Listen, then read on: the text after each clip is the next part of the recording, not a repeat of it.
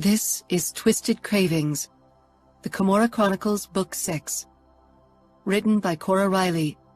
Narrated by Lucy Rivers and Jason Clark.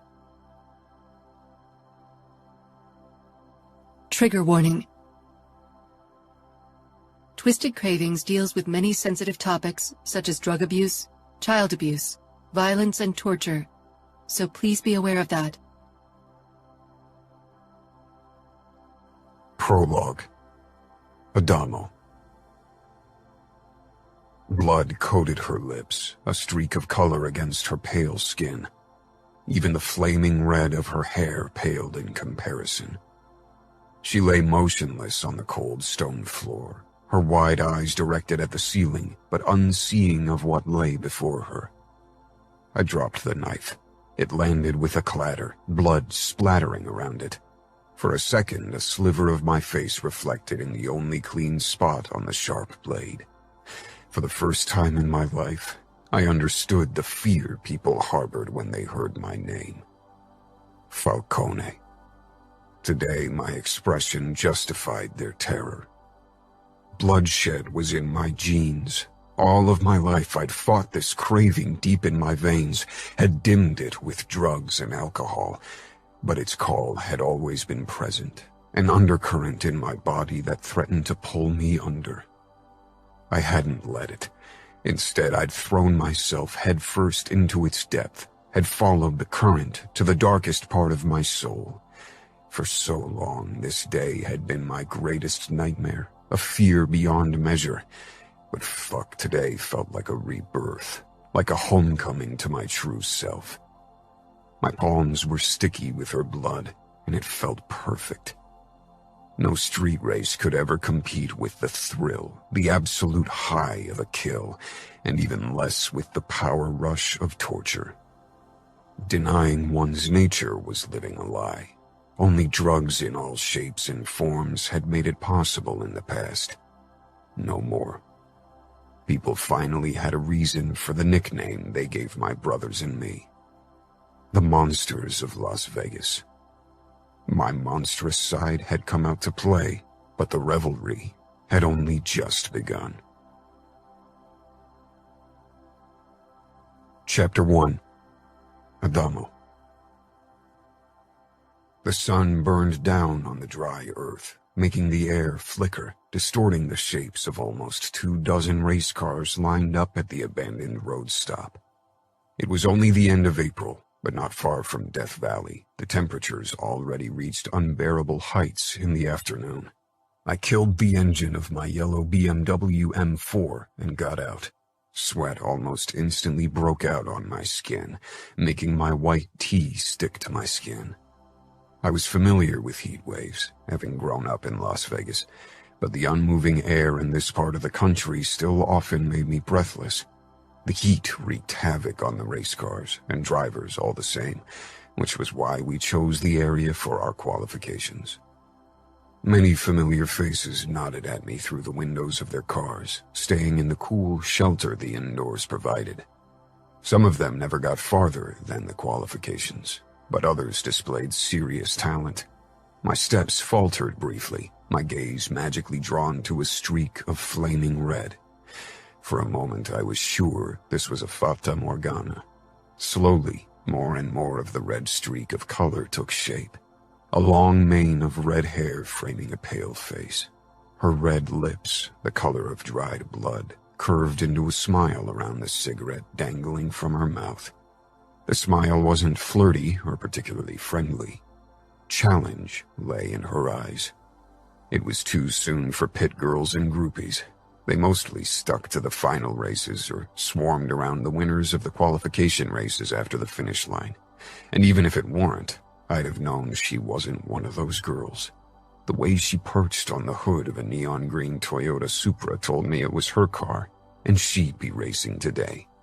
Women rarely made the cut into the finals. My brother, Ramo, thought they lacked ruthlessness and ambition, but they were probably only more sensible than us men. With this girl, I had a feeling she might surprise us. I dragged my eyes away from the redhead and moved toward the gas station. A generator spluttered beside the rundown shop, powering a small AC unit inside the decrepit building. I entered our makeshift headquarters, where Crank was already going over the registration sheets piling up on the desk.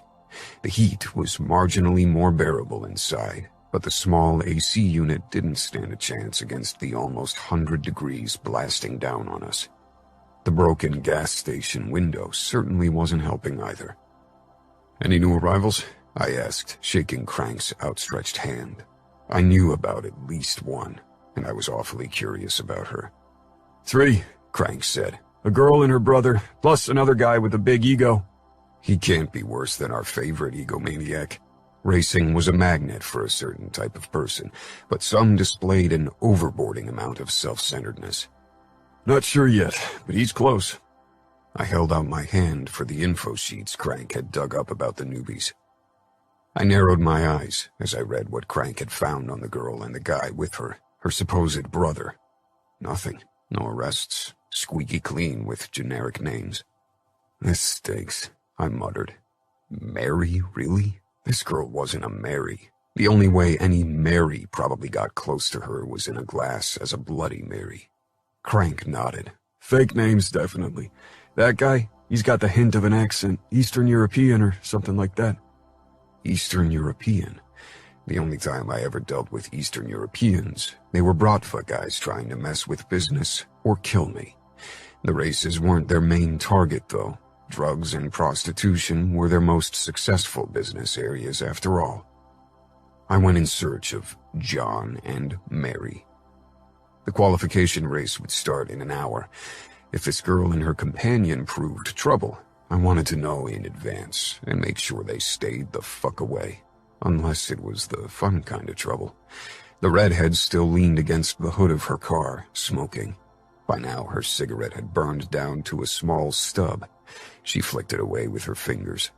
Given the red of her lips, I would have expected her nails to have the same color, but hers were short and painted in a dark, almost black color. The guy beside her with the buzz cut stomped out her cigarette as it landed before his boot-clad feet. I had a feeling that was their usual dynamic. I strode toward them. John said something to Mary, but she only smiled at me. Her eyes didn't hold nervousness as I stopped in front of them. She lit up another cigarette. Maybe this was a small sign of unease, but it was difficult to say with this girl. Usually the Camorra tattoo on my forearm made most people shit their pants, even some of the people who knew me well, and they didn't even register with false names in my races.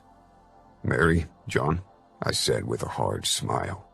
A bare nod from the guy. The girl took another deep smoke before she squashed it under a heavy black leather boot. "What lovely names." "Actually, it's Dinara." Fake John threw her a warning look. "Mary, what?" There was a certain edge to his words that belied English wasn't his mother tongue. "Give us a moment, Dima." She never took her eyes off me. Dima gave me a harsh look, promising me retribution, and something in his blue eyes made it clear that he wasn't unfamiliar with the act of causing others pain. But neither was I. He shoved away from the hood and stalked toward his car, a blue Nissan Silvia. "Dinara." She gave me a tight-lipped smile. "Mikhailov. Dinara Mikhailov." She said the name as if it meant something, or should mean something to me. I didn't make a habit of getting too involved in all the business areas of the Camorra. Organizing and driving the races was a full-time job. Sounds Russian. And not just that. It was the name of the fucking Pakhan in Chicago, Bratva royalty. Mikhailov was a common name in Russia, though, so this didn't mean anything. "It is." "Why the fake names if you give them up at the first chance you got?" She shrugged. "Dima insisted, and it got me your attention." As if she would have needed fake names for that. This girl was hard to ignore. A Russian name would have had the same effect. Her smile widened, white against the luscious red of her lips. "You don't like Russians?" I walked around her car, taking a closer look at the paint job. Viper was written across the passenger door, and a snake curled along the side of the hood. Just a certain kind of Russian. She never took her eyes off me. I couldn't tell if it was due to worry that I'd do something to her car, or because she had trust issues in general. Probably both. And what kind of Russian would that be? I stopped beside her and leaned against the hood of her car, an open provocation. You didn't touch another's car without permission, and you definitely didn't use it as a chair. You want a race? She smirked. Quick thinking. I stifled a smile. I liked her sass. That takes courage. Few girls ever make the final cut. It's a rough game. People get hurt. People die. She rose from the hood, making herself taller than me. A flicker of anger lay in her eyes. I'm not like other girls. I have no doubts. I stood, towering over her again. This was my territory, and everything followed my rules. Even this girl would have to learn this. Good luck with the qualification race. Don't get yourself killed. I'm hard to kill. I nodded then with a smirk toward Dima, who hadn't let us out of his sight for a second. I headed back to Crank in the gas station. He'd gotten rid of his t-shirt, revealing his scarred, naked back. Since a car accident last year, the burn wounds marred his back and left arm. And, he asked, looking up from one of the laptops. Wi-Fi could be spotty, but we tried to keep track of incoming bets. Nino and a couple of accountants handled most of the betting, but if things went too slow, it sometimes required us to make the races a bit more challenging to drive up the excitement. As we suspected, not their real names. Crank grimaced and picked up their registrations. So, what do you want to do? Kick them out with a warning, or I'll have to give Ramo a call. Maybe he knows what's going on. Only 45 minutes until the race. It won't take long. Ramo hates chit-chats. I threw a glance out of the window. Dinara observed me too. If she was involved with the Bratva, she was playing a dangerous game. The days of our truce had elapsed. If she was a spy or wanted to manipulate the races, I'd have to deal with Dima and her. The thought didn't sit well with me, but a time when qualms held me back from doing the necessary were long over. Dinara. I'd done my research on Adamo Falcone. Anything else would have been foolish, but he still surprised me. The photos I'd found of him in the darknet had made him look younger, more sunny boy-like with his unruly, slightly curled hair and the trimmed beard. Like the surfer boys I'd watched during a vacation in Portugal. I'd expected a spoiled brat who threw around his last name like a grenade, trying to impress. And with a name like Falcone, he would have been certain to succeed. I'd met more than enough men of that type before, but I could already tell he wasn't one of them. I'd seen a couple of videos of him in the cage. There hadn't been many, but I'd had trouble linking those brutal fights to the sunny boy smile photos in the darknet. Now I got it. Something dark lurked behind those brown eyes. I had a feeling he could switch from easygoing to ruthless brutality in a heartbeat. A Falcone, after all.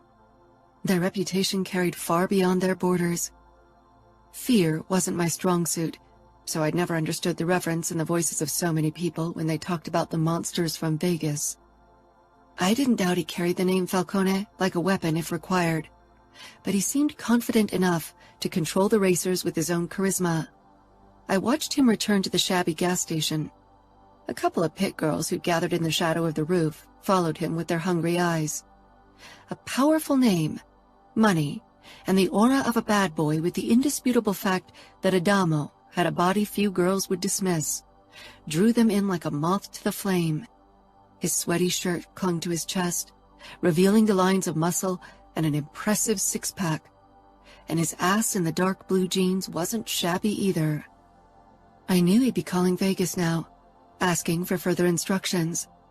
Adamo may be the organizer of the races, but his oldest brother and capo, Ramo Falcone, was a control freak and would keep a watchful eye over everything. 2 Russians showing up in their territory definitely required a family chat. My pulse picked up, thinking of Ramo, but I squashed my anxiety. This wasn't a sprint. It was a marathon. Dima stalked toward me. This is bad. You know that, right? He whispered in Russian. We'll see. I replied, not bothering to lower my voice. Soon everyone would realize we were Russians. Why try to hide it? We should call your father, in case things go badly. I can't protect you alone. No, I clipped. Remember your promise, Dima. I do. And the first oath I ever made was to protect you. We'll be fine. I didn't feel the same amount of confidence my voice conveyed.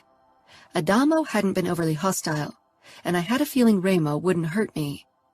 I wasn't completely sure about Dima's safety, but every attempt to make him leave my side had been futile. Torture or death weren't my main concern, though. I didn't want to be sent away. I needed to get to know Adamo Falcone, get him to trust me, so he'd tell me everything I wanted to know. But for that to happen, I had to become part of the race circuit. Chapter 2. Adamo. Remo wasn't answering his phone, so I called Nino. "What's the matter? You never call so shortly before a race unless it's urgent." Of course, Nino was already ahead. "It is urgent. We might have a problem here. 2 new racers, fake ID, Russian origin. Dima Antonov and Dinara Mikhailov."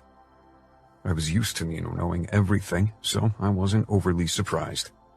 "You know her?" Nino was silent for almost a minute, which meant this was really bad. "Talk to Remo. He can tell you more. If he knows, you know. What's the big secrecy about?" "Dinara and Remo have history." "History? What the fuck is that supposed to mean?" Dinara was younger than me, my age, tops, so history couldn't mean he'd fucked her, but that had been pretty much his only interest in the female species before he found his wife, Serafina. "Talk to Remo. Isn't he around? Why don't you hand him the phone?" "Give me a sec, he's in the cage with Nevio." My nephew was only 6, almost 7, but Remo and he often trained in the cage, mainly to control Nevio's outbursts and his hyperactivity. Rustling sounded, then the line went quiet. I waited impatiently. It used to bother me a lot that my older brothers kept secrets from me, but now it mostly just annoyed me. Remo and Nino had gone through a lot together. They shared many secrets I'd never been privy on. Another rustling in the line, then Remo's deep, out-of-breath voice. "Adamo, you want to talk?" I doubted Nino hadn't filled him in on what I wanted to talk about, but by now I knew Remo's games. I leaned against the wall, my eyes following the redhead through the broken window. 2 Russian racers joined the circuit today, Dima Antonov and Dinara Mikhailov. I'm wondering if it's a coincidence that Dinara shares the same last name with the Pahan of the Bratva in Chicago. Her eyes briefly met mine, and again that challenging smile hit me, as if she knew what I was doing and whom I was talking to. She didn't look worried at all. That either made her very brave or very reckless. The latter would explain why she was into illegal street racing. "No coincidence, no. She's his daughter." "His daughter?" I repeated in disbelief, mostly because Remo didn't sound shocked by the news or even worried. I'd hoped for some distant relative, but his daughter? Fuck.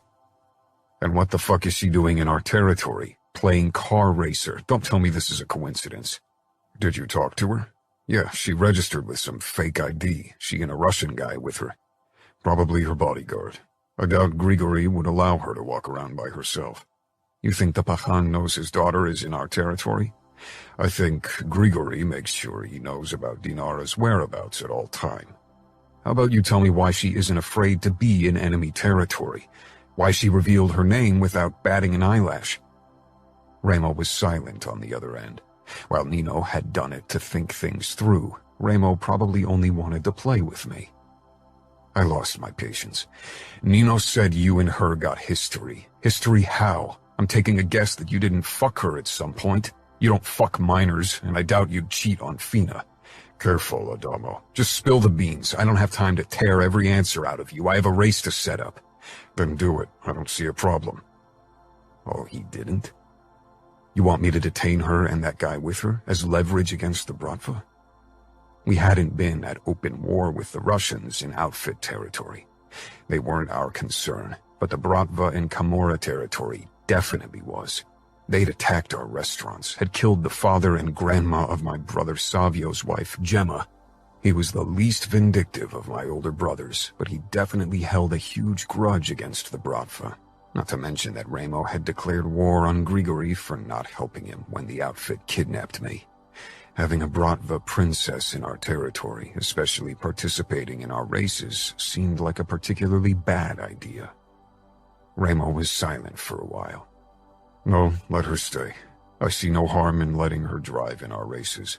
"You see no harm? You sure Grigory will share your belief?" I muttered. If Dinara got hurt or even killed in our races, even if deaths happened rarely, Grigory would raise hell. Ramo was keeping things from me. Again. Did he still think I couldn't handle shit? Hadn't I proved I wasn't a goddamn pussy anymore since I'd returned from New York? These last 3 years, I'd done everything necessary to make the races in our territory even more profitable.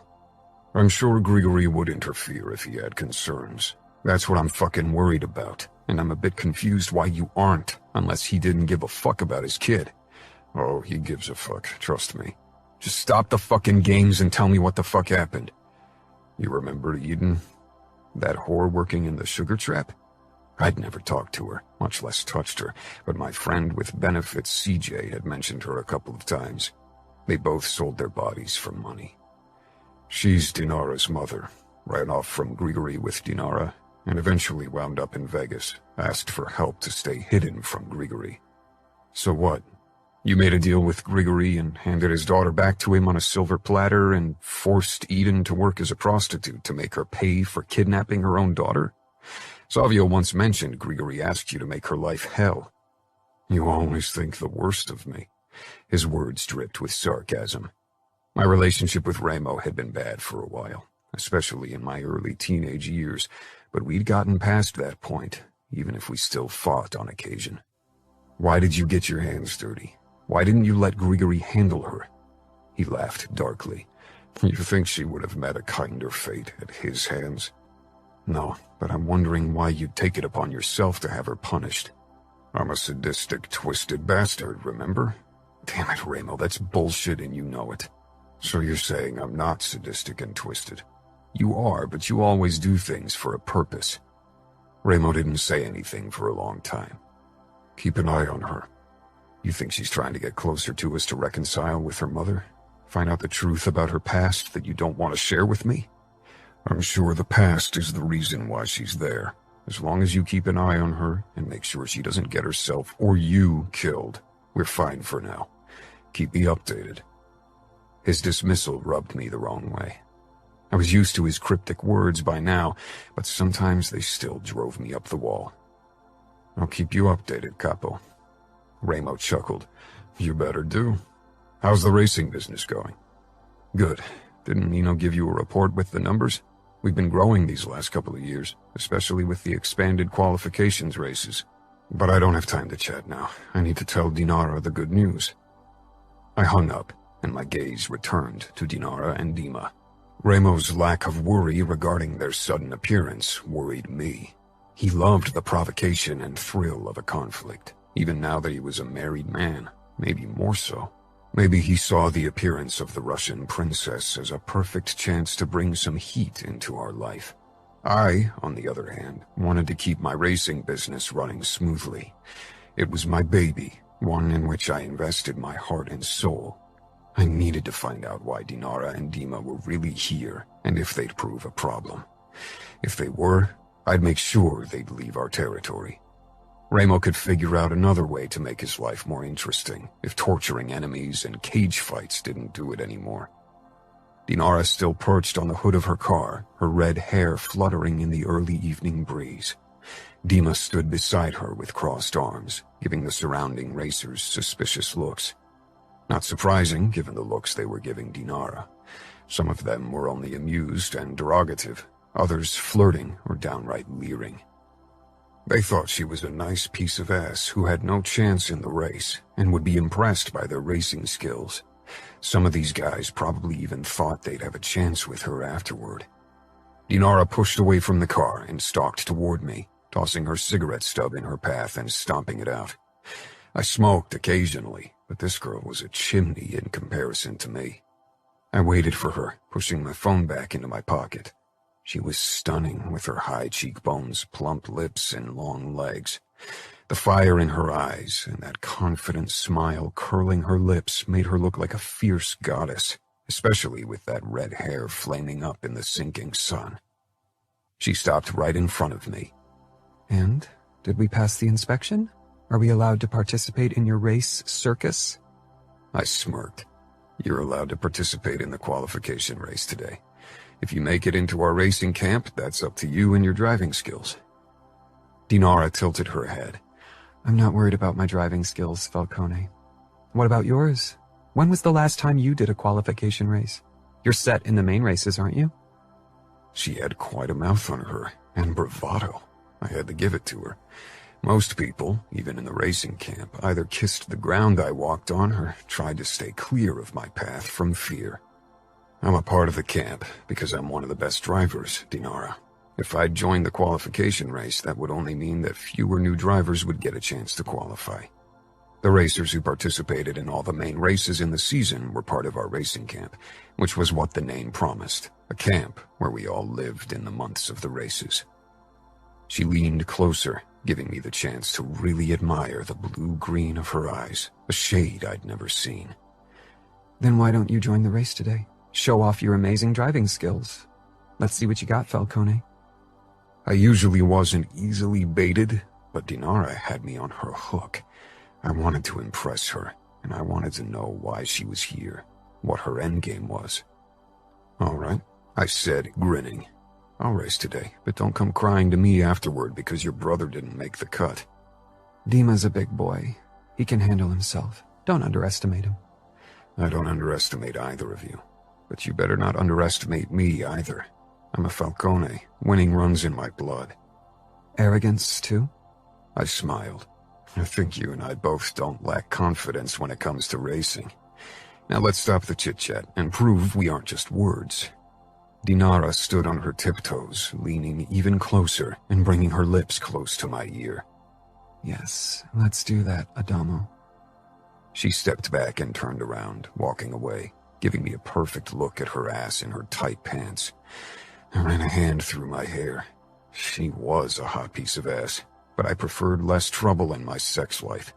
Hooking up with grid girls or the rare racer girl had proven a hassle in the past, so I'd stopped reacting to advances. Business and pleasure better stayed separated. I hadn't participated in a qualification race in forever. 25 drivers were set in the racing camp, and 5 more could qualify to be part of it through a qualification race, but only the racers with the best positions throughout the year stayed in the camp for the next season. I was always among the best racers, had been for years, so qualifications hadn't been necessary. Yet, I had to admit, I felt a giddy kind of excitement about being part of a qualification again. The atmosphere was different, less dominated by money and bets, more free-spirited. I grinned. This would be fun. Dinara. Dima's face flashed with disapproval, his go-to mood lately. We're good to go, I said. So, we got the official blessing of the Falcone clan. He scoffed in Russian. Don't know about their blessing, but they don't mind us racing. Or rather, Remo Falcone doesn't mind because he's the one pulling the strings. He'll have his little brother keep tabs on us. They have to suspect there's more behind this than playing racers. Of course they do. I'm sure Adamo will do his best to extract information from me. Dima regarded me, gray eyes slanting to slits. Don't let his charm lower your guards. I burst out laughing. What charm? Only because you have the sunny boy persona of frozen bread doesn't mean any guy capable of smiling is a Casanova on the hunt. Dima didn't crack a smile. I bumped my shoulder against his. Don't worry. I can handle myself. I know you can, but don't underestimate the Falcones, not even the youngest. They don't take it lightly if they're being played. And out here, we're in their territory. Grigori would send the cavalry. but it wouldn't go over well with our men. I rolled my eyes. Don't conjure up ghosts, Dima. There won't be a reason for the cavalry or any other rescue missions. I kissed his cheek. And I got you, don't I? He sighed. Just be careful. You know what your father will do if he finds out about this. One day he's going to dump me in an oil barrel. He likes you too much for that. He'll give you a quick end, I said with a twisted smile. Dima let out a sharp laugh. Glad you find it funny. Everything will be all right. Eventually, you'll have to put the past to rest, Dinara, or it's going to swallow you. It's already chewed me half up. The only way I can put it to rest is to find the full truth. We both know my father was selective when he told me what happened. He wants to protect you. He can't. Nor can you. Nobody can. This is my fight. The roar of engines filled the air. I'd always loved speed. The thrill of it. Dima and I had raced against each other, bikes at first, later cars, but never on a professional level, or with as many competitors. Adamo pulled up in his car beside mine, flashing me a confident smile. Unlike most of the other guys, he didn't look at me as if I was delusional for thinking I could race a car. Most of the girls who were part of the racing camp wore hot pants and lolled about on car hoods. Their only goal was to get in bed with a racer and, better yet, become his official girlfriend. One of these pit girls appeared on a podium off to the left with a start flag. Her hot pants didn't even cover the underside of her ass cheeks.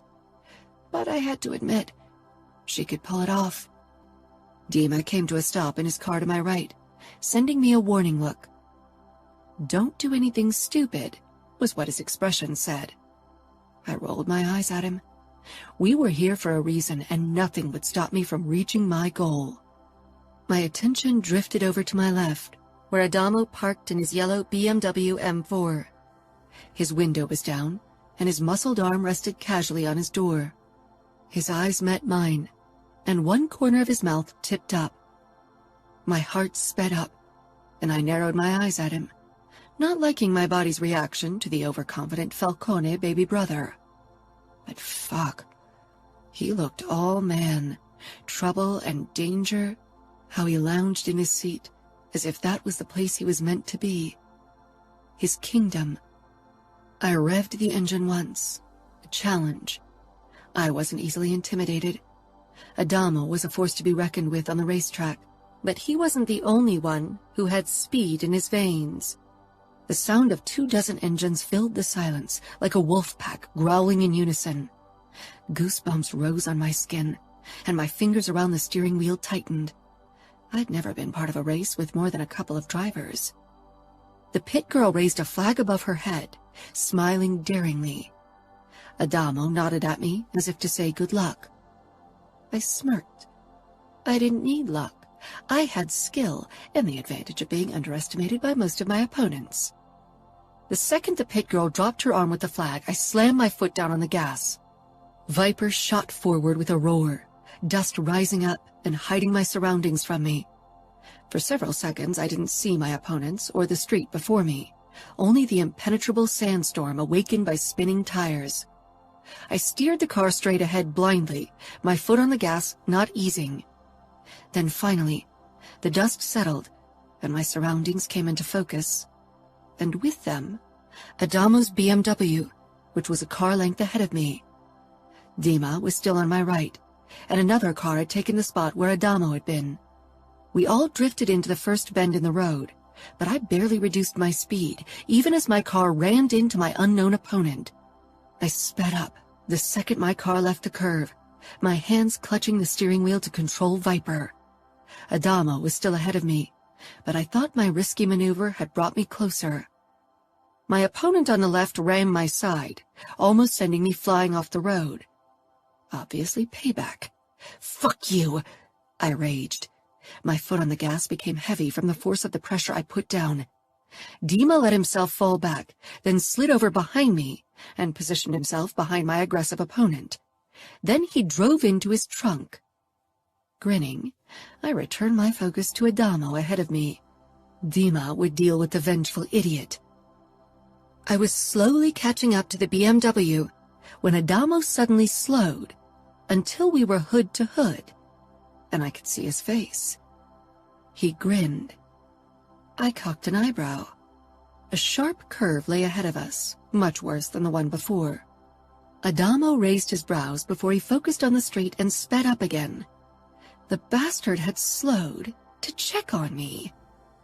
No matter how hard I jabbed my foot down on the gas, Adamo stayed half a car length in front of me. I entered the curve less than a second after him, and my back tires broke out. I held on fast and carefully steered the wheel in the other direction before I sped up once more and catapulted Viper and me out of the dangerous bend. 4 cars were only half a car length behind me, one of them Dima. We'd left most of the other racers behind, but only 5 of us would make it to the final race, and I had a feeling Adamo wasn't going to be on the losing side. He was too good, and his car too damn fast. 20 seconds later, Adamo crossed the finish line first, and I came in after him. I let out a battle cry. Pulling up beside Adamo's parked car beside a makeshift winner's rostrum, I let down my window. Adamo was already getting out of his car. The sinking sun had turned the sky into a fiery blaze behind him. He pulled out a cigarette packet from his jeans. "Nice race, Falcone!" I shouted over the sound of the incoming race cars. His lips twitched around the cigarette, and he strode toward me. Again, I couldn't stop admiring his sun-kissed strong forearms and the outline of his six-pack through his thin white t-shirt. As if he knew what I was thinking, his smile turned cocky. He held out the packet to me through my window, and I gingerly snatched up a cigarette. Shoving the door open, I got out. "You risked a lot," Adamo said. I shrugged, stepping closer to him. "Can you give me fire?" I put the cigarette in my mouth. Adamo leaned closer with the lighter, one of his hands protecting the flame from the breeze. Out of habit, because I always did it with Dima, I guided his hand with mine, so the flame touched the tip of my cigarette. His hand was hot and strong beneath my palm. His eyes met mine, and for a moment, we were both frozen in the moment, in the realization of our sudden closeness.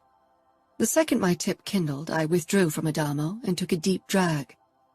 My eyes scanned the other cars, worried about Dima. "He made it," Adamo said, as if my thought process was an open book to him. It was unsettling. "4th, but Kay won't be happy with the way you two rammed him. He'll file a complaint." I rolled my eyes. This is illegal street racing. If he can't stand the burn, he should stop playing with fire. Adamo chuckled and nodded. "His complaint will fall on deaf ears, of course." "Because you want me in the final race," I said, smiling challengingly. "Because risky maneuvers raise the bets, and I have a feeling you'll provide more reckless moves like today." "It's all about the money, huh?" I leaned against my car, blowing out a plume of smoke.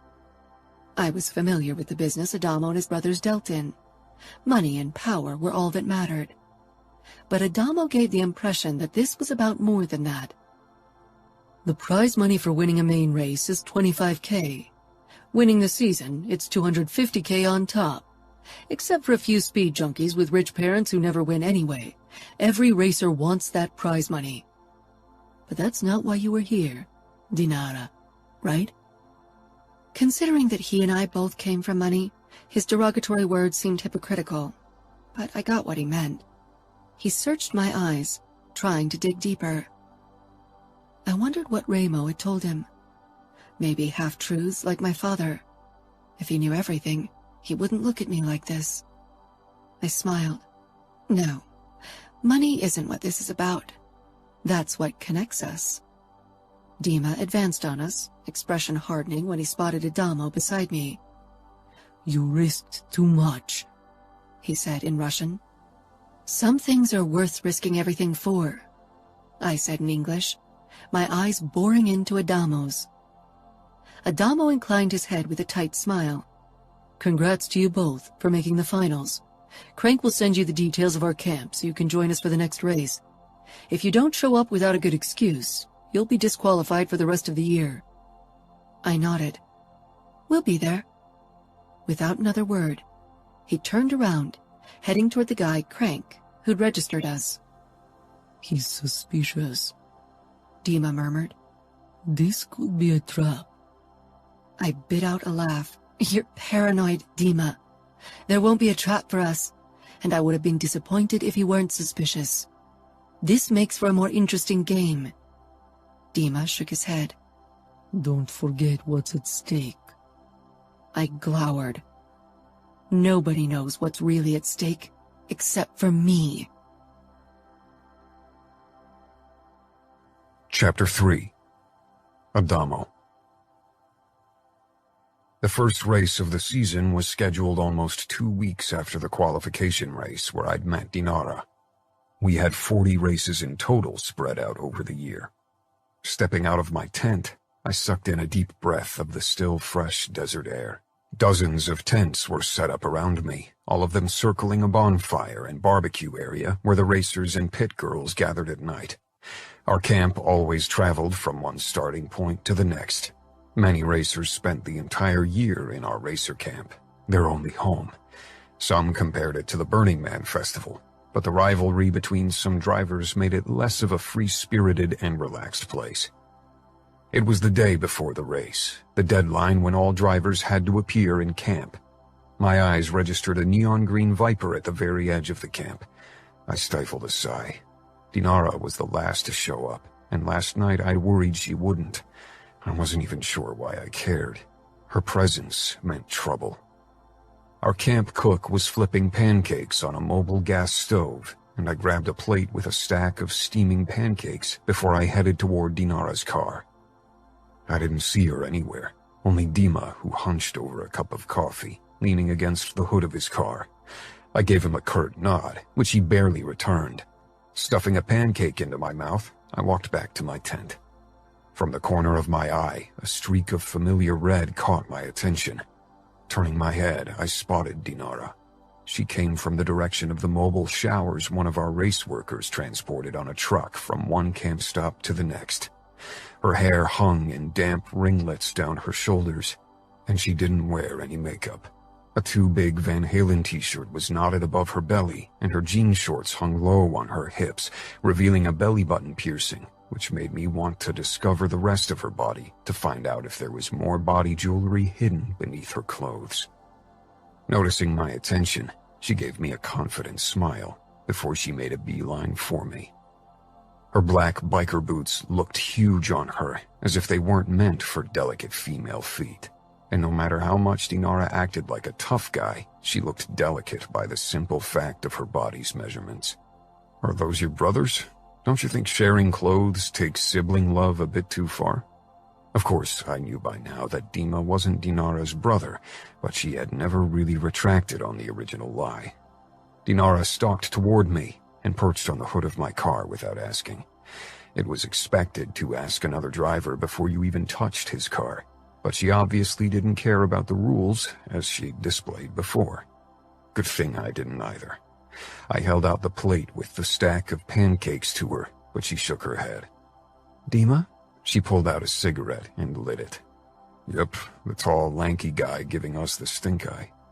Dinara didn't look his way. You still think he's my brother? I leaned beside her, arms crossed, trying to look as if I didn't care either way as I stuffed another piece of pancake into my mouth. He's not?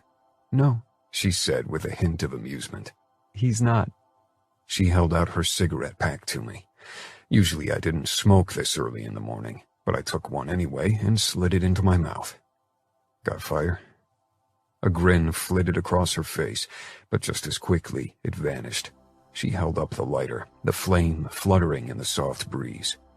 I set the plate down on the hood before I leaned closer until the tip of the cigarette dangled over the fire and lit up. Our gazes met, and she held mine steadily.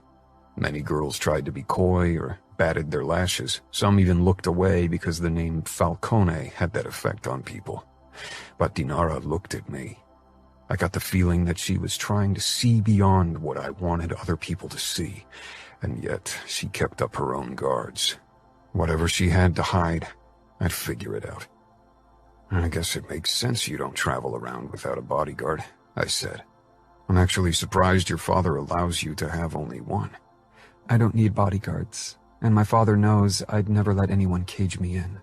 I chose Dima, and he's the only one I accept.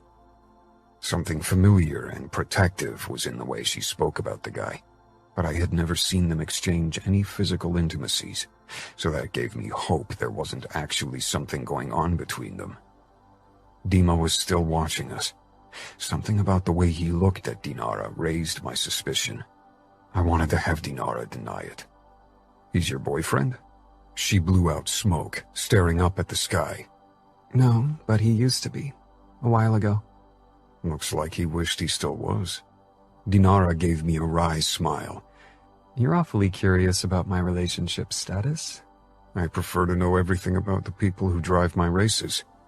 Even their bed stories? Even those. Especially if they involve the Bratva princess. Intel on you is a high commodity. I bet, she said. Did Ramo ask about me? The way she said his name made me pause. My brother spread fear in the hearts of even the bravest man. Dinara's voice wasn't scared. She sounded as if she were talking about an old acquaintance, someone she wouldn't mind seeing again. They had unfinished business of some sort. Maybe I was her way of getting closer to my brother, even if it really wasn't hard to find him and he wasn't really prone to avoiding people who meant trouble. I wasn't sure how I felt knowing that she might only be seeking my closeness to get revenge on my family, or whatever else her pretty head had in mind. You've read up on my family, I guess, I said. She laughed. As if that's necessary.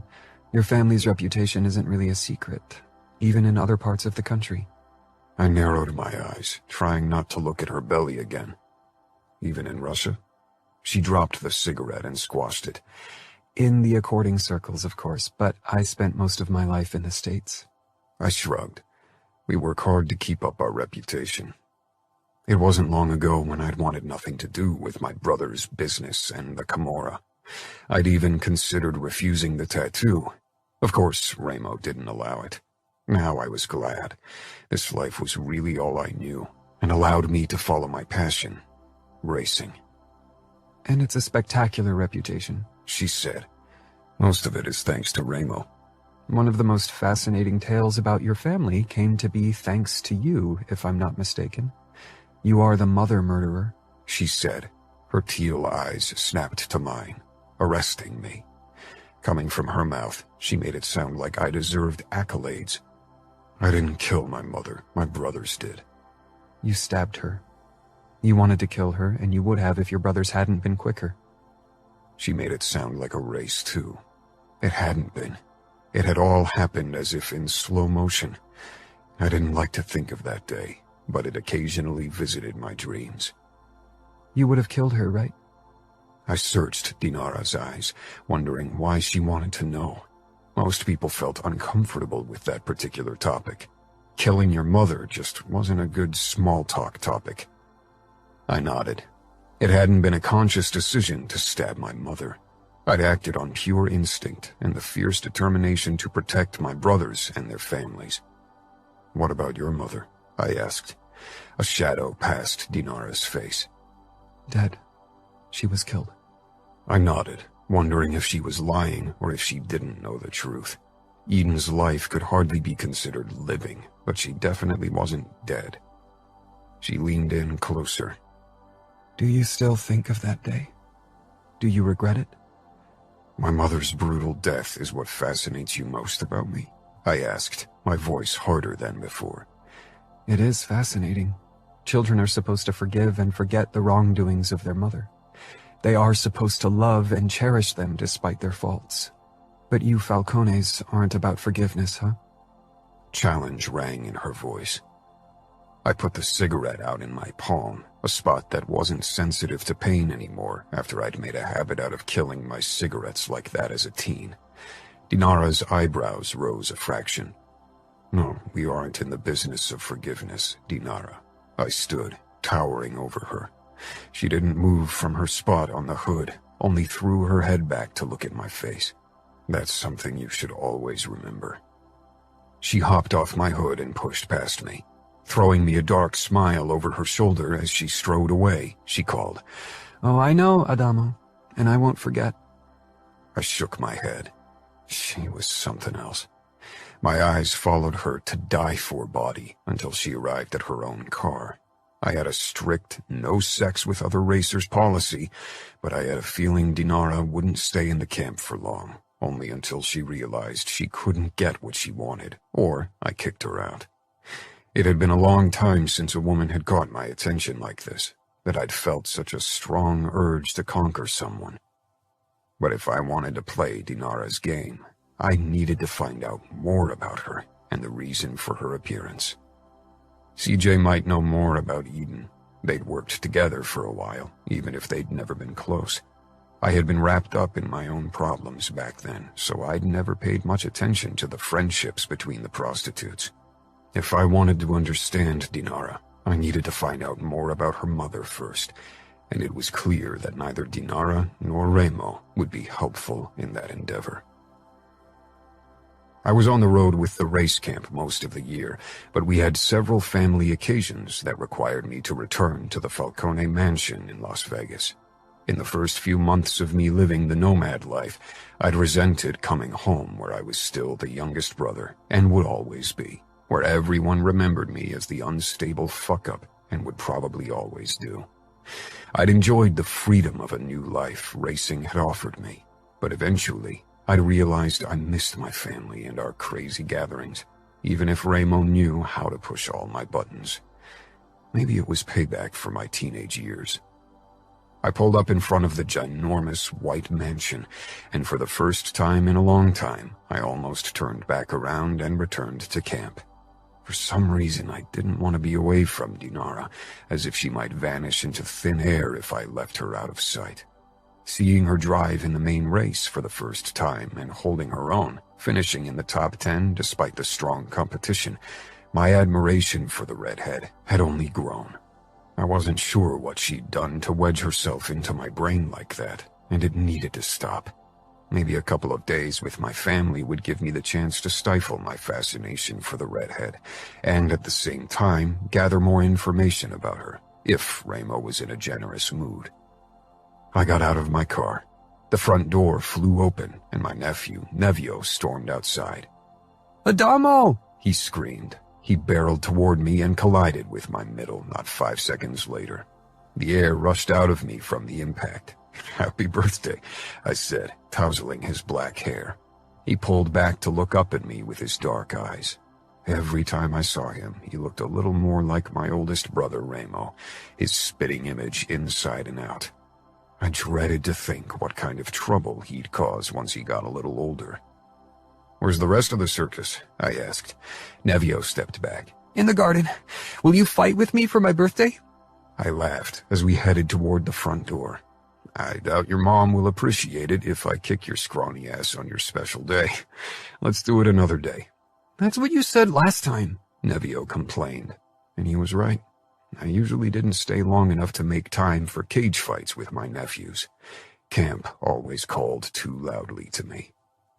Like Nevio had said, the rest of the family was in the garden. Nevio rushed away toward his cousins, Alessio and Massimo, who were doing some kind of sword fight with sticks.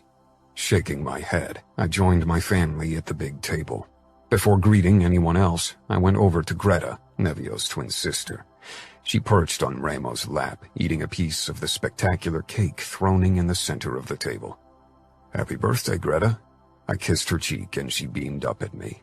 "Thank you." She was the complete opposite of Nevio, shy, careful, and peace-loving. "Long time no see, little brother," Remo said, his dark eyes boring into mine as if he wanted to extract answers to unasked questions from me. I had a feeling his curiosity was linked to Dinara. Chiara motioned at the cake that she'd undoubtedly baked. "Chocolate cream. Want a piece?" "I wouldn't miss it," I said, giving her a warm smile. Savio got up and hugged me briefly. Our once tense relationship had improved considerably with distance. "Still in a monogamous relationship with a whore?" Savio asked as his way of greeting, keeping his voice low so Greta and Aurora, who sat on Fabiano's lap, didn't hear. Fabiano narrowed his eyes. Savio obviously hadn't succeeded.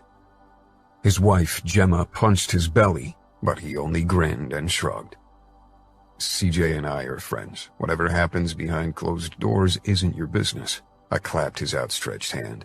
"That means yes," he said, rolling his eyes as he sank down beside Gemma once more. "No, it doesn't, but whatever." Nino stepped out on the terrace. "Chiara, I think your lasagna is ready to be taken out." He gave me a nod in greeting. Chiara quickly rushed back inside, followed by Gemma, who often helped her with cooking for bigger family gatherings. They were the best cooks in the family. Serafina and Fabiano's wife, Leona, were usually responsible for keeping the kids in check. "Cake before lunch? What kind of anarchy is this?" I asked, sinking down on one of the empty chairs between Fabiano and Savio. "Nevio's wish. Anarchy is his middle name," Fina said, rolling her eyes. "My wish, too," Greta said softly. Fina gave her daughter a patient smile. "Yours, too, but we both know you always say yes to Nevio's wishes." "Not always," Greta said, even quieter. "Too often, mia cara," Ramos said, kissing her temple. Chiara and Gemma came back, both carrying casseroles with steaming lasagna. "One of them is vegetarian with antipasti and lemon ricotta, and the other is a more traditional lasagna with pancetta and minced beef," Chiara explained. She and Greta both didn't eat meat, but the rest of us did, even if we'd gotten used to more vegetarian meals since Chiara had married Nino. "The food is ready! Sit down!" Fina screamed to be heard over the boys' rough swordplay. Alessio was the first to drop his sword and began trotting over to us. Massimo and Nevio kept clanging swords. "Nevio!" Remo called. Nevio's head swiveled around, and he lowered his sword. Massimo had already done so, and together they rushed over to us. Alessio gave me a smile, but like Greta, he wasn't an overly touchy-feely kid, at least with most people. Nino touched his shoulder, and the boy sank down beside him. Nevio and Massimo followed shortly after and plopped down in the two remaining vacant chairs. Massimo smiled broadly at me, sweat glistening on his face. He looked more and more like Nino every day. We finally dug in. Of course, dinner wasn't a quiet affair. Even when it had been only my brothers and me many years ago, that hadn't been the case. But the topics and entertainment had become less explicit and more PG-13. After dinner, I stepped away to smoke. Remo hated it, but I wasn't a kid anymore. Chiara came over after a moment. "How are you? You look happy." I smiled, lowering my cigarette and blowing the smoke in the other direction. "I am. What about you?" Chiara's face glowed with happiness. "How could I not be happy being surrounded by family? We miss you." I gave her a one-armed hug. "I miss you too, but I belong with the racers." "I know." Remo stepped up to us. Chiara, being the clever woman that she was, realized he wanted to talk to me. She excused herself and went over to the girls. "So, how are things going with our Russian princess?" "She doesn't act like a princess, smokes like a chimney, and can drink any man twice her size under the table. She's a damn good race driver, too." Dinara and Dima were still mostly on the fringes of camp life, but they'd participated in the after-race party, and Dinara had drank half a bottle of gin by herself without any outward signs of being drunk. I hadn't talked to her since our conversation about my mother, even if it had cost me plenty of restraint to stay away. "You sound fascinated," Ramos said with his twisted smile. "I'm wary. I don't need trouble in my races. Trouble can bring us money. Depends on the kind of trouble. Maybe I should talk to Eden. She might be able to give me important information on Dinara." Ramos' face hardened. "Stay away from Eden. She won't be able to tell you anything of worth about Dinara." "Because you forbade her to talk?" "What's your endgame, Ramo? Why are we keeping a Pahan's ex in our brothels? And why does Dinara think her mother is dead?" Something flickered in Ramo's eyes, a hint of realization maybe. I wished he'd share that insight with me. She talked to you about her mother? She questioned me about the day we killed our mother is more like it. Will her mommy issues come back to bite us in the ass? Ramo's expression had shut off even more at the mentioning of our mother. He'd hated her with a fiery passion before we'd killed her, and his feelings hadn't improved since then, especially now that he was surrounded by good mothers like Fina, Leona, and Chiara. If she wants to discuss her mommy issues, send her to me. That was the last thing I wanted to do before I knew what was going on. If Dinara wanted to save her mother, and worse, avenge her, she'd be in more danger than she could ever anticipate. Maybe a reasonable capo would hesitate to hurt a Pajan's daughter, but Ramo had never shied back from insane maneuvers. After all, he'd kidnapped the niece of the outfit's capo and even made her fall in love with him. Even if Dinara had ulterior motives for joining the races and for seeking my closeness, I didn't want her to get hurt. I loved Ramo, but I didn't agree with everything he did, and many of his actions had me worried, especially in the past. Chapter 4. Adamo. CJ smiled brightly when she opened the door and embraced me. I missed you. She lived a 30-minute drive from the mansion, and after the festivities were over, I headed over to her. We hadn't seen each other in 4 weeks, which was a long time. I usually tried to return to Vegas every other week for at least a night or two. I missed you too, I said, and kissed her lips. She was dressed in a sexy purple negligee that left little to my imagination, and her brown hair hung in smooth curls down her shoulders. We both knew what our companionship was about, after all. Why try to be coy about it? Despite what Savio thought, I wasn't in love with CJ, but I enjoyed her company and the sex even more, and it was the same for her. How are things at work? Rough, she said. The last few days were a real shit show. Only asshole customers. At least I used the time while I got them off to think about my own bar. She took my hand and led me into the small living room of her apartment. It was a comfy but tiny place, because CJ saved most of her money to open her own business one day. I'd suggested to help her, but she didn't want to accept money from anyone else. She was close to having enough money soon, and I was glad when she finally stopped sucking off assholes for cash. CJ's beginning in the business was one of the topics Ramo and I had the most fights about. CJ was 10 years older than me. She and the other girls I'd fucked on occasion had all been older than me. Dinara was the first girl around my age that caught my interest in a long time, another point that made her all the more fascinating. I followed CJ toward her small kitchenette and accepted the glass of red wine she held out to me. But I was distracted by my thoughts about Dinara, and judging by CJ's erect nipples, she was distracted by the very thing I was here for. She stepped closer, taking another sip of her wine before she peered up at me with a seductive smile. I set down my glass and kissed her, waiting for my lust to banish any thought of Dinara. I put even more passion into our kiss, answering to CJ's need. She rubbed herself against me, and I slipped my hand under her gown, finding her sopping wet. It's been a really shitty week. All I could think about was this, CJ admitted in a whisper. I knew she hadn't been with any guys except for the Johns for work in the time since we'd started fucking. She'd always assured me it was because her job didn't allow for other relationships with men, but sometimes I worried it was more than that. I fingered CJ until she exploded after only a minute. CJ sank down on her knees and began sucking me deeply into her mouth until my balls hit her chin.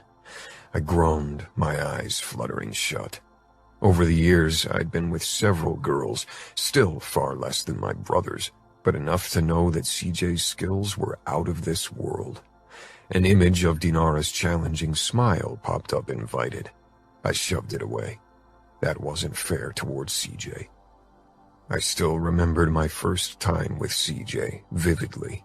I'd been attracted to her from the start, but after the thing with my first girlfriend, Harper, who'd cheated on me and made fun of my lacking sexual skills, I had been worried about being with anyone again. Of course, I couldn't really talk to anyone about my issues. My brothers wouldn't have understood. They'd all lost their virginity at a younger age and fucked their way through enough women to practice when they were my age. I didn't really want to fuck random girls, but I also didn't want to risk another relationship, so I was at an impasse. CJ had noticed how I'd constantly checked her out. Eventually, I'd asked her if we could spend some time together. At first, we'd only talked, but eventually I just wanted more. CJ was sexy, and she was safe, but I didn't want to use her, so I'd insisted she showed me how to get a girl off, and that's all we did the first few weeks, until we finally fucked. The first few months, I certainly wasn't a good fuck, and CJ probably only enjoyed half of the time we spent together, but I was a quick learner and determined to give her a good time. I kept my eyes on CJ as she sucked me off, worried I'd see another face again if I closed my eyes or looked away. After I came in her mouth, she straightened and ran her hands through my hair, her expression full of need. We talked and fucked. That's how it had always been. We weren't exclusive, but we shared a special bond. Maybe it was this bond that made me wonder if I could keep up doing this with Dinara thrown in the mix. There was nothing between Dinara and me, except for rivalry, fascination, and taunting, but I wanted more, and I had a feeling she wasn't completely turned off by the idea. Is something the matter? CJ asked carefully. She was sexy, and she'd had a hard week. So had I. We both needed this. She smelled of her vanilla shower gel, not something Dinara would use. I'm fine. I kissed her again, and as before, she answered with passion and need. We fumbled our way to her couch, already shedding the rest of our clothes on the way. I tangled my hand in her hair and gently pulled back, considering to stop this after all. Her gaze snapped up, and her lips pulled into a needy smile. Fuck. I gripped her arms and shoved her onto the sofa. To this day, CJ was the best lay I'd ever had, and much more than that. But these last few weeks, all of my fantasies had revolved around a redhead. I knelt before her and raised her heels onto my shoulders before I plunged into her. As always, when we met after a long time, we fucked all night until we were spent. That's when we started talking about everything that bothered us, but this time I had a more important topic to discuss than race car driving. What do you know about Eden? CJ lifted her head from my shoulder, looking surprised. Eden? Why are you interested in her? I'm interested in her backstory. Ramo won't share details with me, but I have a feeling something important happened. It might be useful for our fight against the Bratva. Lying to CJ wasn't something I enjoyed doing, and usually I just skidded around topics she wasn't allowed to know anything about. CJ sat up slowly, looking thoughtful. Most of the other girls and I kept our distance to Eden. In the beginning because your brother ordered us to ignore her, and then later because she really preferred to be on her own.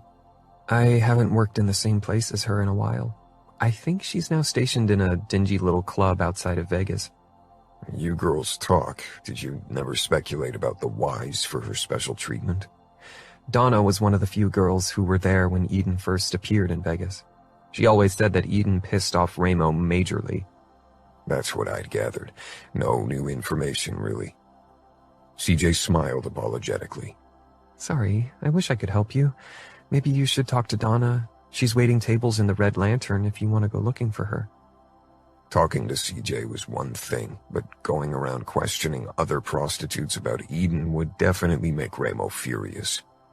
The more I pissed him off now, the less likely he'd listen to me if I put in a good word for Dinara in case she ever showed up in Vegas to do whatever she had in mind.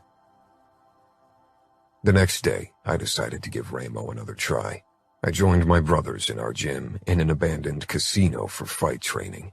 Savio had been surprised when I'd asked him if I could drive with him. Nino and Remo were already inside the fighting cage when Savio and I entered the vast hall. Most people who stepped into our gym, but few were allowed, couldn't stop staring at the chandelier dangling from the ceiling above the fighting cage. Remo and Nino stopped fighting when they noticed us. Savio and I strolled over to the cage. Fabiano was waiting for his turn and kept himself busy doing bench presses. He sat up. "Hey, stranger." I gave him a short wave. Nino was already climbing out of the cage, making room for Remo's next opponent. Fabiano rose from the bench, but I gripped his shoulder. "It's my turn," I said. He cocked an eyebrow, then shrugged and sank back down. "Knock yourself out, though Remo's going to do that." "That's right," Savio agreed, chuckling. I didn't react. I wanted answers, and Remo had avoided giving them to me. In the past, we'd shared some of our most honest conversation in the fighting cage. I hoped it would be the same today. Remo's smile widened knowingly when I stepped into the fighting cage. It was difficult to trick Remo into doing anything. He was a trickster himself, but I wouldn't back down this time. I was sick of fishing around in the dark. "That look in your eyes is a good start for a fight," Remo said. I didn't bother taping my hands, raising them instead. "You ready to fight?" "Always." I was usually a cautious fighter, keeping my defenses up a long time and not one for risky moves, but today I immediately went into attack mode.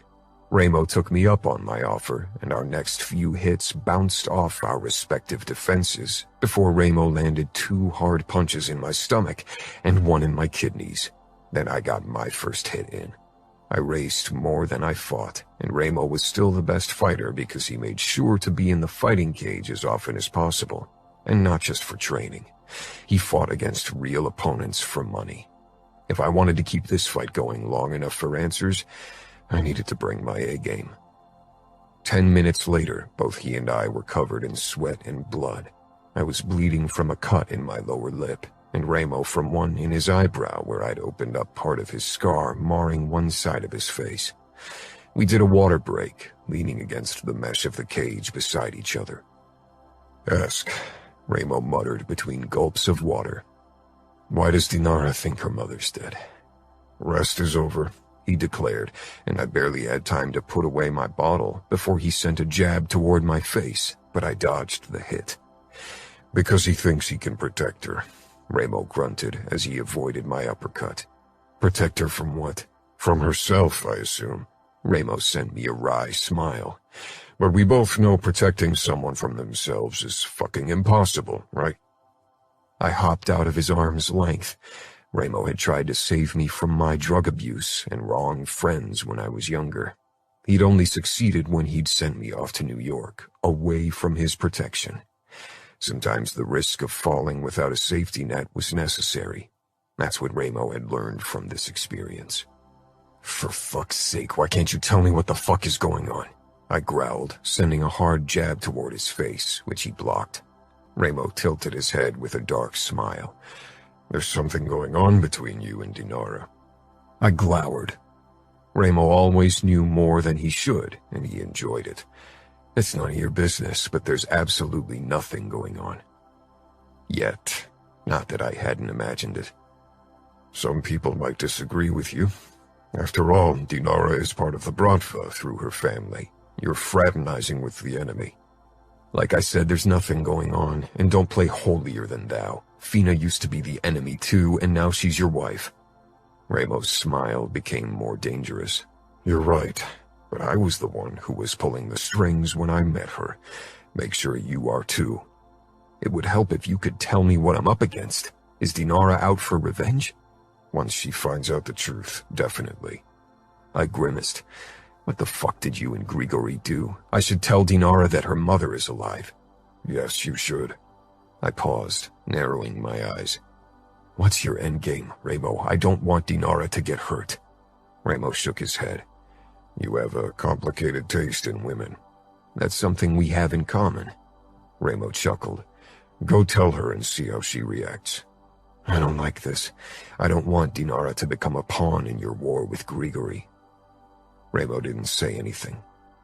I considered punching his face, but he probably anticipated the move. Instead, I gave him a smile in return. This fight is over. Let Fabiano have a go at you. I need to return to camp. Remo leaned against the corner of the cage, his eyes never leaving me.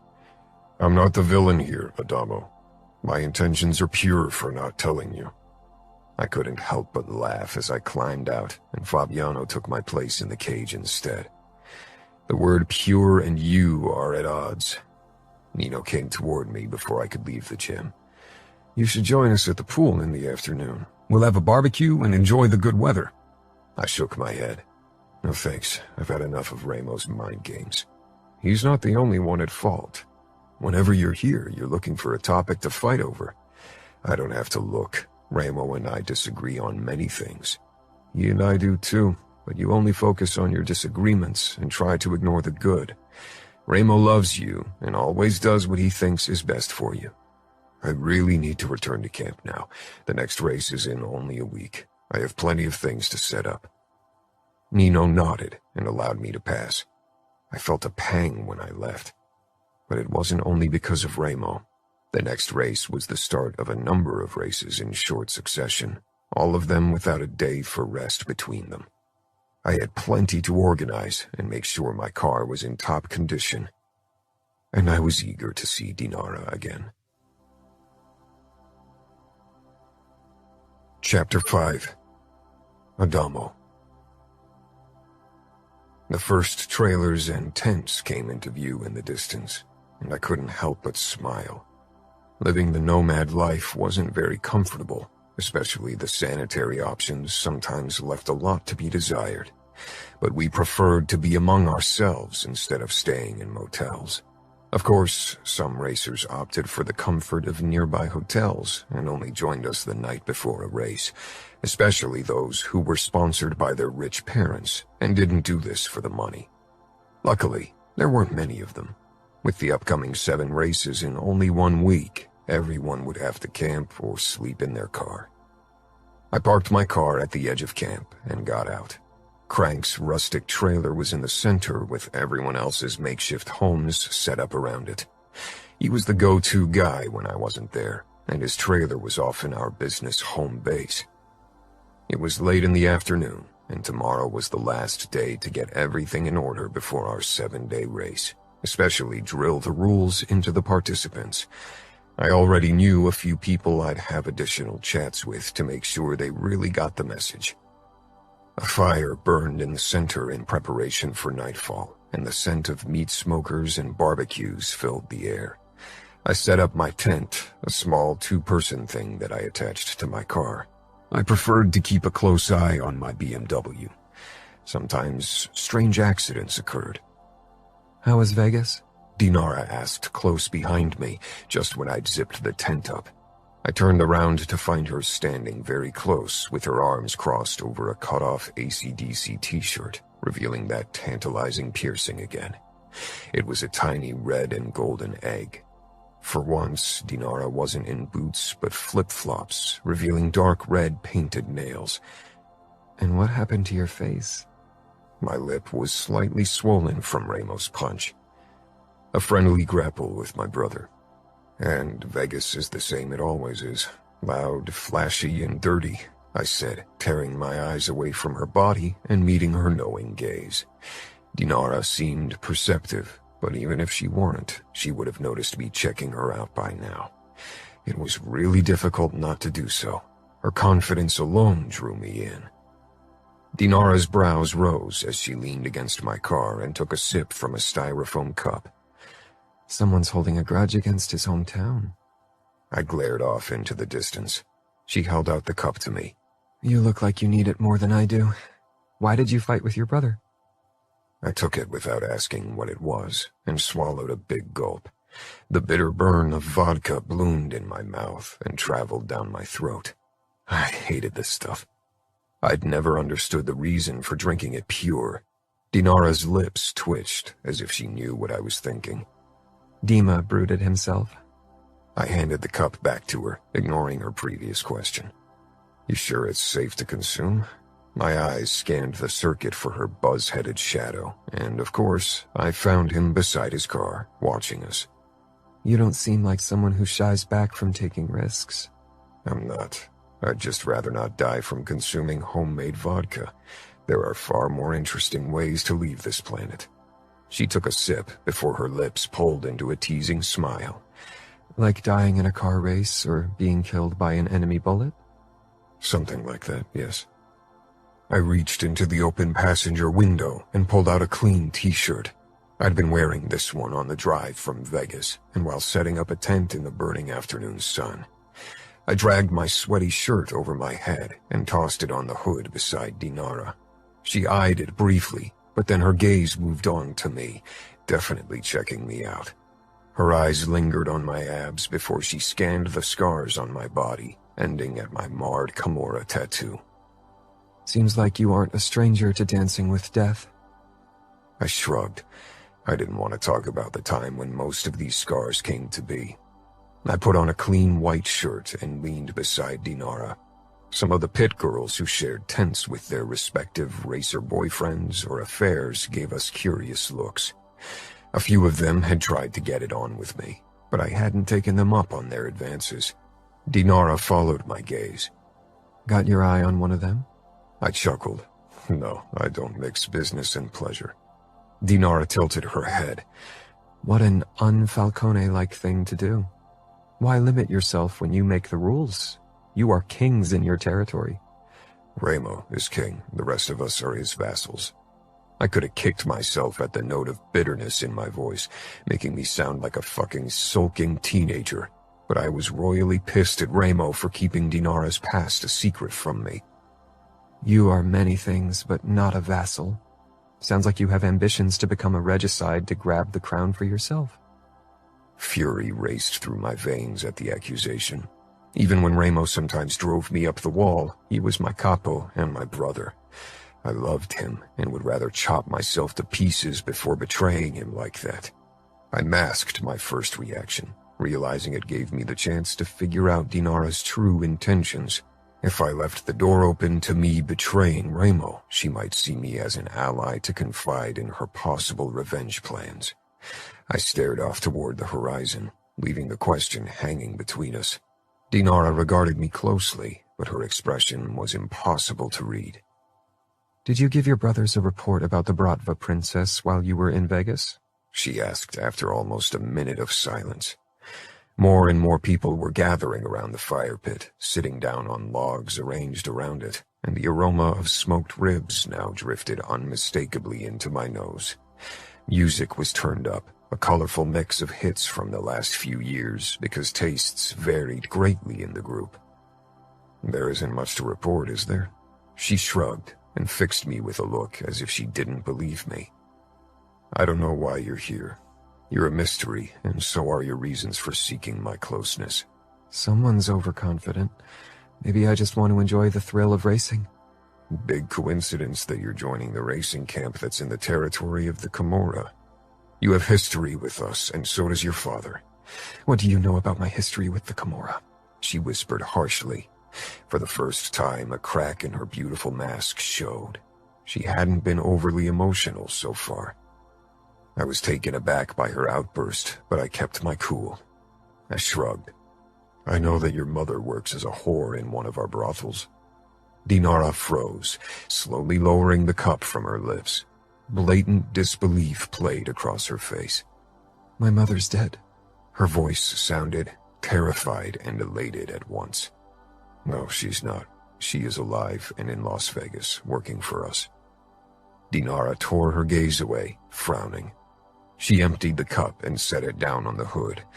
I wished she would allow me to see her eyes, but she kept them carefully turned away, not willing to let me see her emotions. But the rest of her body gave me an inkling of her turmoil. Her hands shook when she reached into her pocket and took out a joint. She lit it and took a deep, shaky breath. You sure? The familiar sweet aroma of marijuana filtered into my nose, and a deep craving settled in my body. I'd given up on harder drugs during my time in New York after Luca broke a few of my ribs when he found me drugged, but giving up joints was harder, especially because many people smoked them at the after-race parties and barbecues. Maybe I should have backtracked, but Ramo wanted me to tell her for whatever insane reason. Was I risking his life or Dinara's by telling her? But it was too late to back down now. Yes, I've met her several times over the years. That was an exaggeration. I'd never actually talked to her, only seen her in passing. I didn't remember much about her, not even if she'd been as beautiful as her daughter. She was a hazy shadow I couldn't focus on. Fucked her too, if she's one of your whores? I grimaced. No. Dinara rolled her eyes. Don't play indignant. I know how things work. Mobsters often seek the services of whores, and many of them even lose their V-card to one. I'm familiar with the business. The Bratva and the Italian mob aren't that different when you break it down. The way she said Bratva, I almost developed an appreciation for the word. I didn't fuck your mother, Dinara. I'm not in the habit of sleeping with every available pussy. I couldn't speak for my brothers, though. Ramo had definitely fucked her in the past. I wasn't sure about Nino and Savio, but the latter had dipped his cock into anything before Gemma tied him down. Dinara nodded but didn't say anything. She looked upset. Dima had pushed away from his car and was slowly coming closer. A true protector. I wanted to kick his stupid Bratva ass. His expression wasn't that of a bodyguard, and not a brotherly friend either. She jerked to her feet and dropped the joint before stomping on it. I felt a pang I tried to ignore. I need to leave the camp and return to Chicago. I shook my head and stood as well. Tomorrow evening, the first race of the 7-day circuit starts. You need to be present in the afternoon to set up everything. If you miss the first race in the circuit, you can't join the race at a later point. Every race builds up on the previous, and if you miss 7 races, your chances of staying in camp are close to nil. I didn't want Dinara to disappear so soon. I wanted to keep her close, to find out more about her history and her. I'll be back in time. She clipped and started to move away. I touched her arm. We're almost 1,400 miles away from Chicago. She gave me a sardonic smile over her shoulder. Don't worry, I won't miss tomorrow's race. We aren't done yet, Adamo. With that, she walked away, and I was left to stare at her back, wondering if her last words were warning or promise. Dinara. Dima hurried toward me. What? I need a private jet from Salt Lake City in 30 minutes. Set everything up. Dima stared at me. He opened his mouth, but I wasn't in the mood to talk. I don't have time for questions. Get a jet. We need to leave now. We're taking my car. Dima didn't try to extract more information from me. Instead, he picked up his mobile and pulled a few strings with contacts before he gave a terse nod. Done. We settled in my car, and I hit the gas. We'd have to hurry if we wanted to reach the small private airport in time. It sat right outside of Salt Lake City. It was 5:30, so if everything went to plan, we'd board the jet around 6. What's going on, Dinara? Are you in danger? Did anything Falcone say upset you? Upset didn't even begin to cover my feelings about the news Adamo had given me. My mother was alive. For years, I thought she was dead. Everyone had led me to believe she was.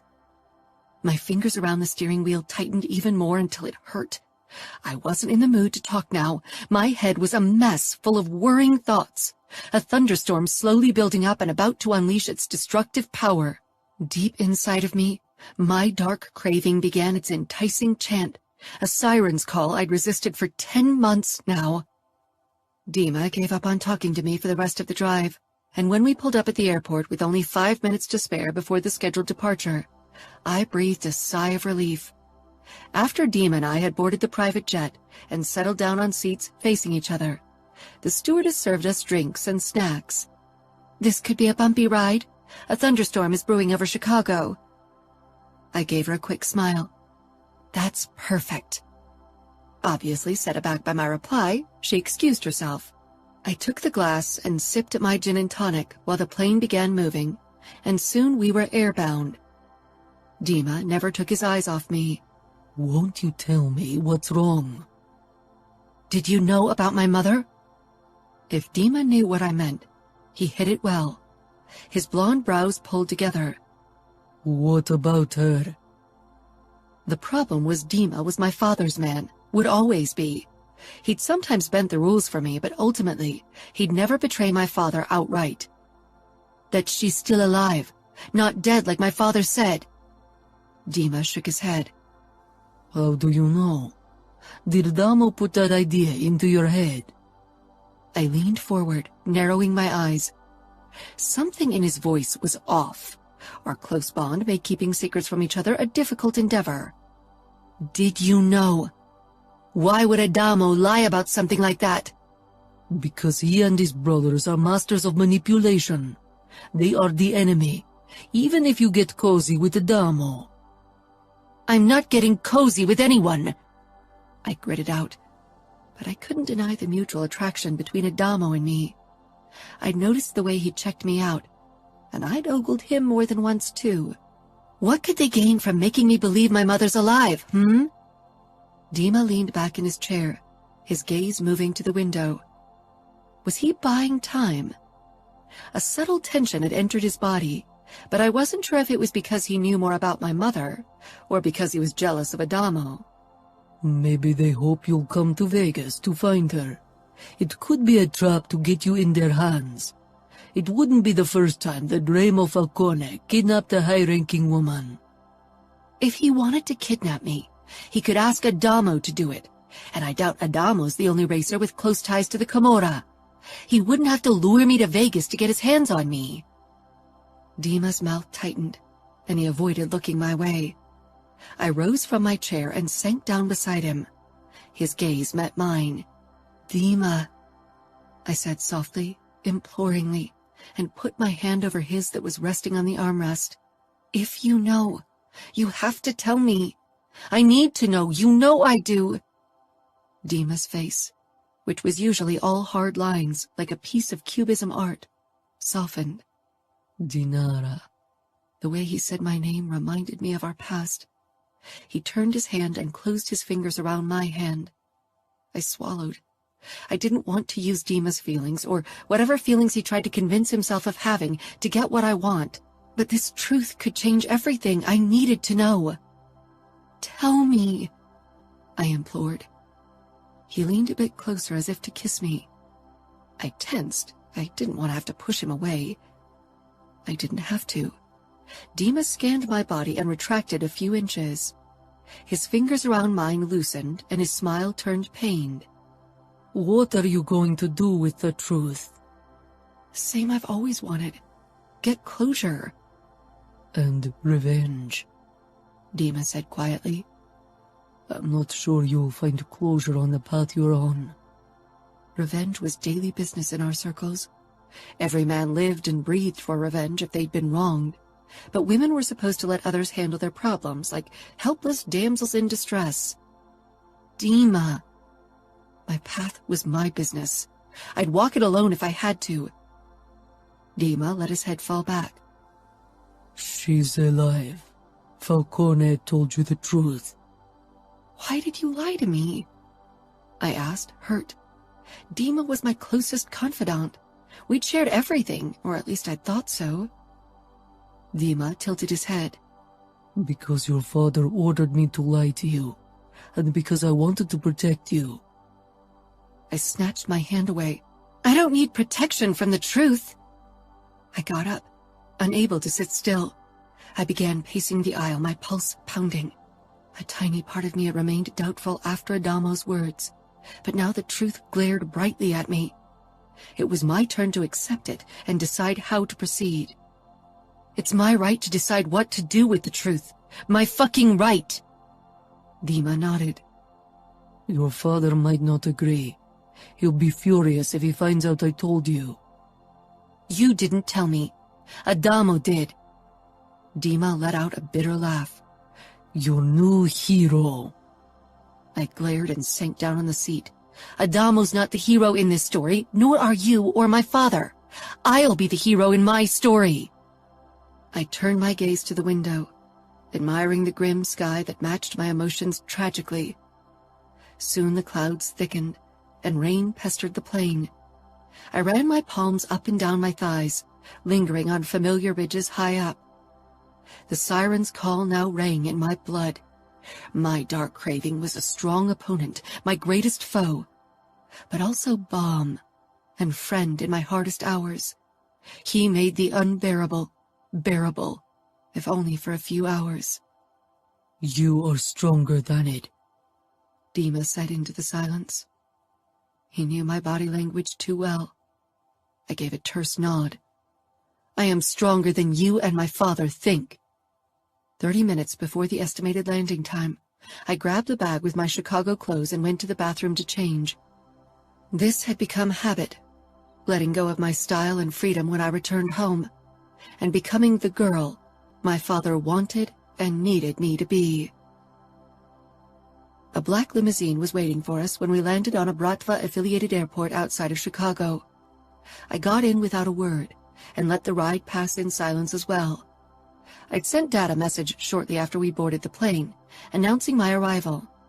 Judging by his lack of surprise, Dima had informed him before I could. We didn't enter Chicago. Dad had bought 4 acres of land about 20 miles outside of Chicago because the home he had in mind needed space. The gilded gates slid open as we approached them. A long driveway with grounds reminiscent of Versailles led up to a splendid white and blue mansion. It had taken almost 2 years to build this smaller version of Catherine the Great's palace, which Dad and I had visited in St. Petersburg many times. I wondered if it gave Dad a sense of home, living in a mansion like this, or if it only reminded him of what he was missing. Sometimes it was harder to live with a lesser version of what we missed than to lose it altogether. The limousine parked at the base of the majestic staircase leading up to the front door, where Dad was already waiting for me in his usual dark suit. A member of the staff opened the door for me, and I slid out of the car. It always took a few seconds to find my balance on my champagne-colored pumps after days or weeks of living in boots. I smoothed down the silk and cashmere dress that matched my heels and headed toward Dad. Dima stayed back, but the hard look Dad sent him concerned me. Dad smiled, but it was strained, as if his smile was forced onto his face by invisible strings. Dima must have warned him about what I knew. I wanted to resent Dima for being my father's spy as much as my confidant. I dreaded the day he'd have to choose between us and I'd lose him for good. Maybe that was another reason why I'd ended things between us. The moment I arrived before him, Dad pulled me into a hug. I sank against his tall, strong form, smelling his familiar aftershave. He pulled back with my cheeks cupped between his big hands and pressed a gentle kiss to each of my cheeks. You look good, Katinka. I didn't smile, only stared up into Dad's pale blue eyes. He was only in his late 40s, one of the younger Pakhans, and his blonde hair still hid the gray streaks well. Dinara, I corrected, even though I knew he wouldn't use my second name. When I'd stopped using my first name, Yekaterina, named after Yekaterina the Great, another reason why Dad had chosen to build her palace, he had been heartbroken and continued to call me by the nickname Katinka. I rarely corrected him anymore, nor did I wear the clothes I preferred when I was around him. I always chose dresses or skirts in light colors because he loved seeing me like that. Yekaterina meant pure after all, and he wanted to see me in the light, not stumbling into the darkness that lingered deep inside of me. He wrapped an arm around my shoulders and led me inside the splendid mirror-walled foyers with its white and gold decor. Where are Yuri and Artur? They are already asleep, and so is Galina. Dad always tried to keep his young wife and my half-brothers out of sight, as if he worried his new family would upset me. I gave him an exasperated look. He needed to stop thinking I needed to be put on a pedestal. I'd been happy when he'd married, and Galina had given him heirs. That meant he wouldn't hover as much anymore, and I'd have more freedoms. Are you hungry? He asked. I nodded. Except for vodka and gin, I hadn't consumed anything yet, and it was starting to show in the fuzziness in my brain. Dad snapped his fingers, and at once a member of the staff who'd been lurking in the background rushed off toward the kitchen. Let's go to my office. Calling the vast room where he worked an office was a mockery.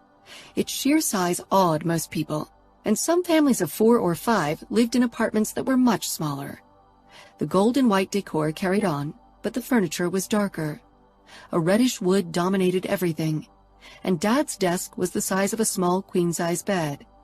We settled on the plush gold and blue sofa that he'd bought from a collector and which originated from the 18th century, Catherine the Great's time. Dad was a man with one foot firmly set in the past and one in the future. Maybe that made him so well respected among his men. A knock sounded, and our cook entered with a tray of fresh hachapuri, baked bread in the shape of an almond with cheese and egg filling. She carried it over to us and carefully set it down on the table in front of us, before she disappeared again. I reached for a khachapuri, wincing as it burned my fingertips, but too greedy for the delicacy of Dad's childhood. The runny egg yolks spread on my tongue, mingling with the saltiness of the cheese and comforting denseness of the dough. Dad had spent the first few years of his life in the Caucasus. I swallowed the first bite, then put the bread back down on the plate. I was done postponing the inevitable, so I met Dad's gaze. "Why did you lie?" A muscle in Dad's cheek twitched, a sign of his displeasure. Many people would have had reason to cower at the sign of danger, but I wasn't one of them. Dima wasn't supposed to tell you. He didn't. Adamo Falcone did. And then I didn't leave Dima a choice but to admit he knew the truth. You know I can be convincing if I put my mind to it. Dad chuckled. Oh, I know. You have the stubbornness and cunning of a great empress. I sighed. Why did you lie? You made me believe she was dead all these years. It was for the best. I wanted to protect you. That's bullshit. Dad's eyes flashed dangerously. Not that tone around me. He hated when I cursed, and maybe even more when I spoke in English. I took a deep breath. Sorry. The truth doesn't matter, because what I said is as good as true. She's dead to us, erased from our lives, and out of our reach in Camorra territory. Nothing is out of your reach, Dad, if you really want it. He dragged his wife, Galina, out of the furthest corner of the Caucasus, a small village where her parents had hidden her away from my father, despite it being under the control of the enemy. He shook his head with a rough laugh. I'm a businessman, and I've survived many attacks to my life, only because I'm cautious. Going to war with Remo Falcone isn't wise. Breaching his territory for a dead woman is insanity. She's not dead, I whispered harshly. He cut my hands. She is to me, and she should be to you too. Forget she exists. She's the past, and we've left it behind us. Haven't we, Katinka? Maybe he had. Maybe he could. But I saw her in my dreams almost every night. A ghost from the past. I had to see her again. Face to face, even if it meant offending Remo Falcone and risking war with the Camorra. Chapter 6. Dinara. We were cutting it closer than I liked, but Dad had insisted I stayed until the morning to grab a few hours of sleep before I took the private jet back to Salt Lake City. He tried to convince me to stay altogether. He knew I was taking part in the races and maybe even why, but he had trouble caging me in. Not because he didn't have the means to do so, but because he worried what I'd do without my freedom and a purpose. He trusted I'd eventually return home, not able to go through with my goal. It was almost 1 p.m. when Dima and I raced back toward camp. Dima hung in his seat. The right side of his face was swollen and blue, and those were only the marks I could see. Dad had him beaten for admitting to the truth about my mother. Guilt burned a fiery path through my insides. Next time you don't come back with me. That'll only postpone my punishment. Then don't do things that'll get you punished for me. Maybe it would be best if you didn't follow me on this path anymore. Stay away before my father punishes you worse. His expression was wounded. I'll protect you, Dinara. It's my job, my desire. I sighed. We'd had that conversation before when I'd first decided to join Adamo's races. Dima could be almost as stubborn as I. We arrived at the camp. Most racers were busy tinkering on their cars, some of which were already set up in a sort of starting formation, 10 rows of 3 cars each. Last time, Dima and I had to start in the last row because we were newbies, but due to our good results in the last race, the first race of this circuit, we were bumped up into one of the middle rows. I hadn't bothered reading up on the point system and rules in detail. I always wanted to be first, and for that, I needed to drive fast and risk everything. Easy peasy. Adamo's car was in the first row, naturally, together with a completely black car I'd butted heads with in the last race. Its owner was an obnoxious, tall, rich kid from the suburbs of San Francisco. I parked my car next to Crank's trailer to ask for my exact position before I weaved into the grid. Dima heaved himself out of the passenger seat, clutching his left side with a groan. "Are you sure you can race?" I asked worriedly. I won't leave your side. "Looking like you do. I doubt you can keep up with the top drivers today. Seeing as tonight's rest stop and tomorrow's starting point is different for every car, depending on the distance they put behind them in the 10 hours of driving, you probably won't get the chance to stay near Dinara," Adamo explained as he stepped down the stairs from the trailer. His dark eyes scanned Dima from head to toe, assessing every injury. Judging by the scars on his body, he could probably evaluate Dima's injuries better than I did. I'm fine, Dima gritted out, straightening fully. He and Adamo were the same height, too fucking tall for me. Even my biker boots with their thick soles didn't change the fact that I had to crane my head back. That was the only reason why I missed my high heels. Adamo shrugged as if he didn't care either way. Even if you are miles away from Dinara when the race ends, you won't move your car another fucking inch. You hit the brakes at exactly 4 a.m. like all of us do, got it? And don't try to cheat. We track everyone. Dima showed his teeth in a dangerous smile. You're too keen to get Dinara on her own, Falcone. Why is that, I wonder? For no reason that requires your bodyguard's services, Adamo said with a hard smile. I glanced between them. I don't have time for your bullshit. I have a race to win. What's my position in the grid? Adamo motioned inside the trailer. Crank's got the list. You gotta ask him. Go ahead, I told Dima, who grudgingly stepped into the trailer, but before he disappeared inside, he growled, I don't like the way he looks at you. One day I'm going to burn his fucking eyes out. I gave him a hard look, and finally he disappeared. What did he say? It didn't sound very nice, Adamo said with a hint of amusement. He crossed his arms, accentuating the muscles in them. What maddened me even more than my body's reaction to his assets was the fact that I wasn't sure if Adamo was trying to tease them out of me on purpose.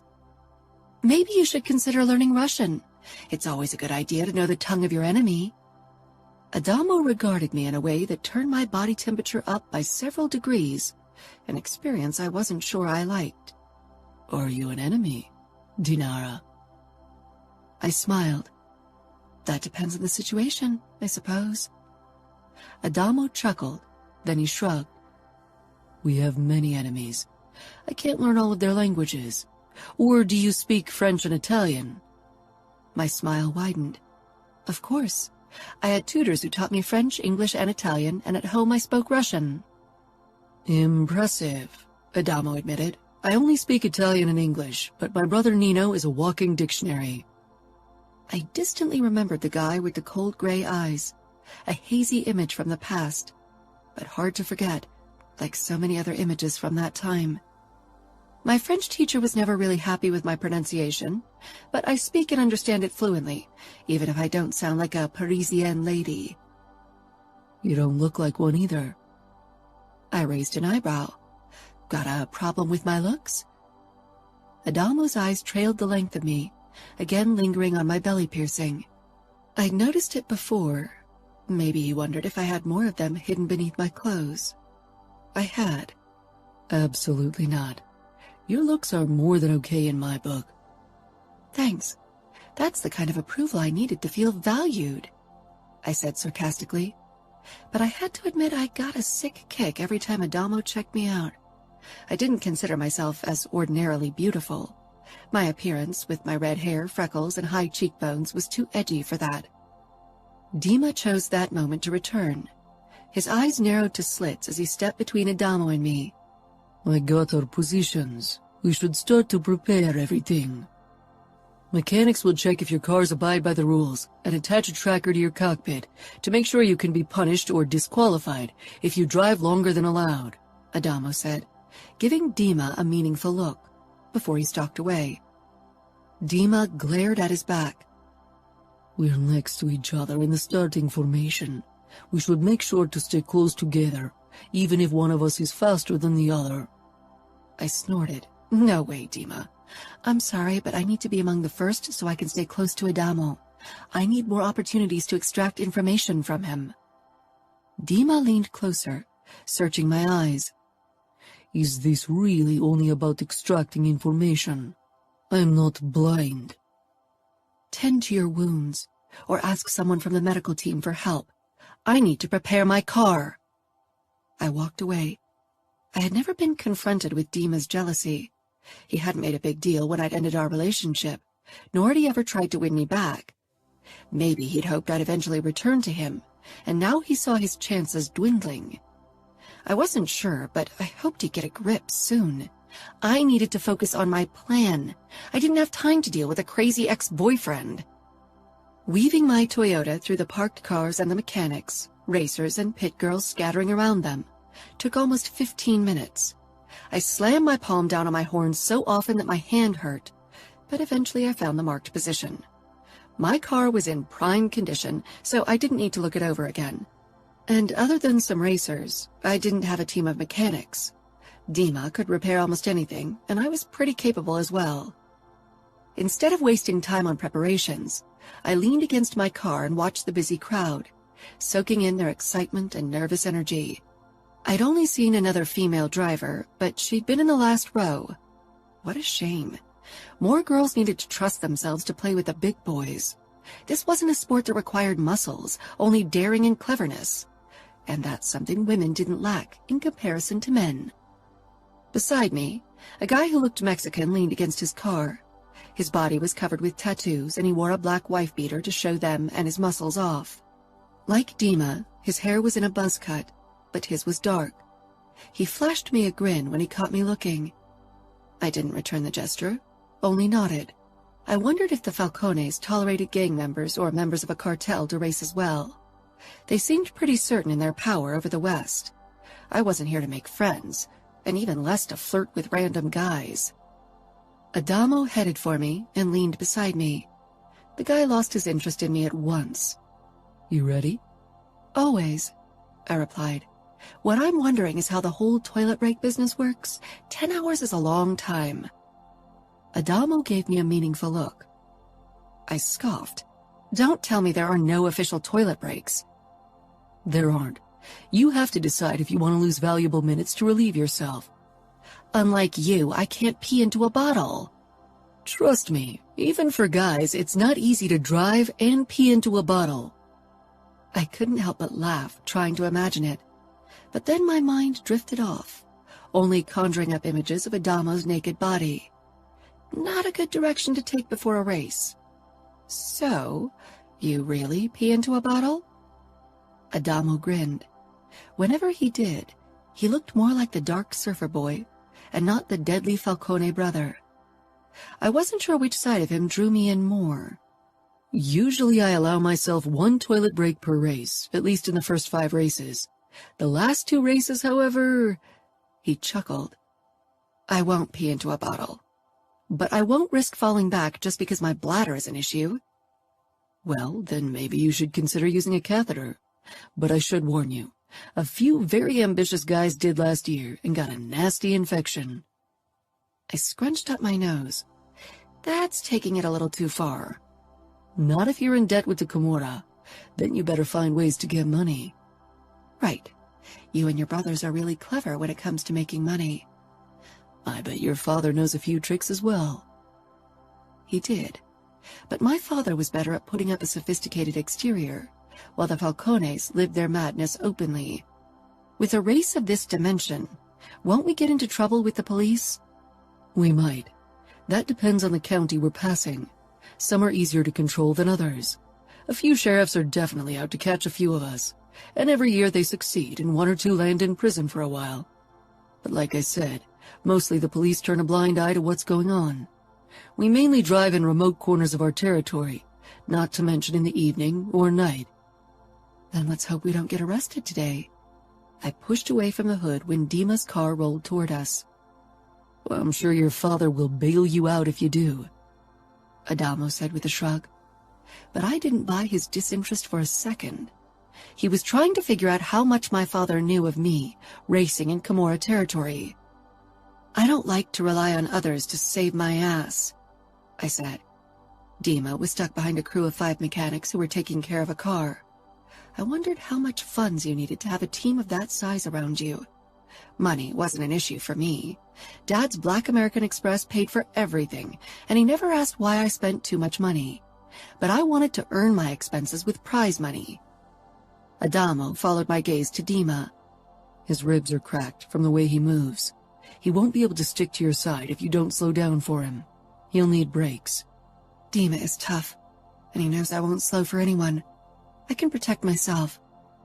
If you drive as fast as last time, you won't have to.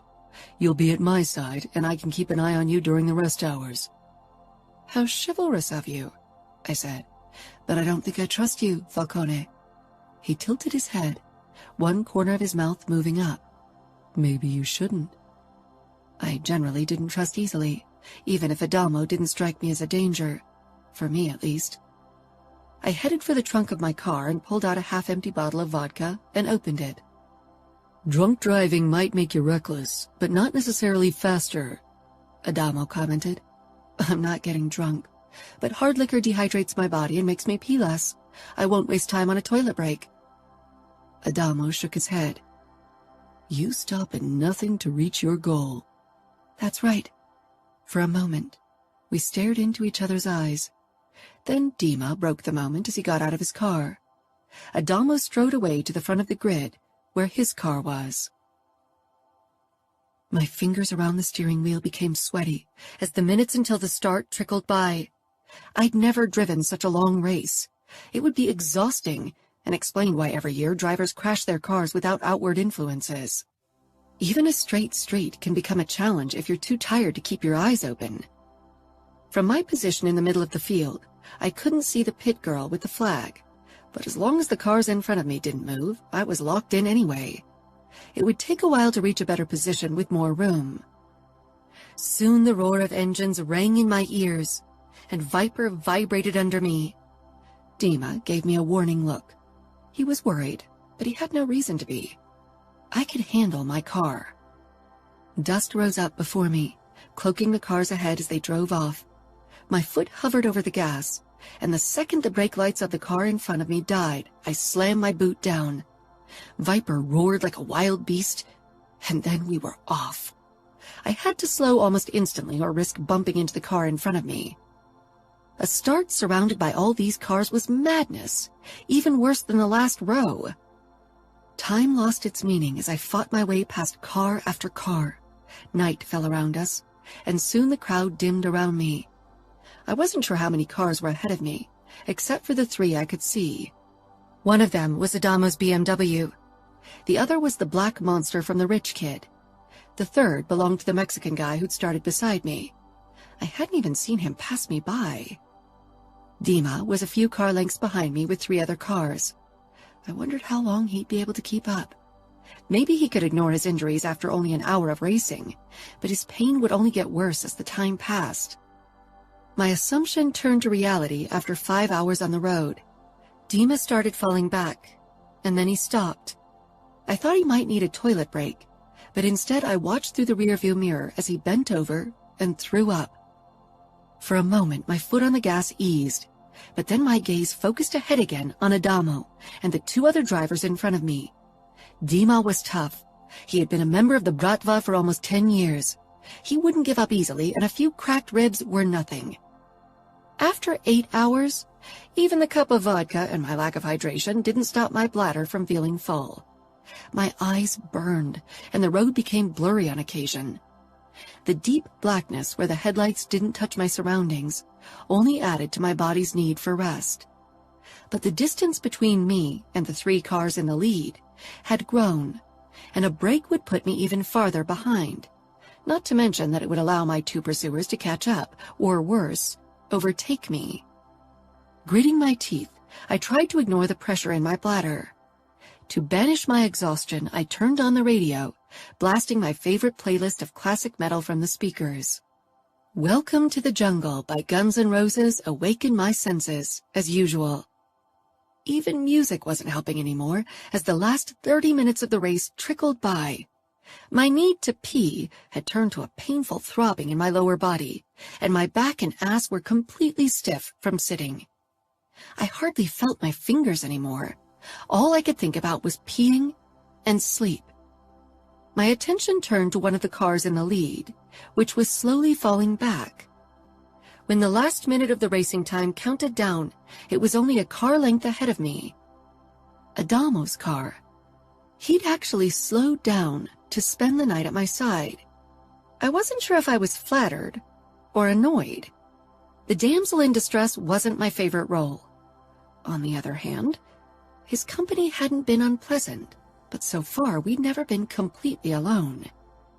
And I realized that's what we'd be tonight, alone, as I stopped the car at exactly 4 a.m. Chapter 7. Adamo. I didn't plan to slow for Dinara to spend the night at her side. It was a spur-of-the-moment thing when I noticed her car not too far behind me. I didn't lose too much time to the other cars in the lead by letting her catch up with me, nothing I couldn't make up for in the races that followed. And even if I didn't finish the 7-day race in number 1, that wasn't a problem. I didn't need the money and would still earn enough points to stay in the race camp. Dinara opened the door of Viper the same time as I turned off my engine of my car, which I'd positioned right beside hers. She barely glanced my way, and instead rushed into the darkness.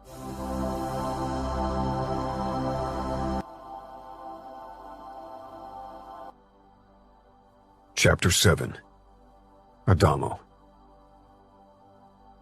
I didn't plan to slow for Dinara to spend the night at her side. It was a spur-of-the-moment thing when I noticed her car not too far behind me. I didn't lose too much time to the other cars in the lead by letting her catch up with me, nothing I couldn't make up for in the races that followed. And even if I didn't finish the 7-day race in number 1, that wasn't a problem. I didn't need the money and would still earn enough points to stay in the race camp. Dinara opened the door of Viper the same time as I turned off my engine of my car, which I'd positioned right beside hers. She barely glanced my way, and instead rushed into the darkness toward the back of her car. I grinned, realizing why, which reminded me of my own problem. After I'd relieved myself in the darkness as well, I leaned against the hood of my car and stared up at the starry sky. This far outside of civilization, the stars always shone brightly, something I missed whenever I was in Las Vegas. I'd always considered myself a city person until I started living long stretches of time in camp in the middle of nowhere. Dinara advanced on me and propped up her hip against the hood. You shouldn't have done that. I made an innocent face, but she narrowed her eyes. Grinning, I said, I prefer your company to the company of the 2 assholes in the lead. And with you, I won't have to sleep with one eye open to make sure no one manipulates my car. Dinara scoffed. Who says I won't try to cut through your brake cable? Maybe I'll even stab you when you're asleep. I'm Russian, remember? Hard to forget. Dinara's looks had something exotic, especially her high cheekbones. I'll take my chances with you. Dinara rubbed her arms. She was only in a tank top and those skimpy jean shorts. I wanted nothing more than to run my palms over her smooth legs peeking out of them. I didn't pack any food. I don't suppose we can order takeaway out here, right? I come prepared. I said with a chuckle, and opened my trunk where I stowed a gas stove and a couple of cans with chili, cream of mushroom soup, and mac and cheese. Don't expect too much, though. Dinara scanned my selection. I've never had mac and cheese before. I gave her a disbelieving look. How can you live in the States without trying it? Our cook is Russian. She cooks recipes from my father's home, and I didn't really eat dinner with American families. We stayed among our own. That sounded familiar. My brothers and I had always stayed among ourselves, too, and my brothers still did. Then mac and cheese it is, even if it's a poor introduction to the dish. You should try my sister-in-law Kiara's version. It's out of this world. Dinara smiled wryly in the dim light of my trunk. Maybe we should wait with family introductions until we've at least shared a kiss.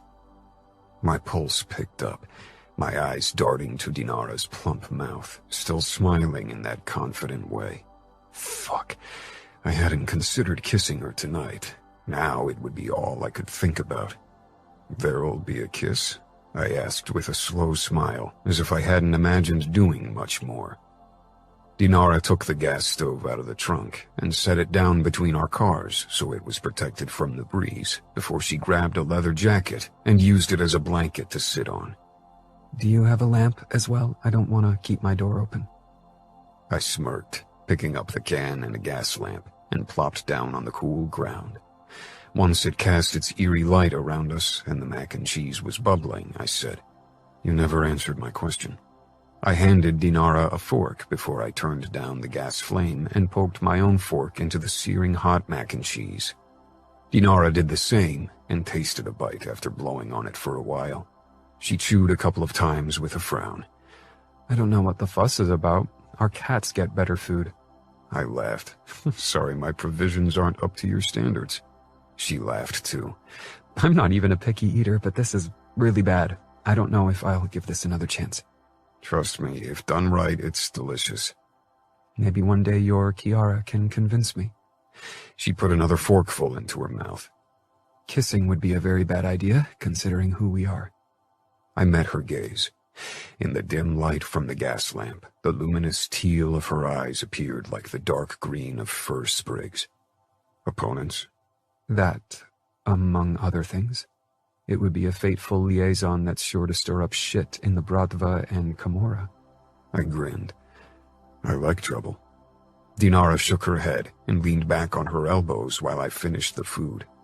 Why did you really seek my closeness tonight? And don't say to kiss me. If you hope to extract information from me, I should warn you that I'm very good at keeping secrets. I'm very good at extracting them, I said, leaning back as well, so we were at eye level. Dinara tilted her head. Are you the wolf in the sheep's hide, Adamo? Do I look like a sheep to you? I asked, mildly offended. I think you hide your Falcone madness better than your brothers do. I bet those surfer curls and charming smiles trick quite a few people into believing that you're the nice guy. Maybe I am. Dinara shifted her weight to one elbow, resting on her side, bringing us even closer. She peered into my eyes, and for a moment I was certain she saw everything. Maybe you want to be, but we are who we are. I am a Mikhailov, and you are a Falcone. Our paths aren't on the light side. That's the Russian soul being melancholic. That's the realist. Dinara let out a yawn and closed her eyes briefly. What time is it? I didn't have to check my phone to know the time.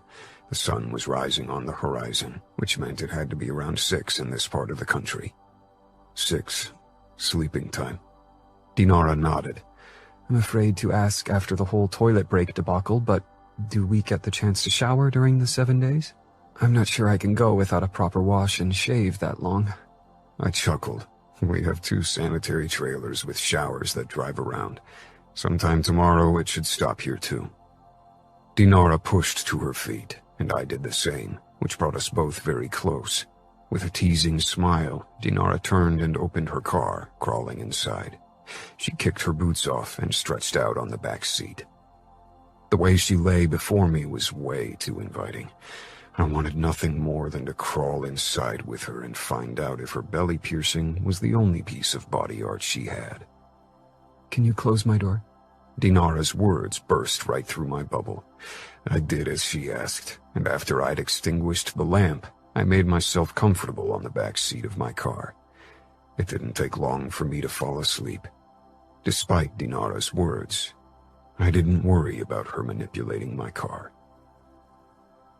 I woke to the sound of another car and jerked upright, scanning my surroundings blearily. When I spotted the sanitary trailer, I relaxed. A glimpse at my phone revealed it was almost noon, and I'd gotten 10 messages from Remo, Chiara, Fabiano, Savio, and CJ, most of them wondering why I'd fallen back. Of course, one of the drone cameras had filmed the leading trio. I ignored their messages and climbed out of my car. When I glimpsed into Dinara's car, she was still stretched out on the back seat, deep asleep. Her palms rested on her belly, cradling a gun. Dinara definitely had trust issues. I, too, had a gun in my car and had kept it under my pillow on the back seat, but I didn't hang on to it as if it were my lifeline. I wondered if she'd thought she might need it against me, or if it was a more general precaution. I nodded toward the guy riding the sanitary truck. "How long do we got?" 10 minutes for 2. I nodded, then grabbed a towel and rushed into the bathroom on the trailer of the truck.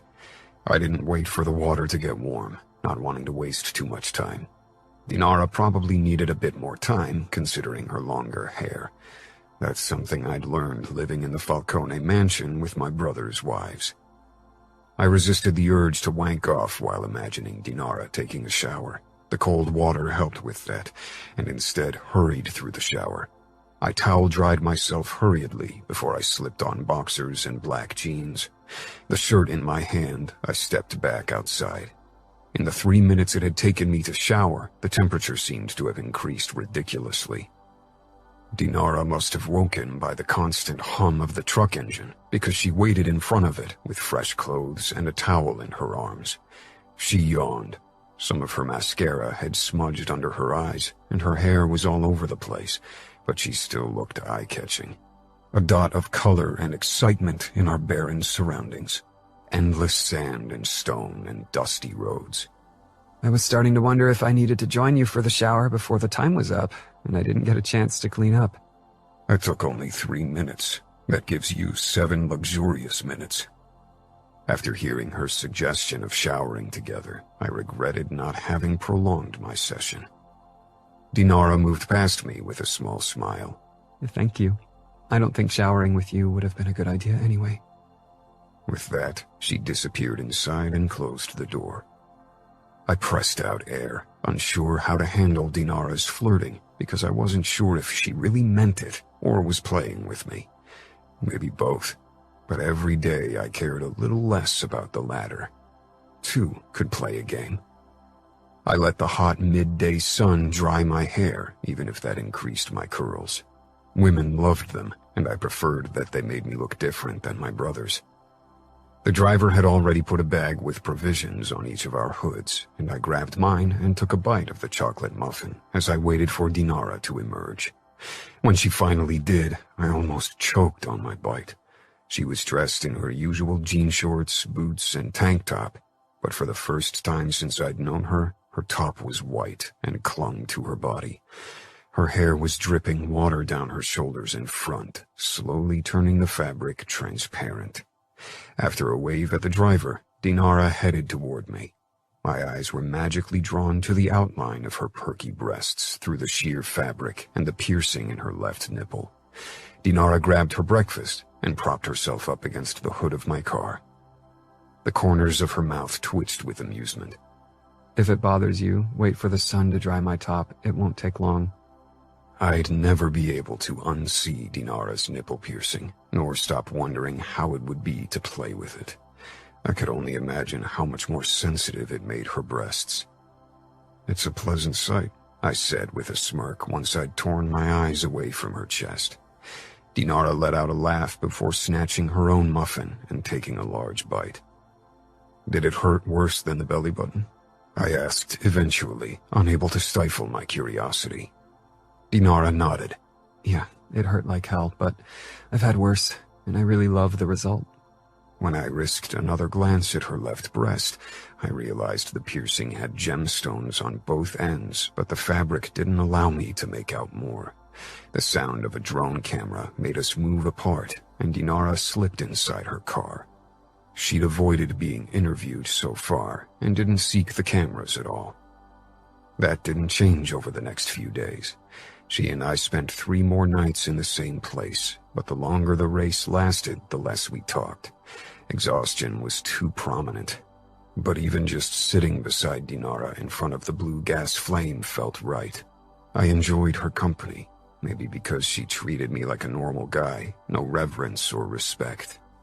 I had a feeling she wouldn't hesitate to kick my ass if I pulled some shit.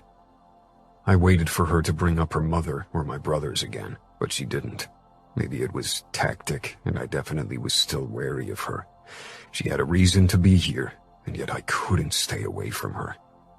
On the last 2 nights, however, I made sure to keep up with the leading duo. Dinara and 2 other cars followed us not too far away. I finished second. Maybe I could have won if I hadn't decided to spend a few nights at Dinara's side, but I didn't regret it. She managed to finish in 4th place. Dima, whose injuries had hindered him as expected, came in as one of the last. He looked royally pissed during the awards ceremony, especially when my name was called as second. He stepped up beside Dinara, who watched everything with crossed arms. There were 7 days until the next race now. When I stepped down from the winner's rostrum with a bottle of champagne, Dinara headed my way. I shook off a few of the pit girls who came to congratulate me and find out if my stance on fucking them had changed. It hadn't. You're not just words and a big name, Adamo. You can race a car. I gotta hand it to you. Dinara said. I grinned. Thanks. It's not my only talent. Dinara raised one eyebrow. Maybe one day you'll show me your other talents. I took a swig from the champagne, then held out the bottle to Dinara. Whenever you want. Dinara took the bottle and drank a few gulps before handing it back to me and leaning close. Maybe after the next race. Until then, I'll have to head back to Chicago. Next race, I promised. Her lips brushed my stubbled cheek. I'd cut my beard yesterday because it had become too untamed. Her eyes captured mine, and fuck, I was a goner. I wanted to drag her toward my car, set up a tent, and devour her. I hadn't seen CJ in a couple of weeks, and I would have stayed in camp and not returned home after the 7-day race if I didn't know I had to settle things with her as soon as possible. It didn't feel right to have her in the background when my mind kept revolving around someone else, even if she and I weren't in a relationship. The promise of a kiss and more had lingered between Dinara and me these last few days, and I definitely wanted to make good on that promise. The moment I stepped into CJ's apartment, she made a move as if to kiss me, but I grabbed her shoulders, stopping her. There's someone, she said immediately, smiling knowingly. The hint of hesitation flickered across her expression. She took a step back. As usual, she was only in a negligee, and for a moment I considered taking my words back. I owed Dinara nothing, and CJ and I weren't exclusive. Yet I cared too much about CJ to keep her in the dark. Not really. Not yet. Maybe never. She motioned me inside and closed the door. But your interest is piqued. I think it's so un-Falcone of you to not sleep around, even when you're still unsure about the girl. I sank down on her sofa with a dark laugh. Don't make me sound like a saint. I'm not. CJ covered herself with a bathrobe before she lowered herself beside me. In comparison to your brothers, you are. I'm not the guy you first met, I muttered. This was one of the reasons why I didn't often return to Vegas. People always mistook me for the boy I had been when I'd changed irrevocably over the years. She smiled wistfully. I'll miss the orgasms. Sex with Johns never does anything for me. You should quit and only work in the bar. Then you can find a boyfriend who'll give orgasms to you. She shrugged. Soon. Until then, I can use the money. Will we still see each other? I hesitated. I wanted to see her, because beside the sex, we'd shared many meaningful conversations. but I wasn't sure if being just friends would come easily. I wasn't sure about CJ's true feelings about me. I'll be pretty busy with racing in the next few months, but I want to stay friends. CJ pursed her lips. I'm a big girl, Adamo. I can be only friends with you. How about we just see how it goes? This just being friends business. She nodded. When I left her apartment an hour later, a weight had lifted off my shoulders. I realized my sexual relationship with CJ had stopped me from pursuing Dinara like I wanted to do, but now nothing was in the way anymore. Maybe Dinara was a bad idea, most likely even, but I wanted her, and this wasn't about big emotions or marriage. I wanted fun, and I had a feeling Dinara was the same way, even if she also had ulterior motives for seeking my closeness. Dinara. Something about Adamo's behavior was different when he returned from his Vegas trip. He seemed less distant, and the looks he gave me didn't need much interpretation. Adamo wanted to get into my pants. I didn't not want him to try. I was attracted to Adamo. He was the complete opposite of Dima, my only boyfriend, and maybe that made out part of his special appeal. Dima, of course, noticed as well, which soured his dark mood even further, since his disastrous results in the 7-day race. He and I sat on one of the logs arranged around the roaring fire pit in the center of camp after the first race since the 7-day circuit. Many of the other racers were also present, chatting and drinking to celebrate another more or less successful racing day. Dima's injuries had healed, and he'd finished 5th, 1 place behind me today. Adamo had won, which probably made Dima resent him even more. If you keep finishing 5th or 4th until the 5-day circuit later in the year, then you'll still finish with a decent place for the year. Dima huffed. You know I don't care about the results. I'm only here because of you, Dinara. But you make my task of protecting you very hard the way you always run off with Falcone. I didn't run off with him. You drove too slowly to keep up with us. He didn't say anything, only glared into the flames. I accepted a cup with some kind of punch from one of the mechanics. It was too sweet for my taste, but the other racers and especially the pit girls seemed to love it. Half a bottle of vodka might have made it tolerable. My eyes followed a tall form as it approached the scene. Adamo sank down on a log across from me with the fire between us. Our eyes met, and a pleasant shiver raced down my back at the look on his face. His dark eyes appeared black in the firelight as they traced my body. I had never felt like this, as if a simple look could light me on fire. I wasn't sure I appreciated the sensation of my body doing what it wanted. Adamo raised his cup, toasting me. I did the same, and we both took a gulp and grimaced simultaneously. I couldn't help but laugh, and Adamo's face flashed with an answering grin. Dima cursed low under his breath and shoved to his feet. I'm all to bed. We don't have a race tomorrow. You don't need to get your beauty sleep, I said, even though I kind of wanted him to leave so I could interact with Adamo without Dima's surveillance. Even if I didn't owe Dima anything, flirting in front of him felt wrong. Dima nodded in the general direction of Adamo. I'm sure he'll keep you company. He turned and headed into the darkness. I sighed, but didn't follow him. Soon a shadow fell over me. Is that spot beside you occupied? I peered up into Adamo's handsome face and shook my head. It's yours. He sank down, closer than Dima had been, and our arms brushed. Goosebumps rose all over my body. The drinks aren't much better than the food, I said with a nod toward the punch. Adamo shrugged. This isn't a luxury cruise, he said, and don't tell me vodka is such a gourmet treat. Vodka wins against this sweet atrocity. And what do you know about Russian cuisine? Name one Russian dish. Adamo narrowed his eyes in thought. Borscht? That was a lucky guess. Have you ever had it? No. Beet isn't really my thing. But mushy pasta with fake cheese sauce is? Adamo propped his elbows up on his thighs, his bicep flexing distractingly. My eyes strayed to his marred Camorra tattoo. The handle and tip of the dagger were still intact, but the area of the blade, where the watchful eye had been, was disfigured by burn scars. I knew the general story of how it had come to look like this. The outfit, an opposing Italian mob family in Chicago, had tortured him, but I was curious about more details. Asking for details might prompt Adamo into asking more personal questions, though, and that wasn't something I wanted. He leaned a bit closer. What Russian dish would you have me eat if we ever went on a date? My heart beat a bit faster. I braced myself on my thighs as well, bringing our faces even closer. Pelmeni or piroshki?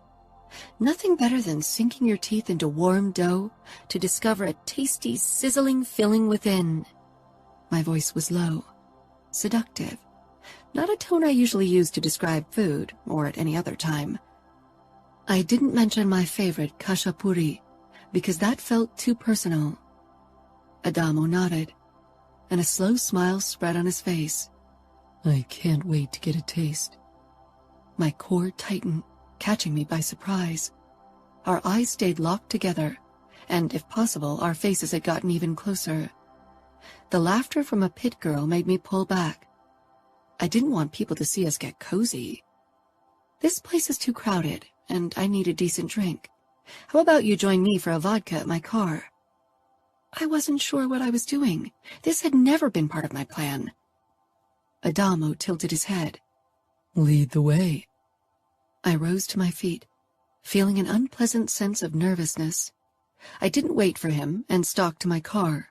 It was parked at the very edge of camp, cloaked by complete darkness. Dima's car was gone. Maybe he'd parked it somewhere else out of anger, or he'd gone in search of a bar where he could drink himself into a stupor for once. He'd be looking for a long time. I grabbed the half-full bottle of vodka from my trunk and sat down on the hood of my car. Adamo leaned beside me.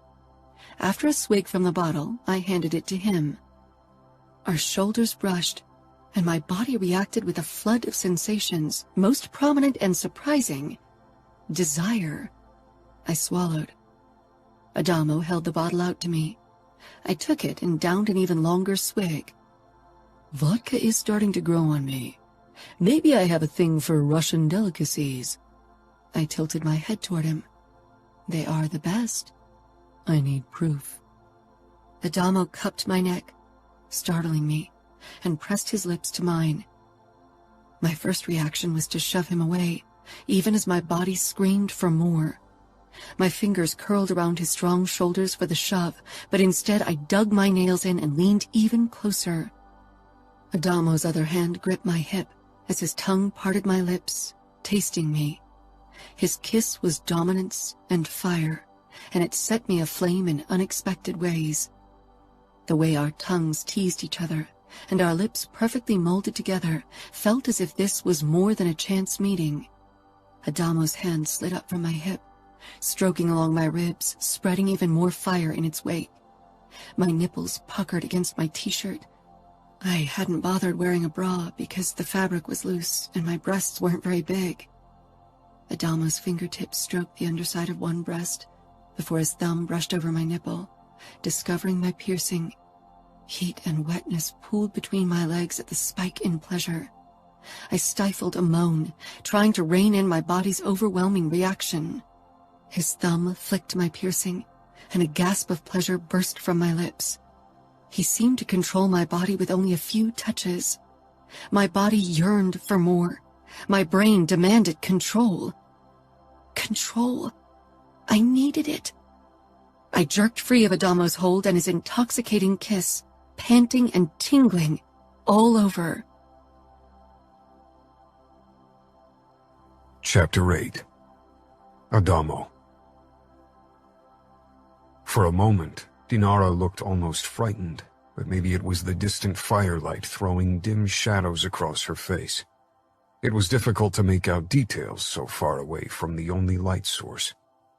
Dinara's red lips pulled into a daring smile that went straight to my dick. I thought you didn't mix business and pleasure. Her voice was throaty and breathless. My heart was pounding in my chest, and my cock was already pressing uncomfortably against my jeans.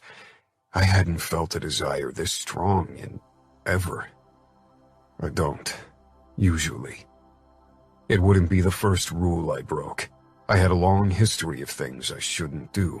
Dinara seemed a good reason to add another one to the list. I took out the cigarette package from my back pocket. What about you? Do you mix business and pleasure? Dinara didn't say anything. The fall and rise of her chest were unmistakable, even in the dim light streaming from the distant fireplace, our only light source. We were so far out and away from civilization that the darkness was almost impenetrable outside of camp. The headlights of the surrounding cars had all been shut off when their owners had gone to sleep or joined the campfire. Dinara pulled out a joint, her fingers shaking. I couldn't interpret her physical reaction to our kiss. She lit up the joint and put it in her mouth, causing my mind to create more explicit associations. It glowed brightly as she sucked in a deep breath. After another drag, she handed the joint to me, and I took a deep inhale, feeling its effects hum in my veins. I dropped my cigarette packet on the hood for an after-sex smoke I'd hopefully require. Sex and drugs had been my favorite combination for a while. You didn't answer my question. Or why did you pull back? I had a feeling you enjoyed the kiss more than a little. Her nipples had been rock hard and eager for attention when I'd touched them. Dinara leaned closer and pressed her palm against the bulge in my pants, making me hiss. I think you enjoyed it even more. I resisted the urge to reach into her pants, even if I knew I'd find her sopping wet, ready to be fucked. I did, which is why I don't see why we stopped. Because I like things to go by my rules, Dinara said cryptically and hopped off the hood. I thought she'd leave, but instead she grabbed my hand and dragged me toward my car, which was even further outside of camp and cloaked in darkness. I followed her and let her push me against the hood of my car. Her face hovered right before mine, her breathing fast and sweet. What? She pressed a finger against my lips, shutting me up. Dinara reached down and unbuckled my belt with a soft clang, too loud in the starry night. Nothing stirred around us, but Dinara didn't seem concerned about getting caught anyway as she pulled down my zipper. I removed the joint from my lips and leaned down to kiss her, but she turned her head away. No kissing. I bit back my questions, worried I'd stop her from continuing whatever she had in mind. My cock was already eager for her next move. She snagged the joint from my fingers and took a deep drag before she slid it back between my lips. Her hands trailed down my chest, and she sank down to her knees, taking me completely off guard. She tugged at my boxers and jeans until my cock sprang free. I couldn't stop staring at the crown of her head so close to my leaking tip. Her warm fingers curled around my shaft before she took my tip into her hot, wet mouth. I hissed past the joint, then sucked in a deep gust of the smoke as Dinara took me deeper into her mouth until my tip hit the back of her throat. She gagged but didn't retreat. Fuck, I pressed out. I touched the back of her head, but she swatted my hand away and slowly slid my cock back out of her mouth. No touching. Hands on the hood if you want me to keep blowing you. My rules, not yours. Remember. I put my palms flat on the car and peered down at Dinara's head, moving back and forth as she sucked me. Her tongue circled my tip languidly, licking up my pre-cum. I wished I could see more of her than the scheme of her head. I wanted to see her gorgeous red lips around my tip as she sucked it. This felt like a dream, but even my best drug-induced hallucinations hadn't been anywhere as good as this. Fuck, her lips on my cock felt like paradise. I moaned when Dinara started massaging my balls as she worked only my tip with her lips and tongue. When she started massaging the sensitive area behind my balls, pleasure radiated through my body, and my balls started to tighten. I wouldn't be able to hold out long if she kept it up. I'd been fantasizing about her too long and wasn't prepared for this surprise blowjob. She pulled her head back, smacking her lips. I groaned. I'm close. Dinara gripped my hips and rose to her feet. In the dim light, the curl of her lips mocked me. I know, Adamo. She leaned forward and pressed a kiss to my cheek. Even a Falcone needs to learn patience. She took a step back. I was frozen, my balls still pulsating, my cock desperate to spurt out a load. With a last smile, she turned around and walked off. I stared at the sway of her hips until her body merged with the shadows, and she was swallowed by the dark. The inside lighting of her car flared up, illuminating Dinara, a tantalizing sight that now taunted me. She slipped into the back seat, and before she closed the door, she glanced back at me. Then the darkness absorbed her again. I hadn't been left hanging, or rather standing, since my first sort-off girlfriend, Harper, many years ago. Fuck, she was toying with me. Blood still filled my cock. I was too fucking turned on to hope my erection would disappear anytime soon. I clutched my cock angrily and rubbed hard, almost painfully. If someone came by, they'd get a show they wouldn't soon forget. It didn't take long for me to shoot out my load all across the dusty ground. I shoved my dick back in and zipped up my pants before I kicked dirt over the spot where I suspected my cum had landed. I reached for the cigarette package on the hood, but touched cold metal. Fuck, I growled. Not only had Dinara left me standing here with a fucking boner, she'd also stolen my cigarettes. I was done handling her with kid gloves. In the next race, she'd get to know the real Adamo Falcone on the racetrack. And next time, she'd be the one with a dripping pussy. Dinara. My spine tingled with animal fear as I turned my back on Adamo, my muscles taut with anticipation, ready to take flight or fight. It wasn't that I expected Adamo to rush after me, grab me, and force me to finish what I'd started, but my body preferred to expect the worst. That way people had a hard time catching you off guard. No steps rang out, nor did Adamo call me nasty names. I meandered my way past the other race cars until I reached my Toyota. I opened the door. Then I couldn't resist to risk a glance over my shoulder at the man I'd left with a raging hard-on. Adamo, too, was looking my way. Even in the dim light, I could tell that he hadn't bothered closing his pants yet. I didn't think it would be this difficult to walk away from Adamo, from sucking his dick no less, but I'd enjoyed the play of power, had gotten high on it. If there was one thing I had trouble resisting, then it was a good high. I hadn't expected it to be like this with Adamo, but he filled me with an explosive energy only drugs or racing had done so far. I climbed into the back seat, kicked off my boots, then threw the door shut, cloaking myself in darkness. I locked the car, reached for the Glock under the front seat, and put it on my belly as I stretched out on my back. Sleeping in the car wasn't comfortable, but sharing a tent with Dima seemed unwise after our recent argument. I didn't even know when he'd be back, or if he'd be back at all. Maybe once things had calmed down. But I actually preferred to keep an eye on my car even at night. Many racers had a lot to lose when they didn't make the podium. The money up for grabs meant salvation for them, a way to pay off their debtors, probably also Camorra, or maybe Bratva, or post bail for a family member. Despair made people do foolish things. I wouldn't give them the chance to slip my tires or cut my brake hose. I was still wide awake, though, so I peered out of the window. Adamo kicked the ground before he, too, climbed into his car. He was pissed. I couldn't help but smile. I wondered what a pissed Adamo would look like, how he'd race.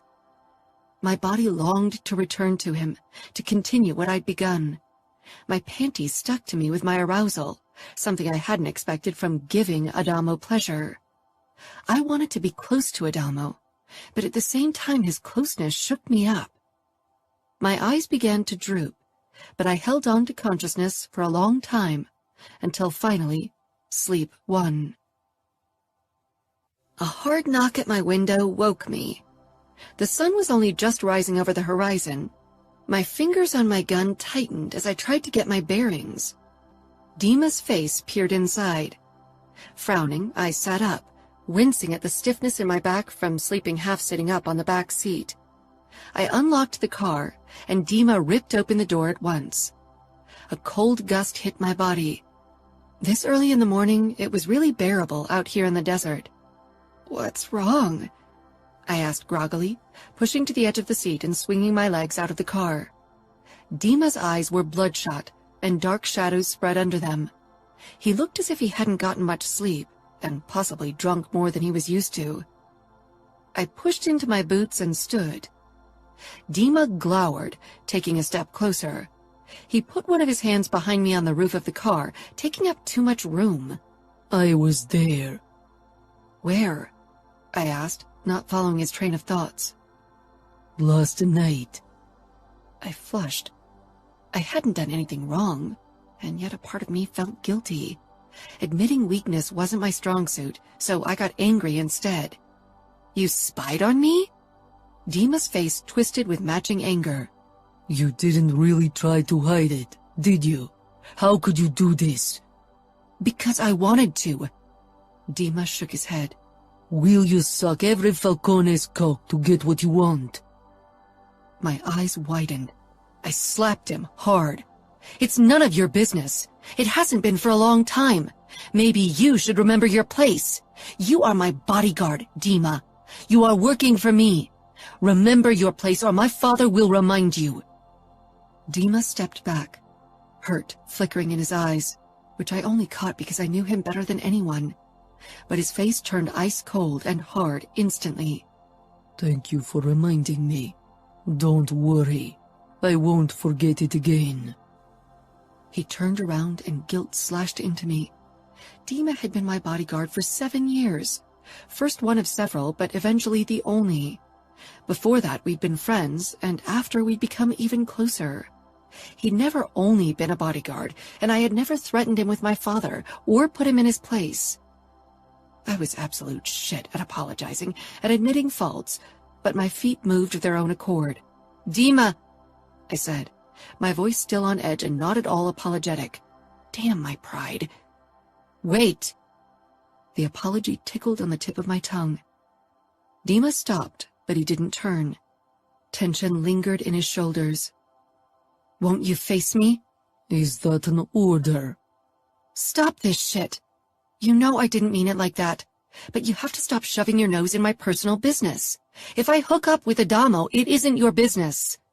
I hadn't been with anyone else since Dima, and I had started dating when I was 16, but he and I would never be a couple again. Even when we'd been together, it had never felt right.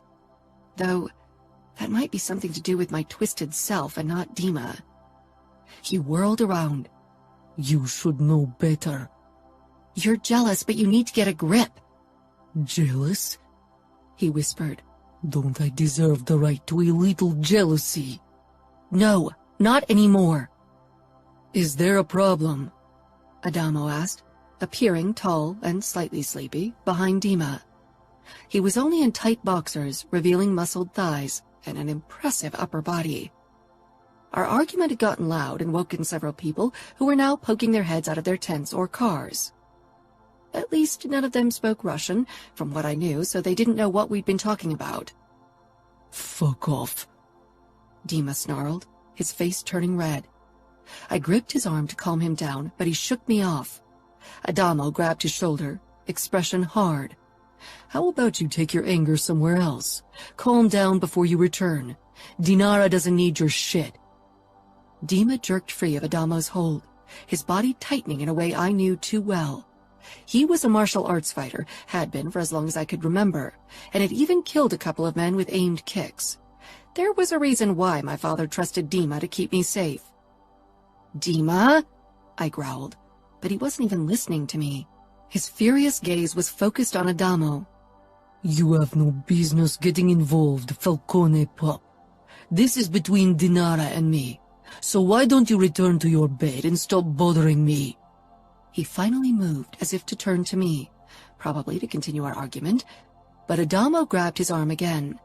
He still looked remarkably calm, at least his face, but in his eyes I could see a dangerous fire I'd never seen on him before, and I couldn't deny it. I was fascinated by it. Dima whirled on him, trying to land a punch in his face, but Adamo must have anticipated the move. He sidestepped the attack and sent a punch into Dima's left side. After that, all hell broke loose. I stumbled back a few steps to avoid becoming a casualty of their testosterone battle. The videos of Adamo's fights I'd watched hadn't nearly done him justice. Seeing him in action right before my eyes, seeing the sweat glittering on his forehead and abs, witnessing the lethal focus in his eyes and the determined precision of his kicks and punches was a completely different matter. It was the difference between seeing a beautiful Fabergé egg on a photo or holding it in your hand, seeing the intricate work put into it up close. Adamo wasn't as breakable as my favorite art piece, but he was a masterpiece all the same.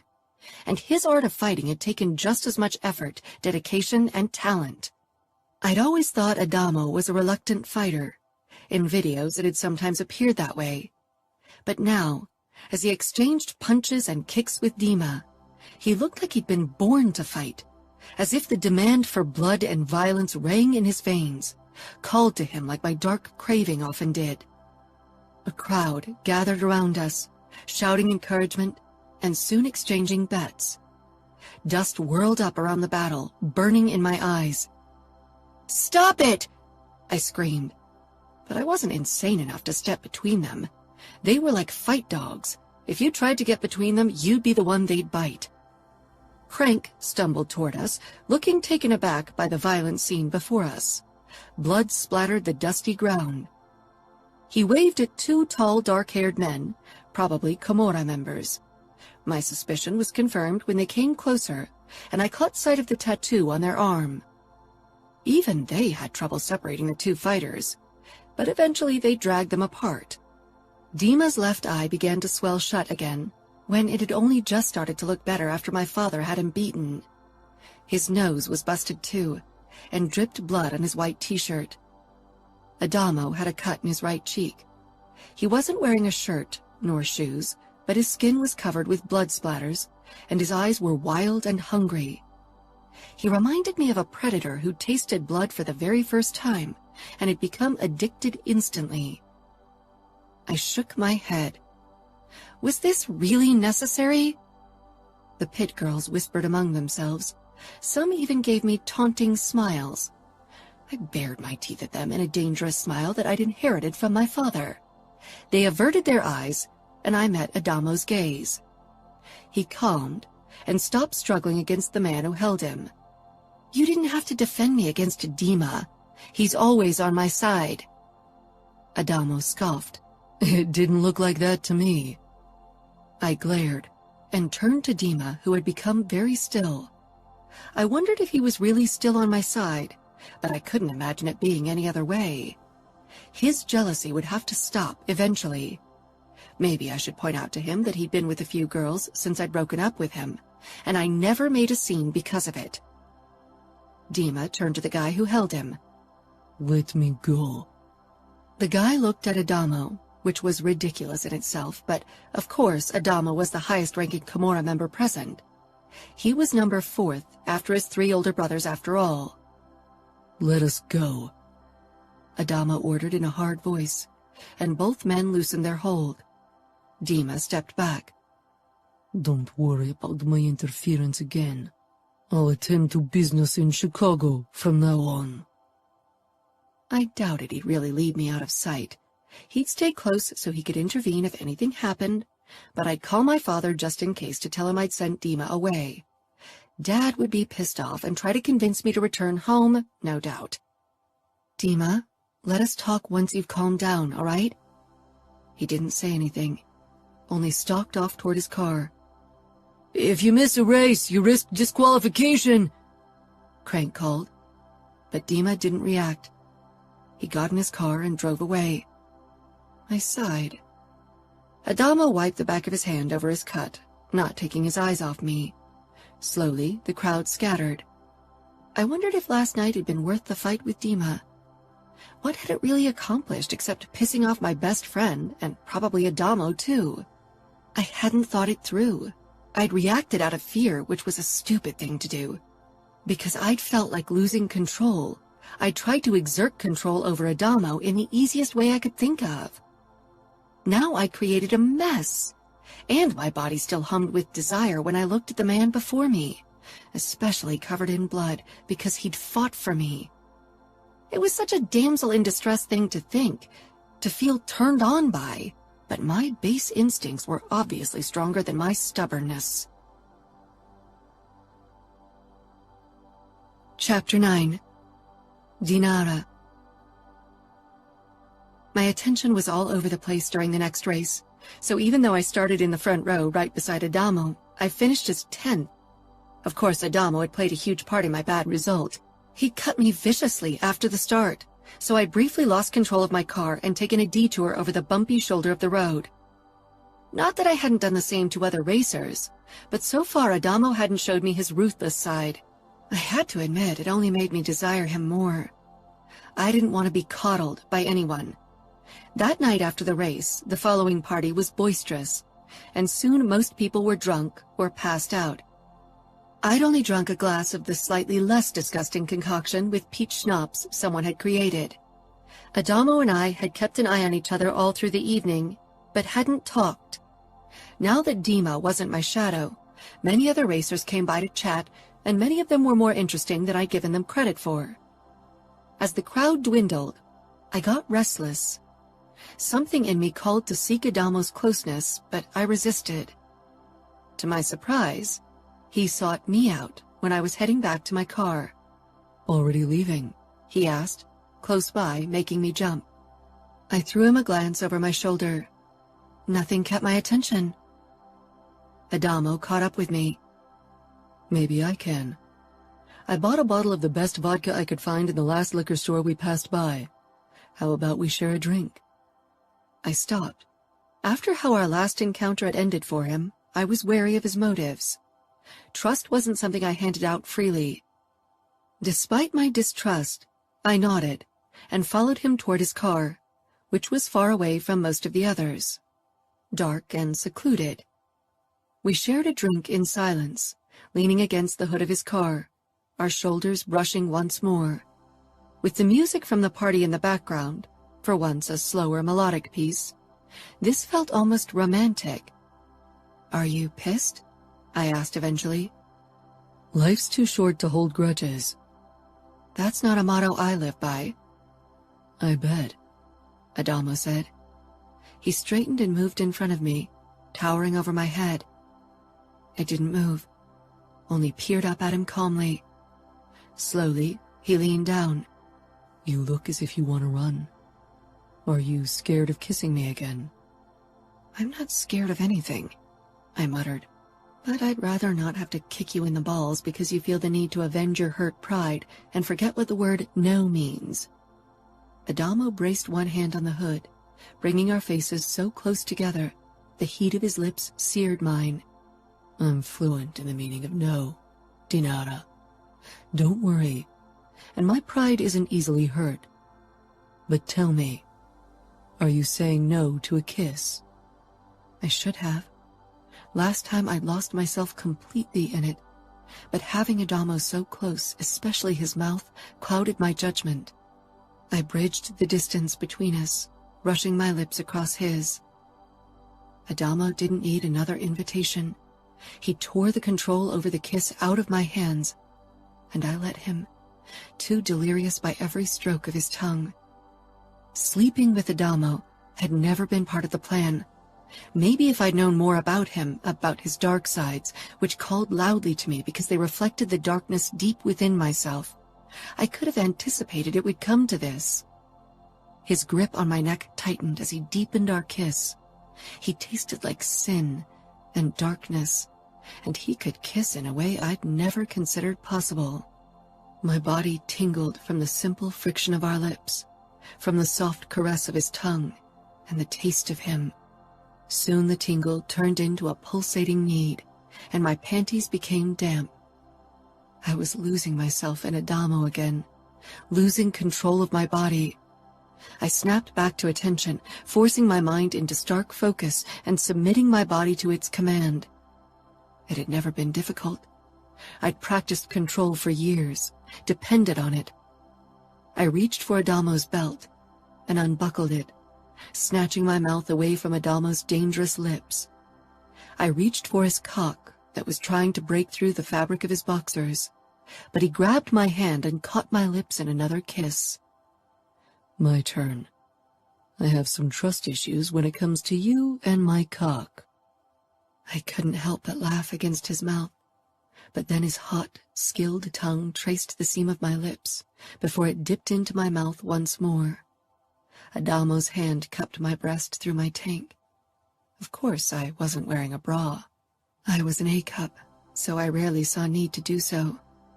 Now I wished I had because, like last time, Adamo began playing with my piercing, sending bolts of pleasure through my body. Adamo's other hand popped open the button of my jean shorts before it slipped in, stroking over my slit. Like a clam snapping shut to protect itself, my mind did the same, removing myself from the touch. Adamo's hand slid beneath my panties, touching skin. But I witnessed everything through a fog, barely registering the touch. I was in control of my mind and body, focusing on the tattoo on Adamo's forearm, following its intricate lines broken by burn scars, the ugly and beautiful becoming one. I did what I always did. I drifted off, went through the motions, moaned occasionally, then arched when I thought it was time for an orgasm because Adamo had stroked me for a while. I never had much patience to draw it out. I didn't care if he thought I came too quickly. Adamo's brows snapped together as he looked into my eyes. Something in his expression shifted from passion to realization, then anger. Adamo slammed his palm down on the hood, snarling, "What the fuck was that?" I jumped and narrowed my eyes, surprised by his outburst. "What are you talking about?" "That was fucking fake. Every fucking moan, and that fucking orgasm too. You didn't come. Weren't even close no matter how loud you moaned. When I first touched your pussy, it was dripping. Then it turned dry like the ground below us. I'm not an idiot, and I recognize a female orgasm." "So now you know if I had an orgasm? You might be a Falcone, but you don't know shit about my body." Heat rose into my cheeks at being caught, but I wasn't going to let Adamo put me in a corner. I didn't owe him an orgasm. Adamo looked livid. "Bullshit, Dinara. Don't lie to me. I recognize a fucking orgasm and that wasn't one," he growled. "Why did you fake it?" I glared, trying to slide off the hood, but he remained between my legs, his arms braced to either side of my thighs. "Answer the fucking question." "I don't owe you shit." "Is it because you think you can't come with a guy?" Had Dima talked shit about me? Probably something about me being frigid or something like that. Guilt shot through me. Dima wouldn't badmouth me, and he definitely wouldn't talk about sex with Adamo. "Fuck off." Adamo got very close. "Or are you scared of losing control, Dinara?" I tensed, because he hit the nail on the head. "You are," he said quietly, as if this revealed another piece of the puzzle. The big Dinara Mikhailov puzzle he so eagerly wanted to solve. I wondered what he'd think once he fitted the last piece in. I wasn't a masterpiece anyone would show off in a frame. I was a messy thing people kept in the garage or basement. "I'm not scared of anything," I seethed. I'd lived too many fears to bow to them. Adamo shook his head, seeing through me like no one ever had. He tilted his head, seeking more of that darkness I tried to bottle up. He wasn't a stranger to horrors, knowing his family history, but some things were beyond what people felt comfortable with. I worried that he'd realize I was one of those things. This wasn't part of the plan. He was a means to an end. Get a grip. I grasped his neck and kissed him harshly, wanting to shut him up and stop him from looking at me like that. It made me want things I couldn't afford at the moment, maybe never. Adamo ripped away from my mouth. He reached between us and slid 2 fingers along my slit. "I don't want a fucking fake orgasm. I want the real deal, and I'm going to earn it. And you will fucking lose control, Dinara. I'd never come with Dima, but he'd never mentioned it, even though I was almost sure he'd noticed. He wasn't stupid either, and knew me even better than Adamo. It wasn't that I hadn't enjoyed many of the things Dima and I had done, but I'd never allowed myself to let myself fall completely, to hand control over my body over to another person. Never again. I met Adamo's fierce gaze. For some reason, something in him compelled me to throw caution in the wind. You can lose control with me, he murmured. You're safe. I smiled wryly. You're safe was something I'd been told before, but I wasn't that girl anymore. And Adamo wasn't a demon from my past. Adamo hooked his hands in my pants and slid them down my legs with my panties, leaving me bare on the hood of the car. I wasn't shy about my body or a prude who had trouble being naked around others. Naked trips to the sauna with family and friends weren't uncommon in my family. And yet, I felt vulnerable as I sat before Adamo. His eyes slid down my body to my pussy. He was right. I was dry like the air around us. The wetness his kiss had conjured had been banished by my fears. I needed that kiss again, that taste of Adamo. I grabbed his collar and pulled him closer. His hand clamped around my neck, then finally his mouth pressed against mine, his tongue reawakening my body. Soon a familiar pulsating filled my core. My mind screamed to stay in control, and as if Adamo could sense it, he pulled back slightly, his lips still so close they brushed mine when he spoke. Stay with me, he ordered, then softer. Stay.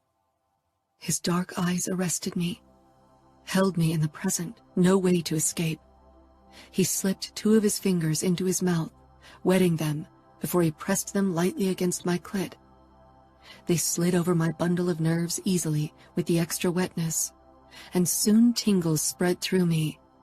He sucked my lower lip into his mouth when his fingers gently slid up and down my slit, scissoring me until every nerve ending in my pussy awakened.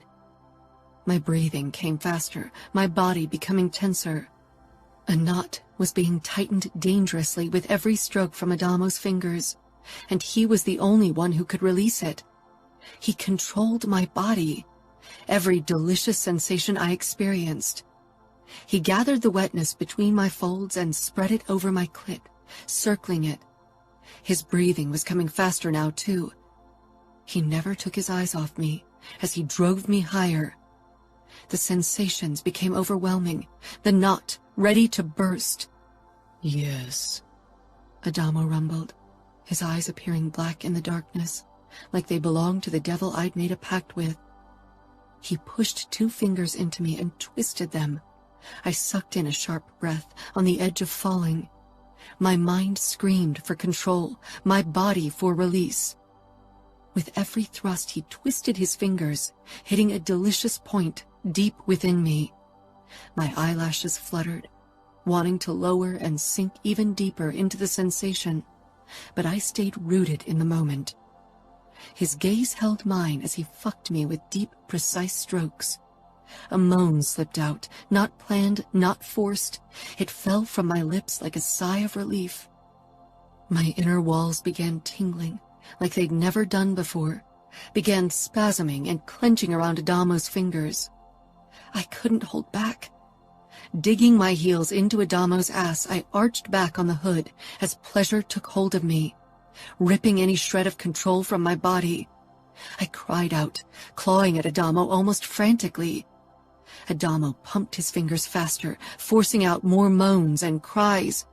I couldn't stop shaking until finally Adamo's fingers stopped. They remained inside of me, like Adamo had wedged himself into my mind, my body, every part of me. Afterward, my body humming, my breathing raspy, I peered up at the night sky. None of the orgasms I'd given myself over the years had been anywhere as intense. Slowly, my senses returned. Adamo hovered over me. This was an orgasm, Dinara. I'd lost control. My chest constricted. I shoved him hard and he yielded, taking a step back. A bulge tinted his pants. He brought his fingers, coated in my juices, to his mouth and licked them clean with a wicked smile. My core clenched, wanting more, completely mesmerized by the sensations slowly dimming in my body. I hopped off the hood, pulled up my jean shorts and panties before I ran off toward my car. Inside of it, with the door closed, my heart began to slow. Adamo still stood in front of the hood of his car. I'd left him with a hard cock once again. Only this time I didn't feel like the winner of our game. I touched my panties, which were completely drenched, then wrenched my hand away and reclined in the seat. Fuck you, Adamo. Whatever was happening between us could become dangerous. But I knew I wouldn't be able to stay away or rebuild old barriers. I wanted more of what Adamo had given me, even if it scared me. I wasn't a coward, hadn't been raised to be one, and wouldn't allow myself to become one, so I didn't avoid Adamo like part of me wanted to do after my flight. Instead, I sank down beside him on the log the next evening and held out an unopened cigarette pack to him. It was my peace offering. He accepted it. It took even more courage to hold his gaze, because he gave me the feeling as if he could see even more in my eyes than the day before. Every day he unraveled another piece of me, and I was still chipping away uselessly at his barriers. We didn't talk, only listened to the makeshift band a few racers had thrown together. One of the pit girls had an amazing voice, which filled the night with more warmth than the fire. It was long after midnight, when most people had gone to sleep. "You have more of that vodka from yesterday in your car?" I heard myself say. "I drank some of it out of frustration yesterday, but there's still enough left," Adamo said in a low voice. We straightened and strode over to his car. People had started talking about us. Rumors made the rounds. We were a small circle, and gossip was impossible to suppress. I didn't care. My reputation was my least concern. This wasn't my home, and those weren't friends or family. Before Adamo could reach for the bottle, I sunk my fingers into his shirt and tugged him closer. He didn't resist, but he didn't lower his head either. Instead, he peered down at me. "Not done playing?" "I'm not playing. At least not the game he might suspect." "Last time you left me standing there with a boner." "I did, but I won't do it again." He leaned closer. "You sure about that? My palms are getting callous from jerking off." I laughed, but without warning, Adamo's kiss slammed me against the car. Passion exploded between us, wiping away any sense of caution. We tore at each other's clothes. Adamo ripped the door open, already pulling down my jean shorts and with it, my panties. I shook them off, a moment before I pushed Adamo onto the back seat. I needed to be in control. Adamo's cock stood to attention as he rolled down a condom over it impatiently. I sank down on it and sucked in a sharp breath at the feeling of fullness. It had been more than a year since I'd been with Dima, and that had been very different. Adamo's fingers dug into my hips, and I started moving my hips. My lips crashed down on his as I rode him. He thrust upward, driving himself even deeper, trying to make me relent control. My nails dug deeper into his chest, a warning. Adamo gripped my ass cheeks, then flipped us over. Falcone's never relinquished control. He pushed me into the back seat with his much stronger body and slammed into me. Every thrust of him ripped away another sliver of control. With him on top of me like that, I had no way to win it back. Losing control. Out of control. My throat tightened immediately. I clenched, and pleasure turned to pain. Adamo touched my cheek, and my eyes cut to his. Concern swam in his dark eyes. He saw deeper than he was supposed to, saw things no one should. He wasn't supposed to. "Don't stop," I bit out, not wanting to appear weak. I wasn't breakable or vulnerable. I didn't want him to treat me as such. My lungs constricted. My body was stronger than my iron will. Adamo rolled back over, taking me with him, so I was once again on top of him. After a moment to get a grip, I dug my nails into his chest and twisted my hip, driving his cock deeply into me. I bent down, kissing him fiercely, my eyes clenching shut against his inquisitive gaze. His palms cupped my breasts, and his fingers tugged at my piercing. I gasped, my eyes flying open. I love that piercing. My lips fell open when he flicked it again, and my pussy clenched tightly around him. I was getting closer and closer with no way to stop, and for once I didn't try to grapple for control over my body. I let it loose, even if it scared me. Adamo's hips drove upwards as I twisted my hips. I clutched his shoulders, my eyes ripping open as a wave of pleasure tore through me. I couldn't stop it, could only submit to its force. I cried out, my belly constricting, my nipples hardening even more. I almost blacked out when Adamo's cock expanded under his own orgasm. Overwhelmed, I fell forward, my face pressed against his chest as I drew in sharp breath after sharp breath. Adamo's hand slid over my back gently. The caress felt good, gave my tumultuous insides an anchor. I allowed myself to enjoy his touch and our still intimate connection. I could have stayed like this forever, listening to his racing heartbeat, but eventually I sat up. Adamo was still buried in me, but he was slowly growing soft. I lifted off him and scrambled backwards and out of the car. Adamo didn't try to stop me. He didn't say anything at all, only removed the condom and knotted it. I fumbled for my clothes in the near dark and awkwardly put them on. They were dusty and stuck to my sweaty skin. I looked at Adamo, and again part of me wanted to stay, to crawl back into his car and stretch out on the back seat beside him. I trusted that side of me even less than I trusted Adamo. I wasn't sure what to say. I'd never screwed someone I wasn't dating, and I didn't know how to handle Adamo or my feelings. Eventually, I just turned around to walk away. Before I was out of earshot, Adamo said, "Good night, Dinara." Chapter 10. Dinara. Until I saw Adamo again the next day, I wasn't sure how I'd react, if I'd try to bring our relationship back to a less intimate state. Yet the moment he joined me in the morning with his own bowl as I ate my oatmeal and quietly ate beside me, I knew I didn't want to take a step back. I wanted more. "Are you okay?" Adamo asked eventually. I narrowed my eyes. Why shouldn't I be? Adamo shrugged. "I thought you might avoid me now, but it seems I was wrong."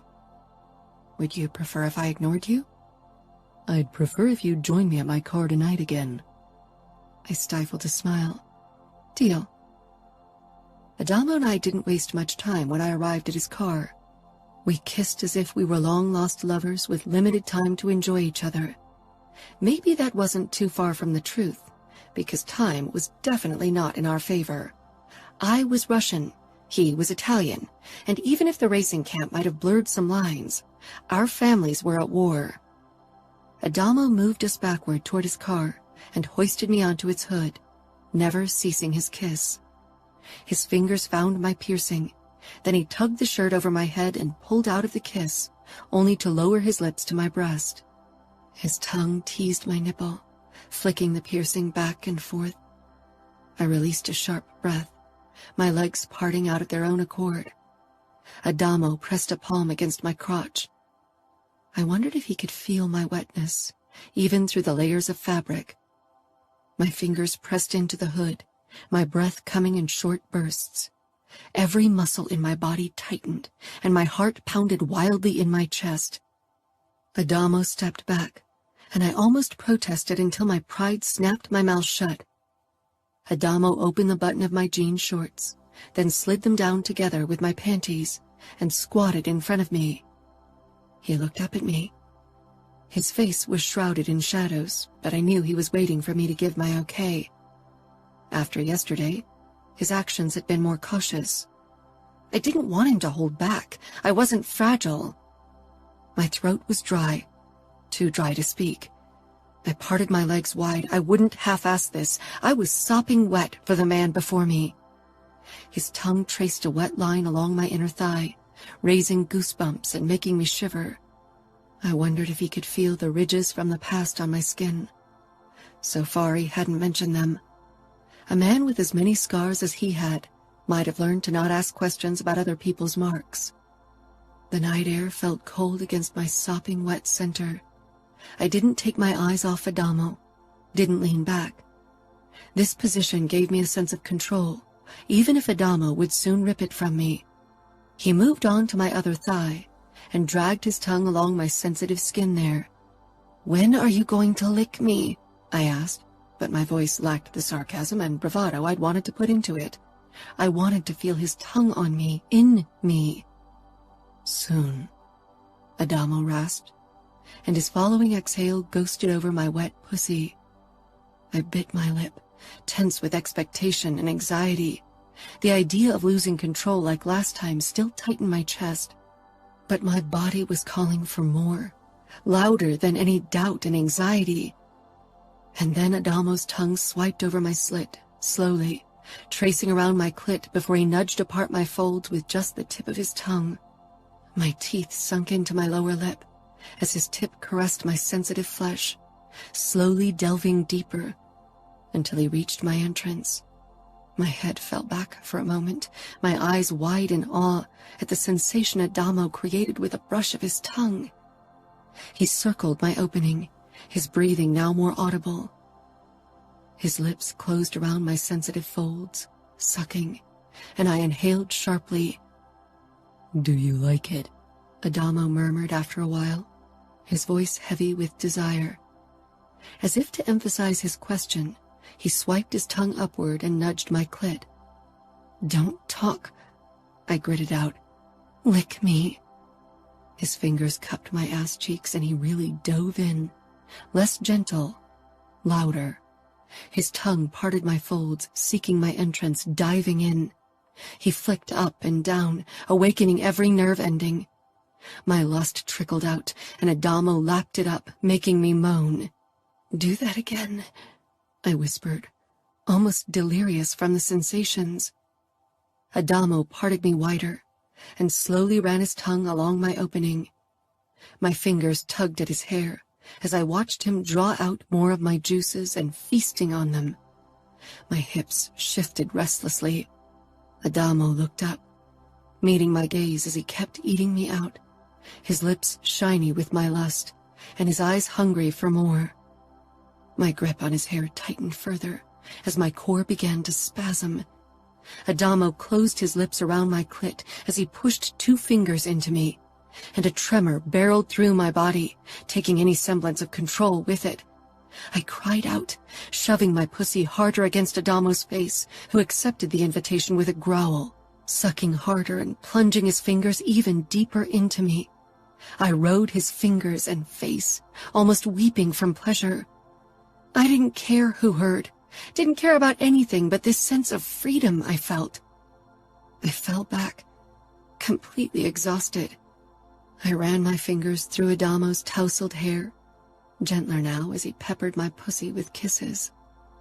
I blinked up at the sky, wondering what this was. Adamo appeared in my line of vision. I swiped my palm across his beard, which was wet with my juices. His expression brimmed with lust, and the bulge in his pants was impressive. "Turn around," Adamo said. I didn't protest. Instead, I rolled over until my stomach rested on the warm hood of the car, and my ass propped up for Adamo. He stroked my ass cheeks before he rubbed his tip over my opening. I arched against him. "Fuck me, Adamo. Fuck me like you mean it." Adamo leaned forward, tracing the bumps of my spine with his tongue. His fat tip dipped into me. I tried to move back, but Adamo's grip on my hips kept me in place as he thrust into me slowly with only his tip. "Deeper?" I gasped. "Patience. I make the rules." I reached back, cupping his balls and squeezing, He hissed low in his throat. "That's how you want to play it?" He growled. "Yes," I rasped as he kept teasing me with his tip.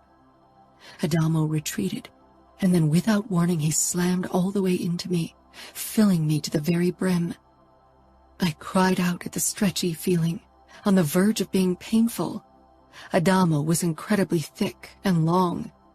His tip nudged the sweet spot deep within me. "Is that what you want?" Adamo asked in a raspy voice. I twisted my head around to look at his face. "I want you to fuck me until my legs give out and I come all over your car." His eyes flashed with raw lust, and then he slammed even harder into me. His car shook under our fucking, and for once I lost all sense of control, and it didn't scare me. Adamo. On occasion, I thought I'd figured Dinara out, but then something happened that threw me off completely, like her panic attack when I'd been on top of her when we fucked the first time.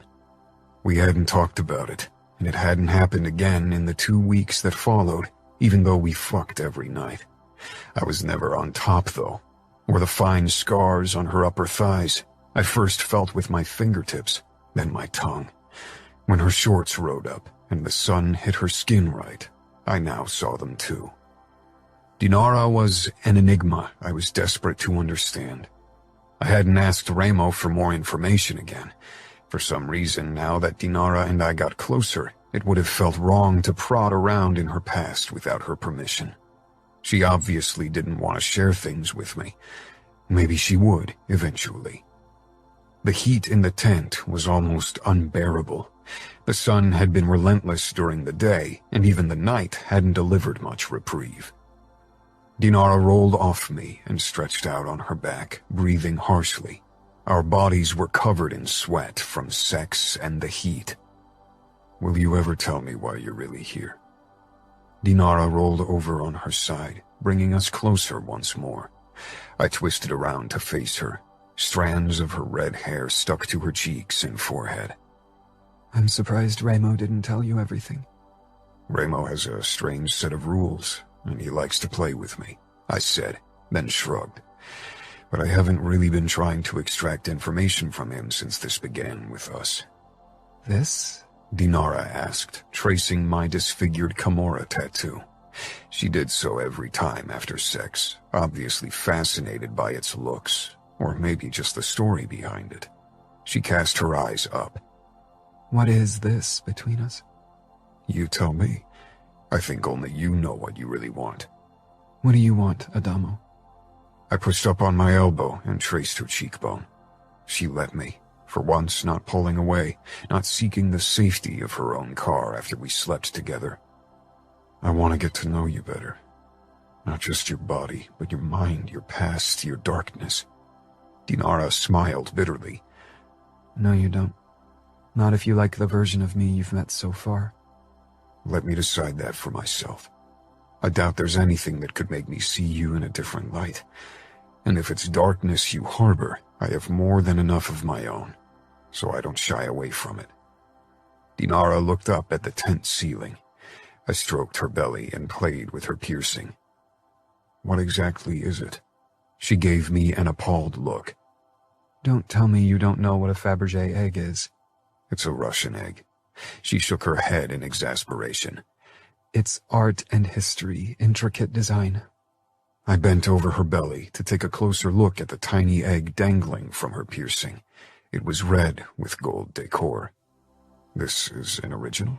"It was custom made for me by the same manufacturers who create the bigger Fabergé eggs." "And why did you choose that for a piercing?" Her brows crinkled. "It's part of my history.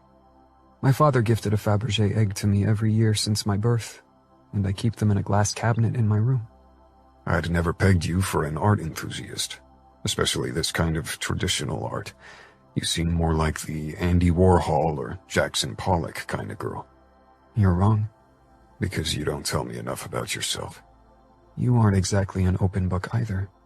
I inclined my head. "What do you want to know?" "There are so many things, it's difficult to pick only one." she said, but then her gaze darted to my forearm.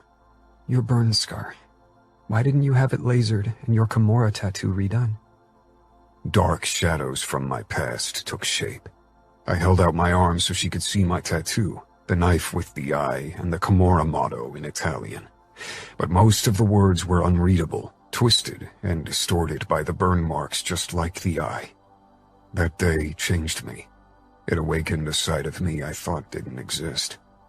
The tattoo in its disfigured state is my reminder and also a warning of what lurks beneath. In the first few weeks and months after my capture and the torture, I'd woken with nightmares every night. I'd never had my power stripped from me like that before, rendering me at the mercy of someone else. Before that day, I'd thought I was at Raimo's mercy and subject to his moods, but afterward, I realized how wrong I'd been. Raimo never meant to hurt me. He took care of me in his own twisted way. It took being in the hands of the enemy to realize it. Did you never seek revenge for what's been done to you? The pain inflicted on you? The outfit targeted you to punish your brother. You were still young. It didn't surprise me that Dinara knew details. After all, Grigori knew all about it, and he obviously didn't mind sharing information with his daughter. Maybe Russian mob bosses didn't coddle their daughters as much as Italians did. I had occasionally dreamed about revenge, especially in the beginning. I'd spent hours imagining how it would be to have one of my tormentors in my hands and do to them what they'd done to me. But eventually, I had stopped obsessing over revenge. I left the past behind me. I don't need revenge. I don't care what happens with the outfit. Nino and Raimo deal with them. I don't think revenge helps anyone. I can't believe you aren't furious, she whispered. I am, but I'm channeling whatever anger's still left from that time into racing and fighting. That's enough. It wasn't quite the truth. That day had awakened something I had more and more trouble suppressing. My dark side. A side I still feared and despised often. The rare moments of acceptance and the peace they'd brought me scared me even more, however. She traced my burn scar. The skin there wasn't sensitive to touch or pain, but the one around it all the more. When Dinara's fingertips trailed higher, discovering a small scar on my bicep and then the scars on my chest, goosebumps rippled across my body. Are these from your torture as well? Not all of them. A couple. The rest are from fights and my time in New York with the Familia.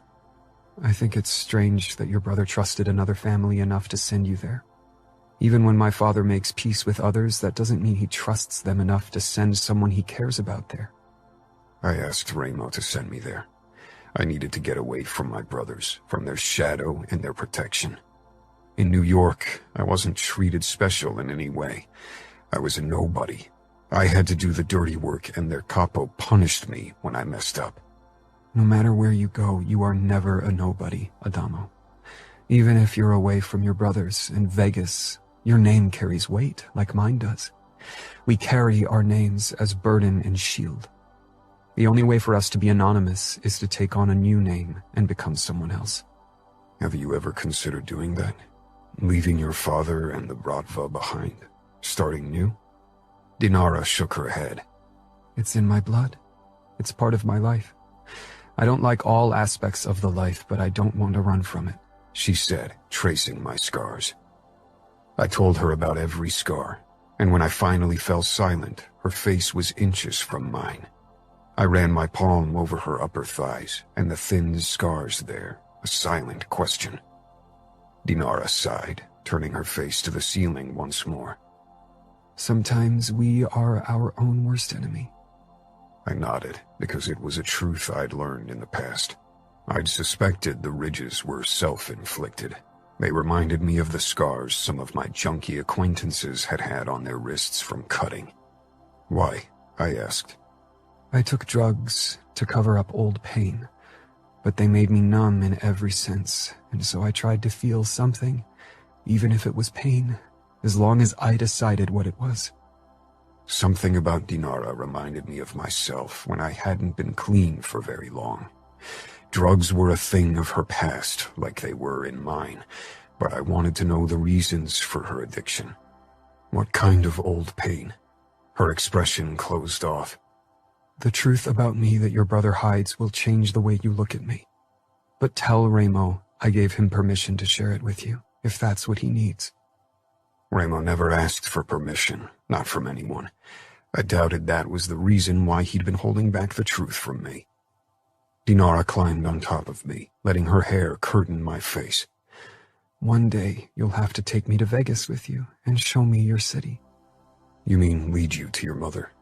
Dinara's lips brushed mine. And if I said yes? I don't think it's a good idea. Not unless Ramo allows a meeting. He won't be able to keep her from me forever.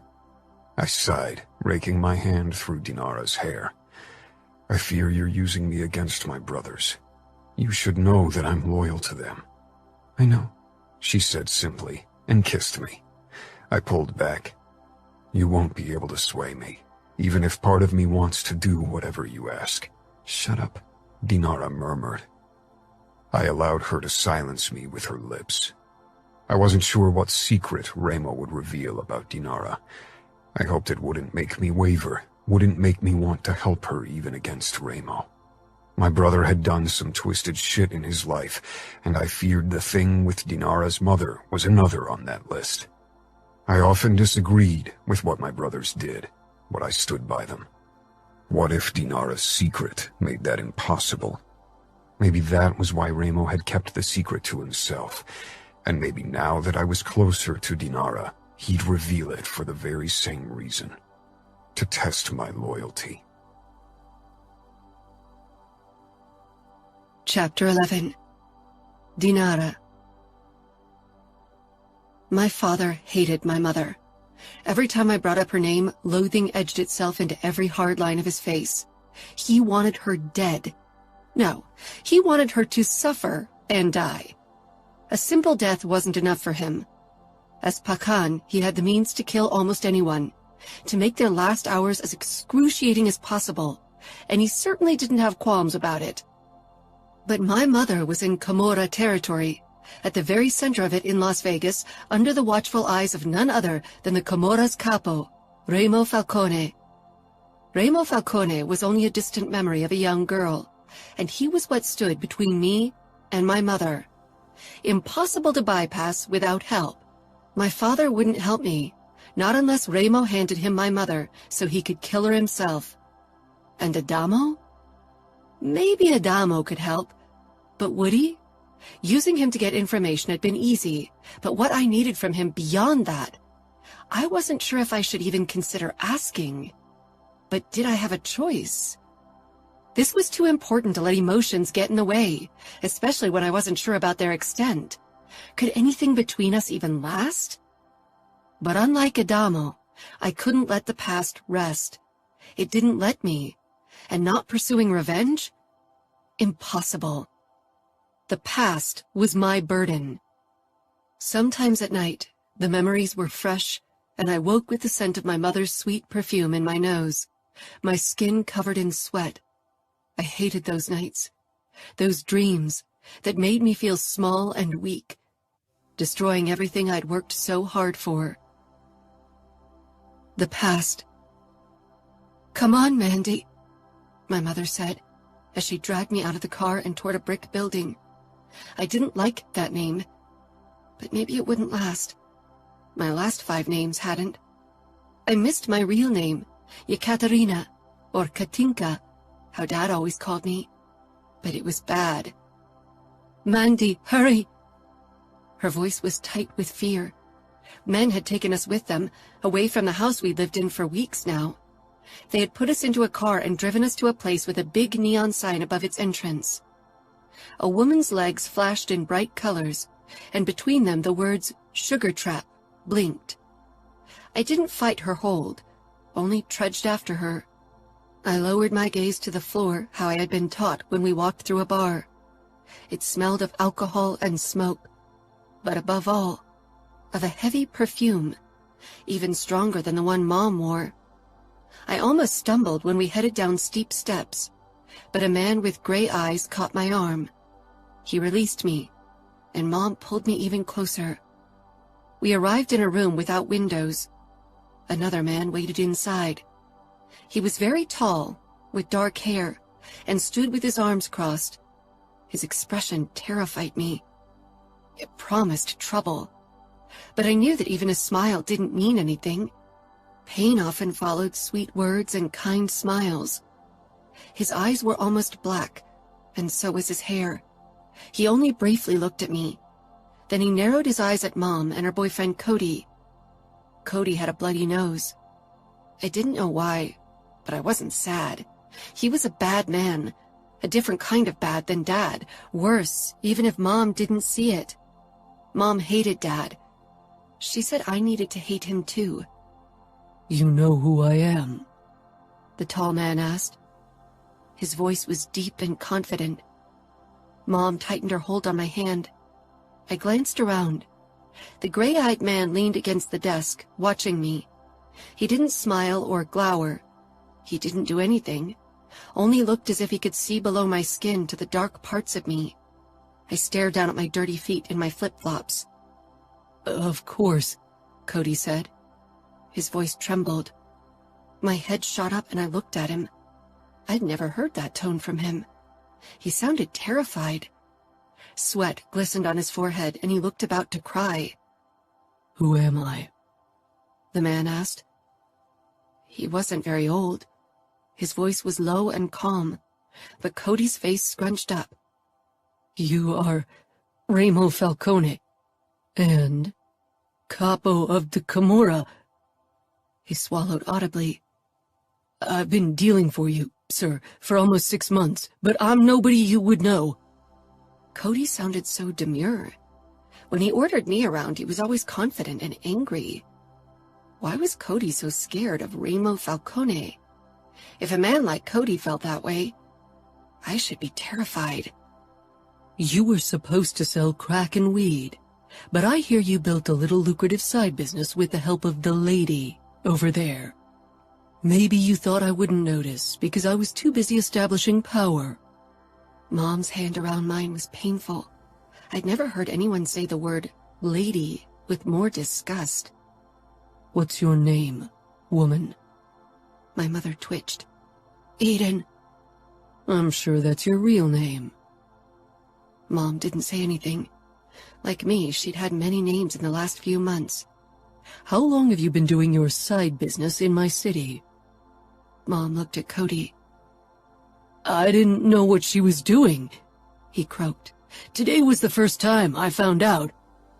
What a coincidence that you happened to find out about it the same day we catch you. Remo nodded toward the gray-eyed guy, who had set up a laptop in front on the desk and was staring at it. My brother grabbed a few discs from your place. I assume they won't prove your words to be false, right? Cody paled. Remo turned to Mom again. How much money did you make? I don't know. I never got money. You got a roof over your head, and enough drugs to forget the past and black out the present, too, right? Remo walked closer to Mom, towering over her and me.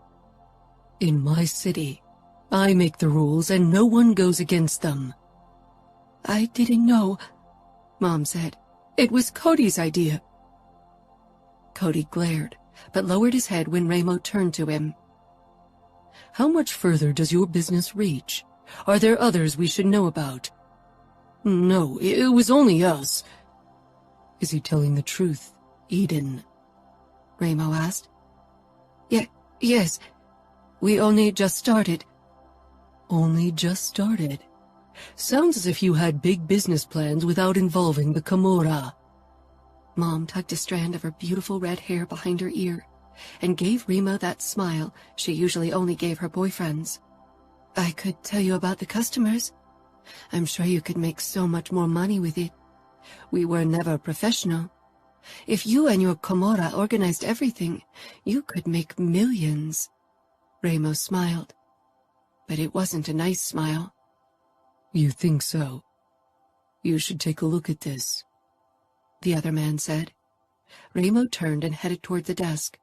He looked at the laptop for a couple of minutes, Silence reigned in the room. The faces of both men didn't show any emotion as they watched the screen. Ramo shoved away from the desk. Did you sell these videos on the darknet? Cody didn't react. He only blankly stared down at his feet. He looked as if he was praying, but I doubted he believed in anything. Yes, we did. You could make even more money with it than with your racing and cage fighting, Mom said. She reminded me of the mom she'd occasionally been back at home with Dad. Ramo only stared at me, not saying anything. Mom released my hand and touched my shoulder. I met her gaze. She gave me an encouraging smile. Why don't you show Mr. Falcone how nice you are? I nodded. I'd heard those words often in the last few weeks. I looked at Ramo Falcone, and he met my gaze. I forced the smile all the customers liked and padded closer to him. My flip-flops smacked loudly in the silence. At first I hadn't wanted to do it, but it had only made things worse. Mom had told me I needed to behave, then things would be better, and eventually I had done what they wanted. It still hurt, but Mom felt better when I didn't fight. She'll do whatever you want, Mom said. My cheeks hurt from smiling. Ramo didn't look at me like the other men had. He didn't tell me how pretty I was and what a good girl. Suddenly his expression shifted to something dangerous, something wild, and he looked away from me. He stalked past me and grabbed Mom by the throat. Cody had done it before. It had bothered me in the beginning, but now I felt empty too often. I knew I shouldn't be okay seeing Mom getting hurt, but everything in me was hollow. Ramo, the other man said. Are you really trying to give me your daughter for a joyride? You think I tolerate disgusting shit like that in my territory? His voice became a low hum. I bet you'd even watch me fuck your kid. You despicable whore wouldn't bat a fucking eye, as long as you get your drugs and are far away from Grigori. Mom blanched. Ramo, Nina said firmly, nodding in my direction. You really think that shit's still going to damage her after the shit that's been done to her? Dad? I asked. Mom never talked about him, and if she did, only to tell me bad things. Ramo's eyes slanted over to me. His fingers still held Mom by the throat. Cody was crying in the background. Nino, take the kid upstairs. Give her food and decent clothes while I handle this situation. Mom sent me a begging look. I didn't react. Begging doesn't work, Mom. Don't you remember? Nino appeared before me and held out his hand. Come on, Yekaterina. My eyes widened. I put my hand in his and followed him outside. Before the door closed, I heard Mom whimper. Please don't hand me to Grigori. You wouldn't believe what he'd do to me. Probably the same thing I'd do to fucking scum like yourself. Nino led me upstairs. He picked up a Coke for me at the bar. Then we headed into a room with a bed and bathroom. I took a hesitant sip from my Coke, then gave him the smile Mom had taught me. He shook his head. No need for that ever again, Yekaterina. Your father will be here soon. Then you'll be safe. I nodded, even though I didn't know what safe meant anymore. I remembered feeling safe, distantly. I remembered lying in Dad's arms as he read me Russian fairy tales. Mom didn't allow me to say anything in Russian. You can take a shower, and I'll ask one of the girls to bring you clothes. I nodded again. He nodded too. You're not going to run, are you? I don't want to lock you in. No, I whispered. I didn't want to run anymore. Ever since Mom had taken me with her, things had been bad. I wanted them to return to how they used to be. He nodded, then he walked out. I looked at the bed, remembering the bed I'd been in less than an hour ago. A bed in Cody's basement. I shivered. The old man who'd been in it with me hadn't come with us. Nino had stayed with him for a while before he joined us in the car. The look in Nino's eyes afterward had reminded me of the look that I sometimes saw in Dad's eyes, or even Ramo's eyes just now. I sank down on the bed and tugged at my white, frilly nightgown. They all loved frills and white. Wrapping my arms around my chest, I waited. I hated the silence. Usually Mom always allowed me to watch whatever I wanted on TV after the men left, for as long as I wanted. Falling asleep before the TV was better than listening to my thoughts, to the voices of the men my memory kept repeating. Now nothing drowned out the words the old man had said. They replayed over and over again in my head. Sweet little girl, good girl, give Daddy what he needs. I pressed my palms over my ears, but the voices didn't stop. The door opened and a woman came in. I kept my hands over my ears. She looked at me, her eyes big and sad, and put down a heap of clothes. They'll be too big on you, but better than what you're wearing now, right? I blinked at her. She left again, and the voice became even louder. I hummed, but they were deep in my head, louder than my voice. I rocked back and forth, wanting out of my head, out of my body, away from the voices. I felt so tired. But if I closed my eyes now, faces would join the voices. My palms hurt and my ears rang, but I pressed even harder, my nails scratching my scalp. Stop! I gasped. Stop! But the voices kept on whispering. Stop never worked. The door opened again. Ramo stood on the threshold. He stepped inside and I shut up. Humming loudly made people think you were strange. I slowly lowered my hands. Blood and skin stuck under my nails from where I'd hurt my scalp. My pink polish had peeled off in places. I was momentarily distracted by a red stain on Ramo's gray shirt. Did you kill Mom and Cody? I asked. Ramo raised his eyebrows. Dad had always tried to hide everything bad from me, but Mom had told me everything. Ramo was like Dad. He had the same dangerous glimmer in his eyes. They were killers. Mom said they were bad, but neither Dad nor Ramo had hurt me. The nice men Mom had brought home, they had. No, I didn't, he said. He crouched before me, meeting my gaze. The other men preferred to tower over me. He didn't look sad or as if he felt pity for me. He looked as if he understood me. Why not? He smiled a strange smile. Because they aren't mine to kill. I didn't understand. Would you be sad if your mother was dead? I looked down at my hands. I loved Mom, but I wasn't sad. Sometimes I even hated her. I'm a bad girl. You're trying to be a good girl, so people hurt you less. I frowned, then nodded. Don't, he said firmly. I looked up. Don't ever try to be good to people who hurt you. They don't deserve it. I nodded, because that's what I thought was expected. Your father will be here in a couple of hours, Yekaterina. He's going to take you home. Home, I repeated, testing the word. I remembered warmth and happiness. It seemed so far away, like the fairy tales Dad loved to tell me. He straightened and looked at me.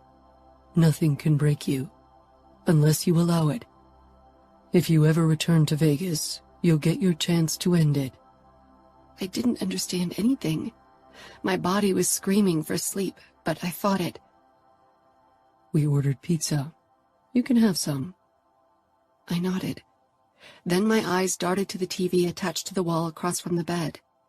Ramo headed toward the nightstand and took the remote before handing it to me. I immediately turned it on and raised the volume. It was late, so all movies were for adults. I stopped when I saw a familiar scene from the movie Alien. A woman came in with a pizza carton and put it down beside me on the bed. You're going to have nightmares if you watch something like that, she said to me. I like those nightmares, I whispered.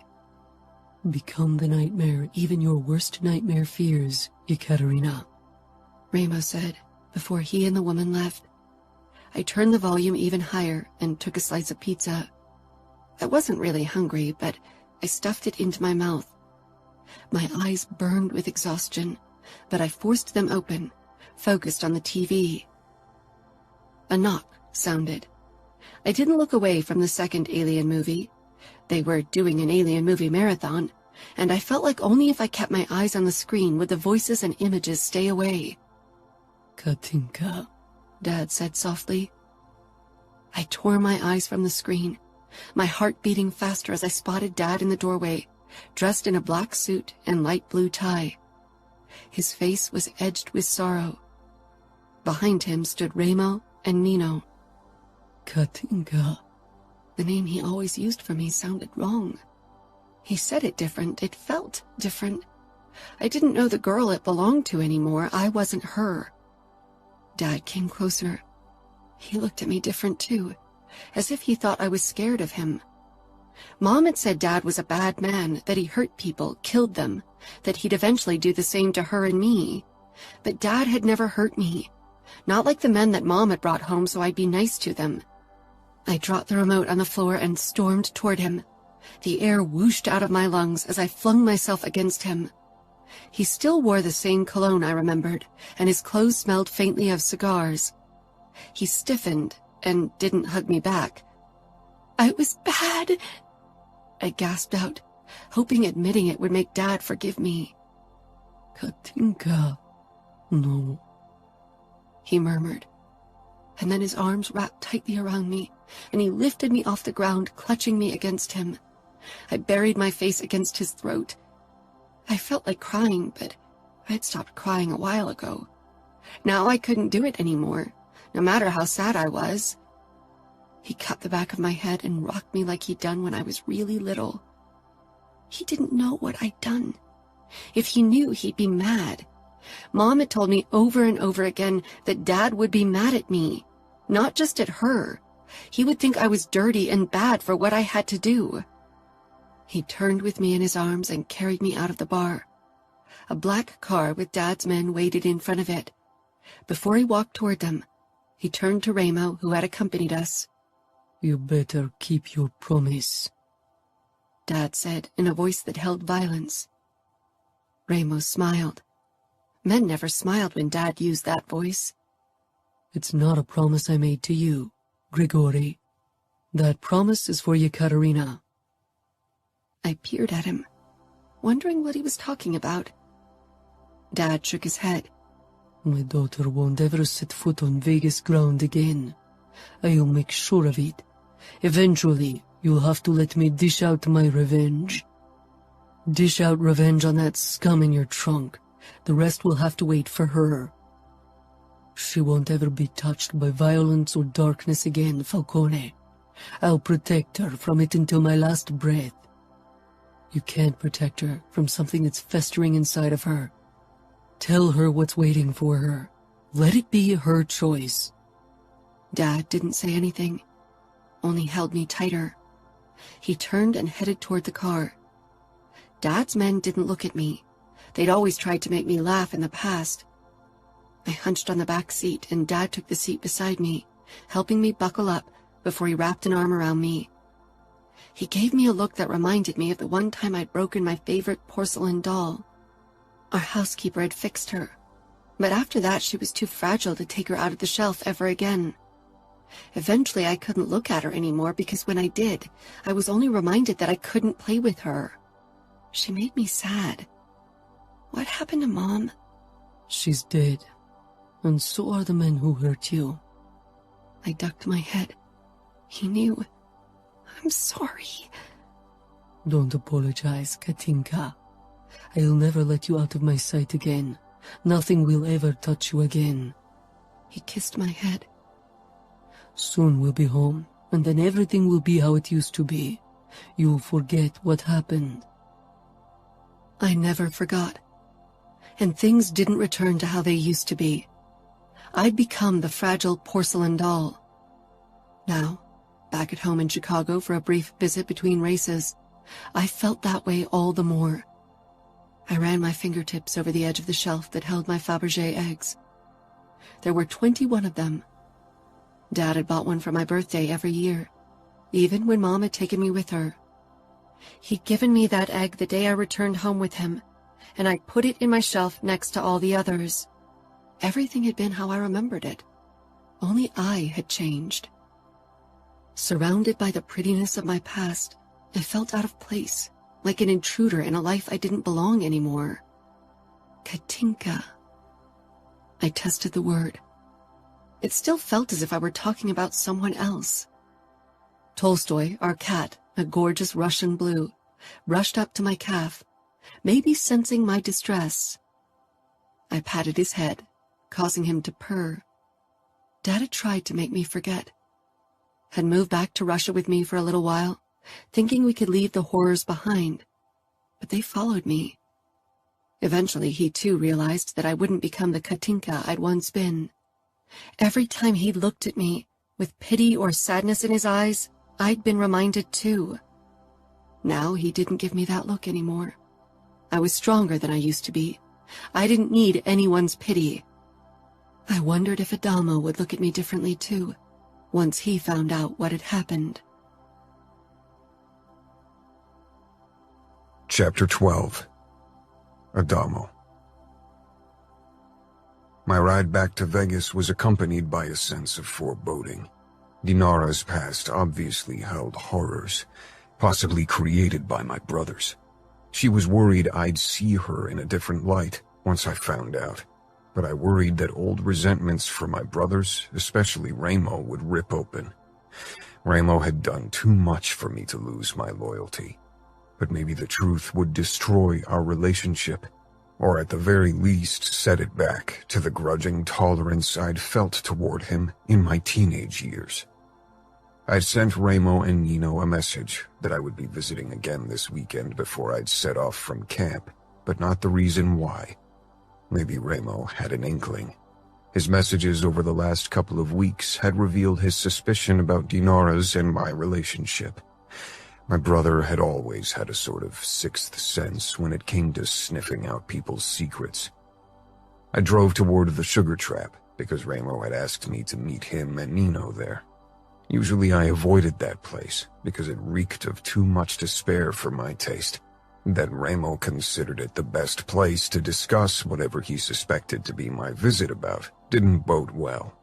Stepping into the gloomy light of the whorehouse corridor always gave me a sense of entering a sort of limbo. The corridor opened up to a bar area of red velvet and black lacquer, which only intensified the hellish vibe of the place. There were poles and booths with velvet curtains and several doors that branched off the main room where the whores took their customers for privacy. Another long corridor, also held in red and black, led to Ramo's office. When I entered the long room without windows, Ramo's eyes said he knew why I was there. Nino sat on the sofa, eyeing me with a hint of disapproval. He thought I sought fights with Ramo, but that wasn't the case. But unlike Nino, I had a conscience, and it sometimes clashed with Ramo's ruthlessness. Your visits are becoming more frequent again. But this isn't a simple family reunion, is it, Adamo?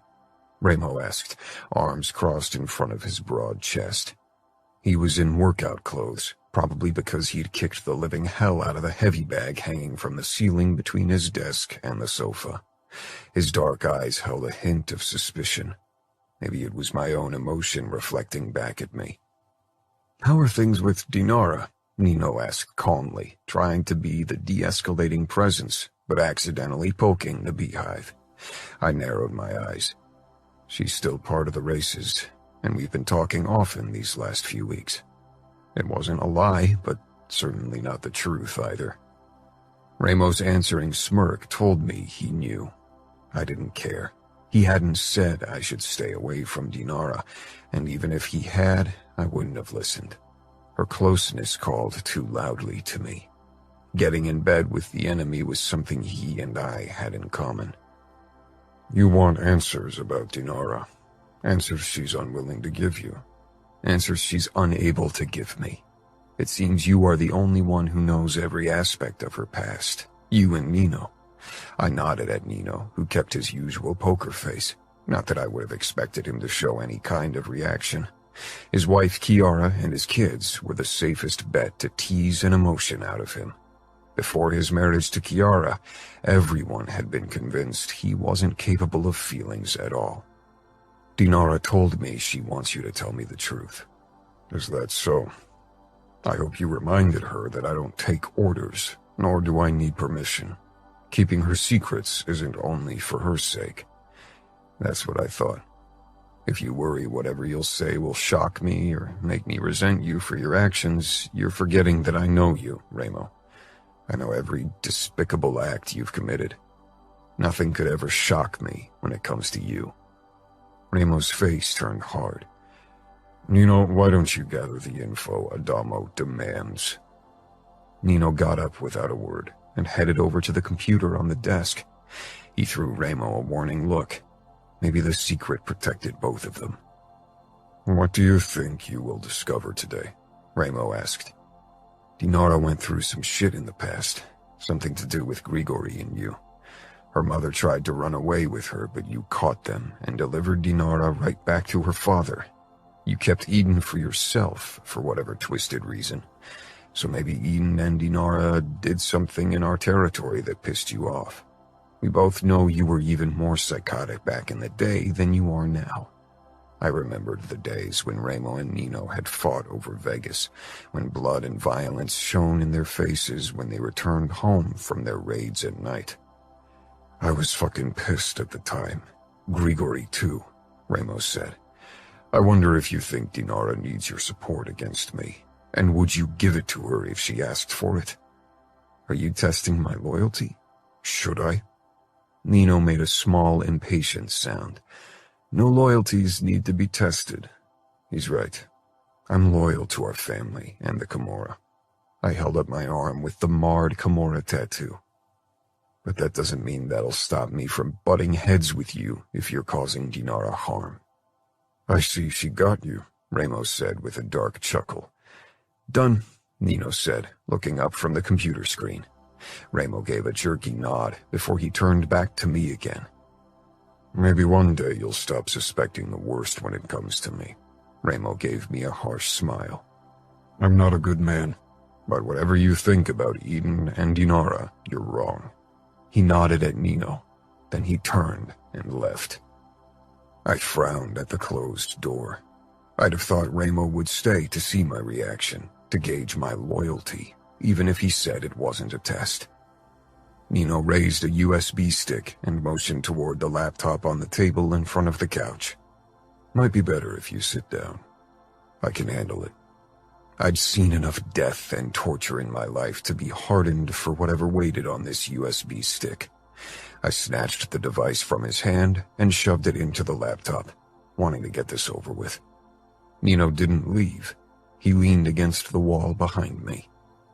At first, I didn't know what was happening on the screen.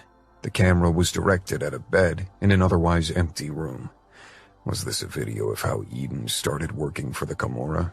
Or worse, the video of Ramo's first encounter with the woman? I really wasn't keen on seeing him getting it on with Dinara's mother, but it would explain why he left the room. Then a girl in a white nightgown came into view, definitely not a grown woman. One look at her face and her red hair, and I knew it was a young Dinara, maybe 8 or 9 years old. A fat guy in only underwear with a mask covering most of his face followed her, and my stomach turned, fearing what would come next. The girl shook her head frantically. I couldn't even think of her as Dinara.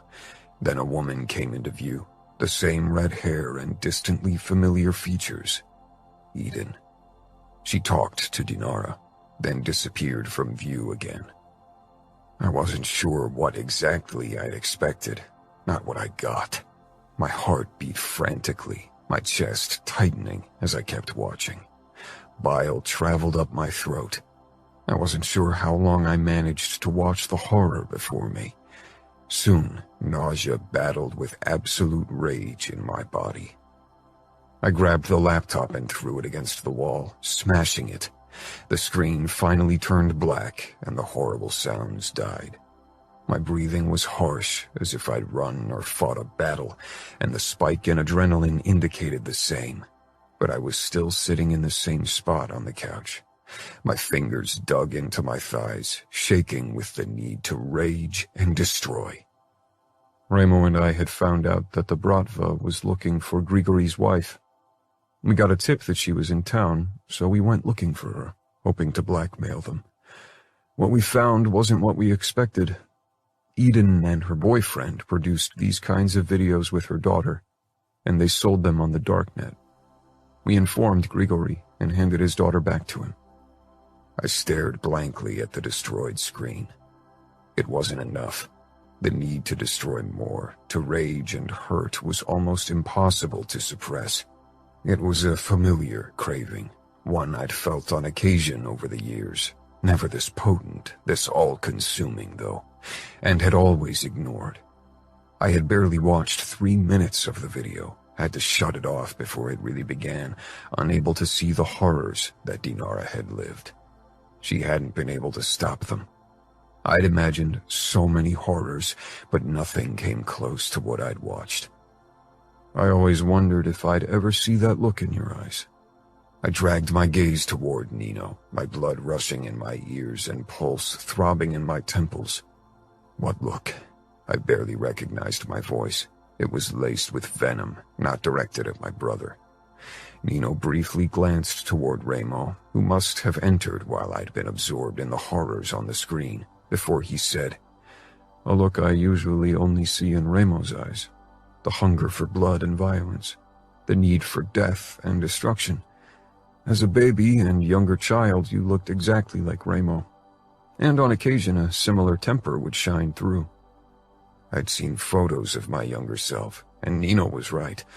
The older I got, the more I'd tried to be different from my brothers, especially Remo. In our time in boarding school in England, I'd gotten the first glimpse of normal people, of their values and their family dynamics, and soon those became goals I wanted to achieve.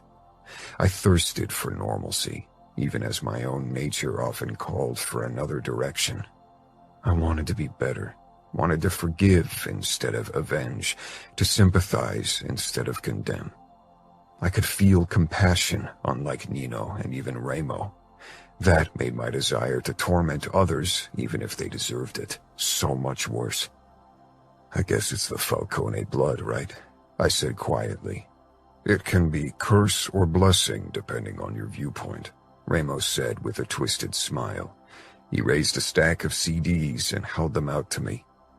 "We confiscated these when we found Eden and her daughter." I pushed to my feet, and for a moment I worried my legs would give in. Then I walked over to him and took them. I met my brother's gaze. "You put a stop to it." "Of course," Remo said. "Nino killed the disgusting asshole we found in front of the camera with Dinara, and I gave Eden's boyfriend to Grigory so he could take the revenge he desperately thirsted after." I nodded numbly. "Why didn't you give him Eden? She deserved death after what she did to her daughter." Remo's mouth twisted cruelly. "She deserves worse than that. But whatever that is, isn't for you or I or Grigory to decide." Slowly, I began to understand. Remo's messed up logic played out, influenced by our own mother issues. I regarded the stack of CDs in my hand with dread, knowing every one of them stood for a painful moment in Dinara's past, horrors that explained so much, but not everything. Not how that girl on the screen could grow up to become the strong woman I loved to spend time with. "So they all show Dinara with different abusers?" "Yes," Nino said. "Some of them are on more than one recording. There are 10 guys in total, and 1 woman." My lips twisted with disgust. It was difficult to rein in my emotions. In the past, the yearning for a reprieve in the form of drugs would have overwhelmed me in a situation like this. But now the only thing my body called for was blood. Plenty of it, and as brutally withdrawn as possible. I wasn't sure if I could quell it this time, if I even wanted to try. "Her abusers, did you kill them as well?" 6 men, and the woman are still alive. Nino said. We only made sure they would keep their hands to themselves. Why didn't you kill them? But I knew, for the same reason why Remo hadn't killed Eden and hadn't allowed Grigori to do it either, because that wasn't their right. Tell Dinara, Remo said. We know the name of every person on the recordings and their whereabouts. If she wants them, we can give them to her. Not to me, though, I said wryly. And fuck, I got it. For the first time, Remo's twisted psychologic made sense to me in all its brutal enormity. If he gave me their addresses, I'd pay a visit to each of those fuckers and torture them to death. Wanting to be better than my brothers, than my nature. Impossible. What if Dinara wants to talk to you? Then she can talk to me in person, no phone calls. I narrowed my eyes. Dinara will be safe in Vegas. The words didn't come out like a question as I'd intended, but more like a statement with a threatening undertone. Remo tilted his head. If I wanted to harm her, I would have done so in the months since she started racing in our territory. I'll blame your disrespect on your emotions for the girl. What are you going to do now? Nino asked. I swallowed down my first impulse to vow revenge and go on a rampage right away. Whatever Dinara needs me to do. Remo met my gaze and nodded. What she needs will take you on a path you swore to never wade on. It's a path all of us Falcones are well acquainted with. It's paved with blood and death, and once you've walked it, no other path will ever suffice. I didn't deny it, because the call of my inner demons demanding blood and pain was stronger than my drug cravings had ever been. They promised to be even more rewarding, and I was eager to believe them. I'd avoided torture and killings for a reason. I enjoyed them too much. Guilt settled in later, when I mourned the person I should have been. No matter how much I wanted to be different from Remo, I sometimes thought I was more like him than any of my brothers. Nino tortured because it was effective deterrence and punishment as well as a scientific challenge to prolong a victim's death while causing maximum damage. Savio tortured because it was necessary evil in our business. Remo tortured because he enjoyed it, because for him it was linked with pure emotion. And for me, it was the same. Why don't you spend the night at the mansion? We can all have dinner together, and you'll have time to let things settle, to calm down, Nino said in his calm drawl. I nodded. Dinara wouldn't yet be back in camp either, but even if she were, I needed another day to see her as the woman I'd met, and not the scared girl. Maybe one night wouldn't be enough for it.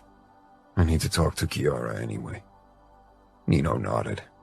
Chiara had been abused by her uncle when she was a kid, a few years older than Dinara though, and maybe she could shed some light into Dinara's feelings.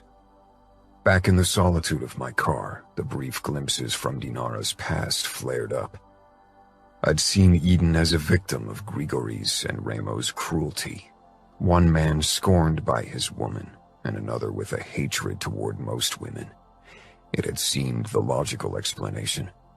When the mansion appeared in front of my windshield, I breathed a sigh of relief.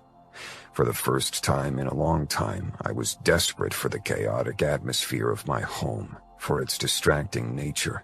I didn't want to be left with my thoughts. The moment I stepped inside, the kids crowded around me, talking all at once, eager to tell me about their adventures and hear my recounts of the last few races.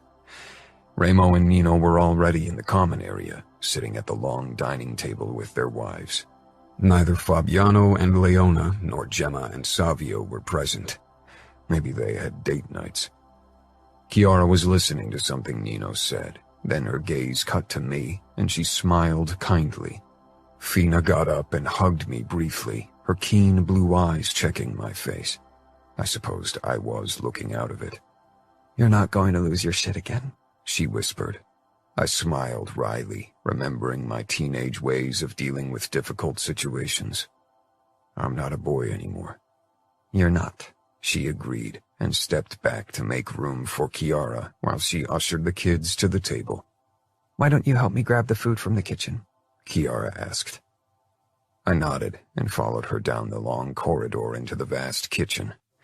In the past, when it had been only my brothers and me, and our nutrition had mainly consisted of takeout pizza, the room had seemed a waste of space. That had changed since our family had expanded and women who enjoyed healthy options on occasion joined us.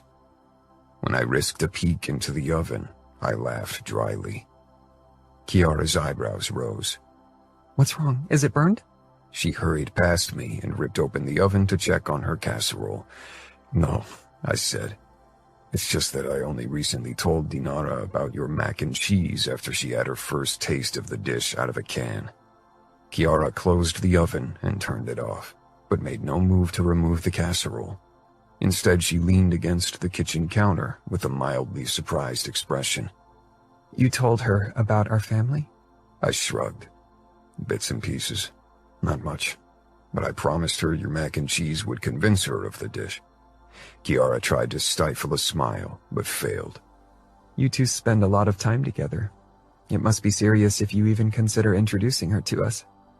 Suddenly, I felt on the spot. I leaned against the counter beside Kiara, but didn't look at her directly. We're not serious. We haven't defined what we have. It's more of a friends with benefits situation. Like it was with CJ? Or are you still seeing her as well? Kiara asked without a hint of judgment in her voice. That was what I appreciated about her. She didn't judge people. She listened and tried to understand. No, I ended it with her before I started something with Dinara. I paused, considering my time with CJ in comparison to what I had with Dinara now. It felt different. I wanted it to be different. With CJ, I'd never considered a future together, never wanted to spend every waking moment with her. But with Dinara, Kiara touched my arm. The look on your face tells me it's more than just friends with benefits. I chuckled. Considering the reason why Dinara sought me in the first place and what I know now, I'm not sure she would agree with your assessment. You think she's being with you to find out the truth about her past and get in contact with her mother? The hint of protectiveness in her tone teased a smile out of me. Kiara tried to protect every member of the family. She didn't know her mother was alive when she joined the races, but she definitely hoped to gain information through me, I said. But I don't think that's why she spends every night with me. She and I both share a drug history. It's like we're connected on a deep, inexplainable level. I shook my head with a grimace.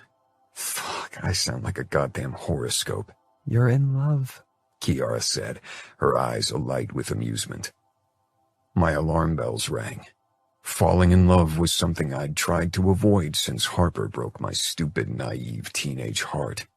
Hurting my feelings wasn't as easy now. No one had been close enough to even try. I don't know. But even if that were the case, Dinara is a Bratva princess. Her father is our enemy. I doubt Grigori or Remo are keen on making peace. And after the thing with Gemma's family, it would cause a shitstorm in the Camorra if Remo as much as tried to establish a truce. Kiara nodded slowly, her expression sympathetic. She touched my arm. It's not like Remo cares about other people's opinions. If he thinks peace with the Bratva is a tactical advantage, he'll do it, shitstorm or not. She flushed. It was always funny to watch Kiara say curse words. It was obvious she felt uncomfortable using them. And you know he'd do almost anything for you, Adamo. I sighed. Yeah, I know. Remo was a family man. He'd lay his life down for any of us. But I was getting ahead of myself. Dinara and I weren't really dating yet. I wasn't sure what she wanted, now less than ever.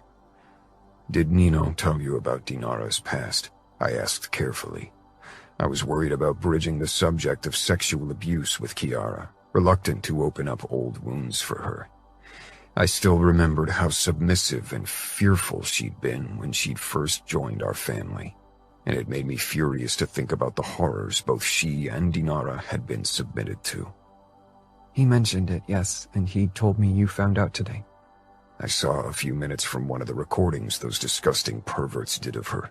I swallowed, my pulse beginning to pound savagely again.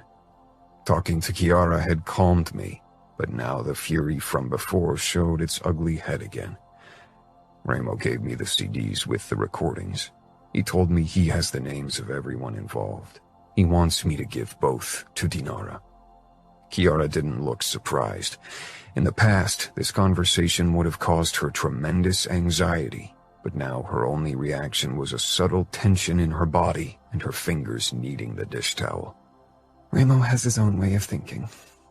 I think he wants Dinara to get revenge. For him, it's only natural that she'll want to see her abusers dead, even her mother. I wasn't entirely sure what I felt about this. On the one hand, the prospect of payback excited me, but on the other, I was worried about the consequences for Dinara. And what does Dinara want? I have no clue. She didn't tell me. She wanted to know the truth. Once she has it, I don't know what she'll do with it. Maybe she'll ask her father to exert revenge. It sounds as if you want her to ask you instead, Kiara said curiously. She was right. There was no denying it. If Dinara's wish was to get revenge on the people who hurt her, then I wanted her to ask me and not her father or Dima. The worst thing was, it wasn't only because I wanted to help Dinara. A small part of me was also eager for a reason to shed blood. What do you think is it she wants? You're probably the only one from all of us who understands her. Kiara didn't say anything at first, her eyes distant as if my words had taken her back many years. Instead of answering, she opened the oven and took out the casserole, obviously weighing her words from the tense look on her face. Not everyone's way of coping with trauma is revenge on their abusers. It seems like the logical, maybe even only choice from your brothers and maybe even your standpoint, but some people seek reconciliation and a clarifying conversation over violence. What Dinara needs and desires is impossible to say without knowing her. I knew Dinara, or at least I knew as much as she'd allowed me to see so far, but I wasn't sure of her motives.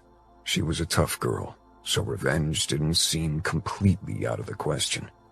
What about you, Kiara? Nino killed your uncle in the cruelest way possible. He exerted revenge on your behalf. Did you want to be avenged? Or would you have preferred to make peace with your abuser? Kiara's face flickered with pain, and her smile became a bit shakier. These small signs showed me that even after all these years, the events still haunted her. Maybe it was impossible to overcome something as horrible for good. It depressed me to think that Dinara would carry the weight of her past on her shoulders forever. I could have never forgiven him. I needed him gone, but I could have never done it. I don't think I could have even asked for it if Nino hadn't decided to do it. He took the decision, the weight of it off my hands. Maybe I could have saved my uncle from his fate, but I didn't want to. If he'd lived, I'd have always feared he'd come for me again, even if Nino protected me. To find peace, I needed his death. So you're grateful to Nino for killing your uncle the way he did? I am. To both Nino and Ramo. When I found out he was gone, I felt relief. I never felt guilty over it. It was a necessary step for me to heal. Do you think Dinara wanted me to find out the truth so I'd exert revenge for her? I don't know. She isn't helpless like I was back then.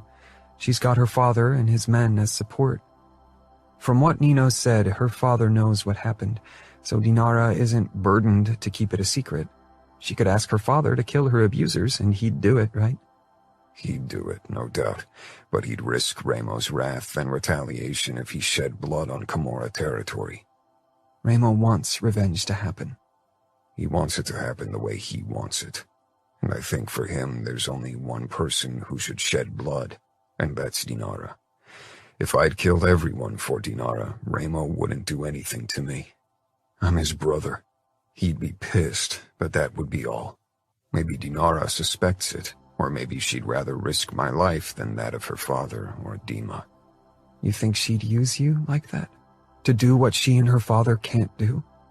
It would explain why he allows her to race in our territory. Kiara regarded me with worry in her brown eyes. She let out a small sigh.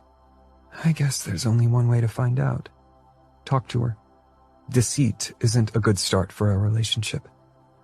That's something I'd learned the hard way with my first girlfriend, Harper. I'd overcome the deep sense of betrayal, and I wasn't the unstable teenager from back then. But if exacting revenge through my hands had been Dinara's plan from the very start, it would definitely leave its traces. Still, for some reason, I couldn't imagine Dinara to be deceitful like that. She had been honestly shocked that her mother was alive, and she didn't know about the existence of the recordings, or that my brothers had gathered the names and addresses of her abusers. Even if revenge had been on her mind, it could only have been an abstract concept. Kiara smiled. Talk to her. Tell her what you know and see how she reacts. Then you can still decide if you want to cease contact with her. I nodded. Dinara was worried that I'd treat her differently after I knew. Now I think, how can I not, knowing what I know now? She went through some horrible shit that must have left deep scars. Definitely. But when you met her, those scars were already part of her. She didn't change. She's still the same girl you met. I motioned at the steaming casserole of mac and cheese. If we don't take the food to the table soon, I fear the hungry bunch is going to devour us. Kiara squeezed my forearm briefly before she grabbed a bowl with salad. I carried the casserole and tried to enjoy a chaotic evening with my family, even as my mind kept whirring with a myriad of thoughts. I wanted nothing more than to hold Dinara in my arms again, even if part of me dreaded the encounter.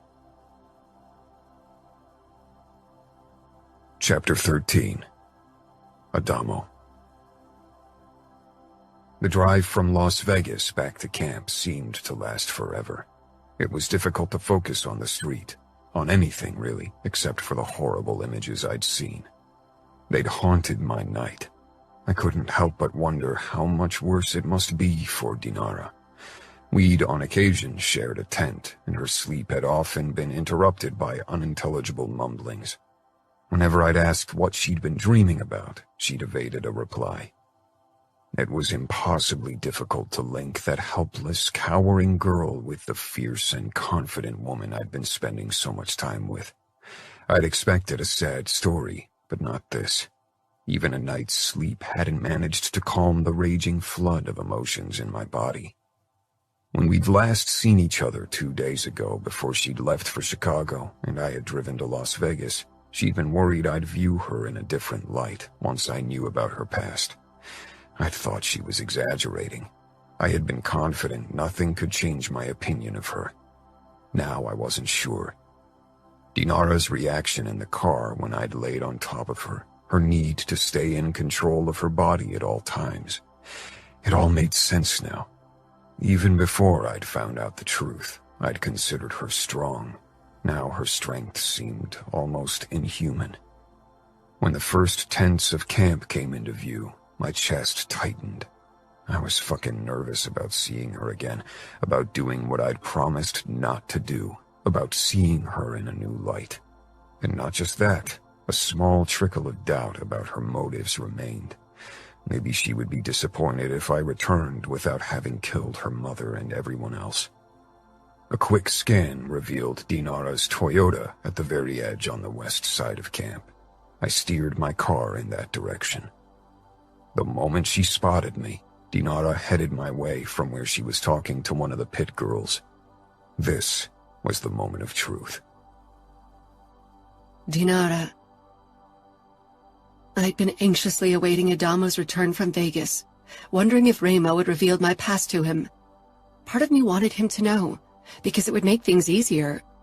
Adamo might be more willing to help if he knew why I was doing what I did. On the other hand, I'd enjoyed our time together, the sex and conversations, the way he treated me like his equal. He didn't consider me breakable. I'd proven my strength to him. But once he knew about my past, none of that would matter.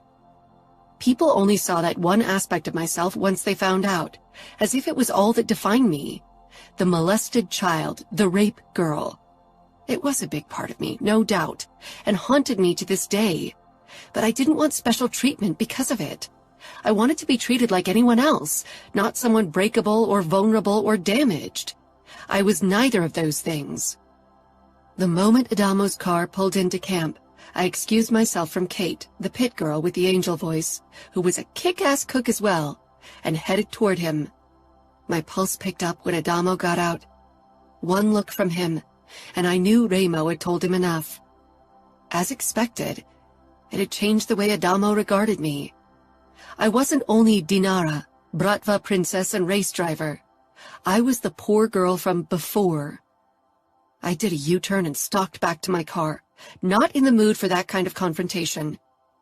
I was angry, but beneath that, I was scared. Scared of losing the connection Adamo and I had developed, our easygoing interactions. It was one of the reasons why I loved being part of the race camp. Nobody knew who I'd been before, what had happened. Back in Chicago, everyone did. And despite the years that had passed, it still often showed in the way they looked at me and treated me. How was I supposed to leave the past behind if even bystanders couldn't do it? I was so fucking scared of having people here look at me the same way, of Adamo looking at me that way. It was one of the reasons why Dima and I hadn't worked out, why our relationship had been doomed from the very start. What had made him appear a safe choice for a relationship in the beginning had ultimately been the nail in our coffin. Soon steps followed me, and my heart beat only faster. I hated feeling scared. It reminded me of that girl Adamo now mistook me for. I never wanted to be her again. Dinara!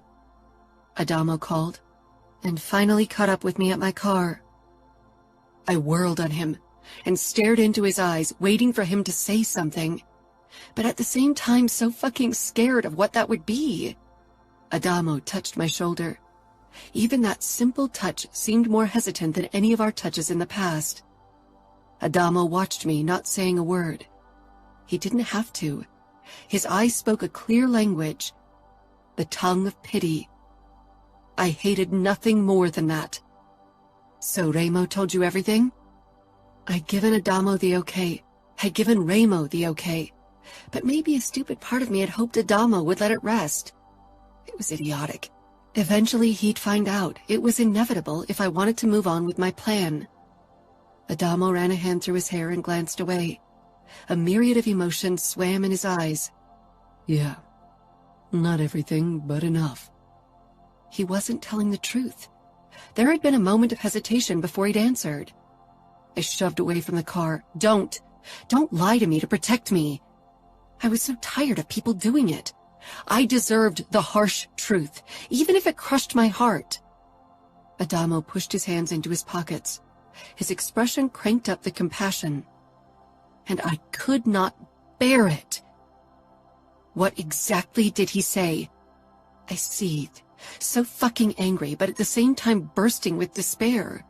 All because of Adamo, of the way he might handle me in the future. I'd never felt anything similar with Dima, as if my heart might splinter. Does it matter? Of course it does, I sneered. Can you imagine how frustrating it is to be in the dark about something that concerns you so integrally? Because of the way you're looking at me, I know you're pretty shaken up about what Remo said. He's maybe the only one who knows everything because he's the one who handled everything back then. Even I don't know everything. Only the lies and half-truth that my father, you and your brothers, told me. I could feel the treacherous heaviness in the back of my throat, the prickling at the back of my eyeballs, harbingers of tears. Not going to happen. Crying was a sign of weakness I hadn't allowed myself in a long time. The craving for relief swelled like the tide, unstoppable, slowly eating away at my resolve like the waves took over the sand. I fumbled for a cigarette, even though I hated the taste, the smell, the feel of the soggy paper in my mouth. I'd never be a smoker because I enjoyed it, but it was better than nothing, better than the alternative. I needed something to soothe my anxious mind, to silence the call of my dark craving. Adamo came closer, his keen eyes scanning my shaking fingers. Maybe he knew the telltale signs. After all, he was intimate with dark cravings as well. I steeled myself for his touch. but his hands stayed lodged in his jeans. His dark eyes searched mine. Taking a deep drag, I turned my head away, giving him my profile. "I'm not lying," he said, then took a deep breath. "Ramo showed me a video of you. And what happened?" I felt the color drain from my face, and my throat corded up. Too many years had gone by for me to remember everything, or even the majority of what had happened. I remembered bits and pieces, nightmarish events that haunted my sleep in disjointed episodes or flashes of still images. I'd worked hard to forget as much as possible, had used alcohol and drugs to speed up the process. My vocal cords froze up, and I couldn't say more. Anger battled with horror and frustration in my body. Again, others knew more about me and my life than I did. Adamo came even closer, so very careful, as if he feared I'd take flight. Running had never solved a thing. I hardly watched anything. Only a couple of minutes until I realized where it was heading. I couldn't bear to watch further. I glowered. "You couldn't bear to watch? I lived through what you couldn't even watch." I wasn't even sure why I was angry about that. A big part of me was glad he hadn't seen more of my horrors. A tiny part was still ashamed when I thought of what had been done to me. It was an ugly voice even years of therapy, drugs, and distractions hadn't silenced. Adamo nodded, his expression kind and solemn at once. I wanted to punch him as hard as I could. Instead, I balled one hand to a fist and took another deep drag from my cigarette. My fingers were shaking, letting the smoke rise up in an erratic zigzag course. "I know," he murmured in a voice like silk. "I shouldn't have watched it at all without asking for your permission first. This was taken in your personal space." I scoffed. Trust me, nobody cared about my personal space back then. I shivered as remnants of memories flickered at the back of my mind. Words, scents, images that had left permanent marks in my subconscious. "Dinara, He released a breath. I met Adamo's gaze. "Say whatever you have to say. I'm not breakable, Adamo. What happened back then didn't break me. Whatever happens now and in the future won't break me either." My voice was pure steel, just like the protective coating slowly covering my heart. "What do you mean?" Adamo asked, looking honestly confused. "I don't have any intention to do something that could hurt you, much less break you. The look in your eyes now, when you look at me, it means what we had is over." What we had. We hadn't even put a name to it, hadn't allowed us to define something that went against many odds. I hadn't allowed myself to put too much importance into our liaison. I tried to tell myself it was only about having fun and getting closer to a Falcone. But now that I saw our bond crumble right before my eyes, I realized it had been more than just fun. More than I should have ever allowed. More than my father would ever accept. He bent his head, capturing my gaze with his. His scent, warm and spicy, wrapped around me. "How am I looking at you?" I laughed bitterly and pointed the glowing tip at his face. "Like this. The same way my father looked at me when Ramo handed me back to him, as if I was a broken puppet. Your favorite puppet that you took out to play every day, but suddenly it had an irreparable crack, and now you can't ever play with it again because you fear it might break apart if you do. So you'll put it on a shelf and hardly ever look at it, because whenever you do, you're sad about what you lost. That's how you look at me, Adamo. So go your merry way. I'll survive." I wouldn't let our relationship continue, because Adamo acted out of pity, because he didn't have the balls to end it with poor me. I was a survivor. I would survive Adamo walking away. Not without my dark craving, but I would survive one way or another. Still, my stomach twisted at the thought that this could be our final goodbye, even if goodbye was inevitable for us. Adamo shook his head. "Bullshit. I never played with you, and I won't go my merry way. We aren't over, and I won't allow you to put a wedge between us. He gripped my shoulders, not gentle at all, and my stupid heart pounded with hope. Nothing changed between us. And yet everything had. His eyes told the truth. If we wanted a chance, Adamo needed to see me as the girl I'd been before he'd known the truth. He had to see me as a separate being from the poor girl from the video. I wasn't sure if he could. Dad had tried and failed. I never resented him for it. He was my father. I accepted the way he looked at me because we were family. But I wouldn't do the same for Adamo. I couldn't. I needed this part of my life to be only for Dinara, and not poor abused Katinka. Then fuck me, Adamo. Fuck me like you would have 2 days ago, and not like I'm breakable. I dropped the cigarette and crushed it under my boot. Or can't you do it now that you feel pity for me? Adamo cupped my neck, heat and anger battling in his eyes. I don't pity the girl in front of me, Dinara. I pity that girl from the past. But you are tough as nails. You don't need my fucking pity.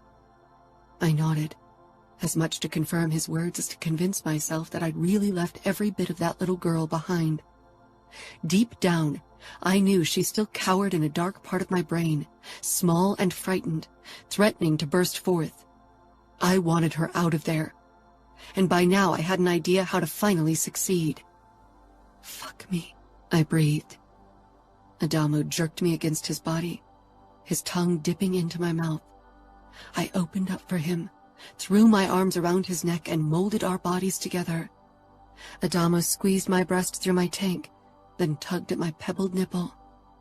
I raked my fingers through his wavy hair, bit down on his lower lip, only to soothe it with my tongue a moment later.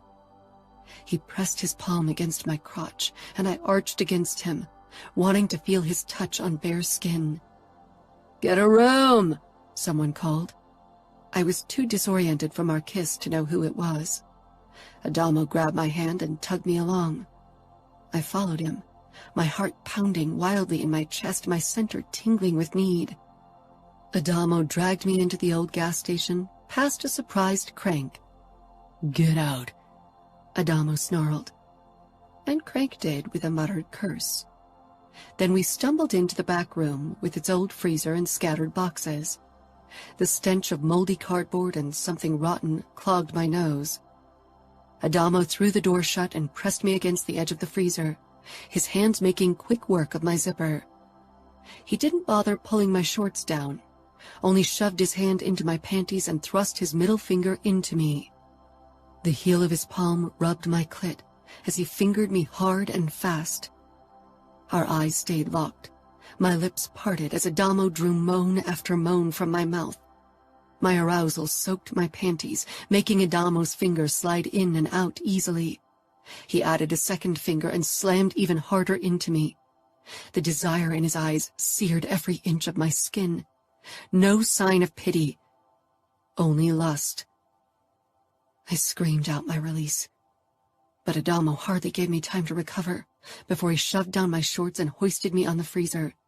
He pushed my legs apart and took a few deep licks, making me shudder and cling to his hair. Then he straightened and pulled out his cock. He gripped my ankles and propped them up on his shoulders before he dove into me in one hard thrust. He didn't give me time to adapt. Instead, he slammed into me. He leaned forward, bringing my legs closer to my body and changing the angle, so he went even deeper. I sucked in breath after shaky breath, my toes curled tightly under the force of the sensations. Fury and desire had replaced pity, and I became Dinara again, as I lost myself in Adamo's gaze. I dug my nails into his shoulders, my hips meeting him thrust for thrust, and then my lips tore open for a cry as I came again.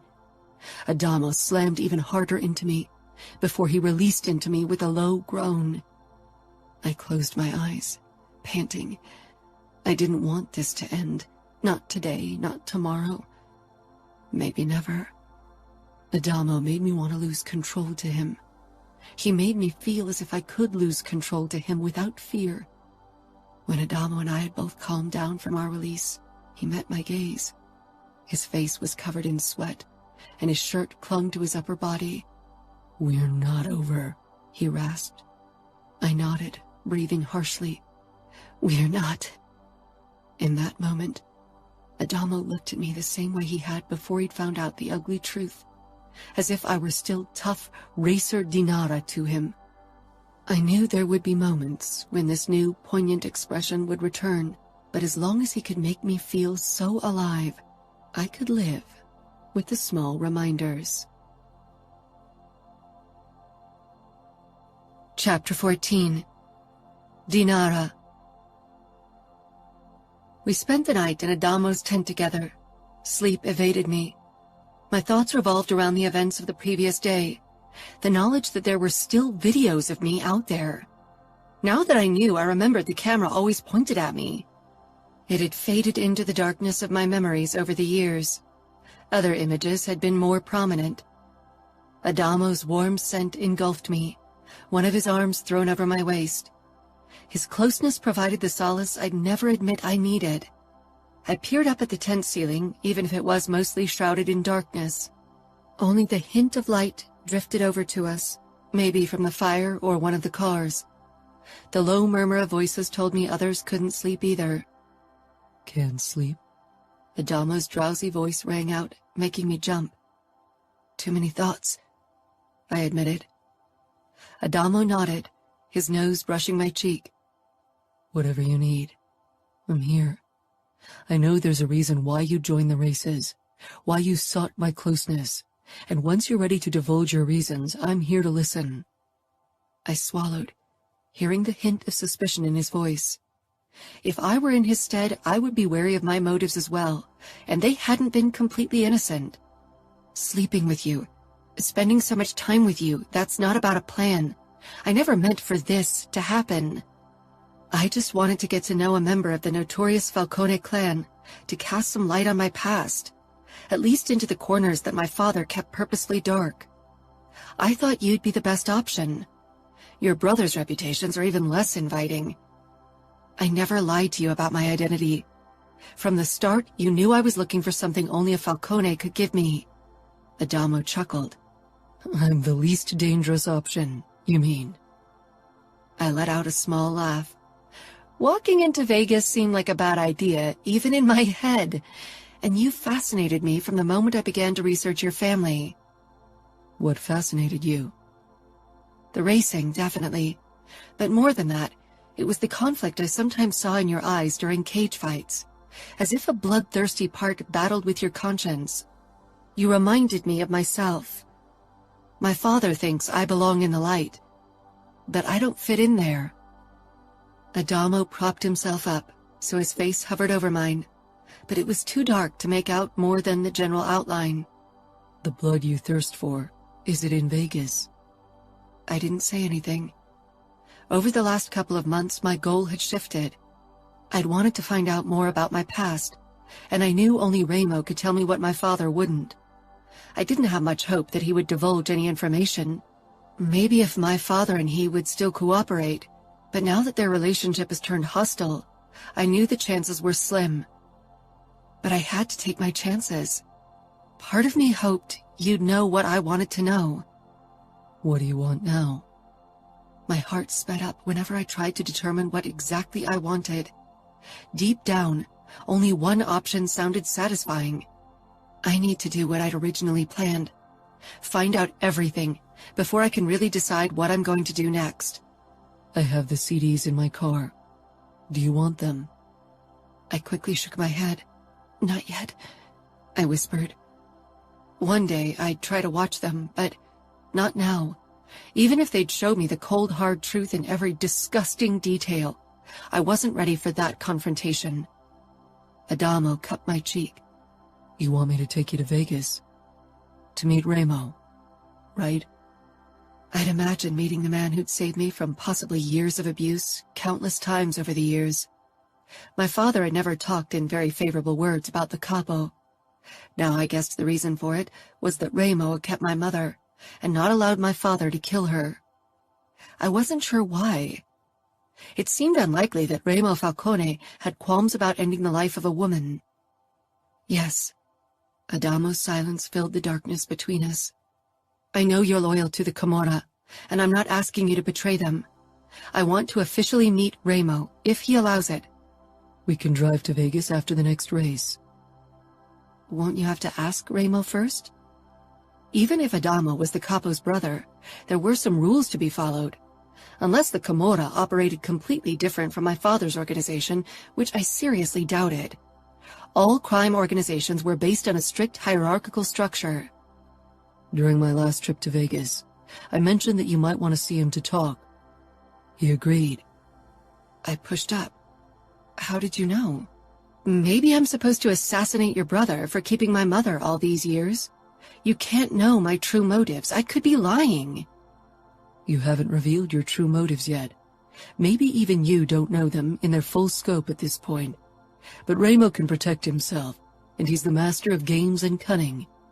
Tricking him is difficult, far more difficult than tricking me.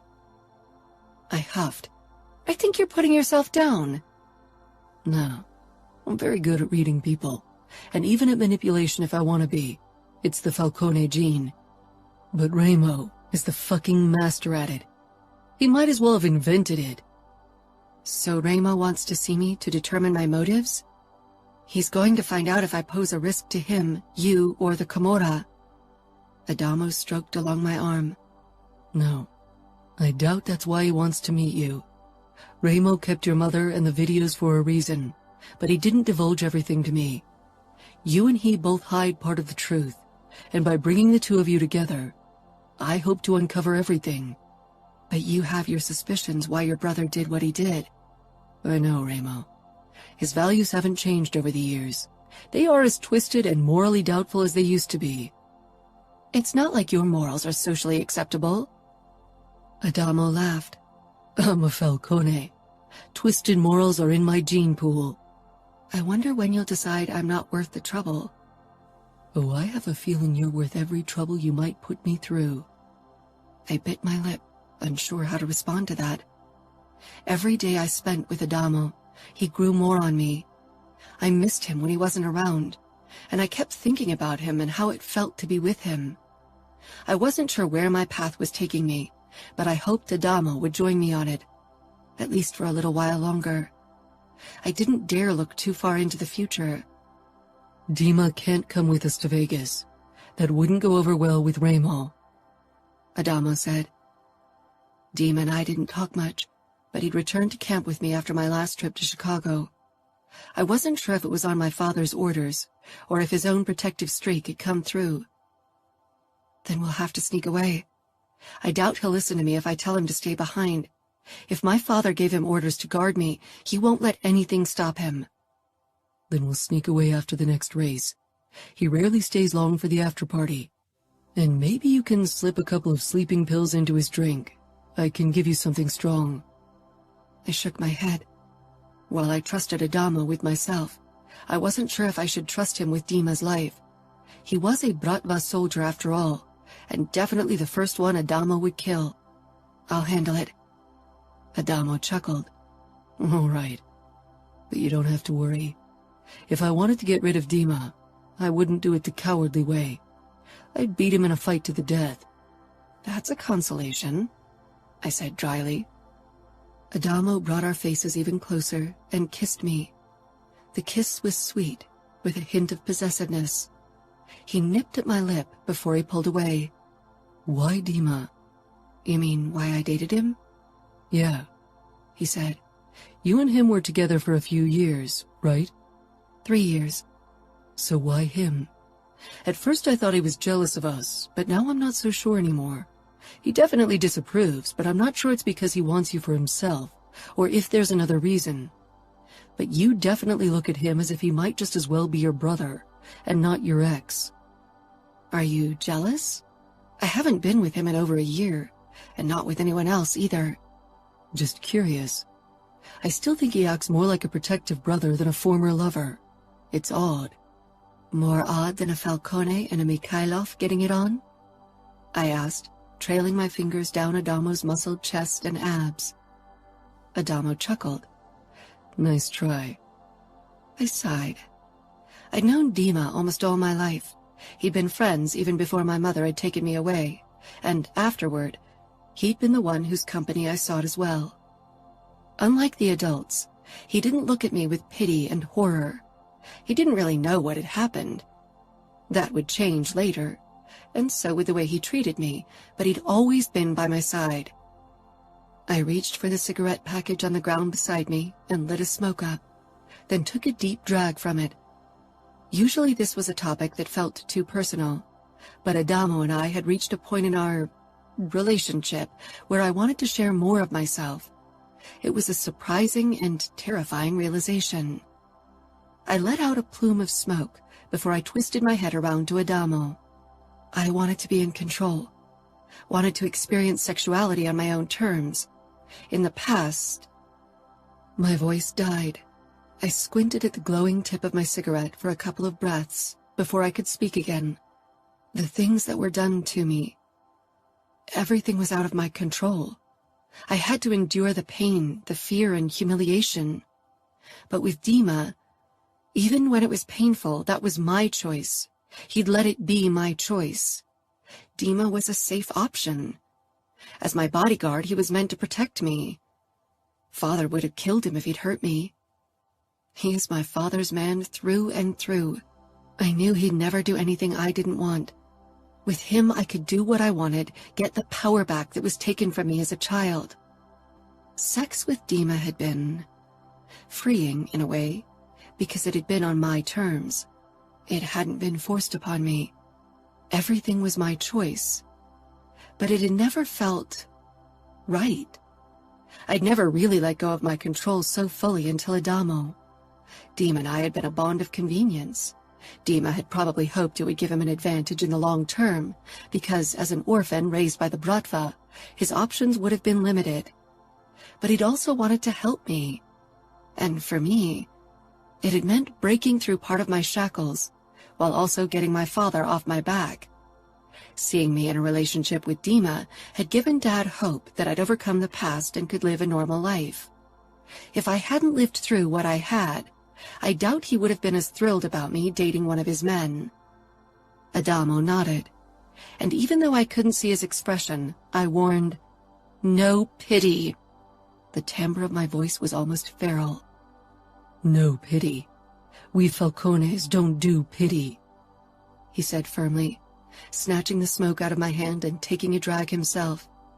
I almost forgot, I said sarcastically. Adamo kissed me again, his hand sliding over my bare belly, leaving goosebumps in his way. He began to play distractingly with my nipple piercing again. The glow of the cigarette threw shadows onto his face, reflecting in his dark eyes. What you said makes sense. I hope I'm not another safe option. I swallowed a moan as Adamo tugged a bit harder. Sex with you has nothing to do with a safe option. It's a wild ride that completely rips any semblance of control from me. Adamo kissed the corner of my lip and squashed the cigarette. So this is only about sex and dirty orgasms? It wasn't.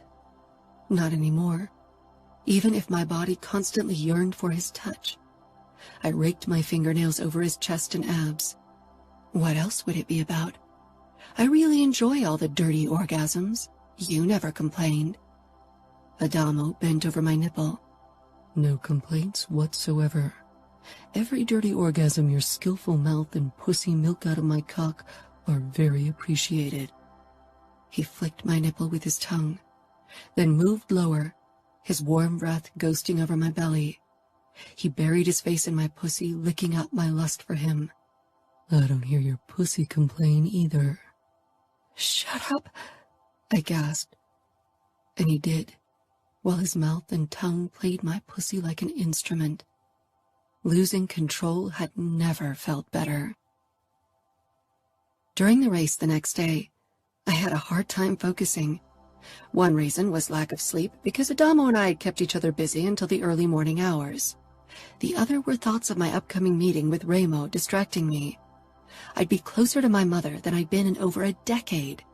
The only time I'd ever really seen her had been in nightmares. Would reality be worse? I wasn't sure if I wanted to see her.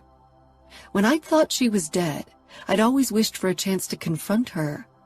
But now that the option was real and in my reach, my chest constricted at the mere thought. Even if the past still haunted me on occasion, I had it under control most days. What if seeing her would rip open wounds I couldn't close again? I finished the race in 15th place, my worst result so far. But despite my ambition, even that barely registered. All I could think about was that we'd head out to Vegas early in the morning. Dima didn't join the party after the race, and instead hid in his tent right away. I went after him.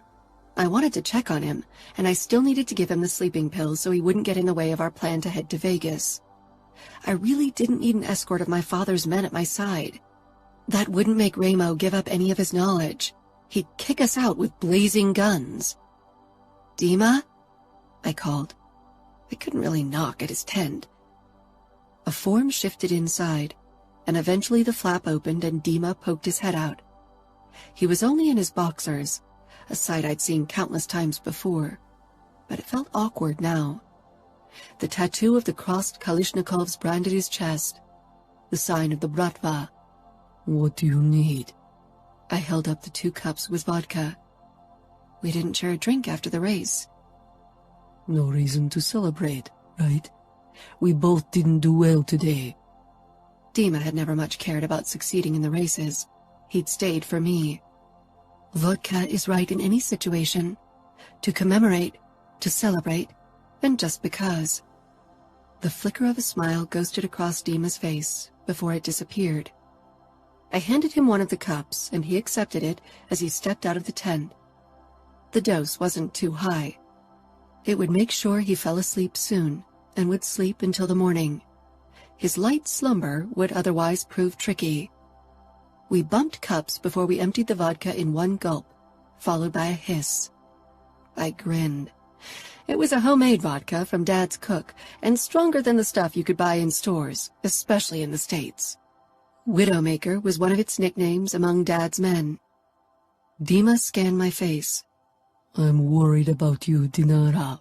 Since you found out about your mother, you pulled away from me. I feel like you don't trust me with your plans anymore." I scoffed, even if it hit the nail on the head. "You pulled away because you don't like me with Adamo. I gave you room." "Don't make the mistake of trusting him. A wolf is still a wolf, even covered in sheep fur." "You aren't a sheep either. I don't have any sheep in my life, and don't forget, I'm a wolf myself." Dima laughed. "You are." My gaze drifted back to the party. People were dancing around the fire, already drunk on whatever concoction they'd brewed today. Adamo talked to Crank, but he kept throwing glances my way. "You better return," Dima said coldly. "He's waiting." I sent him an exasperated look, but he slipped inside the tent and closed it. The moment I reached the party, someone grabbed my hand and pulled me into a dance circle around the fire. I was too stunned to tell them off. Instead, I allowed my body to sway to the music. Adamo grinned as he watched me. As we passed him by, I grabbed his shirt and tugged him along. For seconds at a time, I forgot what lay ahead, and lived only in the moment, existed in the beat. My boots stirred up the dry earth as I danced to the music. The after-party was still in full swing when Adamo and I snuck off toward his tent. Nobody got suspicious since we'd done it before. By now our affair wasn't a secret anymore. Luckily, people didn't stick their noses in our business. Most of them had secrets of their own they wanted to cover up. The only one who commented on it at all was Dima. I wondered if he'd mentioned anything to my father, but I doubted it. Dad would have asked me about it if he knew. It was 4 a.m. when Adamo and I dismantled the tent and got into his car. Adamo hardly touched the gas, and instead let the car roll away from camp slowly. When we were a good distance away, he sped up, and we hit the street toward Vegas. My gaze followed the monotone landscape, only occasionally broken up by Joshua trees or stone formations. "How long will it take?" "The ride takes about 3 hours. maybe 4, depending on traffic once we reach Vegas. And Ramo knows we're coming. I sent him a message. He and Nino will wait for us in the Sugar Trap. The Sugar Trap. The name rang a bell, and eventually the image of a neon sign with spread legs formed in my mind, as if dragged out of murky waters. With the memory came a tight sensation in my belly. Will we ride back right away? Adamo slanted me a cautious look. Maybe you'll need more than just a couple of hours. I booked a hotel for us at the Strip. Camorra owned. You don't have to spend the night in a hotel with me instead of with your family. I know they don't trust me. It's such a burden to spend the night in a 5-star hotel with a gorgeous redhead, instead of having my family shove their noses in my business and ask me a million questions about you. My eyebrows shot up. What kind of questions? My sisters-in-law want to know all about you. A secret girl in my life has them all dying from curiosity. Secret girl in Adamo Falcone's life? I like that title. Before I could think about it, I reached for his hand, and before I could pull away again, Adamo linked our fingers. He gave me a knowing smile, and silence fell over us. Sometimes I lost myself in the warmth of his eyes. They made me feel as if I could entrust him with every dark secret I harbored. My pulse spiked at the flood of emotion this realization brought on, and looked away. I peered out of the window, trying to recall what I remembered of Ramo and Nino Falcone, and Las Vegas. I hadn't understood who they were back then, except the men who'd freed me from my daily hell and given me back to my dad.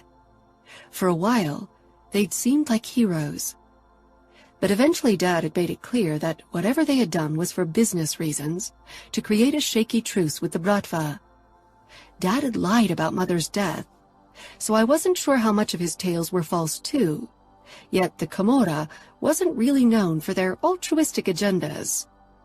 When Las Vegas appeared on the horizon, my belly flipped, and my mouth became dry. Over a decade, the girl who'd left this city long ago didn't exist anymore. Or so I hoped. How long? I asked, my voice hushed. Adamo squeezed my hand, but even his touch didn't calm me now. 10 minutes.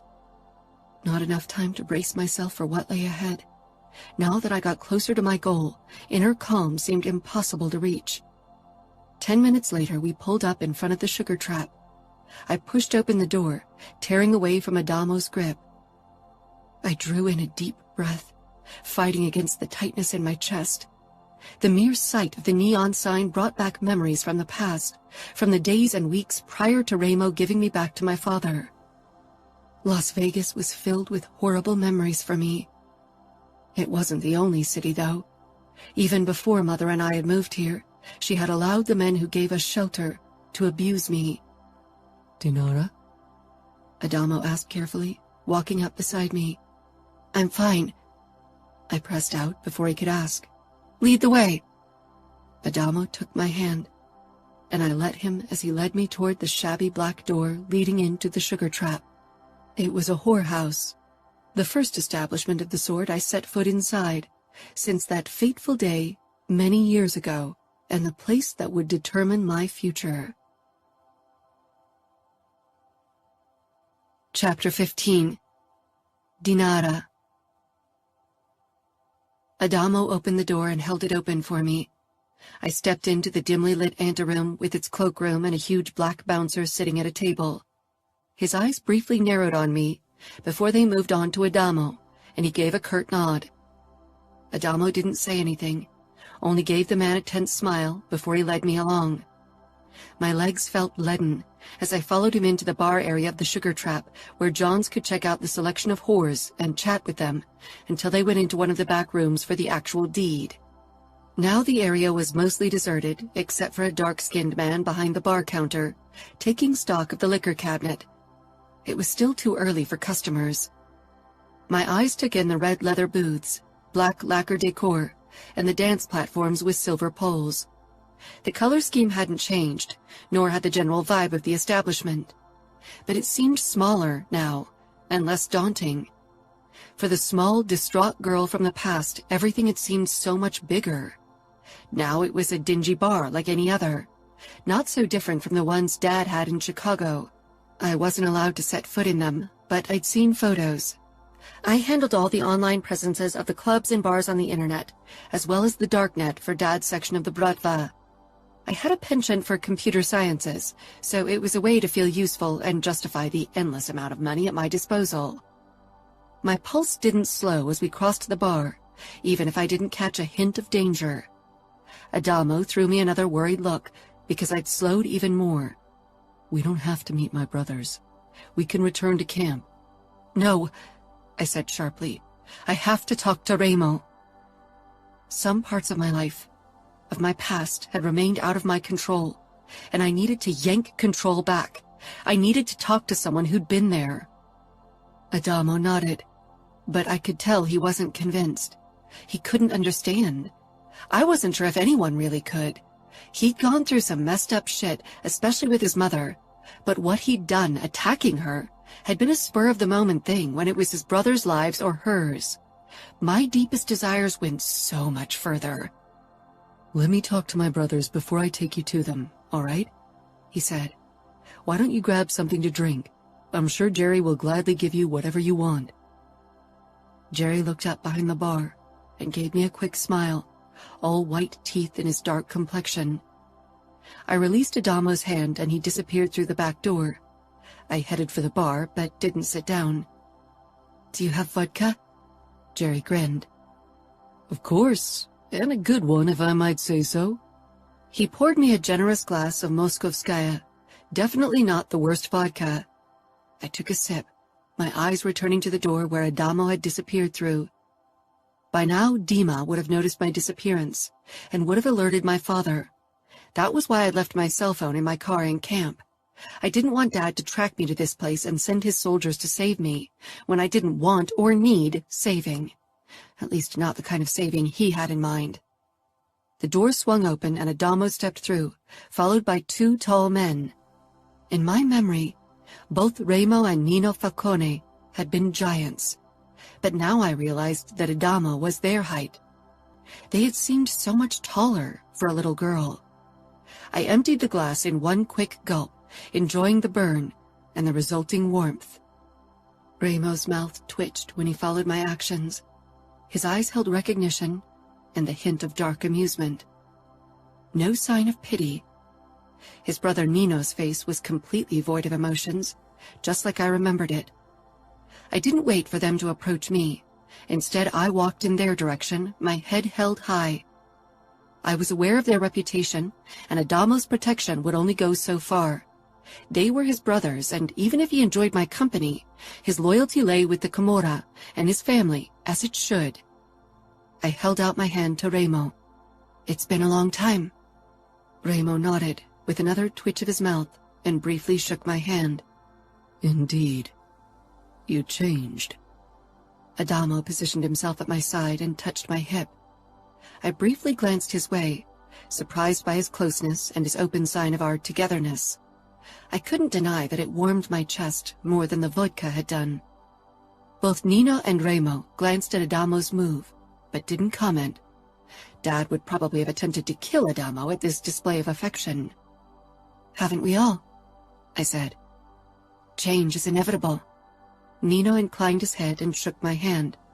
How about we continue our conversation in the office? That sounds reasonable, I said. Remo and Nino exchanged a look before they headed back through the door. Adamo smiled encouragingly, his thumb sliding along my hip. You are safe in Vegas. His dark eyes held absolutely no doubt. I know, I said, and briefly kissed him. We followed his brothers past a long row of closed doors. My belly flipped when I recognized one of them as the door to the room where I'd spent my night. More memories from that day took shape. Cody's face, which had been shrouded in darkness up until this point, manifested before my inner eye, and with it came a wave of revulsion. Remo threw a look over his shoulder before he opened the door to what I assumed was his office. He scanned my face, and I steeled myself, remembering Adamo's words about his brother's talent to recognize other people's weaknesses and darkest emotions. When I entered the office with the boxing sack, desk, and sofa, my breath briefly caught in my throat as the events from a decade ago appeared in my head. Cody's horrified expression, Mother's attempts to bargain with the capo, and his fury over it. Adamo closed the door with a soft click, but I jumped anyway. I could have kicked myself for this sign of distress because it didn't go unnoticed. All 3 men registered my jumpiness. If I didn't get a grip, they'd see me as the sheep among the pack, not another wolf. Adamo rubbed my waist again, and while I appreciated his support and would eventually tell him so, I needed to show strength. I hadn't come this far to cower like the girl I had been in the past. I'd moved beyond her. I had changed. I gave him a strained smile before I stepped out of his reach and approached Ramo, who leaned against his desk, watching us with keen eyes. I wondered what Adamo had told him about our relationship and what the capo thought of it. Over the years, I made sure to stay up to date on your life, Ramo said cryptically. I didn't show a reaction. As the daughter of the Pakan, who loved to live a flashy life, I was in public more often than I preferred. I'd never hidden, and Dad wouldn't have allowed it either. He wanted me in the spotlight, dressed in pretty dresses for the world to see. Few people dared to speak of the past, even if rumors had spread after my return. So did I. You and your brothers have kept things interesting over the years. Ramo's eyes flashed with amusement. Why would the capo of the Camorra have any interest in the daughter of his enemy? My life didn't provide the same excitement as yours. Adamo and Nino watched our conversation, but didn't intervene. I wanted to see if I was right in my assessment of you. I narrowed my eyes. What assessment? If you'd prove as strong as I considered you to be. I scoffed. I was a scared child who allowed people to use and abuse her.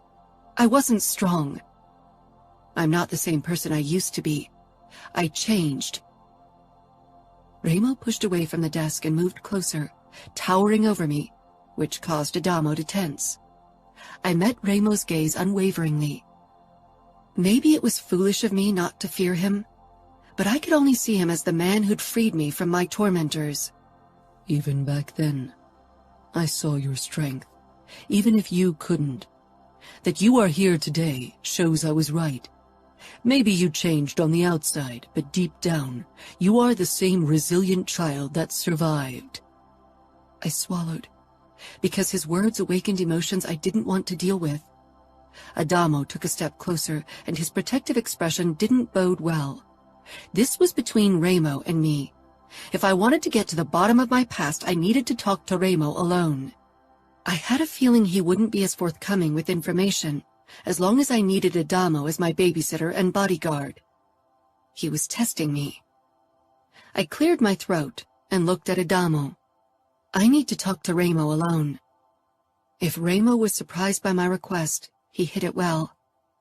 Nino exchanged a look with his older brother before he left without another word. Adamo, however, pulled me against his side. What's the matter? Your brother and I need to talk, alone. Still don't trust me, Adamo asked Reilly. No, I growled. That's not it. But the truth I'm going to find out today is my truth. One I want to process before I share it with anyone else, even with you. It's my past. Adamo sighed.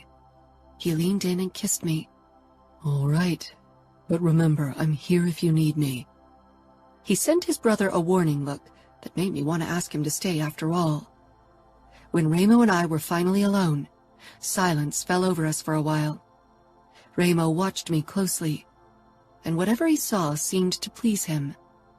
Few of my men feel comfortable in my presence. Most women would rather be locked inside a cage with a fight dog than me. But you ask for a tete-a-tete, and don't seem frightened at all. Do I have a reason to be scared of you? I asked. Again, the twitch of his mouth. I think you already answered that question for yourself before you set foot on Vegas ground. I shrugged. I had my assumptions, but of course I couldn't be sure. My father is your enemy. You and him would kill the other if you ever met. Your father isn't in the top 10 of my enemy list, Dinara. He'll probably live. My lips thinned. My father is a strong man, with an army of loyal followers. Remo chuckled. Ah, a Bratva princess after all. One could think you don't care for your father's business, considering how recklessly you walk into Camorra territory and become part of our racing camp. I'm loyal to my father, just like Adamo is loyal to you and the Camorra. Something shifted in Remo's eyes, and I realized I was treading dangerous ground. Have you tested his loyalty? I didn't, and I won't. Adamo has his place, and I have mine. But the lines have become blurry, haven't they? You and Adamo have gotten close over the last few weeks, Remo said, and the hint of suspicion and threat swung in his deep voice. I knew it would be futile to deny it. I wasn't sure how much Adamo had told his brother, and I had a feeling Remo would have smelled the lie. We have. We share a passion for racing. But that's not why your paths crossed, Dinara. Am I right? You joined our race camp for a reason. I did, I said firmly, not looking away. If I'd lowered my gaze or tried to avoid the topic, Remo would have seen it as an admission of guilt. I was definitely guilty of seeking Adamo's closeness initially to find out about the Falcones, and to use him to get in contact with Remo. But sleeping with him, or spending so much time with him, had never served that purpose. My body and soul had yearned for it. When I was with Adamo, I rarely longed for the rush of drugs that had haunted me for so many years. He was my drug of choice.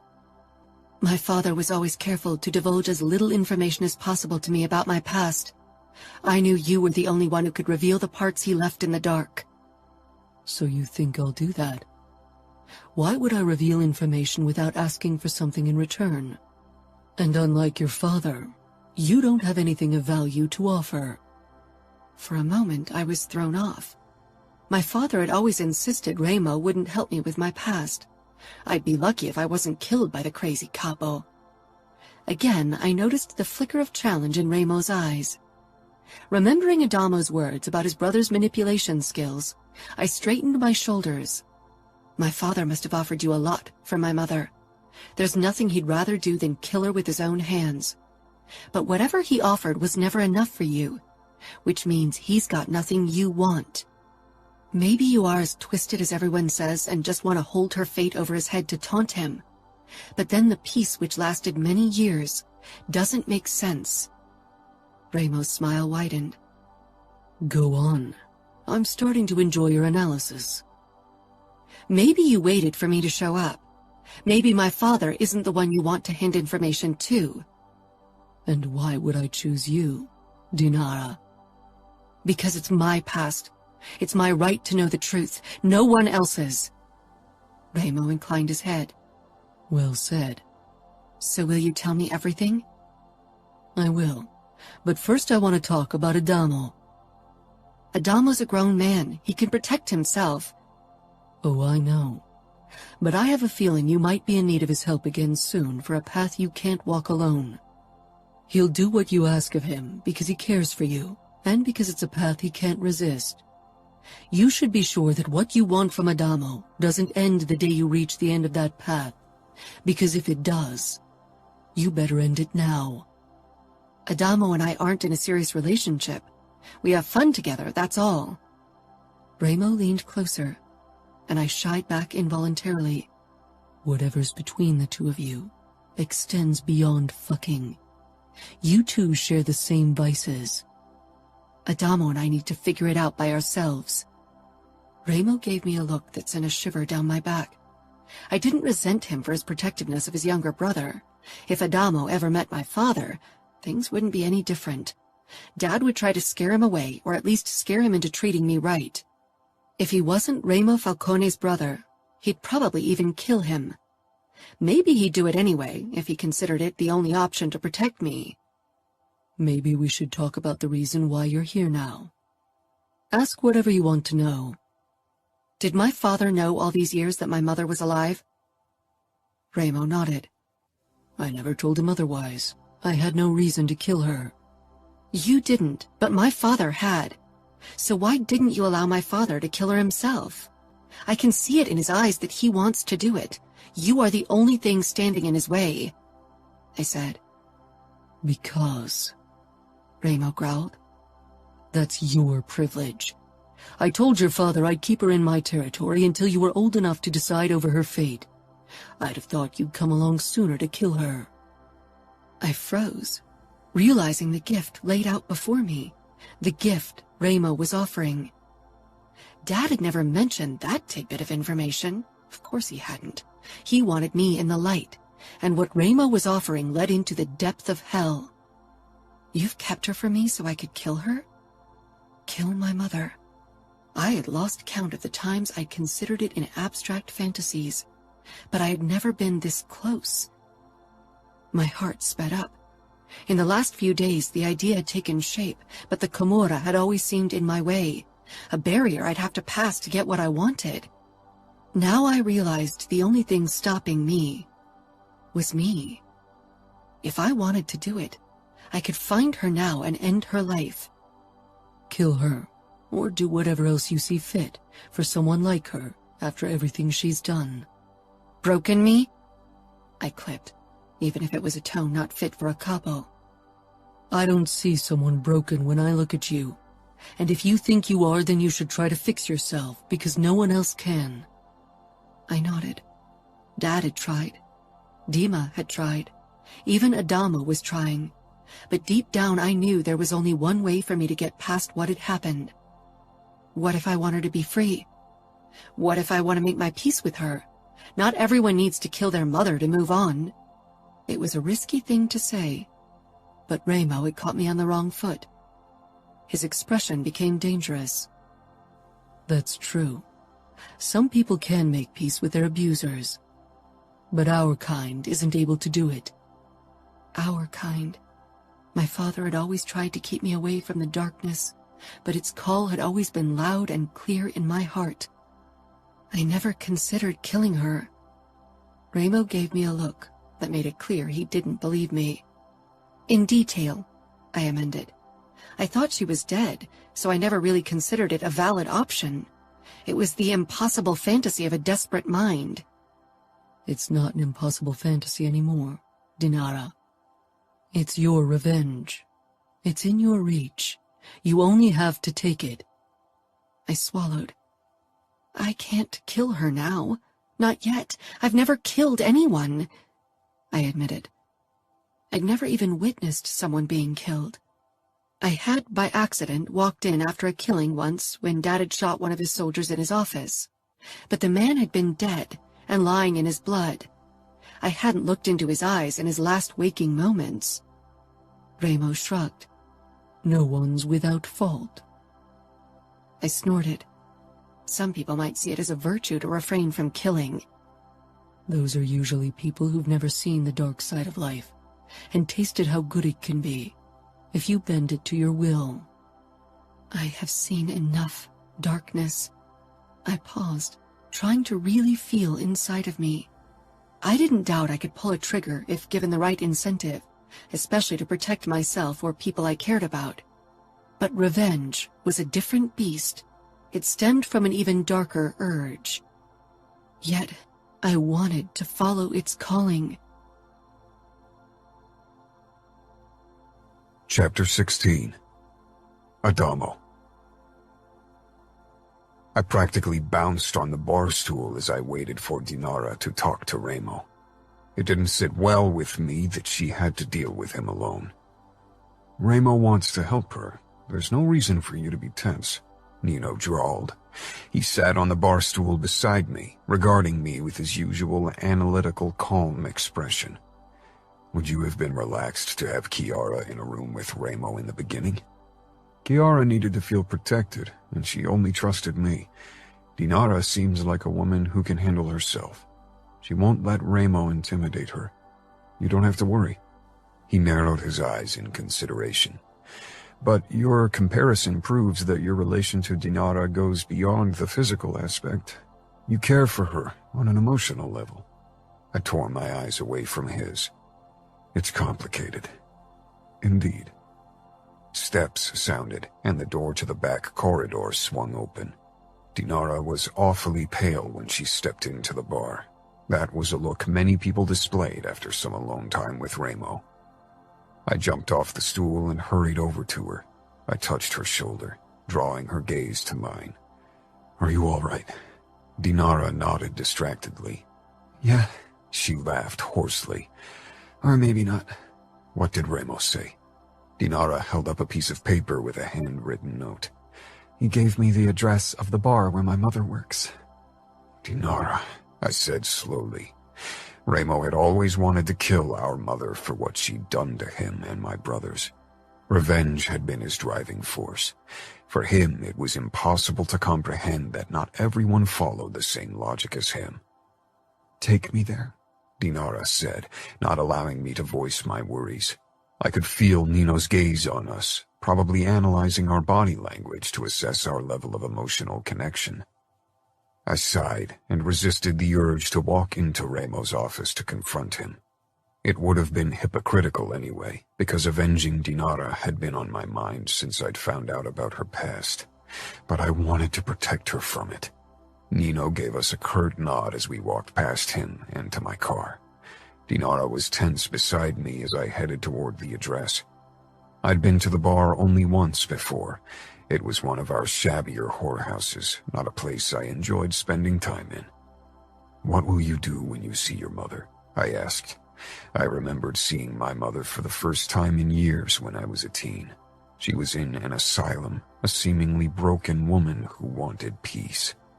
Back then, I'd wanted to move beyond my brother's constant need for blood and death. I wanted to be better. Instead, my desperate attempt to change fate had only thrust me deeper into my predetermined path. Dinara turned to me, her teal eyes wide. I don't know. I assume Ramo gave you permission to kill her. He did. He gave me permission to do to her whatever I want. He called it my privilege. That sounded like my brother. You don't have to do it. You have options. What options? Dinara whispered harshly. It's not that I haven't considered killing her. Every night since I found out that she's alive, I've been dreaming about how I'd see her die. Your brother didn't put the idea in my head. It's been there all along. She tipped against her temple. I took her hand, linking our fingers. Did you imagine killing your mother before the day you stabbed her? She asked. For a long time, I believed killing my mother wouldn't change anything. Part of me even hoped we could make peace with her and become at least a dysfunctional family. I wasn't born when she hurt my brothers. I'd always only heard the stories, and even those were sparse. Ramo tried to keep the horrors of the day that my mother tried to kill them away from me. But I needed to realize the horrible impact she had on our family for myself. Nino had once recounted how our mother had cut his wrists, drugged baby Savio, and tried to cut Ramo as well before she set the room on fire. Ramo saved Nino and Savio from a cruel fate. Our mother had still been pregnant with me then, and if she'd succeeded with her devious plan, I would have never even been born. I realized I'd been silent for too long, lost in my thoughts, and so I continued with my story. When I saw her that day, trying to kill everyone I cared about and smiling while she did it, I realized what she was, that she was the root of my brother's problems, of all of our struggles.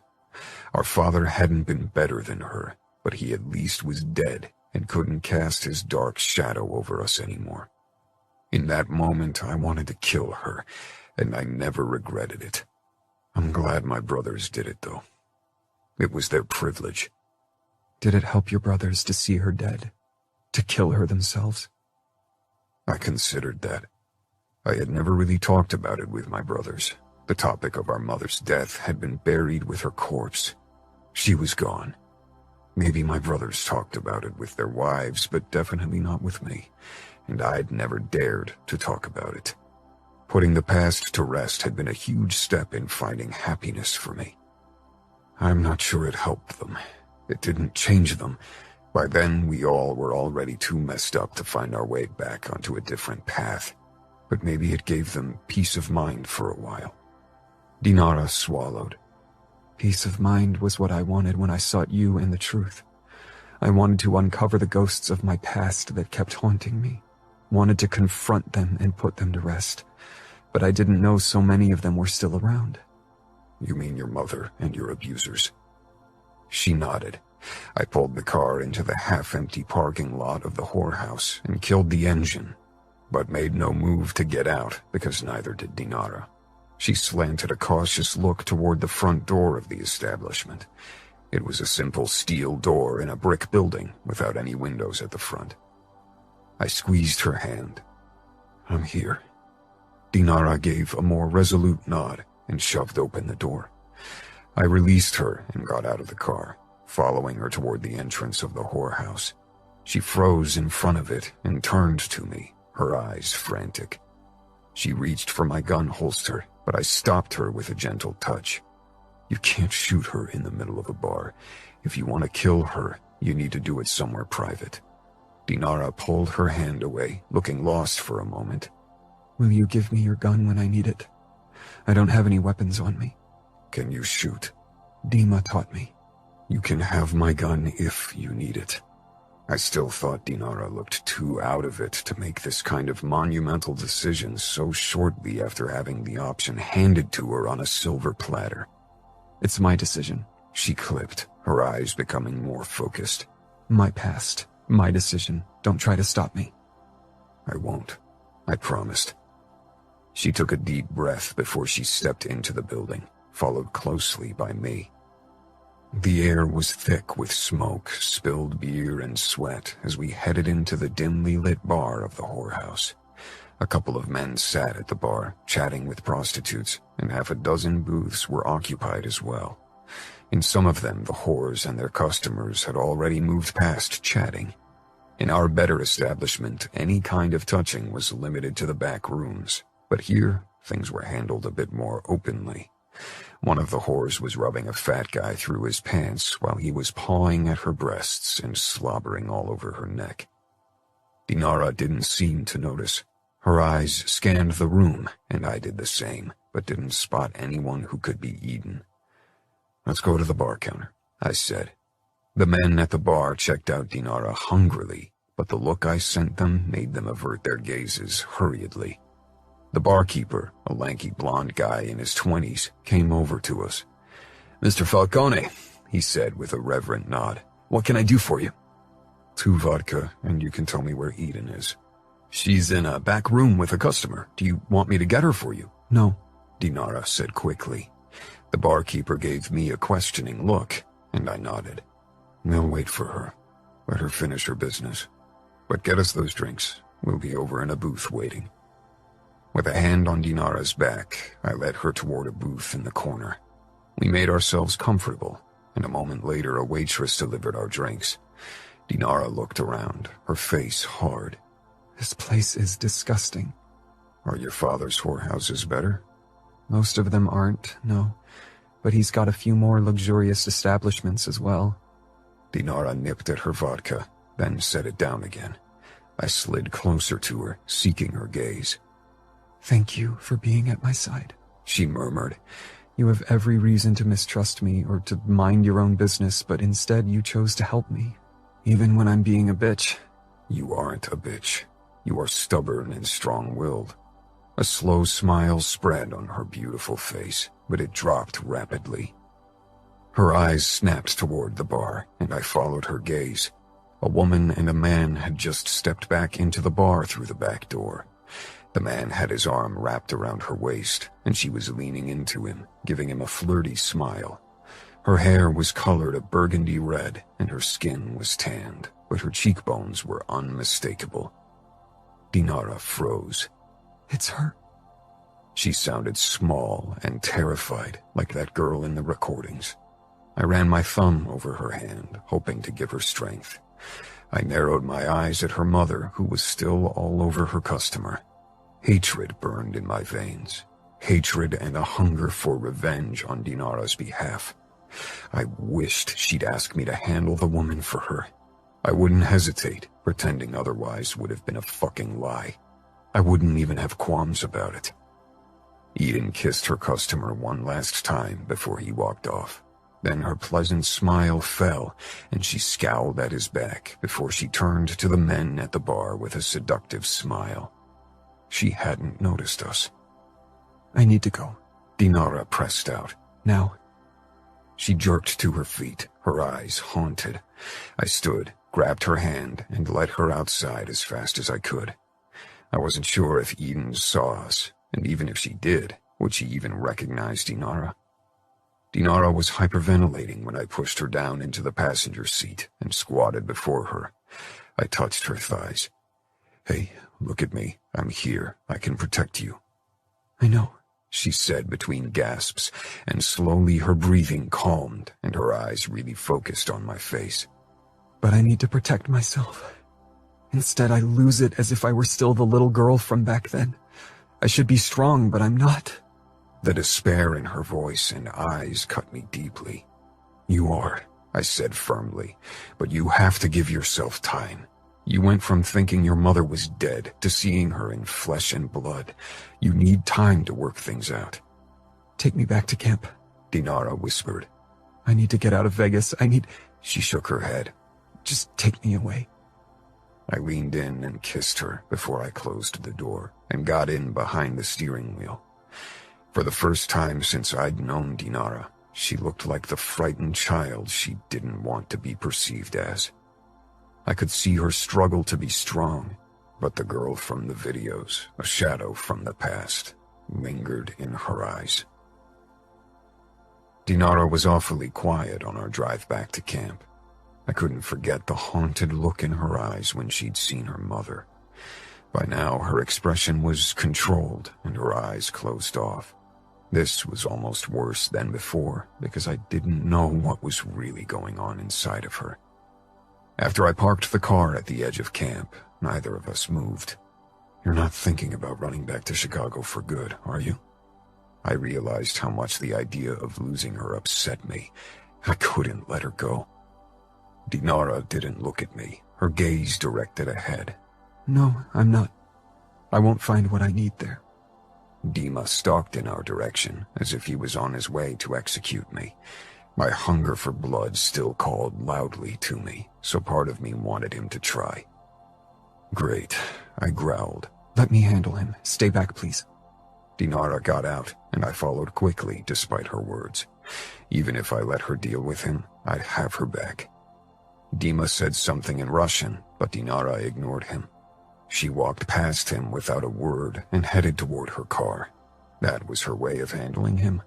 I was about to follow her, not wanting her to be alone in the state she was in, but Dima barred my way. "Where the fuck did you take her?" "That's none of your business." He grabbed my shoulder, and I shoved him away, narrowing my eyes. He was starting to seriously piss me off with his disrespect. If it weren't for Dinara, I might have given him a taste of my knife. Maybe that would have stilled the call for blood in my veins. I had to get a fucking grip. "You took her to Vegas, didn't you? I told my Pajan. He's pissed at your brother." "I'm sure my brother will be heartbroken to hear it," I said sarcastically. Dima glowered and leaned closer. "The last time she looked this freaked out, she had a relapse and almost died. If something happens to her, I'll kill you." I got into his face. "She's mine, and I'll make sure she's safe, so fuck off." "You really think she can ever be yours?" Dima gave me a hard look before he headed after Dinara. I hated that he knew more about Dinara's past than I did. I needed to find out more about her drug history. From my own experience, I knew the call for drugs was still loud in certain moments, and Dinara was pretty shaken right now. I followed Dima with my eyes and stifled a sigh of relief when Dinara didn't open the car where she had retreated into.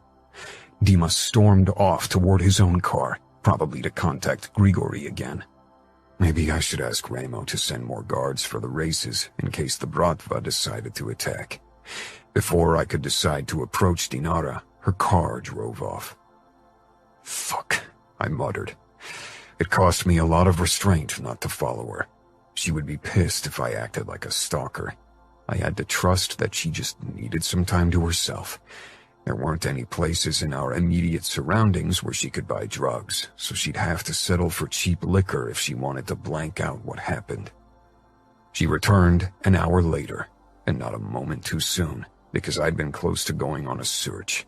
I went over to her right away. She leaned against her car, but she avoided my eyes and focused on her lighter as she lit the tip of her cigarette. I didn't smell alcohol or marijuana on her. I need to be alone right now, Adamo. I know you want to talk, but the voices in my head are enough to deal with right now. Just give me time. For a moment, her eyes met mine, asking me to respect her wish. I nodded reluctantly.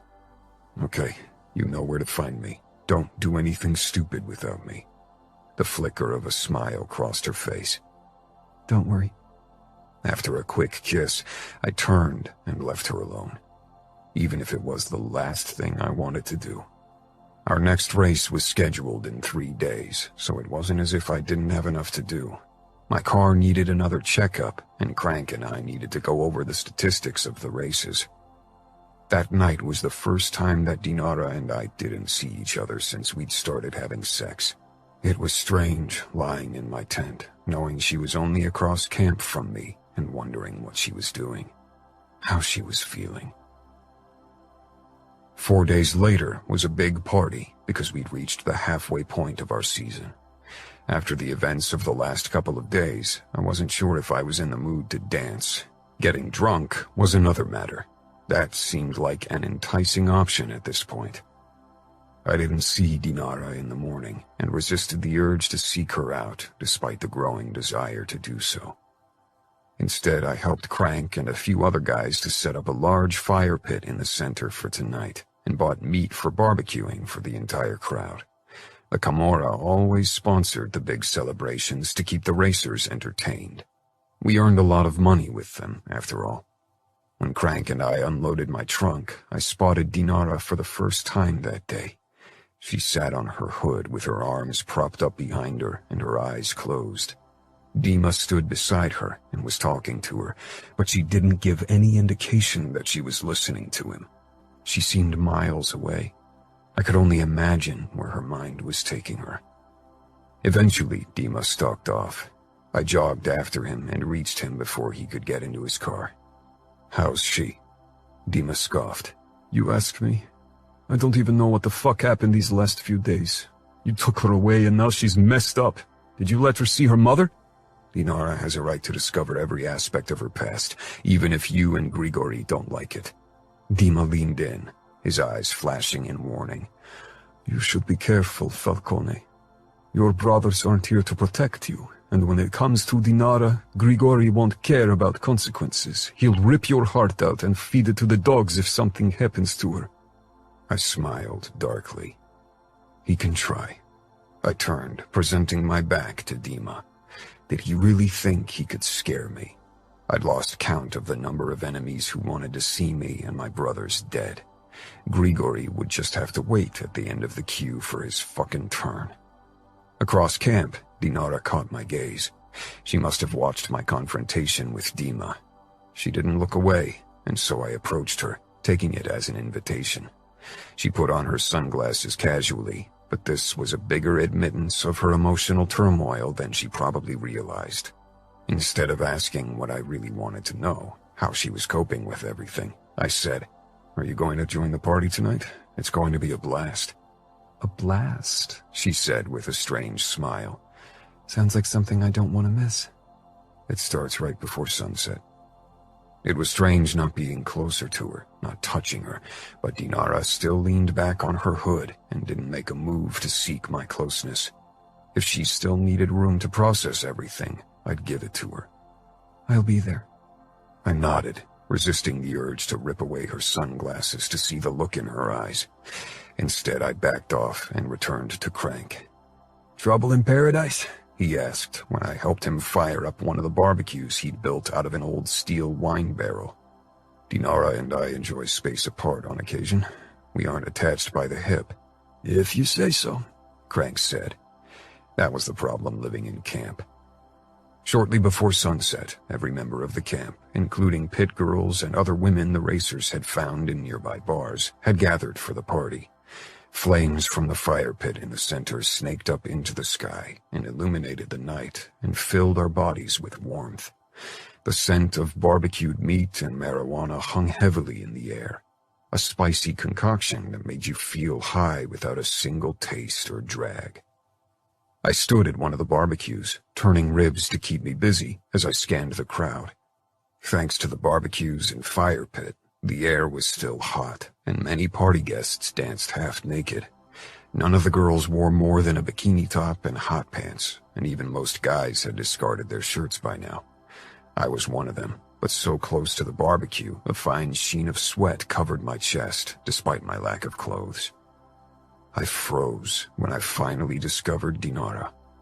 I'd been looking for her since the start of the party, but either she'd hidden in the crowd so far, or she joined the party only now.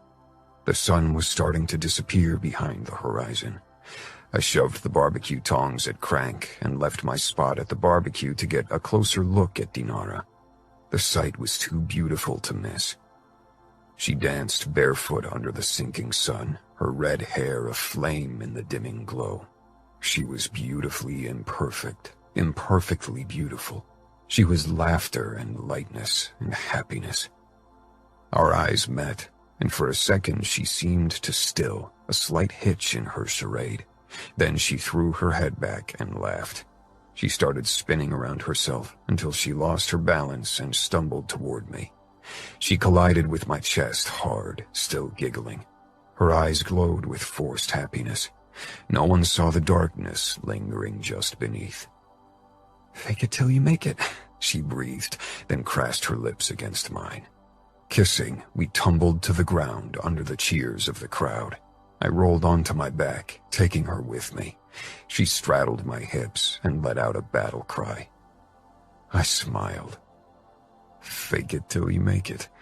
I could do that for her, if this was what she needed to get past her demons, past her despair.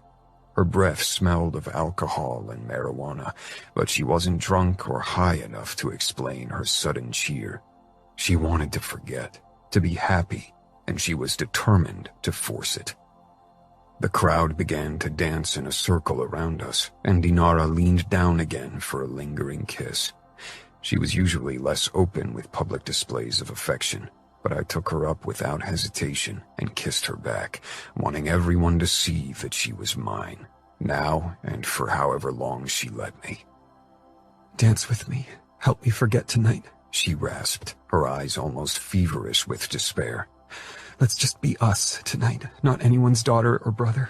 Let's be in the moment, no past, no future." I clapped her ass in response, causing the crowd to roar with delight. Dinara's eyes flashed with indignation, then eagerness. I grabbed her hips and sat up. Just us. I kissed her harshly before I nodded at one of the female dancers. She grabbed Dinara and pulled her into the dancing circle. I jumped to my feet and joined them. We danced until our feet hurt, until our surroundings became blurry from alcohol and the joints that were passed along. Dinara never strayed from my side, our bodies molded together as we danced to the beat. Feeling her body pressed up against mine and seeing the fire in her eyes, desire for her flamed up in me, and soon my cock dug against her belly. Her eyes lit up with lust. I leaned down, kissing her ear. "I need to fuck you now, Dinara." "Then fuck me," she said. I lifted her off the ground, and her legs wrapped around my hips as I carried her away from the party. Hiding wasn't an option anymore. Everyone knew about us by now, and I wanted them to know. I wanted the whole fucking world to know about Dinara and me. Even the Bratva and her murderous father. The next afternoon, Crank approached me as I was on my way to take a shower. My head was throbbing with a headache. Dinara and I had kept each other awake until the early morning, and even returned to the party in between our alone times. I couldn't even remember the last time I'd been this shit-faced. The last thing I wanted was to talk to anyone, especially because Crank's expression told me I wouldn't like what he'd have to say. Trouble, I asked, waiting on the first step to the washroom trailer for him. He grimaced. I heard that Dinara asked around for drugs, Adamo. My eyes darted across the camp toward my car and the tent where Dinara and I had spent the night.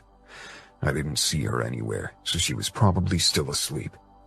What kind of drugs? She wasn't picky, but cocaine or heroin were her preferred choices. I nodded slowly. There wasn't a rule against drugs during the races. Several racers were loyal customers of the Camorra's drug dealers, mostly ecstasy and LSD, though. And I knew that many people had been high on more than weed last night. I didn't get involved in this side of our business. It was too risky for me to be around harder drugs, even if I'd been clean for many years. I'd learned not to trust easily, least of all myself. I thought you might want to know, Crank said. Did anyone sell her shit? I growled. Crank gave me a crooked smile. Nobody dared to do it before asking you for permission, seeing as she's your girl. I didn't contradict him, even if Dinara probably hated being branded as mine, or anyone's for that matter. Good. I'll go talk to them to make sure they keep their drugs under wraps. After a quick shower, I went to one of the racers who also worked as our drug distributor and told him to make sure no one in Camorra territory dared to sell anything to Dinara. Word would spread soon. She was mine, and whoever dared to provide her with stuff would pay with blood. I headed back to my tent, but Dinara had disappeared, so I went in search of her and eventually found her at her Toyota. She leaned under the open hood of her car, tinkering with the engine. Her long legs peeked out of her jean shorts, and the soft bumps of her spine invited my tongue to trace them, but I held back my need to be close to her. We had issues to discuss first. Noticing me, she straightened and narrowed her eyes. What's wrong? I leaned against the car, trying to stifle my annoyance. She acted as if last night hadn't happened and was back to her distant self. But the paleness of her skin and the way she squinted into the light revealed the truth of last night's revelry. This is my race, and people tell me things. Nobody deals with drugs unless they have the okay from the Camorra. I know. That's why I asked someone if they could buy me stuff. I anticipated that I'd have a hard time getting anything myself because people seem to think you can decide what I do or don't do. You didn't come to me. You wouldn't have sold me drugs, or would you? Judging from your pissed look, I'll get a lecture now. I'm really not sure if I have the brain capacity after last night. No, of course I won't let you buy drugs. I took the shit myself. Heroin, cocaine, even crystal. I know what it does to the body. It ruins you. Your body, your mind. Everything. Dinara. I laughed bitterly. I have danced with the devil before. I know what it does. Part of me was glad for Adamo's concern, but the bigger part felt caught and defensive. I was so tired from last night, from trying to forget my twisted feelings. At the party and with Adamo, I'd forgotten about my mother for a few hours. But this morning, everything had slammed right back into me. I couldn't escape reality. At least not for long, not without my old vices. How long have you been clean? I closed the hood and sighed. Almost a year now? Worry and frustration battled in Adamo's eyes. And now you want to throw it out of the window? For what? I thought the exact same thing the first night after our return from Vegas, alone in my tent after everyone had refused to sell me stuff. For a moment, I considered driving to the next big city, a place where nobody recognized me, much less knew that I was Adamo's girl. How everyone around here called me. With the last shreds of my resolve, I'd stayed put and spent most of the night staring at the ceiling of my tent, too afraid to fall asleep and be haunted by new memories. Awakened by my recent trip to Vegas. Becoming clean and staying clean had been a struggle. This was the longest I'd succeeded to stay away from drugs since I was 14, and I'd almost thrown it all away because of my mother. She'd ruined my life once, and I'd almost given her the power to do it again. I was furious at myself, but as usual, too proud to admit it. I glared. You can't even imagine what kind of images my mind's been replaying since I saw my mother. So much buried shit has come up. It's eating away at me. And I know the only way to stop it is to knock myself out with drugs. Adamo moved closer. I could tell that he wanted to touch me, maybe even hug me. And I wanted him to, but still I didn't move. Last night our bodies had joined, fueled by passion and exhilaration. Now every touch would be filled with emotions I didn't want to deal with. The memories come back twice as bad once the effect wanes off, Dinara. You can't escape them. I tried too. Fuck, it took every ounce of restraint not to fly into his arms. I wanted to be held by him, but I didn't want to look weak, though it was probably a little too late for that. In Vegas, I completely lost it. Seeing my mother had twisted my insides, had made me feel like a little girl. She'd changed so much over the years since Dad didn't pay for her beauty treatments anymore, and she worked as a cheap whore. But my mind had pulled up past images. What am I supposed to do? I asked quietly, moving a bit closer to him. Whatever it is, I'm there for you. But you don't need drugs, Dinara. You don't know what I need. You can't. Not until you've lived what I have. The only thing that makes the pain go away for a while are the drugs. It doesn't have to be that way. He was right. I'd fought too hard to get where I was now. Adamo touched my cheek and I leaned into him. We'll figure out a way for you to move past this shit. Together. I nodded. Together.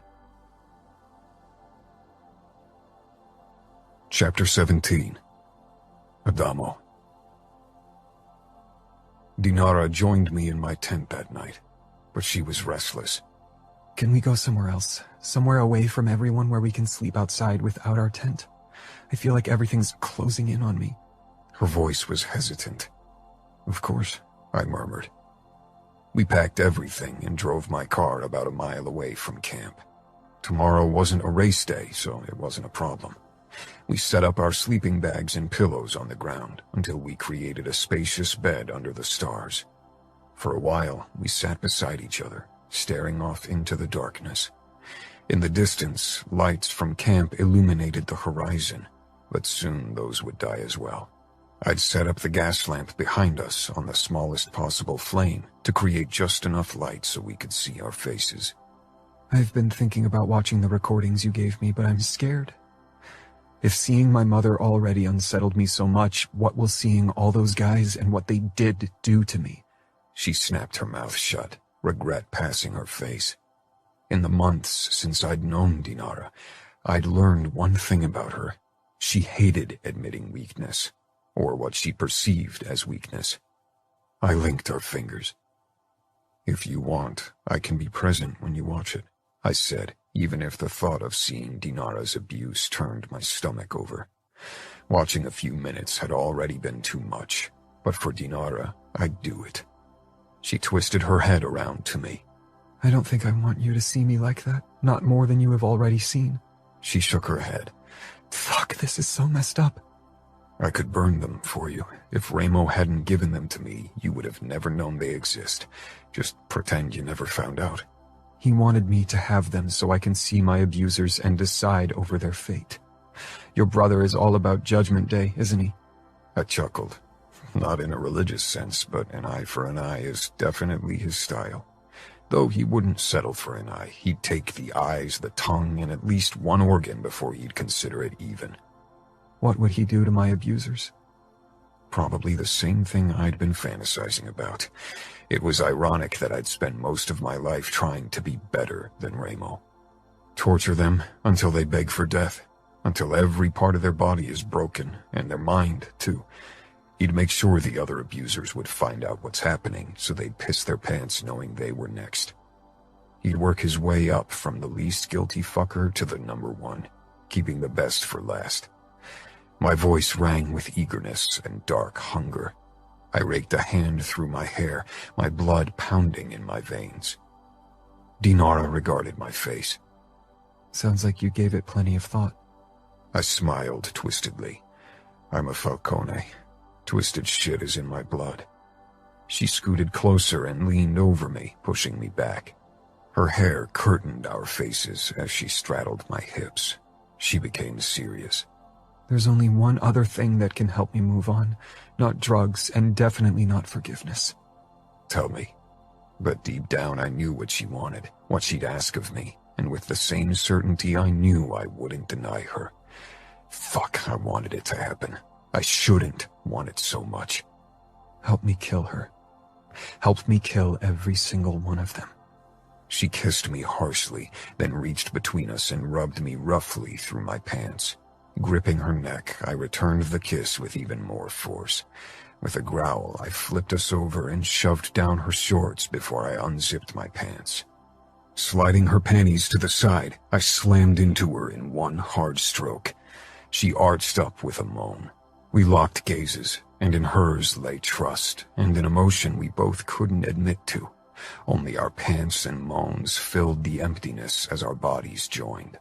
More than the physical aspect, I could feel how this moment brought us closer on an emotional level. Afterward, we lay beside each other, both of us silently watching the starry sky. Dinara took out a cigarette and lighted it, then took a long drag before holding it out to me. I'd been trying to stop smoking again, but today wasn't a good day to begin this quest, and I doubted the next few weeks would be better. I took the butt and inhaled deeply. And? Will you help me? I blew out a plume of smoke, blacking out the beautiful night sky. Yes. There was no hesitation in my voice, not a flicker of doubt in my mind. Dinara rested her head on my shoulder, and I wrapped my arm around her. I've never killed anyone, not even really hurt anyone. I couldn't say the same. As a Falcone, it had fallen upon me to become accustomed with violence from an early age. If you can't do it, I can do it for you. Dinara propped her head up. No, I don't want to use you as my assassin. That was never the plan.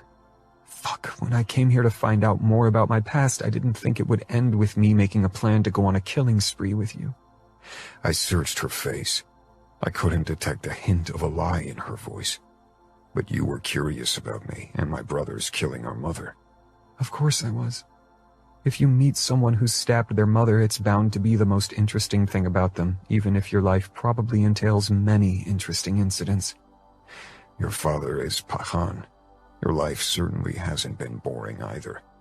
Dinara's mouth pulled into a tight line. Dad tried to give me the life of a princess, or rather, life of a tsarina. My wardrobes are filled with more dresses than I can ever wear, and I own jewelry that's worth many millions. There's staff for every little demand in our home. I attended balls in Russia and parties in Chicago. I lived a boring life. It sounds like you lived the life of someone else. I can't imagine you in a ball gown exchanging pleasantries with stuck-up people. I felt like an imposter. Then why did you do it? Why didn't you tell your father that wasn't you? He knows that's not me, but he hopes that's who I could become. He thinks it's a sign for my continued suffering that I don't enjoy meaningless revelries like many other girls in our circle do. He thinks he could fix me by showing me that side of life. And I humor him because it makes him feel better. I see it as my job and I get paid very well. I chuckled. That's one way of looking at it. But waltzing over dance floors was only a small part of what you did. Dima took me on adventures, to races and parties, to parts of Chicago I shouldn't be setting foot in. But your father knew. Dima is his man. He tells him everything. But Dad accepted the untamable part of me and allowed me to live it, as long as he didn't have to witness it. Maybe he'll eventually accept that this is who you are, untamable and strong, because you want to be, and not as a sign of past horrors. Maybe. She agreed, but doubt filled the word. You mentioned that your brother has the names and addresses of the men who molested me. I'll call him in the morning and ask him to email them to me. He'll probably be pissed if he finds out I'm dragging you into this mess with me. Remo was all for vengeance and bloody vendettas, especially if they involved horrible mothers, but he was certainly wary of Dinara's motives. He thought he still needed to protect me when I was perfectly capable of protecting myself. I've been considering asking Dima to help me, maybe even my father. They both would kill every person who hurt me. I frowned. I told you I'd help you. There's no reason for you to ask anyone else, especially because Ramo won't be happy if your father breaches our territory. I'd do it to show you that I'm not here because I need your help. I don't want you to think what's between us serves the purpose of making you help me. That's not the case. I wanted information, that was it. Now that I have it, I wouldn't need you anymore, especially now that I know that Ramo is willing to give me all the info I need to get revenge. Ouch, I said dryly. Good to know you don't need me anymore. I gave her a sarcastic smile. She rolled her eyes. You know what I mean. I'm here because I enjoy being with you. The sex, the talking, everything. I'm here because I want to be. I raked my fingers through her hair, enjoying the silky feel of it against my skin. Dinara had the softest hair I could imagine. There's no place I'd rather be than at your side, even if it involves brutal revenge. Dinara sighed. What about after, when the revenge part is over? We are who we are. You've said it before, I murmured. How about we take one day after the other? Deal, she said, before she became silent for a couple of minutes.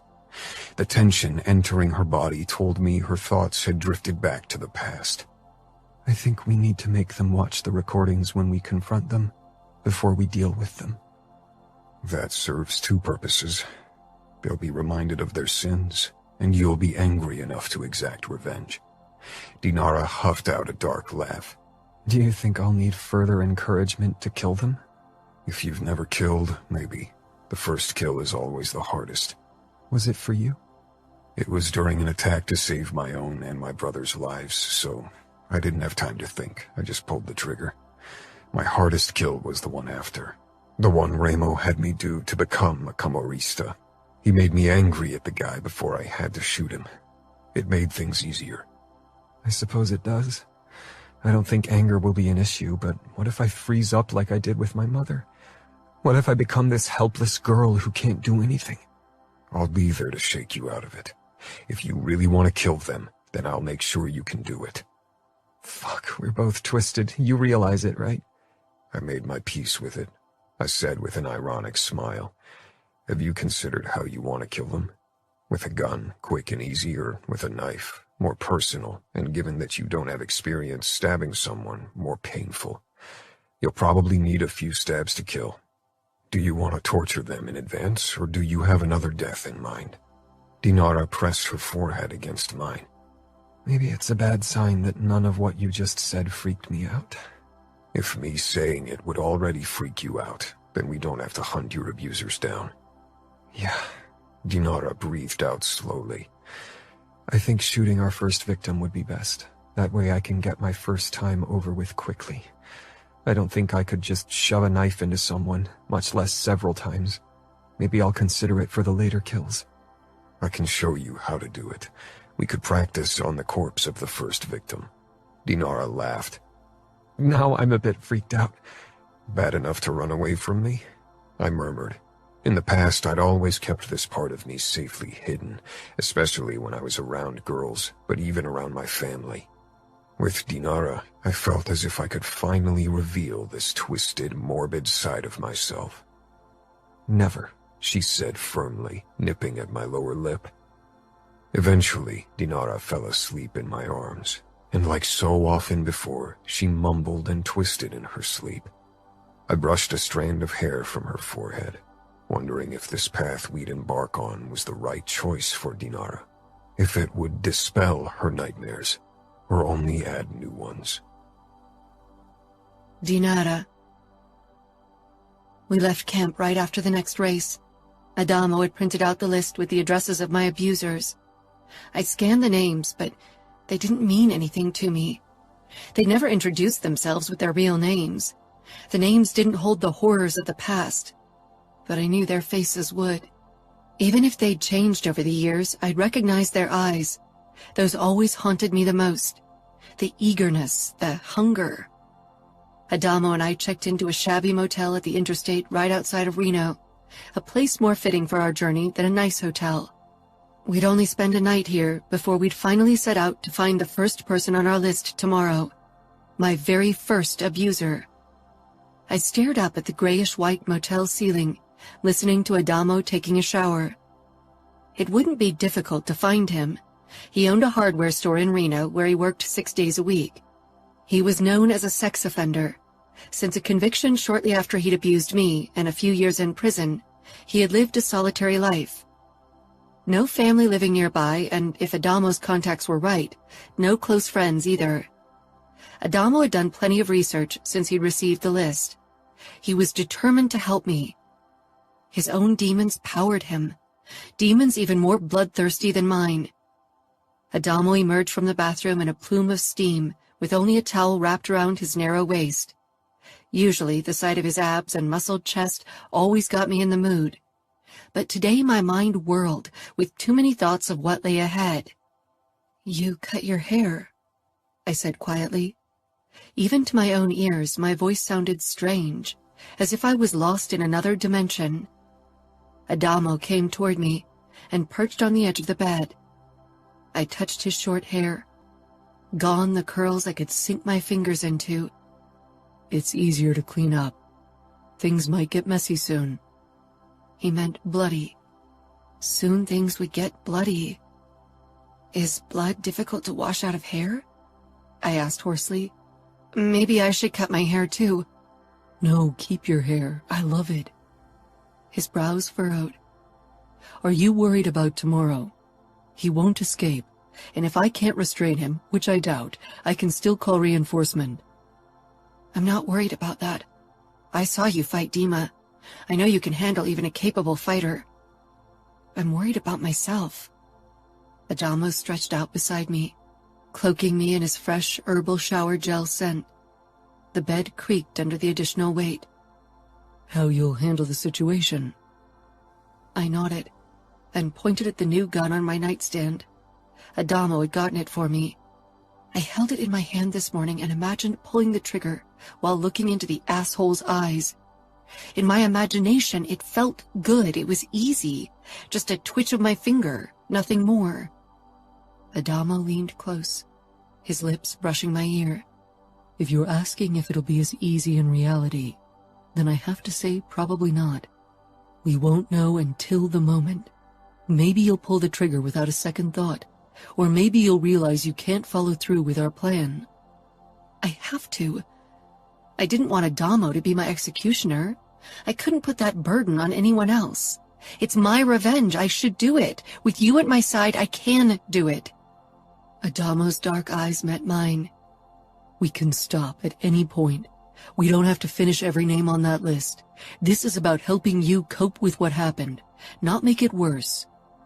And if you need me to do it, I'll handle them all for you." If I'd only needed an executioner, I could have asked Dad to hunt down every single of my abusers. He would have gladly done it. He too yearned for a way to avenge me, and maybe even himself. That men had dared to lay hand on the daughter of a high-ranking Bratva member was like a slap in the face, even if my abusers didn't know who I was. The next morning, before Adamo and I set off to find guy number 1 on our list, we settled in front of his laptop to watch the disc with a recording of me with today's target. The screen lit up with the image of a bed and a young version of myself perching on its edge with her hands in her lap, her eyes cast down. It was like watching someone else, but I knew that would change the moment I started the recording. The girl's horrors would become mine. The video would become reality in my head, would draw up memories of scents and sensations from the dark corners of my mind. I'd be dragged right back into the past. Adamo waited for me to hit play, his eyes kind and his expression patient. I only stared at the screen, my body frozen. Past Dinara had her hair in pigtails, something that many of my abusers favored. "We don't have to watch," Adamo said. "You know what happened. We know he's guilty. There's no reason to torture yourself with images from the past." I didn't react, only stared at the screen. The problem was these images had haunted me almost every day since Dad had picked me up in Vegas over a decade ago. Or if you don't want me to watch, I can go for a walk until you're done.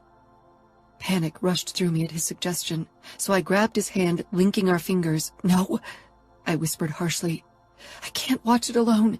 It's bad enough that I relive it in my nightmares every night, all alone. He squeezed my hand and my heart clenched with a mix of emotions at his support. Adamo had absolutely no reason to help me, but here he was. He was trying to keep his emotions under control for me, but in his eyes, I could see many of my own emotions. The absolute hatred toward my abusers, and the determination to exert revenge. And beneath all of that, an emotion both Adamo and I couldn't risk given our families, our backgrounds, our futures. I'd been trying to ignore my feelings, but looking at him now, I couldn't deny that I was falling for Adamo.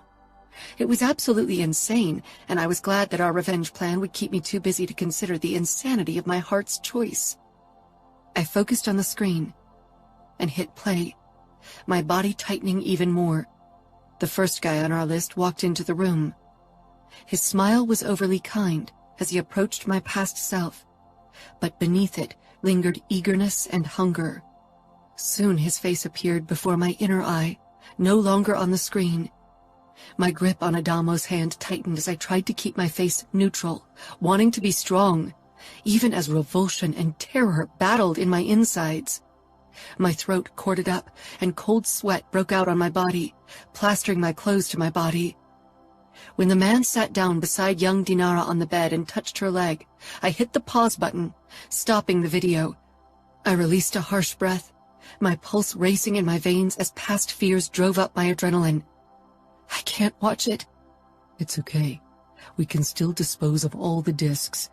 I shook my head. We'll take it with us to him today. I want him to watch it, even if I can't do it. All right, Adamo said simply. I kissed him before I scooted to the edge of the bed. Let's go, now. I needed to move before I lost courage. Locked into this motel room, I felt like a caged animal. Adamo didn't hesitate. He stuffed the disc and the laptop into a bag before he followed me. He'd asked if I wanted him to pack material for torture, but I had said no. Killing another person would be challenge enough. Torture was out of the question, even if every single of my abusers deserved it. I wanted them dead. That would be enough. Adamo parked at the curb across from the hardware store where the guy worked and also lived in a back room. It was already late in the afternoon, and the shop was supposed to close in half an hour. We didn't talk as we sat together in the car. Adamo had grabbed a bag with donuts, but I couldn't force more than a bite past my corded-up throat. My heart hadn't stopped pounding since we'd watched the first few minutes of the video. I felt as if I were the prey, and not the hunter. My hands were clammy, and I was glad for Adamo at my side because he looked remarkably calm. It's time, he said eventually, and I realized that almost 30 minutes had passed without me realizing it. You'll close the shop any minute now. Okay, I croaked. Adamo grabbed my chin and forced me to look into his eyes. We should go now, so we can slip in as last-minute customers. Breaking in poses the risk of alerting the police. This isn't Las Vegas. We don't have every police officer on our payroll. I swallowed and nodded, but I couldn't move. Tears of anger at myself welled up and I blinked them back. I'll go alone and kill him for you, unless you don't want me to do it. I wanted my abuser dead. I wanted to do it myself, but maybe I was too weak to do it. I gave the tiniest nod, even as I hated myself for it. Adamo gave me a kiss and got out of the car before he grabbed the bag from the trunk. He jogged over to the hardware store, and not a minute too soon, a guy had appeared at the door to turn the sign to closed. Adamo flashed him a charming smile and was allowed inside. Both men disappeared from my view, and soon after Adamo hung up the closed sign before he headed back out of sight again. I glared down at my hands, furious at myself for allowing someone else to dish out my revenge. Chapter 18. Adamo. I'd seen Dinara's inner struggle in her eyes, and wasn't surprised that she couldn't go through with our plan. I'd expected her to lose courage. It was one thing to wish for revenge, to imagine killing someone, but it was a whole different matter to actually go through with it, to see the life drain from someone's eyes. Even if Dinara was a Bratva princess, she'd never been part of the brutal side of business. Her father had protected her from it, the same way I would protect her if she wanted me to. Killing someone got easier with time. In the beginning, it had been harder for me more than it was now. As I closed the door of the hardware store behind me and watched the bastard's unsuspecting smile, eagerness took hold of me. Dishing out revenge on Dinara's behalf wasn't a burden. It would be satisfying in so many ways. Maybe I could even keep pretending that I wasn't enjoying it. I turned the lock and then gave number 1, the first name on our list, a dark smile. His expression fell, fear flaring up in his eyes. Maybe he thought this was a robbery. He wouldn't be that lucky. He was older than on the videos, but it was him, no doubt. Even if Ramo hadn't provided me with the whereabouts of our targets, I would have recognized the man before me. The mousy face, the same unshaven appearance. He stumbled backward toward his sales counter, probably to ring an alarm. I chased after him, grabbed his arm, and jerked him to the floor. He lost his balance and fell to the floor with a cry of pain. His wide blue eyes met mine. I don't have much money. You can have it all. This isn't about money, I said as I circled him. I shouldn't be enjoying this as much as I did. I'd always resented Ramo for playing with his victims. Confusion flickered in the man's eyes. I pulled my gun, and the color drained from his face. I calmly walked back to the shop door and turned the sign to closed before I returned to number 1. Following Dinara's request, I hadn't packed any torture instruments, but a hardware store was the land of milk and honey for someone like me. I hear you like little girls. He looked caught before he quickly shook his head. That was a long time ago. I changed. I paid for what I did. I took out the laptop and showed him the first image of Dinara on the bed. You sure as hell didn't pay for what you did to her. Horror entered the man's eyes. Being confronted with your own depravity must have stung. But you will, I promised. This girl on the screen, her name is Dinara, and she wants you to die. She doesn't want me to torture you, but maybe I'll do it just for myself. I had dreamed about it last night. A knock sent a wave of tension through my body. The man cried out, Help! Call the police! I kicked his right side, on level of his kidney and liver, silencing him effectively as he gasped for breath. When I spotted Dinara at the door, I relaxed and went over to her. I unlocked the door and let her in. A brief glance down the street told me that nobody had noticed anything yet. She stepped in hesitantly, still a spooked look on her face. I wasn't sure if it was a good idea that she was here. It was fucking selfish, but I was worried she'd change her mind and spare the asshole. Her eyes moved past me to the man on the floor who was holding his side, crying. His teary gaze settled on her. Please help me. Slowly, Dinara moved toward him and stopped right over him. Do you remember my face? She whispered. The man shook his head frantically. That's funny, because I see your face and every revolting inch of your body every night when I close my eyes, Dinara said, her voice cracking. I'm sorry, I swear I changed. I was a bad person back then, but I don't do this anymore. I paid for my sins. I was in jail for hurting other girls like me, Dinara said. Girls whose nights will forever be haunted by nightmares. I stepped up beside her, touched her shoulder to show her my support. She trembled under my touch. Please don't kill me. Don't I deserve a second chance? I gritted my teeth, wanting nothing more than to smash his face so he'd shut up. I could see the hesitation in Dinara's face. It took all of my control not to try to talk her into killing him. This was her decision. I had no right to force her in a certain direction, only because I was a twisted fuck who wanted to torture and kill the guy before me. Dinara tore her eyes away from the man. Do you think he says the truth? Do you think he changed? I doubt it. I said, "Do you want me to search his living quarters? Maybe we can find something." Dinara gave a small nod. I wasn't sure if new proof would really matter.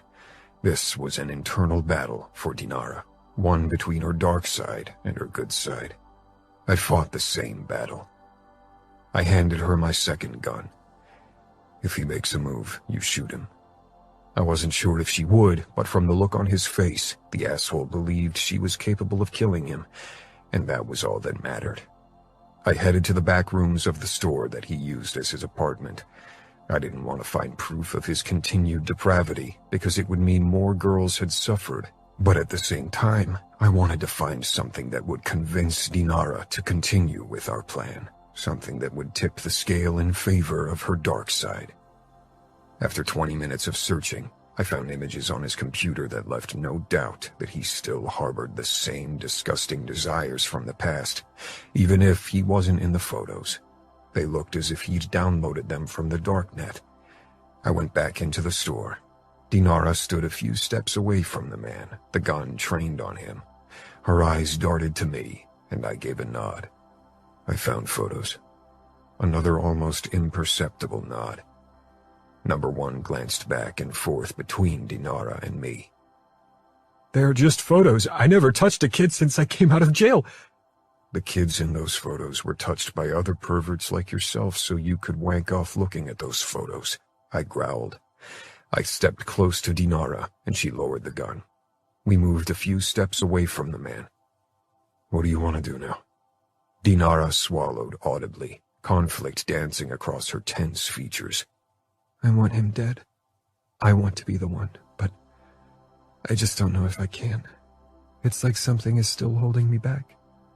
You've never done this before. It's only natural that you hesitate. I didn't remember the moments prior to pulling the trigger on another human for the very first time. It had happened too fast, no time to let my conscience speak up. I sometimes wondered if it would have. In the weeks after my kill, I hadn't so much been bothered by my conscience, but the lack thereof. Can you show him the video? I want him to remember what he did, and maybe it'll give me the courage to go through with what I want. Number 1 hadn't moved an inch, as if he hoped we might forget he existed. I removed the laptop and the disc from my bag and set everything up on a shelf so the asshole got a good look at the screen. After a nod from Dinara, I turned the recording on. This time neither Dinara nor I hit pause. Instead, we watched every soul-crushing moment of the video. I wanted nothing more than to turn the screen off, or better yet, smash the fucking thing like I'd done with Ramo's laptop, but I stayed rooted to the spot. The only movement I allowed myself was the occasional sideways glance to Dinara, who seemed to be lost in the images, her gaze distant and her body taut with tension. How hard must it be for her to relive those moments? I glowered at the asshole on the floor, who had lowered his head as if he couldn't bear to watch. Fury raced through me. I grabbed his head roughly and jerked up his chin, forcing his attention back on the laptop screen. I know what I did. I don't need to see. He whimpered, closing his eyes, and my fury multiplied, turned feral. You will open your fucking eyes or I'll staple your eyelids to your fucking brows. I'm sure I can find a stapler somewhere in your shop. His eyes flew open, and he didn't dare look away from the screen again. I was glad when we neared the end of the recording. The sounds and images had turned my stomach, and I just wanted to help Dinara move past those horrors. Dinara looked like a wax figure of herself, pale and perfectly motionless. This was meant to help her. But what if it didn't? What if this only fulfilled my own twisted hunger for blood? Dinara. The images of the screen became blurry, and my mind took over, replaying my memories so much more vividly than the video. Every sensation washed through my body, every pain and odor, every sound and image. They flooded my body like an unstoppable avalanche, dragging up buried emotions, shame and revulsion, fear and despair, but above all, anger. anger at the man before me. When the screen turned black and past Dinara's ordeal was over, I lowered my gaze to the cowering man before me. He begged me with his eyes, pretended to be a victim, when he was a monster who'd ruined my childhood to satisfy his own needs. I'd remembered his eyes and his words, the names he called me and the name he wanted to be called, even before I'd watched the video. I remembered his low breathing, his aftershave and the sweat underneath it. I moved closer, took a deep inhale. Even his aftershave was still the same. A new flood of images, the same I'd replayed before, wanted to flare up for a repeat performance. But my mind fought the onslaught. Revulsion welled up in me, followed by panic, but I didn't allow it to take root, and finally anger ruled over everything else. My hands were shaking, and my throat was tight as I set down the gun on the counter. Adamo watched the move with a frown. My blood seemed to pulsate with fiery anger as I stepped up close to Adamo, my breathing coming in quick bursts. Our eyes met, and his held a myriad of questions. He thought I couldn't shoot my abuser. Maybe he even thought I'd show him mercy and let him live. I'd considered it when I'd first stepped into the hardware store and seen the pitiful guy. But whenever the thought had tried to take root, every fiber in my body had fought it, and the voice calling for retribution had chanted louder. I took a deep breath and slanted another look at the man. Hope had entered his expression, and he gave me another begging look. Over a decade ago, nobody had cared about what I wanted, about my begging. No mercy. Without thinking about it, I reached for the knife in Adamo's chest holster, curled my fingers around the cold handle. Adamo didn't stop me as I withdrew the sharp blade with a satisfying hiss. I'd never used a knife in a violent way, and I wasn't sure what I was doing as I stumbled toward my abuser. He tried to scramble backwards, but I followed. My heart beat in my throat, and my surroundings became a blur as I lunged at him. He brought his arms up, tried to fight me off, but I lashed out at him with the knife, flung it at his flailing arms, his upper body, every inch of him I could reach. He tried to fight me off, and Adamo's voice rang in the back of my head, but the man's screams drowned it out. I couldn't stop, even if I didn't even see what I was doing. My vision was blurry with tears and blood. My palm and my thigh stung, my cheek throbbed. But my hand with the knife still arched down on my abuser until I was dragged away, and someone was holding me tightly in their arms despite my struggling. I gasped for breath. Every intake stung in my chest. Shh, Dinara. Everything is okay. Calm down. He's dead. Calm down. Adamo's soothing voice waded through the fog, clouding my brain, and slowly I came to myself. Adamo ripped a piece off his shirt and wiped my face with it. I closed my eyes, allowing him to clean me. When I opened them again, my surroundings came back into focus. Shock crashed down on me as I saw the sight before me. The man lay in a large puddle of blood, and his corpse was littered with stab wounds. His hands, his arms, his chest, his face, his throat. The blade hadn't spared any part of his upper body. I hadn't spared a part of his body. I had done this. I released a shaky breath. Slowly, I looked down at myself. Adamo's arm was still wrapped around my waist, and I sat between his legs, his warm chest pressed against my back. My bare legs were smeared with blood, and my jean shorts were completely soaked with it. I raised my hands, also covered in red. The knife clattered to the floor, and the sound made me flinch. My shirt, my hair, everything was covered in blood. And the shred of fabric Adamo had used to clean my face and eyelids was now red. I blinked, stunned by what I had done. "Why did you stop me?" I said, but my voice sounded distant, as if something was blocking my ears. Maybe more blood. I shuddered. Adamo took my hand and turned it, so I saw a long but shallow cut in my palm. Then he pointed at another, deeper cut in my calf. You cut yourself in your state. and I didn't want you to seriously injure yourself. He's been long dead. I nodded. I don't know what got into me. I just lost it. Adamo pressed his cheek against mine, even though I was a mess. Maybe this is a start. Maybe this is your way of releasing the pain you have bottled up. There was no pain now.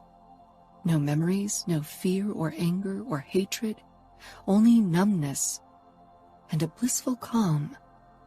What do we do now? I have to call our local cleaning crew so they can come over and take care of this. I laughed hollowly.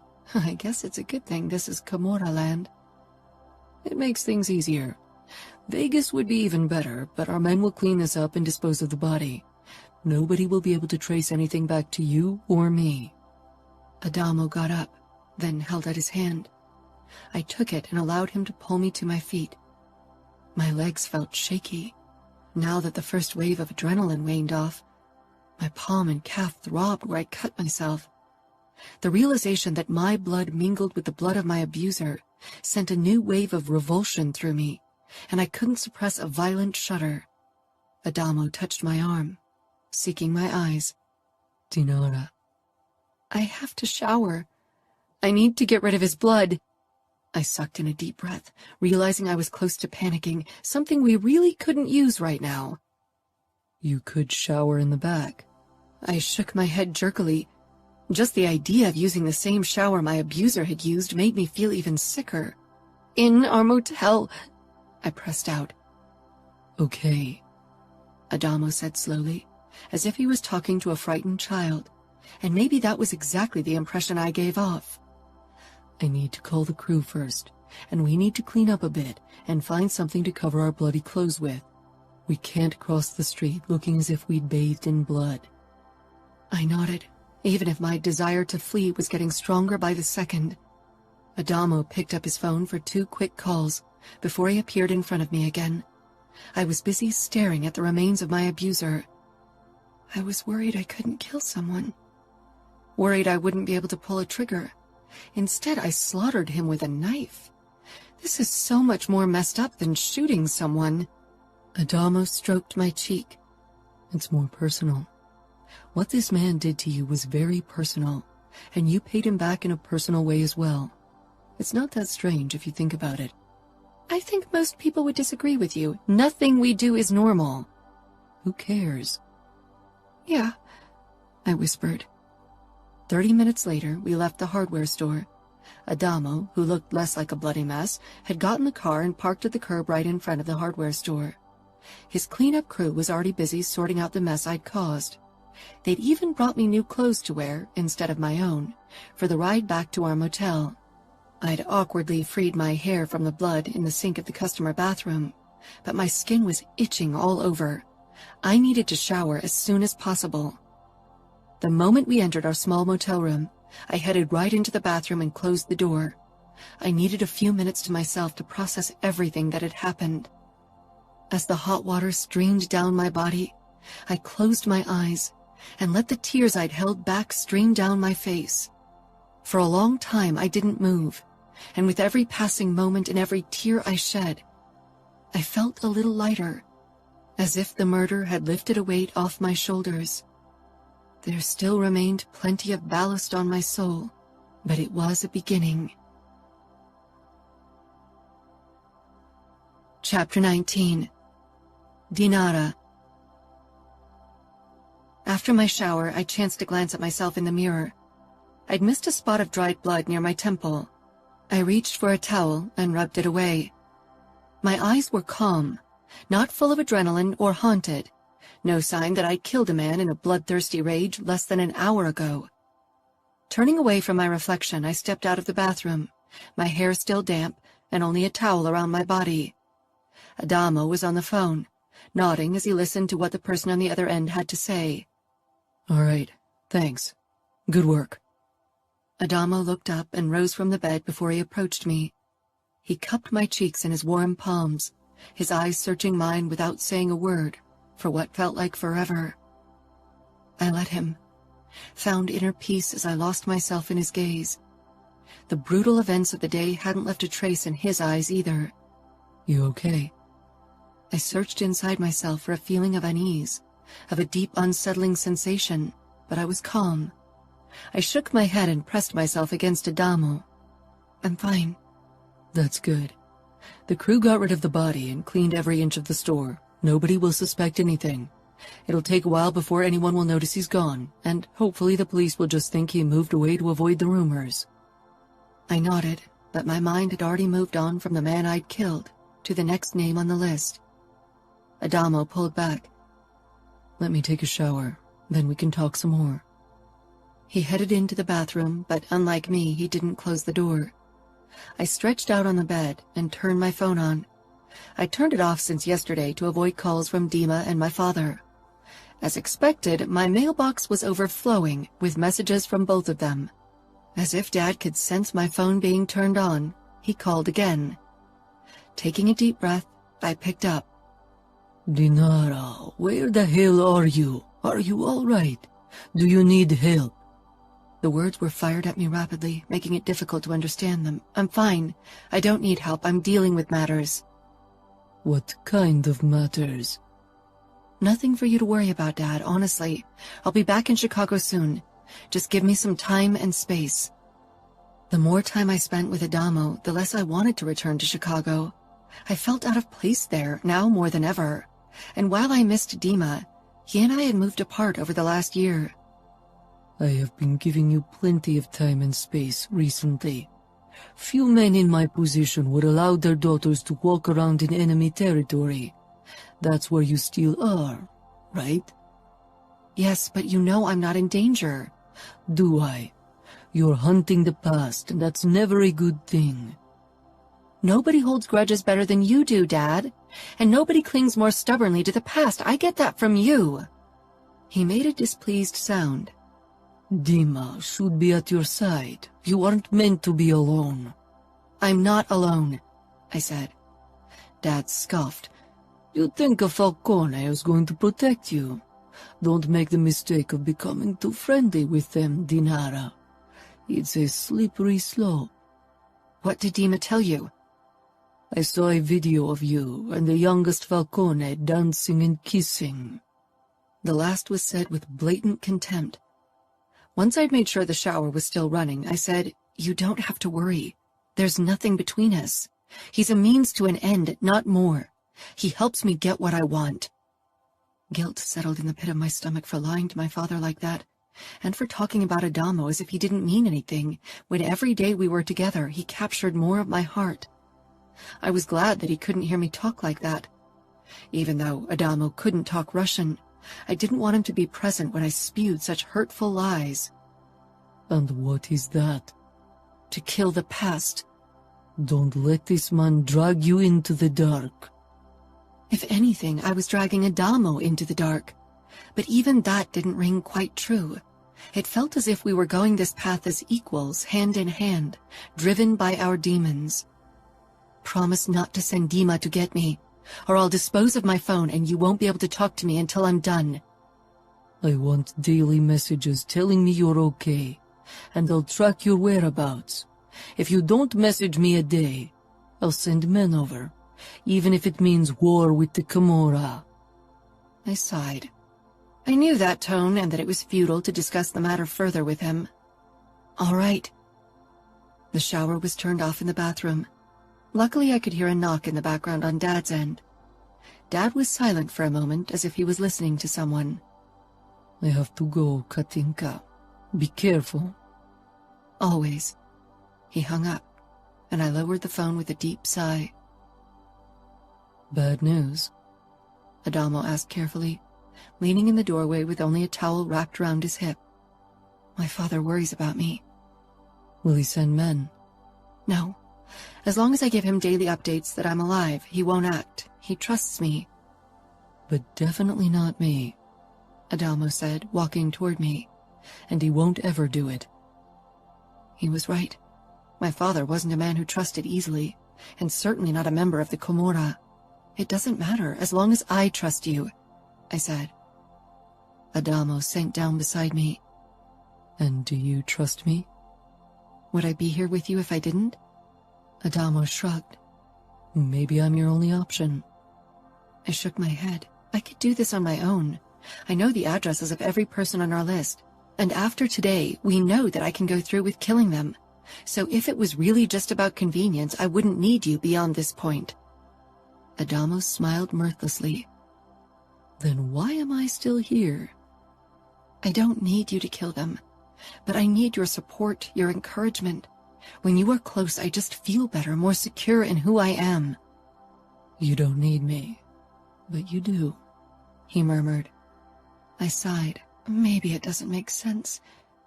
Maybe you just need to admit that you need me. Today you acted out of an impulse and completely lost control. You didn't pay attention to what was happening around you. If the same thing happens next time, you'll need me to make sure nothing happens while you're in your zone. Like hurting myself. Or someone walking in on you.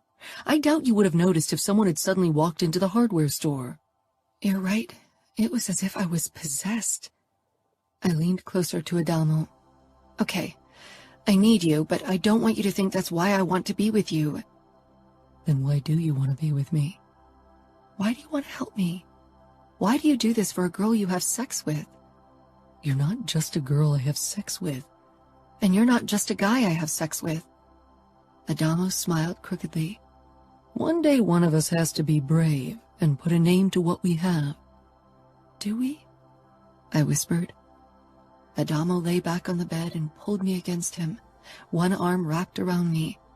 Who's going to make us? Maybe we'll want certainty at some point. Or maybe eventually our families will want answers. More answers than we have at this point. That's not something I want to think about now. I want to live in the moment. Right now, the only thing I want to focus on is revenge, and how we can make every person on the list pay for what they did to me, and other children. Adamo ran his hand lightly over my upper arm. Even if you killed in a rush today, that doesn't mean you won't be haunted by nightmares of the murder. Maybe they'll cease eventually, maybe they won't. I just want you to be sure you can live with them, especially if we continue to hunt down your abusers and more deaths are added to your conscience. I let out a bitter laugh. Will they be worse than the nightmares that have been haunting my dreams since I was a little kid? I doubt it. So if you ask me, these new nightmares will be a damn improvement to the horrors of my nights right now. Adamo's arm around me tightened. Fuck. I really wish I could have tortured the asshole today. I actually considered doing it before you showed up. I propped myself up. The next name on our list, he was one of the worst. I mean, every experience was horrible, but some were nicer about it. Adamo gritted his teeth. Nice isn't a word I'd use to describe the atrocities those perverts did to you. I swallowed, and they'll all pay for what they did. But the next guy on the list, he was bad. Really bad. He liked to hurt, and Killing my abusers was one thing, but torturing them was another matter. Even some of my father's men couldn't watch torture. Could I? And not just watch, could I torture someone myself? Adamo tilted his head to catch my gaze. You want to torture the asshole? My lips parted, but a wave of nerves washed through me. I want him to suffer before he dies. He will if you want it. I can do it. I should at least be part of it. This is my revenge, and I don't want to be a coward. It's not about being a coward. Torturing someone takes a lot out of you. It's different than the act of killing. You have to face the victim's despair, pain, and begging, have to relish in it, and use it as another tool of suffering for them. How many of you tortured? I know Ramo and Nino are famous for their special talent, but I didn't hear any stories about you. I tried not to get involved in torture, except when it was absolutely necessary. Both Nino and Ramo wanted me to gain some experience, but eventually they stopped forcing me to participate in these sessions. If even Adamo, who was a Falcone, couldn't bear to torture someone, how would I be able to do it? If it bothers you, if it gives you nightmares, then I don't want you to do it, not for me. If I want them to suffer, I'll have to do it myself. I won't ask you to do something you hate. Adamo chuckled darkly and pressed a fierce kiss to my lips. It's not that I hate it, or that it haunts me in nightmares, Dinara. I enjoy it too much. That's the fucking problem. I relish in the act of causing others pain, at least when I think they deserve it. I wish it were different, but I'm messed up. And the people on our list, they all deserve it, so I'll have a fucking great time doing it. So you didn't partake in torture because you liked it too much? He nodded. Yeah. I quickly realized that I had the potential to be as good and creative as Remo, but I never wanted to be like that. I thought I could be better. His smile became darker. But I'm not. And the next asshole on the list will learn it the hard way. If you let me. I swallowed and gave a jerky nod. Adamo kissed me and wrapped his arms even more tightly around me. I could hardly breathe, but I only hugged him back with the same force. After the events of the day, after everything we'd just discussed, my body rang with the need to be as close to Adamo as possible. I didn't care if it made me look weak or needy. Adamo made me feel as if it was okay to not be strong once in a while. He pressed a kiss to my forehead, and I closed my eyes, feeling safe. The next morning, we headed out for the next stop on our road trip, Sacramento, the home of number 2 on our list. Even though this was my path to vengeance, Adamo and I were in this together. I was glad that I didn't have to take this difficult journey alone. The windows of the car were rolled down as we took the Interstate 80 to Sacramento. Warm air tousled my hair, and my eyes were closed. The low beat of a rap song blasted from the speakers. Adamo's fingers around mine kept me rooted, as they always did when images from the past replayed in my head. This time they hadn't overpowered me. I'd summoned my personal demons to find the right mindset for what lay ahead. Adamo parked in front of the house of number 2 and killed the engine. The house wasn't how I'd imagined it. I'd expected a forlorn, unkempt place, something that reflected my own dark feelings whenever the face of him replayed in my memory. He had been the fear of my past. Goosebumps rose all over my body. The front yard was immaculately kept, with perfectly trimmed lawn and a beautiful white porch. This looked like a place of happiness. Are you sure he lives here alone? Not alone, no. He shares the house with his mother, but he doesn't have his own family. Does she know? I asked. Yes. She gave him an alibi in a case, but he was convicted anyway. I nodded, wondering how she could live with what her son had done. But she wasn't my concern. But she isn't home now? No. She works in a gas station. We're clear to go in. Clear to go in. I smiled wryly. You make it sound as if we're a SWAT team. We're going to kidnap him, so we have to be as stealthy. This is a good neighborhood, so people will report suspicious behavior. Adamo shrugged. We'll be fine. Let's wait here for him to return home from work. We sat in silence for almost an hour, before a car pulled into the driveway and a short but heavily overweight man got out. His hair had thinned and turned gray, but even from afar, his face sent a shudder through my body. My fingers clamped around my knees and my breathing became uneven as my pulse sped up. I was torn between the urge to run and the desire to attack. Dinara, Adamo said softly. I dragged my eyes away. Adamo's brows furrowed. You are safe. The roles have switched. You aren't his victim. You will be his judge. I know, I said, and the words said aloud banished the fear from the past into the darkest corner of my mind, where little Katinka still cowered helplessly. Today, she'd get justice. Chapter 20. Dinara. My fingers shook with nerves and excitement when Adamo dragged the struggling man into the basement of a Camorra storage.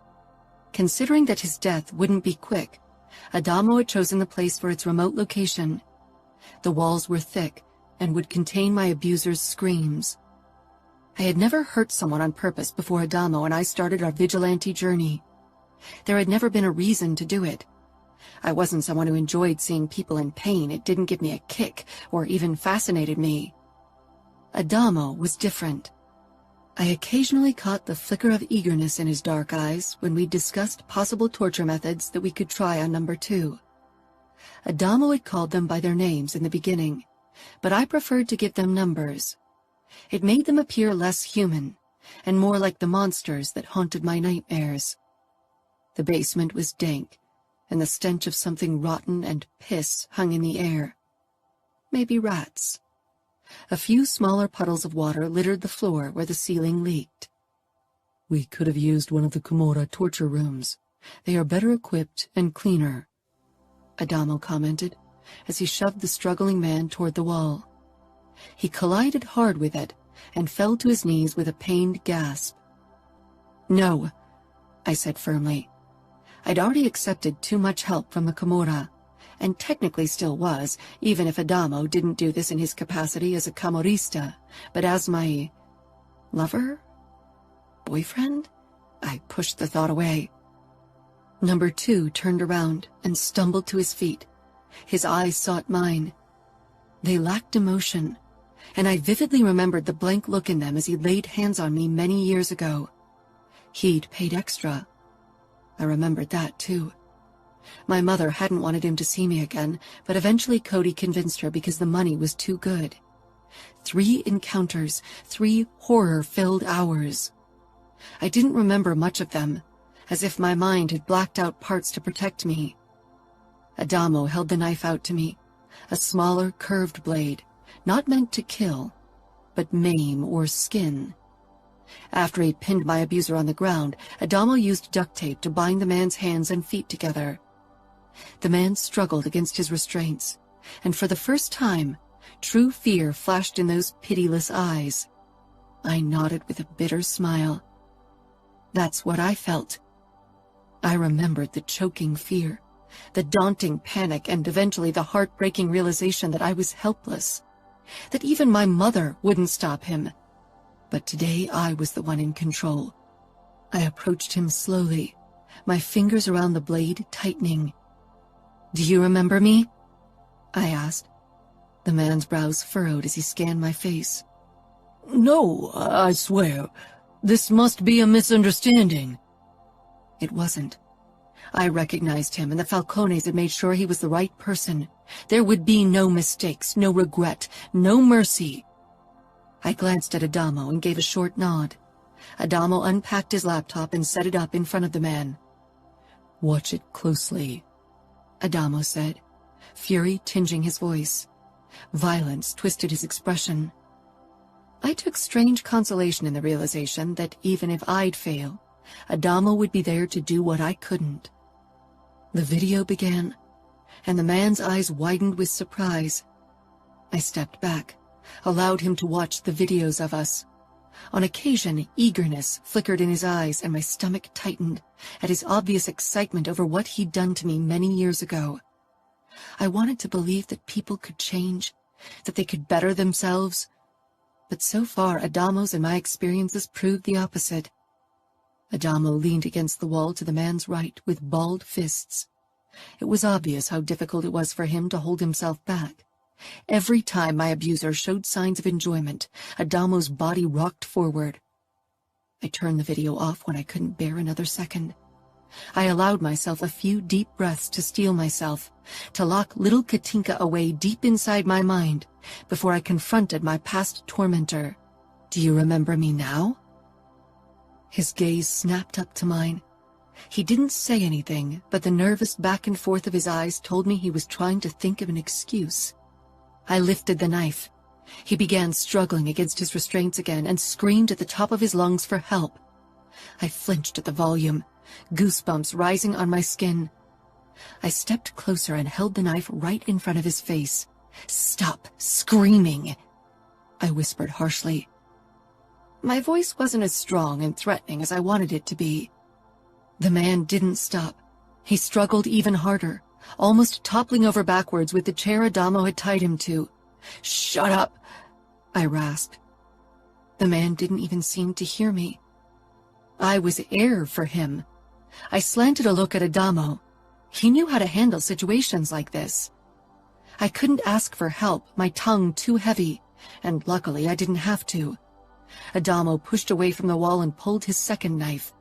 In 2 long steps, he appeared beside me, grabbed the man's hair, and pressed the blade against his throat. "Shut up, or I'll cut off your fucking tongue," he snarled, sounding so terrifying that even my body involuntarily leaned away from him for a moment. Adamo relished in what he did. His eyes held the same euphoric rush I remembered from taking drugs. I wondered if his fall would be as steep once the rush waned off. I remembered the bleak, depressing hours afterward, and the increasing yearning for the next fix. When would Adamo need his next fix? Adamo's gaze slanted to me, frantic, eager, hungry. "He's yours." Mine. Mine to judge, to torture, to kill. I lifted the knife, scanned the sharp blade. Holding my breath, I jabbed the knife into his thigh. My eyes widened, my knuckles turning white around the handle, shocked by my own actions. The man cried out harshly, eyes wide and agonized. Blood soaked the fabric around the blade, which was still buried inside his leg. "Twist it," Adamo murmured, voice compelling. I tightened my hold, but didn't move. Adamo covered my hand with his. "I can help." I nodded. He guided my hand, turning the blade clockwise. The screams escalated, buried themselves in my head and raised goosebumps. My body revolted against my actions. I shook my head and Adamo released my hand. I jerked it away from the knife. "Do you want me to do it?" Adamo asked. I took a step back. I didn't look at number 2, only at the man I was falling for more every day. He wanted to help me, but beyond that, he thirsted for the violence. He wanted this, needed this, maybe as much as I did. "Yes," I whispered. Adamo fixed number 2 with a bone-chilling look, a hunter ready to tear into his prey. Adamo ripped the knife out of number 2's leg before he sliced it across his abdomen, creating a shallow cut, painful but not lethal. I backed away and watched, fascinated and terrified by Adamo, by his focus, his eagerness, his skill. I couldn't help but wonder if I was the reason for the awakening of his bloodlust, if my request had broken through his walls and unleashed an unstoppable hunger. "Adamo," I whispered eventually. He dropped the knife, his eyes darting to me. It took a heartbeat before they really saw me. "He's yours now," he said in a raspy voice. I nodded and grasped the gun. Pulling the trigger was easy, and strangely enough, felt almost like an act of mercy. Adamo. The shot rang in the dirty basement, followed by utter silence. I breathed harshly, trying to come down from my euphoric high. My pulse was pounding wildly in my veins, and I felt almost invincible and overall exhilaratingly alive. Slowly, I became aware of Dinara's presence again. She stood a few feet from me. She'd watched everything without a word, every second of me losing control.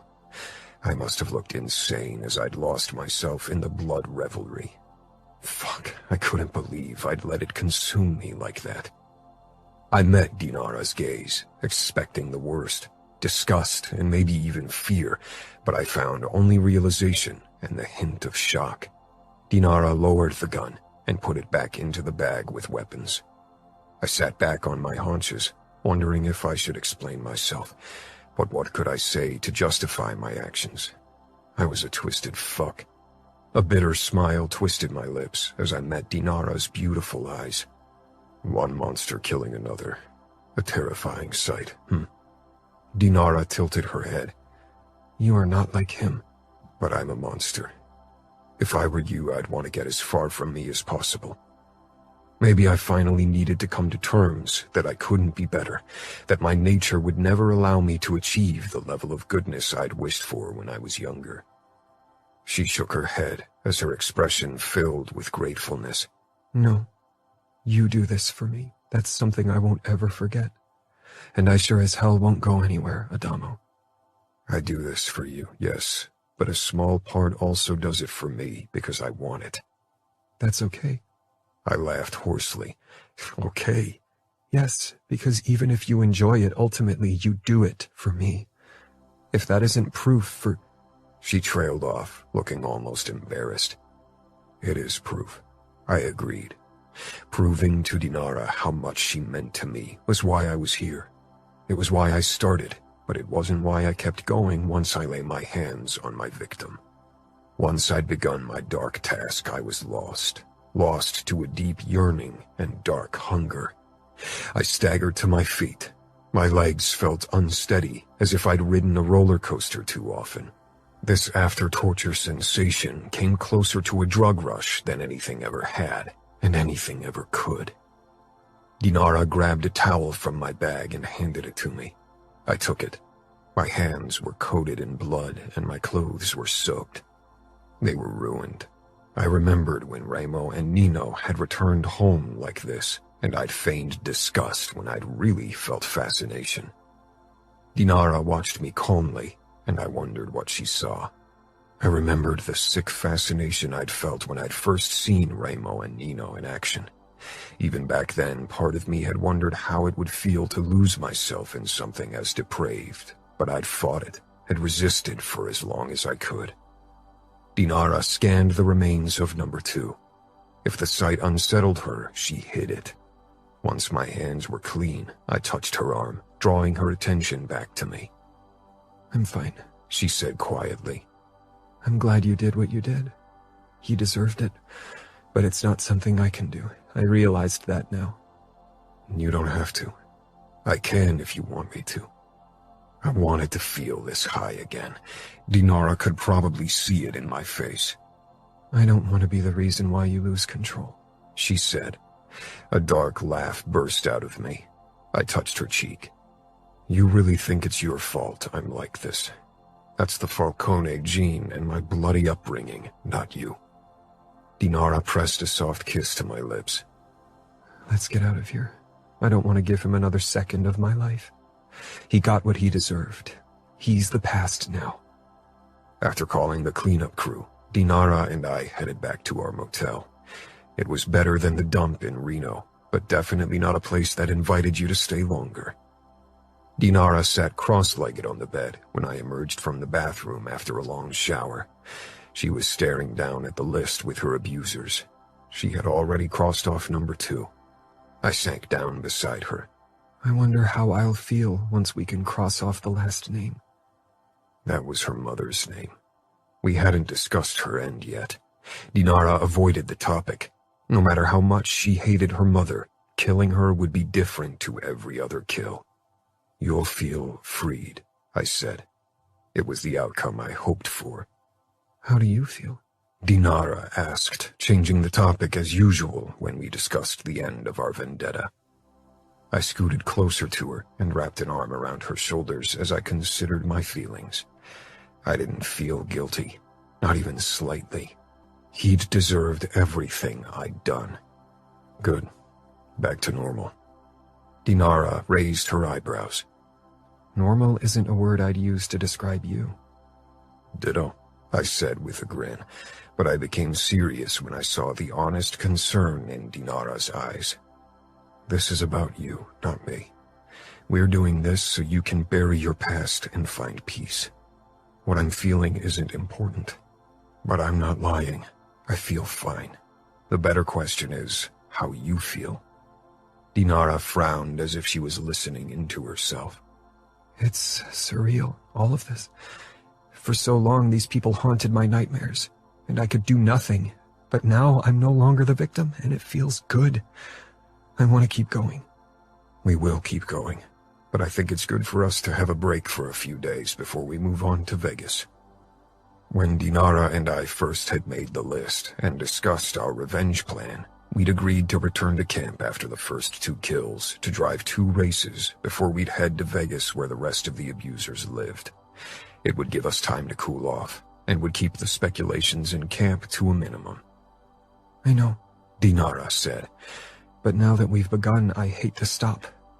You don't want time to doubt our actions, I guessed. Dinara shrugged. Maybe. I can't imagine my conscience becoming a problem, not with the way I'm feeling now, but She sighed. I don't know. I don't want to risk it. I want all of them to get what they deserve. They will, because my conscience sure as hell won't become a problem. Dinara smiled strangely and kissed me. To think that I'd ever fall for an Italian mobster. She snapped her lips shut, eyes going wide. The high from the torture was nothing to what I felt now. I opened my mouth, but Dinara clapped her hand over my lips. Don't say anything, not now. My eyes crinkled in amusement. Kissing her palm, I nodded my agreement. Slowly, Dinara lowered her hand. I never thought I'd fall for a Bratva princess either, I rushed to say. Dinara kissed me hard. Shut up. I don't want to talk emotions, not now. Not yet. After everything we've done and everything we plan to do, you're scared of emotions? I teased. Her eyes begged me to shut up, and this time I did. Instead, I pulled her against me and showed her with my body what I felt. No words needed.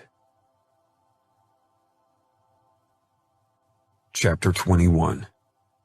Adamo. Dinara and I returned to camp and participated in the 2 following races, but our hearts weren't into it. The list occupied our thoughts. It was futile to pretend otherwise. We headed for Las Vegas the morning after the 2nd race, unable to push our vendetta off further. We were both antsy. We paid for another shabby motel on the old part of the Strip.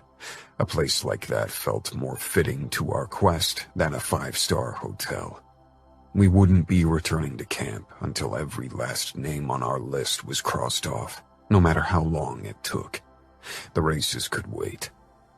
The next few kills went smoothly, without torture. Easy kills that Dinara executed with a gun. I held back my own cravings for blood, allowing her to do this on her own terms. Worse than resisting my thirst for blood was watching the recordings. Every minute burned itself into my head, and sometimes even followed me in my nightmares. Dinara lay stretched out on the bed beside me after we'd crossed off number 6, completely naked and gorgeous beyond words. Seeing her like this and remembering the recordings I'd seen of her was difficult to put together. Dinara had survived horrors I couldn't even comprehend, and she'd become fierce and determined, but also kind. So many people would have turned jaded after what she'd gone through. We hadn't discussed our emotions again, had skidded around the topic carefully, but watching her now, the desire to express my feelings was almost irresistible. Dinara's eyes told me she knew what I was thinking. "Not yet," she whispered. I smiled wryly. "When?" "Not yet," she simply said. Torture made my blood sing. I was still high, euphoric, but no longer lost in a trance. Dinara had captured my full attention. The way she'd unleashed her pain. The last few kills had been almost emotionless. Dinara had shot every abuser with a bullet in the head. Cool and controlled. But today had been different. As with her first kill, Dinara had lost herself in the need for revenge.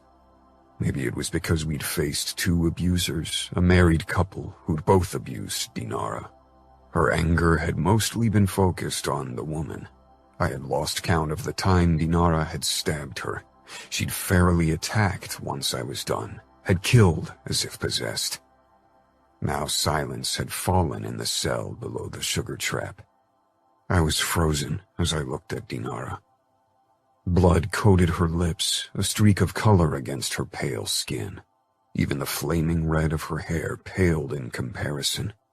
She lay motionless on the cold stone floor, her wide eyes directed at the ceiling, but unseeing of what lay before her. I dropped the knife. It landed with a clatter, blood splattering around it. For a second, a sliver of my face reflected in the only clean spot on the sharp blade. For the first time in my life, I understood the fear people harbored when they heard my name. Falcone. Today, my expression justified their terror. Bloodshed was in my genes. All of my life I'd fought this craving deep in my veins, had dimmed it with drugs and alcohol, but its call had always been present, an undercurrent in my body that threatened to pull me under. I hadn't let it. I'd thrown myself headfirst into its depth, had followed the current to the darkest part of my soul. For so long, this day had been my greatest nightmare, a fear beyond measure. But fuck, today felt like a rebirth, like a homecoming to my true self. My palms were sticky with her blood, and it felt perfect. I had never before killed a woman, much less caused one pain on purpose. But after watching the recording, she'd become faceless to me, a mere target I needed to eradicate. No street race could ever compete with the thrill, the absolute high of a kill, and even less with the power rush of torture. Denying one's nature is living a lie. Only drugs in all shapes and forms had made it possible. No more. People finally had a reason for the nickname they gave my brothers and me. The Monsters of Las Vegas. My monstrous side had come out to play, but the revelry had only just begun. Ramo and I were similar in looks, but that wasn't our most striking similarity. His cruelty and brutality had appalled me most of my life, because it reflected a part of me I despised. Today, I made peace with him and me. I had Dinara to thank for that. She turned her head and blinked at me, her chest heaving. Will it always be like this? Like what? I asked hoarsely. I wasn't even sure why my throat ached. Unlike our victim, I hadn't screamed. I had hardly said anything at all. She drew in a deep breath, as if she needed time to sort her thoughts, to form the right words. I'm equally horrified and disgusted by what we did as I'm feeling exhilarated and empowered. Will it always be like that, this conflict tearing at my chest because I lost myself completely to the bloodlust? Just pulling the trigger is different, but this personal kill. She sighed. I moved closer to her and sank down on my knees beside her. I don't know. She searched my eyes. What do you feel, Adamo? I considered lying, masking my true feelings. Not horror, not disgust. My gaze strayed toward the corpses, waiting for a flicker of regret, any kind of emotion a normal person would feel. But there was nothing, only the need to repeat what I just experienced.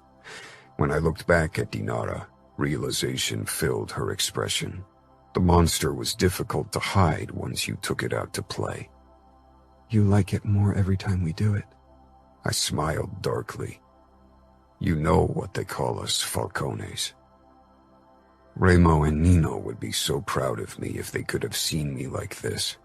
Pride goes before a fall.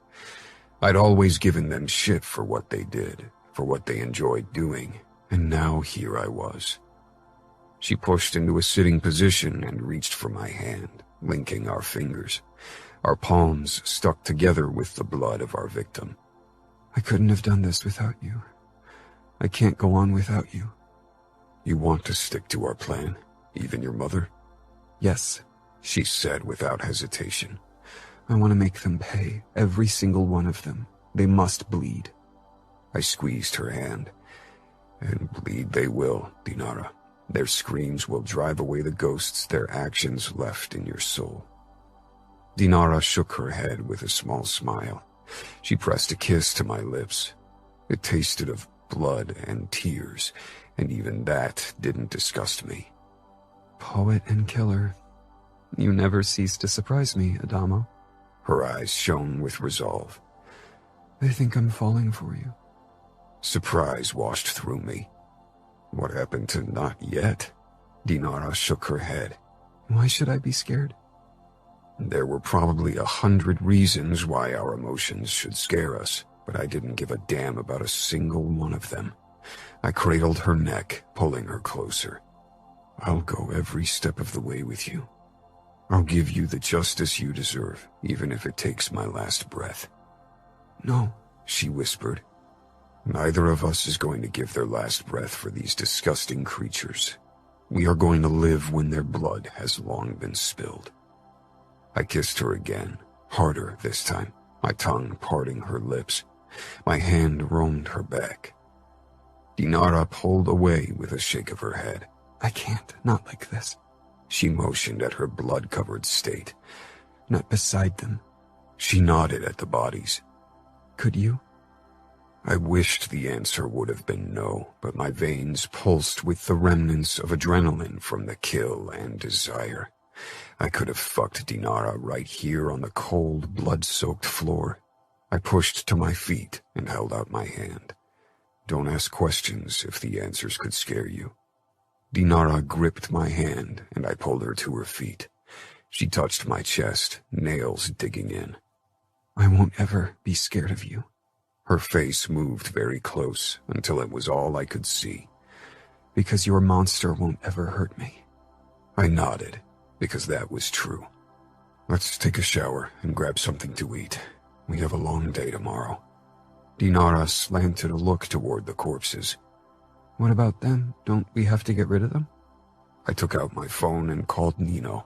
He and Remo were upstairs in the office and would handle the situation. It'll be dealt with. Dinara nodded. We headed upstairs, covered in blood and strangely elated. On our way out of the bar, we ran across Remo and Nino. Remo met my gaze, but he didn't say anything. I gave him a small nod. Today, maybe for the first time ever, I really understood him, and he saw it in my face. We'll deal with the corpses, Nino said matter-of-factly. A nervous energy surrounded Dinara as we stepped out of the sugar trap, but the closer we got to the car, the calmer she got. She opened the passenger door and released a small laugh. We really did it. We're almost done with our list. Only one name remained, a name we avoided mentioning. I could practically see the weight falling off her. Euphoria was banishing any hint of anxiety. For now, her demons were put to rest. They weren't gone for good, however. I was intimately familiar with demons of the past. They'd come back to haunt her, but they would have lost some of their power over her. We did, and we won't stop until you got what you want. We got into the car, and I hit the gas, racing away out of the city. Dinara reached over, her palm covering my cock through my jeans. I slanted her a questioning look. Her lips dragged into a teasing smile, but in her eyes, darkness mixed with lust. Fuck, and it turned me on. I would have fucked her right there with the dead bodies. She rubbed harder. I slowed the car, wanting to pull over. She shook her head. Keep driving, fast. I chose side streets that were less crowded at this time of the night. My foot pressed down on the gas again. Dinara nodded and lowered her eyes to my bulge. She unbuckled her belt and scooted closer before she opened my zipper. After a bit of fumbling, my cock sprang free and she took it into her mouth. I hissed at the feel of her wet heat.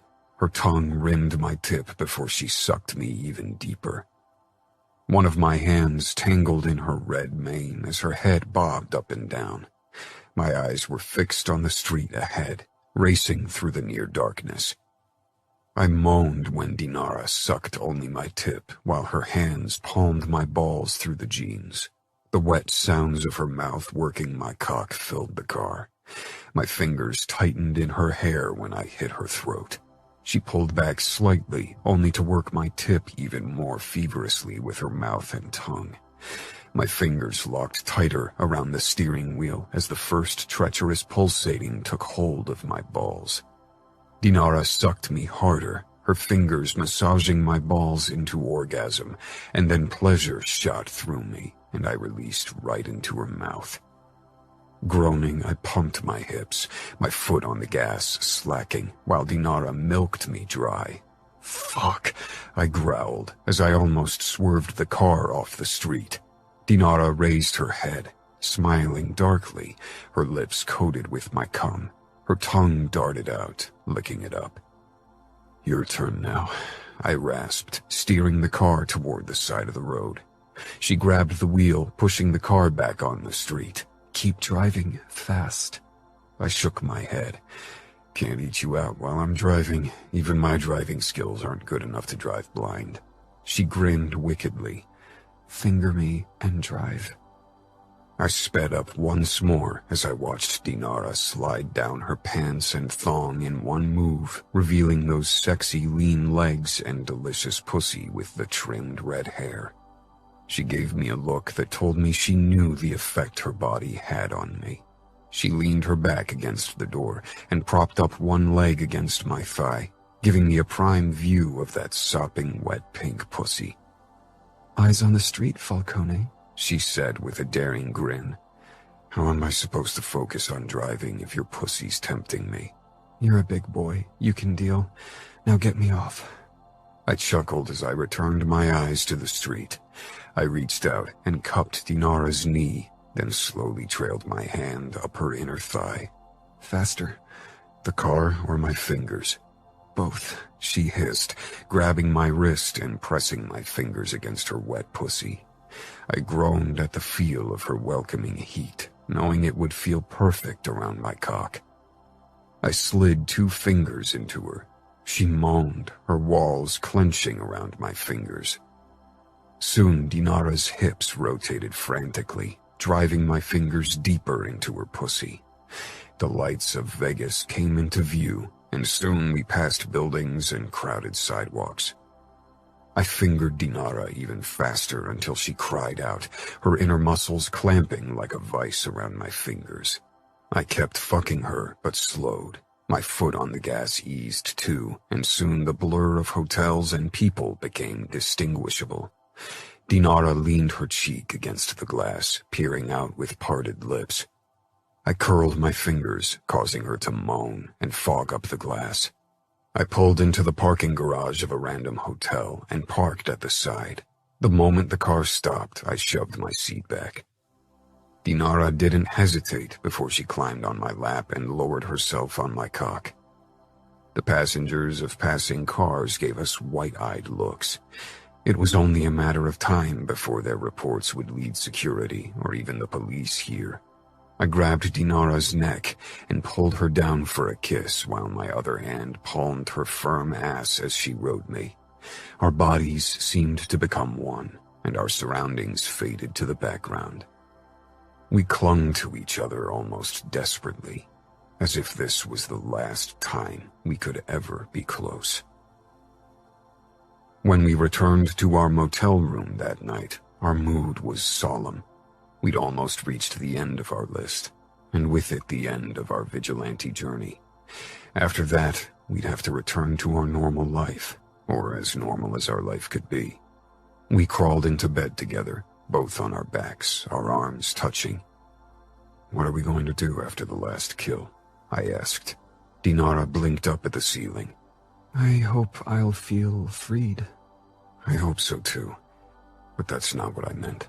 She rolled over to face me, her smile solemn. I know. I suppose you will return to the race camp? The season is as good as over, and with all the races I missed, I can't make a top 10 position anyway. Dinara nodded. She stroked her fingertips along the stubble on my chin and cheek. So you'll return to Vegas to celebrate Christmas with your brothers? Christmas seemed light years away, even if there was only a month until Christmas Eve. That's the plan, yes, I said slowly. But I thought you could join me. Surprise crossed Dinara's face. You want me to spend the holidays with your family? With me and my family, I corrected. Does it really come as such a shock to you that I want you at my side, even during the holidays?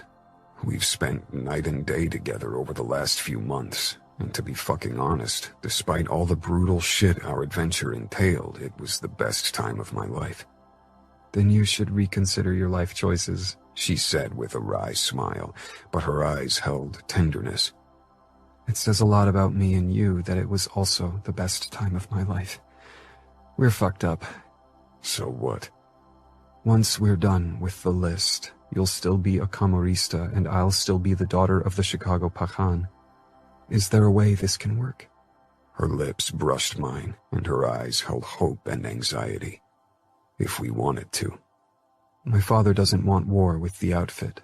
That would hit too close to home, but if he agreed to a truce with your brothers, that might very well lead to a war declaration from the outfit. We don't fight over the same territory, I said. Your father rules over the Great Lakes. We don't have to declare truce to ignore each other's existence. You think ignoring each other's existence is enough for you and me to be an official couple? Where would we even live? We couldn't live in Chicago together because that would cause trouble. Not to mention that the outfit would have a field day if they got their hands on me again to finish what they started. Dinara stroked the scar on my forearm absent-mindedly as she continued. And me living in Las Vegas would look just as bad.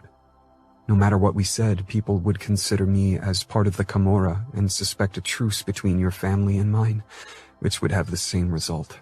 War between the Bratva and the outfit. The outfit had strong ties to the political elite in Chicago and Illinois. Even if the Camorra and Bratva fought together to an attack, it would mean a lot of unwanted attention. That wasn't something we wanted or needed. But I wasn't willing to give Dinara up over mob politics.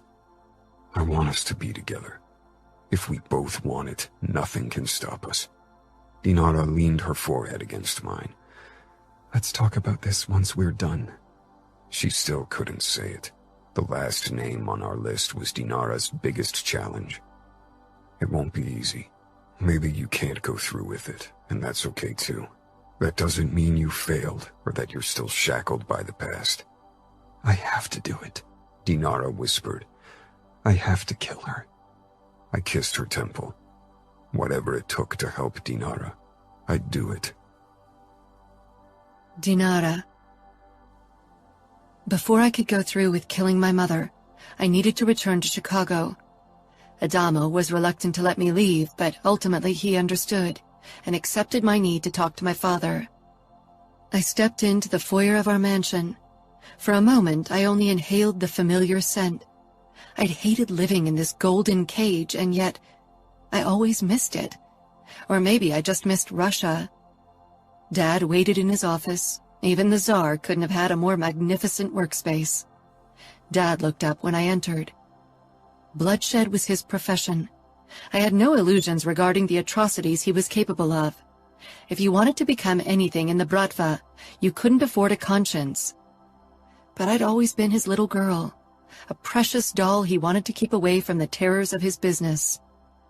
Now I'd shown my true colors. I'd tortured and killed. I was a Mikhailov. He didn't get up from his chair, only leaned back, regarding me closely. You worked with the Camorra to dish out the revenge I could have dished out for you. Why would you ask the enemy for help, but not your own father? Disappointment and anger rang in his deep voice. His eyes hit me with the full force of his disappointment. I walked toward him, my high heels clicking on the parquet. The Russian lady costume barely hid what truly lay beneath. A broken, messed-up murderer. Because you would have never allowed me to be part of the killings. My only chance to dish out revenge was to seek other allies. Dad hit the desk with his palm and shoved to his feet, towering over me. Because I didn't want blood on your hands. I wanted to protect you from the evil of this world. And the fucking Falcones throw you right into the abysm of hell. I met his furious gaze. Grown men fell to their knees before this man, but I'd never been scared of him. Maybe I was a fool for thinking I was safe from his cruel side. Protecting me now, against my will, I might add, won't make the past undone. I know you feel guilty for being unable to protect me back then. The fury multiplied, his eyes practically burning up with rage. But behind it, guilt flared up. The Falcones never had the power to throw me into any abyss, because I've been living in a fucking hell for years, from the moment the first bastard raped me. Dad gripped one of the expensive Fabergé eggs from his desk and tossed it against the closest wall. It shattered with an ear-splitting crash, and every beautiful piece fell to the floor. The word rape was one we'd skidded around so far. We knew what had happened, but somehow putting a word to it had threatened to make it worse. I took his hand, stepping closer. You can't save me, Dad. No one can. I need to claw myself out of the abyss my mother threw me into. Don't speak that name. Killing those men felt good. So good. Their pain took away some of my own. Dad cupped my cheeks, searching my eyes as if he hoped to find the little daughter that he dressed in princess dresses. But that girl was dead, died many painful deaths to be reborn as something vile and vengeful. If I could make undone what's been done to you, I'd kill every single of my men, just to get my little Katinka back. My eyes prickled. I know. But she's dead, and now I'm going to make sure every single person who killed her will be too. A father never wants his daughter to become like him, not if he's a man like myself. I'm glad I'm like you in this regard. I'm glad I could hold the knife that executed the kill. I'm glad I'm not the princess in need of a prince to settle her scores. But you got help from the Falcone prince, didn't you? I nodded. He helped me track them down. But it was me who killed them. They're all dead. Now only my mother is left. I should be the one to kill her, not you. Killing a woman, killing your mother, will leave scars. Scars I don't think you should inflict on yourself. I smiled emotionlessly. She's the worst monster of them all. That woman is the reason why I'll never know what the word mother really means. Killing her will set me free. Dad stroked my cheek. I hope it does. I really hope it does. But if I've learned something over the years, it's that revenge rarely sets us free. It only shackles us to new demons. Sometimes those only join the old ones. I can't lose you, Dinara. I pulled back with a frown. You think I'll run off with Adamo? Join the Camorra? That's not the loss I worry about. His fingers curled around my forearm. I didn't try to kill myself, and I haven't been cutting myself in a while.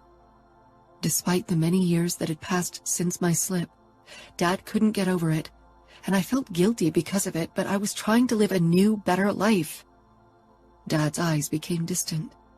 When Dima found you in a puddle of blood, with foam around your mouth, I thought I'd lost you. I won't overdose again, Dad. I'm clean. You know no one's going to sell me shit in your territory anyway. What about Camorra territory? Not there either, trust me. Adamo made sure of it. Adamo, Dad repeated, a dangerous gleam in his eyes. What's really between you and this Falcone boy? He's not a boy, Dad. Dad just kept staring into my eyes. Is it serious? What would you do if I said yes? You're going to be torn between two worlds. It's the same world, just different sides. Exactly. You know I can't allow you to date the enemy. Nobody will understand it. They don't have to, as long as you do. Do you realize in what position you put me? Allowing you to keep wandering around in Camorra lands puts the business at risk. Moscow won't be happy about that. I don't know anything about your business, and even if I did, I wouldn't tell anyone. If the Camorra use you as bait, they'd have me in their hands and you know it. I smiled wryly. You know Ramo better than I do, and even I know he'd never use me like that. That man doesn't have a kind bone in his body, Dinara. There's a reason why he controls the West without a hiccup. There's a reason why you're Pakhan, Dad. Still, you live by certain rules. One of them makes sure you're allowing me to do what I do, even though you disapprove. And the same rules have Ramo Falcone see me as off-limits as well. Having men like us in your hand, that's a powerful position to be in. I hope you realize that, he murmured, cupping my head.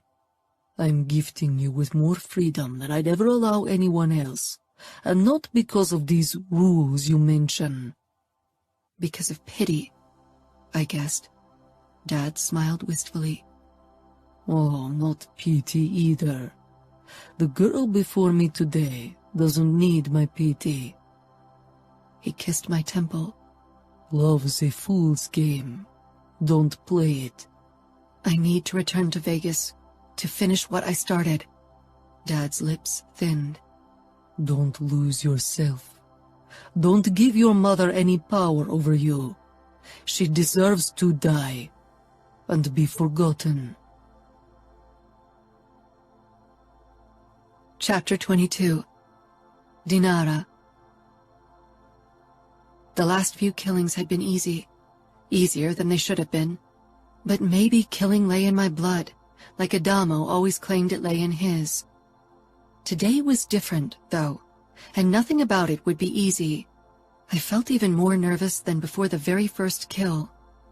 Adamo squeezed my hand, his gaze seeking mine, trying to determine if I was okay. I wasn't sure what I was feeling. My emotions tumbled all over themselves, and I'd thrown up what little I'd had for breakfast. This was the summit I had to climb. Every kill until this point had been mere preparation for this day. When I talked to Dad yesterday, he'd offered to kill her if I couldn't go through with it. Adamo, too, wouldn't hesitate to take this burden off my shoulders. But I couldn't allow either man to kill for me. This was between my mother and me. She was the one who'd sold me to the highest bidder, who'd ripped me away from my home and my father because she wanted freedom. Dad had never revealed the details of their relationship until last night. He'd met her as an escort, but their sexual encounters had ended in my mother becoming pregnant with me, and my father insisting she kept me. Later, he forbade her to work as an escort, sent her into a rehabilitation clinic, and forced her to live in his mansion, so I had a mother. He'd wanted me to have parents, but my mother had never wanted to have me, to be a mom, to be clean.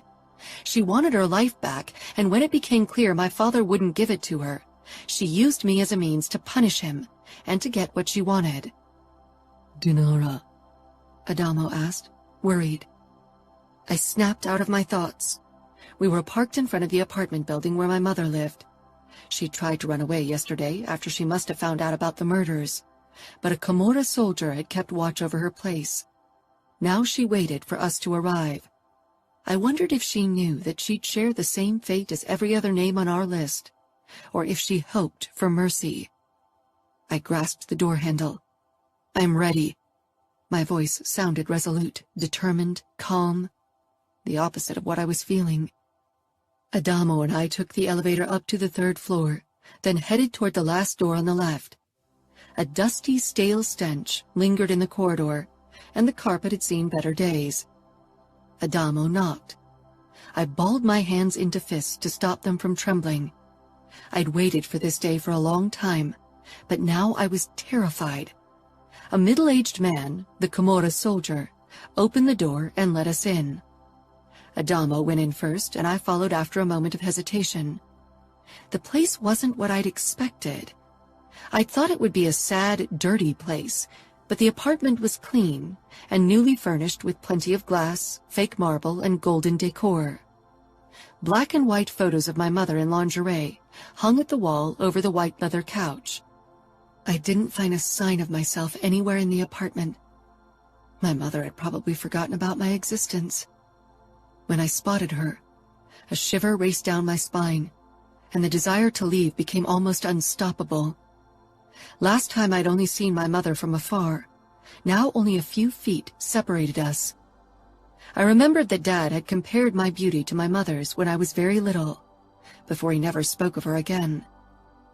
Beauty still lingered under her wrinkles and the frown lines around her mouth and forehead. She was dressed in an expensive-looking dress, with immaculate nails and hair. A cigarette burned in the ashtray on the glass table in front of her. Her eyes darted between Adamo and me, anxiety lining her face.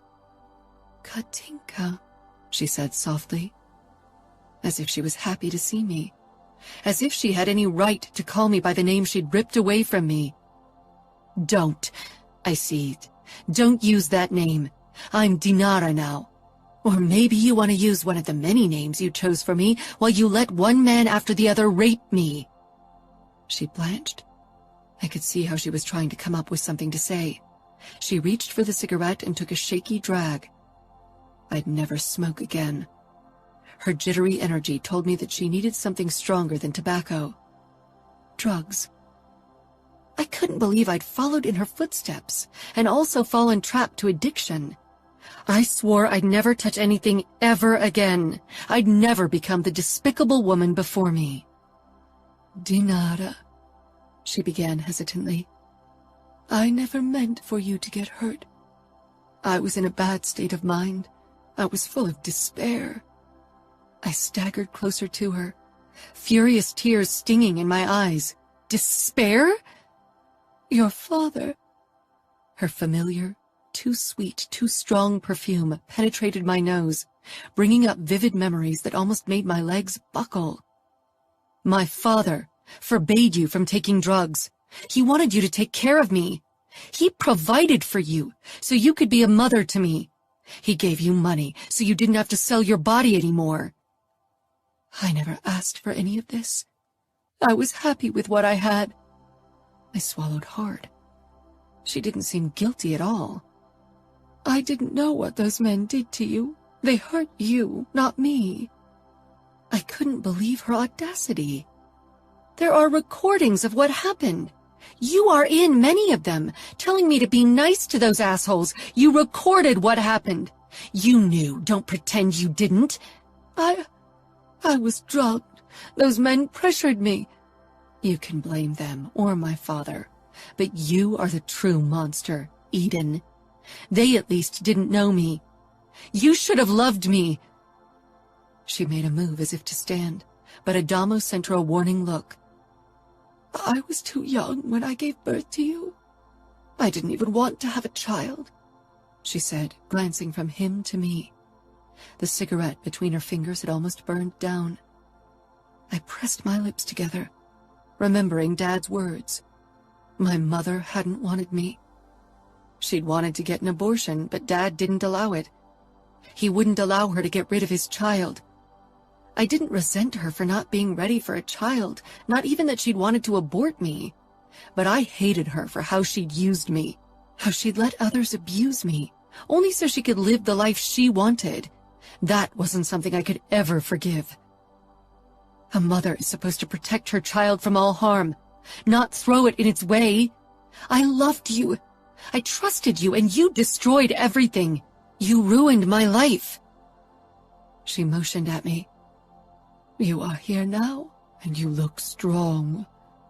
"I'm here because of Dad, because he protected me." "Don't become like him. Don't kill me, Dinara. I can leave the States so you'll never have to see me again. Maybe you can run from what happened, but I can't. It'll always be a part of me." Mother slanted an assessing glance at Adamo, as if she wondered if he might be her salvation. She didn't know him. He was the last person to expect mercy from. "Did you ever have nightmares because of what you did to me?" I asked. "Remo Falcone made sure I couldn't forget what happened," she said, but she didn't say it as if this had caused her distress on my behalf. Her voice rang with self-pity. She met Adamo's gaze. "He's your brother. You know how he is. Have you told her?" "Whatever my brother did is nothing in comparison to what you did to your own daughter," Adamo growled, his eyes flashing with violence. My own hunger for blood answered. I wasn't sure why I was still talking to my mother. Maybe deep down I hoped she'd realize what she did, how she broke a young child's trust and ruined my life. But I wouldn't get the satisfaction of an honest apology. My mother was incapable of seeing her mistakes. I took the gun from the holster under my leather jacket. My mother jerked to her feet with raised hands. "Please, Dinara, you won't feel better if you kill me. You'll be guilty." "Guilty?" I rasped. "As guilty as you feel for what you did to me?"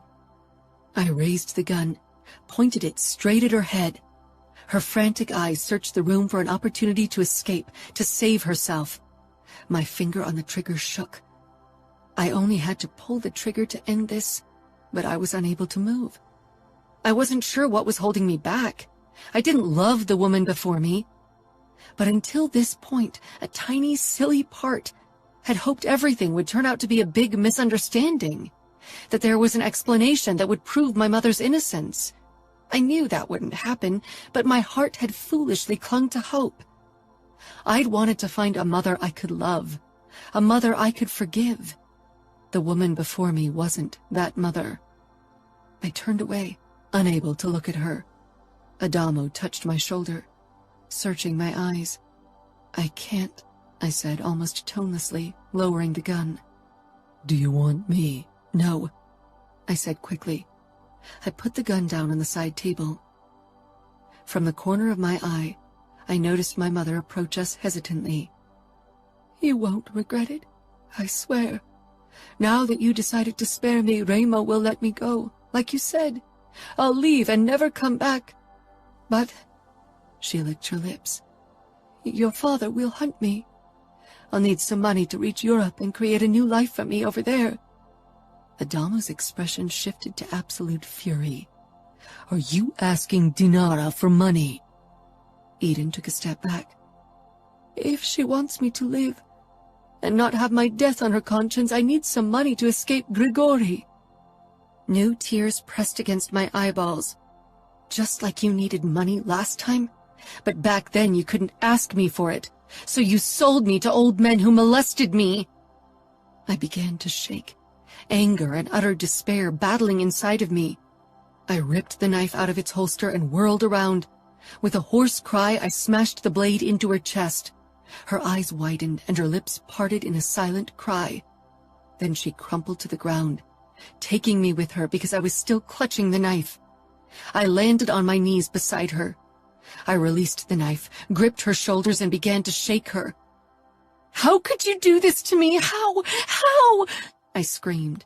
My tears blinded my vision and my throat was raw from screaming. "How? Why didn't you love me enough to protect me? Why?"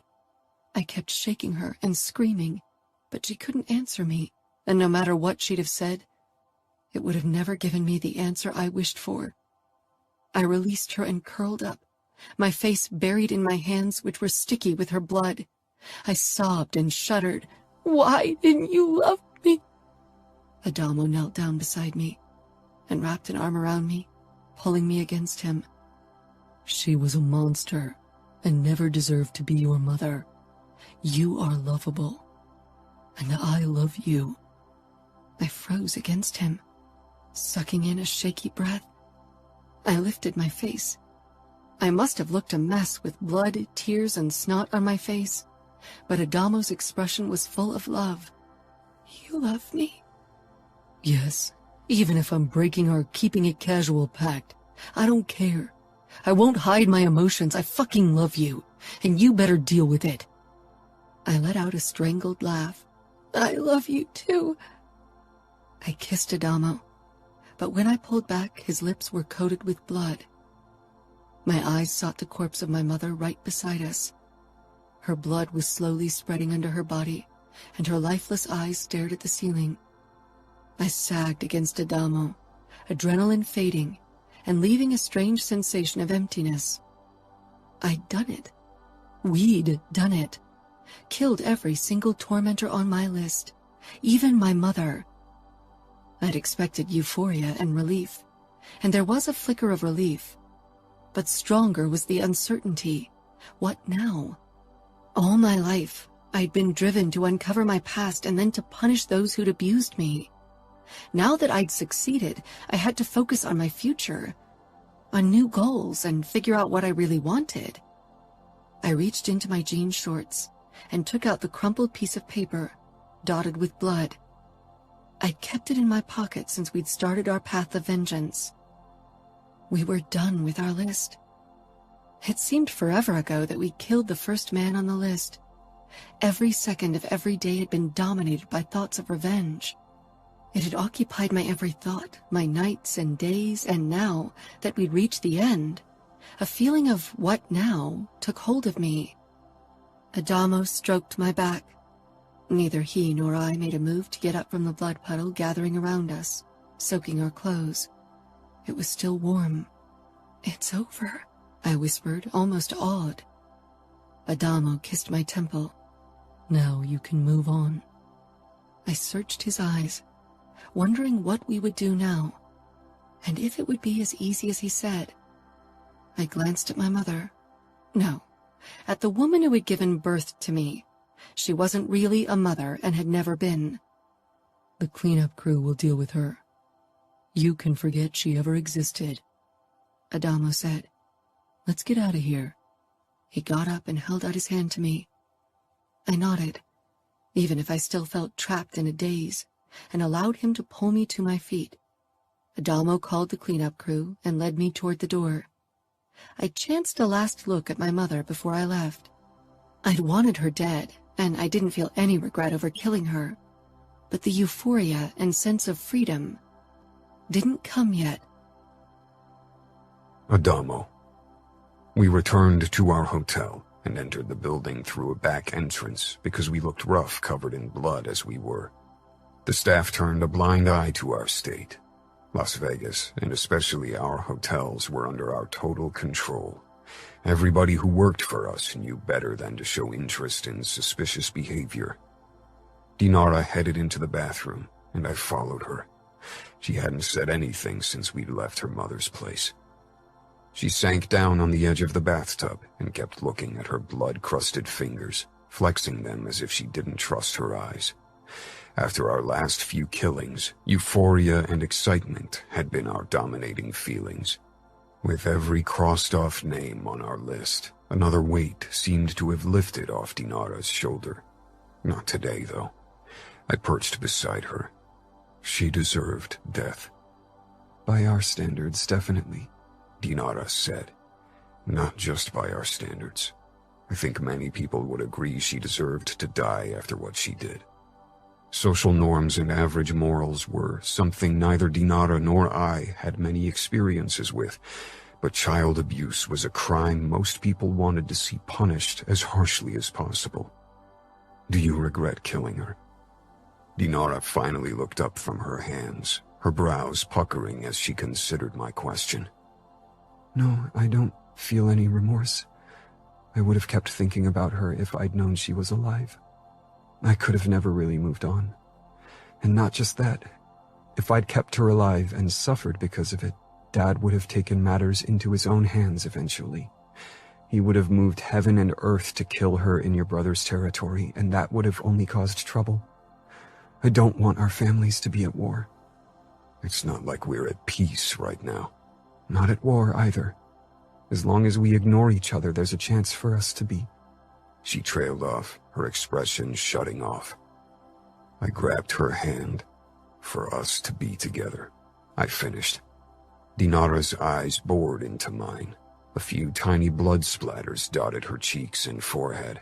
Her hair was a mess, and her skin was pale, and yet she looked more beautiful than anyone I'd ever seen. Yeah, she agreed quietly. What now? I feel as if there's a void opening up before me right now where a purpose had been before. Now we take a shower and get a good night's sleep, and tomorrow we return to camp. Surprise crossed Dinara's expression as if she hadn't even considered the option of returning to camp. You want to return to camp, right? A tired smile spread on her face. It's the only place I want to be right now. I woke in the middle of the night to an empty bed. Searching the room, I found Dinara in front of the panorama windows. She let her gaze stray over the flickering lights of the strip below us. I got out of bed and joined her. A lost look lay in her eyes, as if she were looking for an anchor to hold on to. I touched her back, and she gave me a tired smile over her shoulder. I couldn't sleep. Nightmares? She shook her head with a small frown. No, not really. I just feel a little lost. I'd thought I'd kill the past by killing my abusers, but it still lingers in the back of my mind. Not as prominent as before, but still there. Healing would take more than killing her mother and abusers, and above all, it would take more time. I led her back to bed, and we lay down, my arms around her waist. I could feel the unrest in her body. "Maybe you should talk to Kiara," I said eventually. Your sister-in-law, she said, starting to pull away. Her defenses rose into place. And why should I? Because she experienced something similar. I hadn't discussed this with Kiara, but she was one of the kindest, most helpful people I knew, so I was sure she'd help Dinara. Dinara swung out of bed, her back to me. She took a cigarette from the packet and slipped it between her lips, but she didn't light it up. Instead, she scowled at the tip. She flipped the lighter almost angrily and finally lit up her cigarette. I sat up as well so I could see her face, but she was squinting at the burning tip. Finally, she turned to me, her eyes hard. And what would that be? She was abused by her uncle when she was a kid.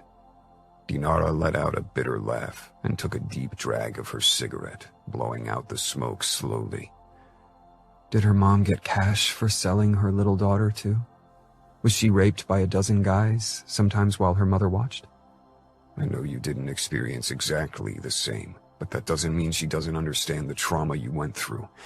Maybe talking to her will help you. She glowered at me. Do you handle trauma the same way Remo or Nino do? The shit that happened in your youth, the death of your mother. No, you don't. But for some reason people think that all rape victims are the same, as if we all deal with the shit the same way. As if all of us want pity and be coddled as if suddenly we're frail. I don't coddle you, nor do I fucking pity you, and I most definitely don't think you're frail. But when you found out, that's exactly what you thought. Anger rose in me. I snatched the cigarette from her mouth and snuffed it in the ashtray. I didn't fucking know what I was thinking. I was shocked by the shit show Remo laid down at my feet. Dinara rolled her eyes.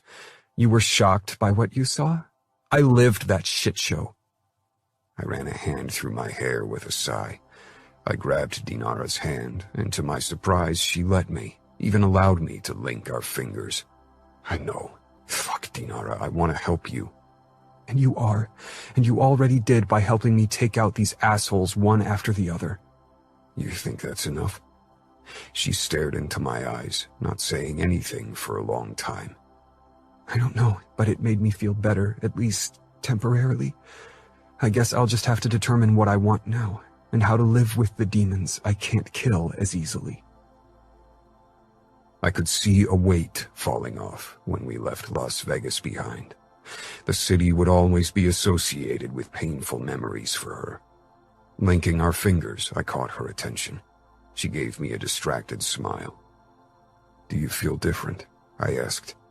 Different than before we started our vendetta? I nodded. She considered that. Yesterday I would have said no. It felt as if I was falling into a black hole, but I'm starting to realize what we accomplished. The people who hurt me and other girls are gone. My mother is gone, and they can't ever hold power over me again. You'll feel even better after the upcoming race. Her smile became less tense. I really missed racing. I never thought it would grow on me so much. You never thought I'd grow on you so much either, I joked, wanting to lighten the mood further. Dinara rolled her eyes, but then she leaned over and distracted me briefly with a kiss. You caught me by surprise. That won't happen again. I already have your heart. You do. Now you'll just have to keep it, she said teasingly. She sank back against the seat, her shoulders relaxing for the first time since yesterday. Now that I have it, I won't give it back.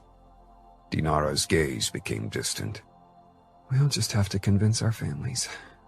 It's our life. They'll have to accept our choice. Dinara gave me a look that made it clear it wouldn't be as easy as that. I knew she was right, but we'd already gone through so much, and I wouldn't let anyone tear us apart. Chapter 23. Dinara. Being back at camp actually felt like returning home. I loved my childhood home in Chicago, but it had always felt like a prison of sort. When I lived there, I had to abide by certain rules. Dad's soldiers and the staff required that I reflected a certain image. Not to mention that Dad preferred to see a version of me that had little resemblance to the real Dinara. Kate, the pit girl with the beautiful voice, greeted me with a hug when I ran across her on my way to the toilet trailer. I could see us becoming friends in the long run, if I stayed in camp and really started seeing it as my home. If she'd heard what had happened, she didn't let it show. I couldn't believe that no one had spread rumors. I never made it to the trailer because Dima headed my way. I hadn't seen him in weeks. I hugged him. "I missed you," I admitted. His expression twisted with apprehension when he pulled back. I braced myself for what he had to say. "We should return to Chicago now. There's no reason for us to stay. Falcone and the races served their purpose. We don't need either anymore." I allowed my gaze to take in the tents and race cars, soaking up the buzzing excitement of the day before a race. I didn't want to leave. I wanted to become a part of the camp, just because and not for any other reason. I wanted to be with Adamo. Why should I return to Chicago? "Because that's where you belong," Dima muttered. "This isn't your home. Don't overstay your welcome, Dinara. Remo Falcone might have tolerated your presence so he could play with you, but now that the game is over, he'll want you off his territory as soon as possible." Nobody played with me. He gave me an option and I grabbed it. Only because it was an option Dad and you disapprove of doesn't mean his motives were bad. He gave me what I wanted. Dima made a face. "He's good at manipulation. I have to admit it. Remo used you to exact revenge that your father wanted." "He might have wanted it, but it was mine to begin with, not his or anyone else's." "And yet you shared it with Adamo, instead of me or your father." "Because neither of you would have allowed me to get my hands dirty. You would have taken matters into your own hands. Maybe you would have allowed me to watch, but definitely not to partake." "Because what you did can destroy you." "But it didn't," I said firmly. "I don't have nightmares and I don't feel guilty." That wasn't quite true. I had nightmares, but they were better than the ones that had haunted me in the past. They didn't wake me in a cold sweat with a pounding heart. I won't return to Chicago now. I'll finish the season. "Your father wants you back in Chicago, so that's where I'm taking you. You got what you wanted, now you have to come to your senses." I narrowed my eyes. "Are you going to tie me up and kidnap me?" "Your father won't accept a no in this case, and he'll blame Adamo if you don't show up in Chicago tonight." I gritted my teeth. I didn't want to provoke my father. He'd been pissed about my vigilante quest, but had allowed me to do what I needed to do. But I had a feeling he wouldn't be as tolerant if I ignored his order this time. I didn't want to turn him against Adamo. I wanted him to like Adamo, to accept him as the man I loved, no matter how unlikely that was. "I'll have to talk to Adamo first," I said. Dima didn't bother hiding his disapproval, but I didn't care. I wouldn't sneak away. Adamo deserved to know what was going on. I turned on my heel and went in search of Adamo. I found him, as expected, at Crank's trailer, probably discussing last-minute details for tomorrow's race. He gave me a distracted smile, but his face morphed into a frown when he saw my expression. He said something to Crank, who nodded before he jogged toward me. "What's wrong?" It was strange how well Adamo knew me. I'd always prided myself on my poker face, but after everything Adamo and I had been through, we knew each other's fake expressions and the true meaning behind them. It was scary and comforting all at once. "I need to return to Chicago. Tonight." Adamo froze. "Why? You'll miss tomorrow's race." "I know, but my father insists that I'll return to talk to him. He's given me the time to do what I needed to do, but now his patience is running thin." Adamo regarded me silently for a couple of heartbeats. The hint of worry and suspicion flared up in his eyes, but disappeared so quickly I would have missed them if I didn't know him just as well as he knew me. "I'll be back as soon as possible," I said firmly. But I need to straighten things with my father first. I don't want him to send the cavalry and create more tension between our families. Adamo touched my hips, pulling me closer. Maybe he won't allow you to return. The only way he could make me stay is to lock me in, and that's something he'd never do. To me, at least. Because of what happened to me, Dad hated to force his will on me, which was why I had more freedoms than most girls I knew. If you don't return, I'll drive to Chicago and get you myself. I scoffed. Don't you dare!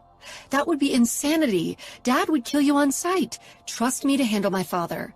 He won't force me to stay, I know him. Adamo still looked doubtful, but he nodded anyway. All right. I trust you. Promise me to hurry. I will. Dinara! Dima called across camp, impatience ringing in his voice. I sighed. It's time for me to leave. Adamo pressed his lips against mine and kissed me passionately. When he pulled back and released me, Dima's expression had darkened even more. Did you tell him goodbye? Dima asked when we got into the car together. It wasn't a goodbye. It was a see you later. Dima sent me an exasperated look. That's not what your father wants. It's what I want, I said sharply. Chicago felt even less like home than last time. I transformed over the last few months. I didn't bother changing into new clothes before seeing Dad. My boots, tattered jeans, and biker jacket were me, and I didn't want to pretend I was someone else. Dad's face flashed with surprise when I entered his office. He scanned my outfit, obviously disgruntled. For him, women should wear dresses and skirts to emphasize their femininity. He got up from his desk chair and strode toward me to pull me into a tight embrace. It's good to have you back now. I couldn't stop worrying about you while you spent time in Camorra territory.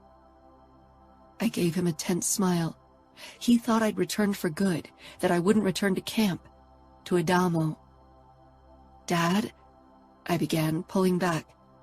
Dad's eyes tightened. Your place is here, with your people, with your family. I'm a grown-up, and grown-ups eventually move out and live their own life. You know that I never really felt like I belonged in our circles. I don't want to schmooze the wives of oligarchs and politicians or pretend I give a damn about the newest limited edition bag from Louis Vuitton. I want to be free and do as I please. I don't want to fulfill my role as a pecan's daughter. I never did. You have Galina and the boys for that. You don't need me. Dad took a step back, his shoulders stiffening. I could tell that he was hurt by my words. I gave you all the freedom you need, more than any other girl in your position would ever be allowed. All I ask is for you to be loyal. My brows snapped together. Of course I'm loyal.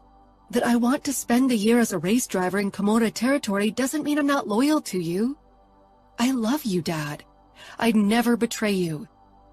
You want to be with the Falcone boy. He's not a boy, I said, and yes, I want to be with him. It's not like we're going to marry. We just enjoy spending time together. Dad stroked my cheek as if I were a delusional child.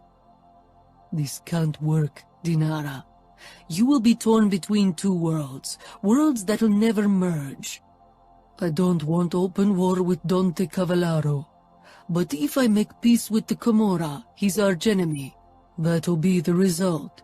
He's acquired some very important political allies these last few years, and it'll hurt my business if they start to turn their attention on me.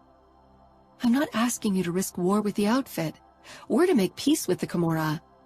I'm not part of the Bratva, and if I stop doing our websites, then I won't have any involvement with our business at all. There won't be a risk of me revealing anything to Adamo, not even by accident. He and I don't even discuss business details anyway. Dinara, you are a Mikhailov, and people will judge you as one. You lived a fantasy for a few months, but now you have to face reality. A Mikhailov and a Falcone can't be together. I can't allow it. I took a step back. You can't? Or you won't? Dad smiled joylessly. It doesn't matter. The fact is that you can't see Adamo Falcone again. Anger rushed through my veins. You're asking me to stop seeing Adamo? I'm not asking you. You won't see him again, and you won't set foot on Camorra territory. You can't order me around like that. It's my life. I always respect you, but you need to respect me as well. Dad's face became hard. You can stop seeing him, or I'll find a way to move him out of the picture in some other way. It's up to you. But the end result will be the same. Adamo Falcone won't be a part of your life. My mouth fell open. Are you threatening to kill him? Dad perched on the edge of his desk, his business expression replacing the look he usually gave me. I'll do what's necessary to protect all of us. His voice didn't leave room for an argument. For him, the matter was settled, and my opinion was irrelevant. This side of him wasn't new to me, but usually I wasn't on the receiving end of it. I glared. You aren't protecting me by keeping me away from Adamo. I thought you wanted to see me happy, but you're obviously only concerned about business. If open war breaks out in Chicago, everyone's going to be at risk. You, Galina, the boys, my men. I have responsibility that goes beyond your infatuation with a boy you hardly know. I couldn't believe his nerve. He didn't know the first thing about Adamo and me. He'd never wanted to know, and I'd been careful not to tell him too much. Why poke a beehive? Adamo saved me. He gave me what I needed to forget the past.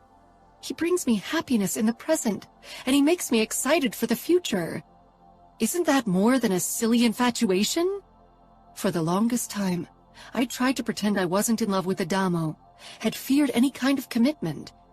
But now that I was past the point of denial, it made me all the more furious to have others question feelings I'd battled for months.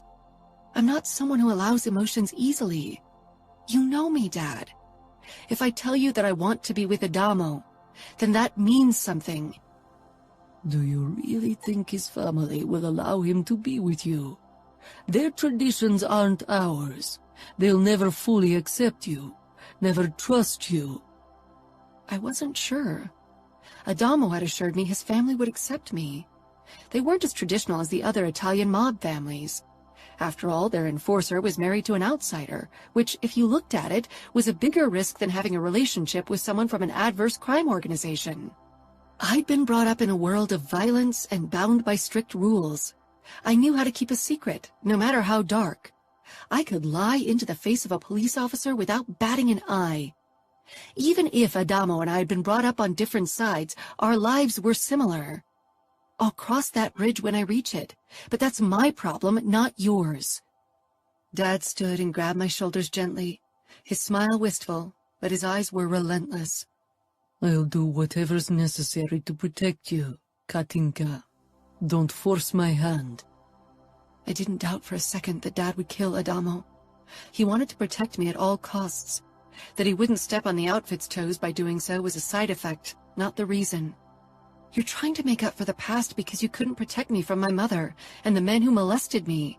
But you can't undo what's happened, and certainly not by ruining my life now.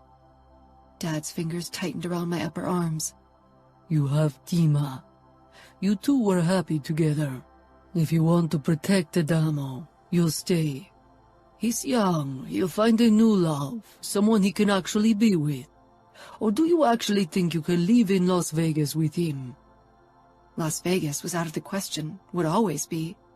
But Adamo didn't want to live there either. Yet, Katinka, be reasonable, Dad said softly. Some things aren't meant to be. If you miss racing, we can try to set something up. I tore away from his grip, unable to bear his closeness. Without another word, I stormed out of his office. My eyes burned, but I didn't cry. I almost bumped into Dima in the lobby.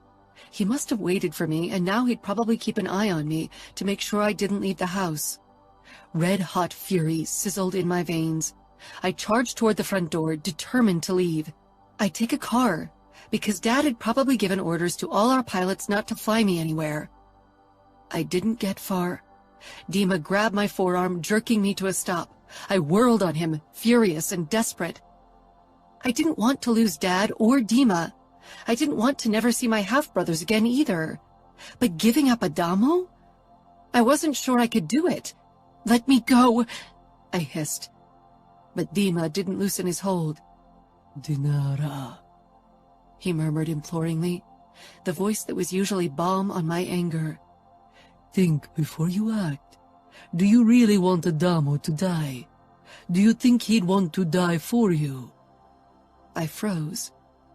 Would you want Adamo to insist on being with you if Remo threatened your life because of it? Would you die for a relationship that might not even last years? I didn't even have to think about it. The answer rang loud and clear in my heart. Yes, I would risk my life to be with Adamo, because I loved him, and because he'd already done so much for me. Dima seemed to see the answer in my face, because his expression fell, but he still didn't release me. Are you sure his answer would be the same? He might have helped you get revenge, but had never really posed a threat to his life. But if your dad puts him on his death list, his days are counted.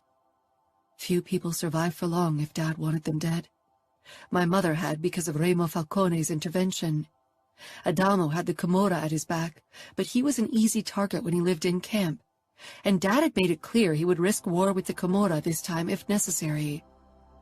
My shoulders sagged. The idea of being separated from Adamo hurt, but the fear of him being killed was even greater. Maybe Dad and Dima had a point. Adamo and I hadn't been together for long, and the majority of the time we'd been too cowardly to even put a name to what we had. I couldn't decide for Adamo to risk his life. No, I definitely didn't want him to risk his life. I need to end it face to face, Dima. I won't do it over the phone. That's a bullshit move after everything he's done for me. Your father won't allow you to return to camp. He suspects you might stay. Talk to him. If I do it now, I'll only make things worse. I'm too angry. Tell him you'll make sure I'll return. I will make sure you return, Dima said firmly. because if you don't, your father will relieve me of my head. I really don't want to die, so you can traipse about with Falcone. Stay here.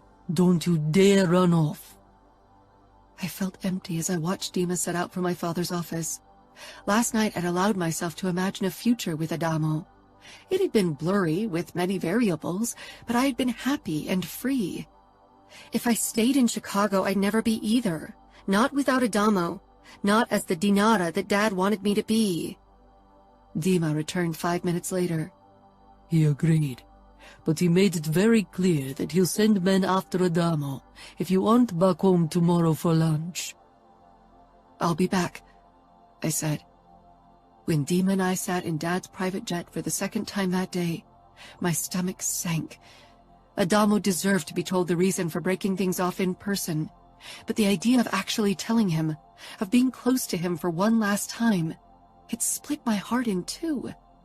What if I couldn't say goodbye? Adamo. Dinara's message telling me she would be back soon raised my alarm, and the moment Dinara showed up in camp early the next morning with Dima, I knew something was up. She looked exhausted, and as if she was bracing herself for a battle. I had barely slept the night. I hurried toward her, eager to clear things up. Dinara got out of the car, but Dima didn't. He stayed behind the steering wheel, looking stoic as usual.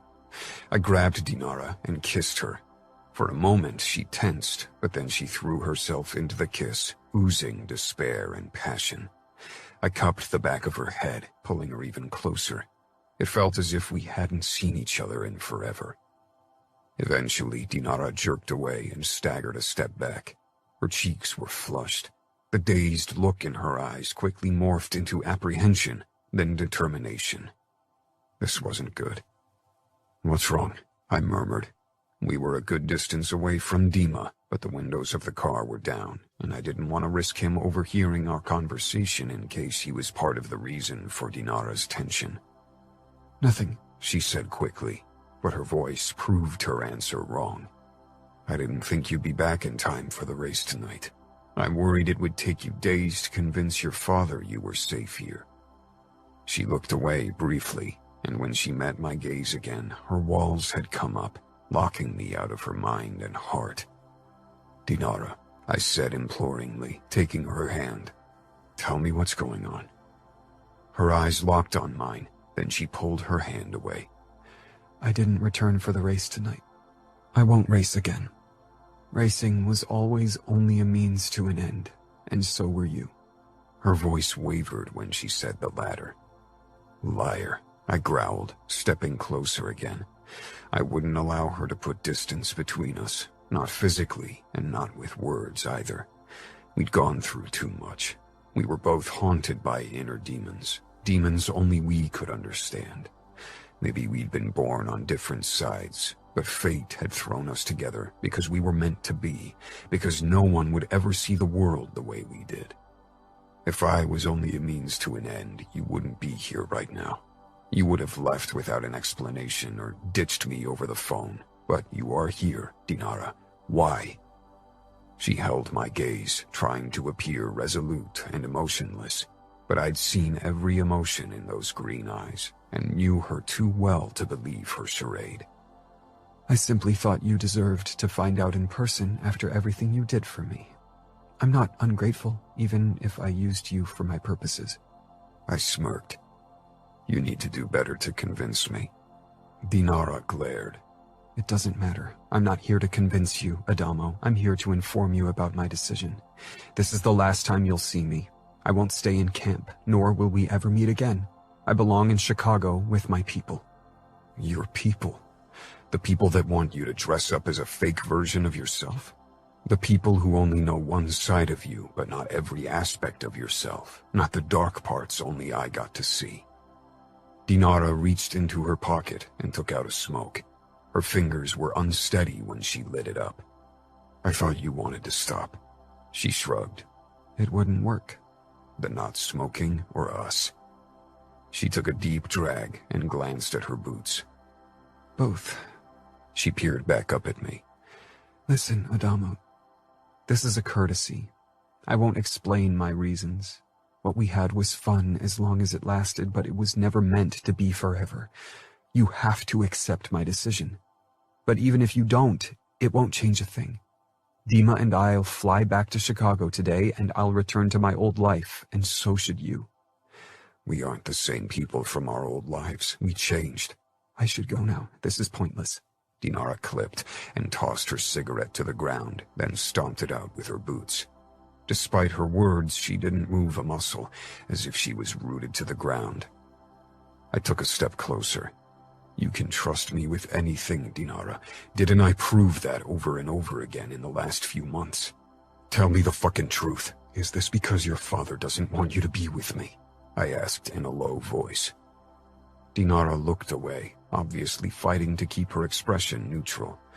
"We always knew that our relationship had an expiration date.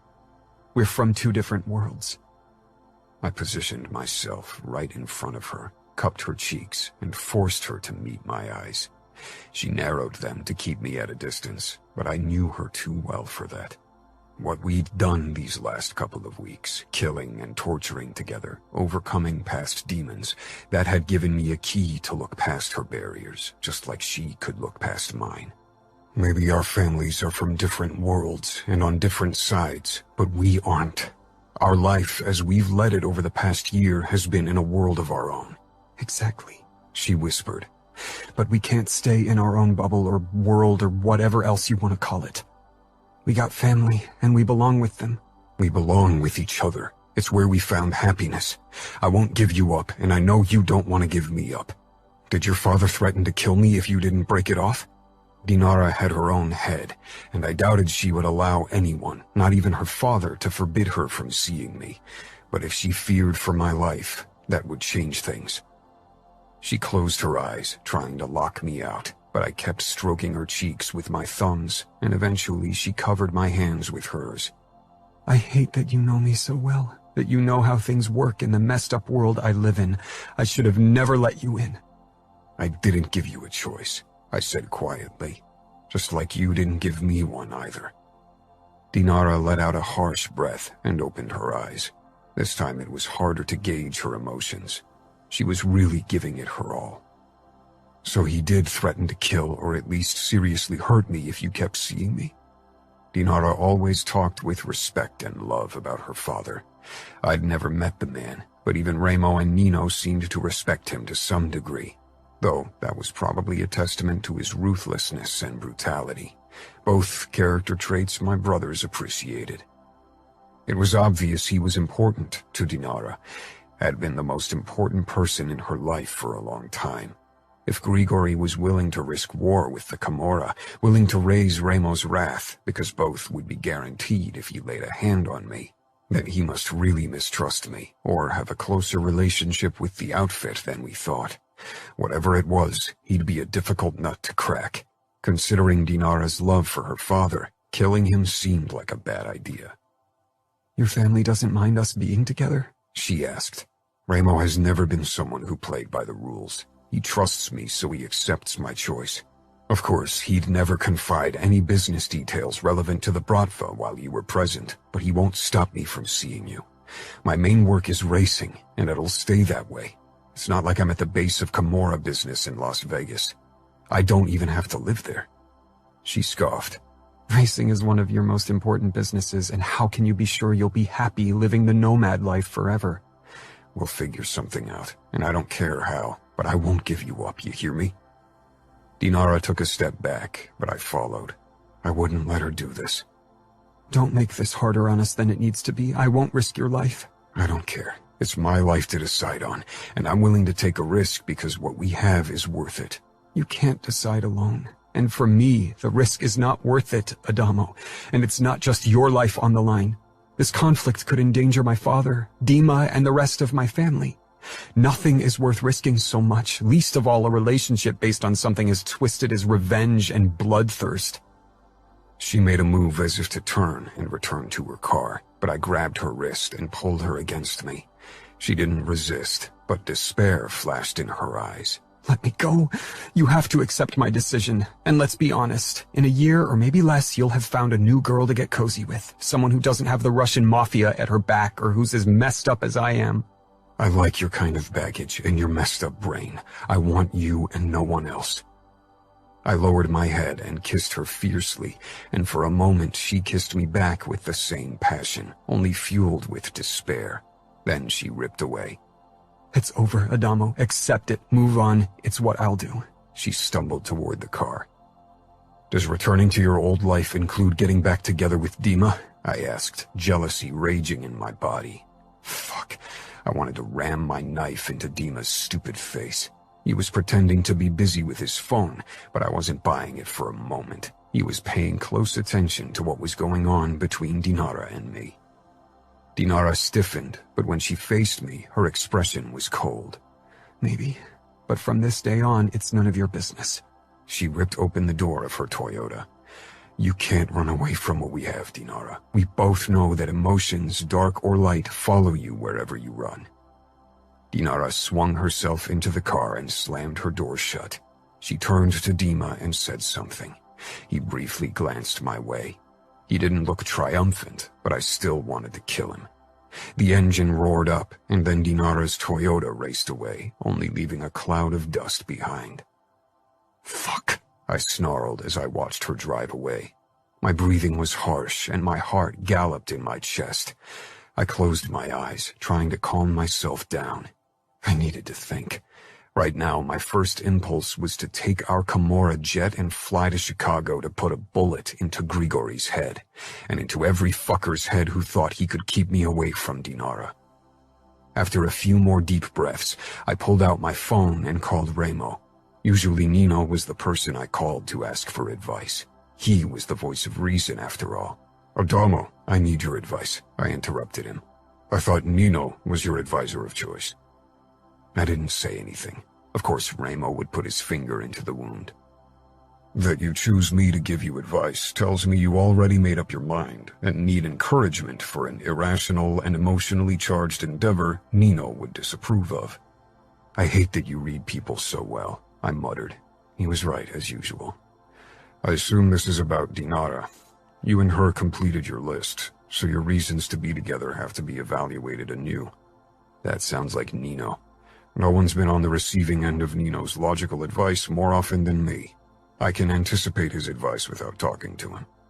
And yet you always do whatever the fuck you want. Just what you have in mind, he said with dark amusement. Dinara ended things between us because her father threatened my life. I fell silent. I wasn't a kid anymore, but Ramo's protectiveness hadn't really caught up on that yet. Did he now? Ramo asked in a voice that rang my alarm bells. I don't want you to handle him. This is my problem, Ramo. Your involvement could end things with Dinara for good. I'll deal with Grigori. If Grigori lays a hand on you, he'll pay the consequences, Adamo. You are my brother, and I'll rip his Russian ass apart if he touches you. This was Ramo's way of showing he cared for me. I knew that now, but I couldn't allow it. I'll handle things. If I want to win Dinara back, I'll have to show her how serious I am. You plan to go to Chicago? Yes, I have to. If I risk my life, she'll realize I won't give her up no matter what. And you expect me to give you the okay for this suicidal bullshit? Ramo growled. You would do the same if our roles were reversed. You never cared about your life when the people you love were involved. You allowed Cavallaro to torture you for me and Serafina. A painful death was as good as certain, but you didn't care. Now it's my turn to follow in your manic footsteps. You are becoming too much like me, Adamo, Ramo said. I thought you'd be happy. You were supposed to be the good Falcone. I scoffed. We both know that would have never worked.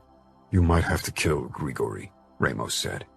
If I kill him, Dinara won't ever forgive me. I'll have to convince him or die. That's not the outcome I'm hoping for. It's not an outcome I can allow. You realize that. I want your promise that you won't go on a killing spree if things don't work out. I'm the one who's intruding on Grigori's territory. If he decides to kill me, he's got every right to do so. And as your brother, I have every right to seek revenge. Ramo, I gritted out. I don't want you to avenge me. If her father got killed as well, that would break Dinara. If she really loves you, she won't allow her father to kill you, and if she can't stop him, she should be happy if I kill him. For Ramo, many things were black and white, especially where loyalty was concerned. Deep down, I hoped Dinara wouldn't allow her father to kill me, but above all, I wanted to convince him of my feelings for his daughter. If Greta fell in love with an enemy, could he stop you from killing him if his love for her was true, and if he tried to prove it to you by risking his life? No, Ramo said without hesitation, even if that meant Greta would never forgive you. Greta can't be separated from Nevio, nor should she be separated from her family. We are her safe haven. I'd never allow anyone to take that from her, not even for love. Okay, maybe Greta wasn't the best example, but Dinara doesn't have trouble adapting to new surroundings. She loved living in camp with me. But being with you still means you're taking her away from Grigori. He lost her once before, and he hasn't forgiven himself for it yet. Allowing her to be with you means putting her at risk in enemy territory, away from his power. I'll have to give it a try, I said imploringly. Do what you must. You are an adult. But tell Grigori that I'll destroy everything he holds dear if he touches you.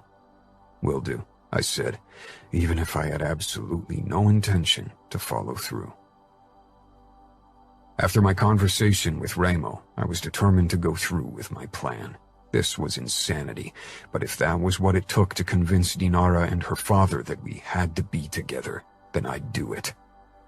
I rented a private jet instead of taking one of the Camorras. If I showed up with a Camorra jet, Grigori might consider it a threatening gesture, but I wasn't here as a Camorrista. I was here as Adamo. A taxi took me to the Mikhailov Palace. The moment I walked toward the gate and told the guard my name, he rang the alarm. Within a minute, several Bratva guards and Dima rushed down the driveway. Dima shook his head, an incredulous expression twisting his features. The gates swung open, and the guard shoved me toward Dima. I didn't resist. Dima grabbed my arm in a crushing grip, bringing his mouth close to my ear. What the fuck, Falcone?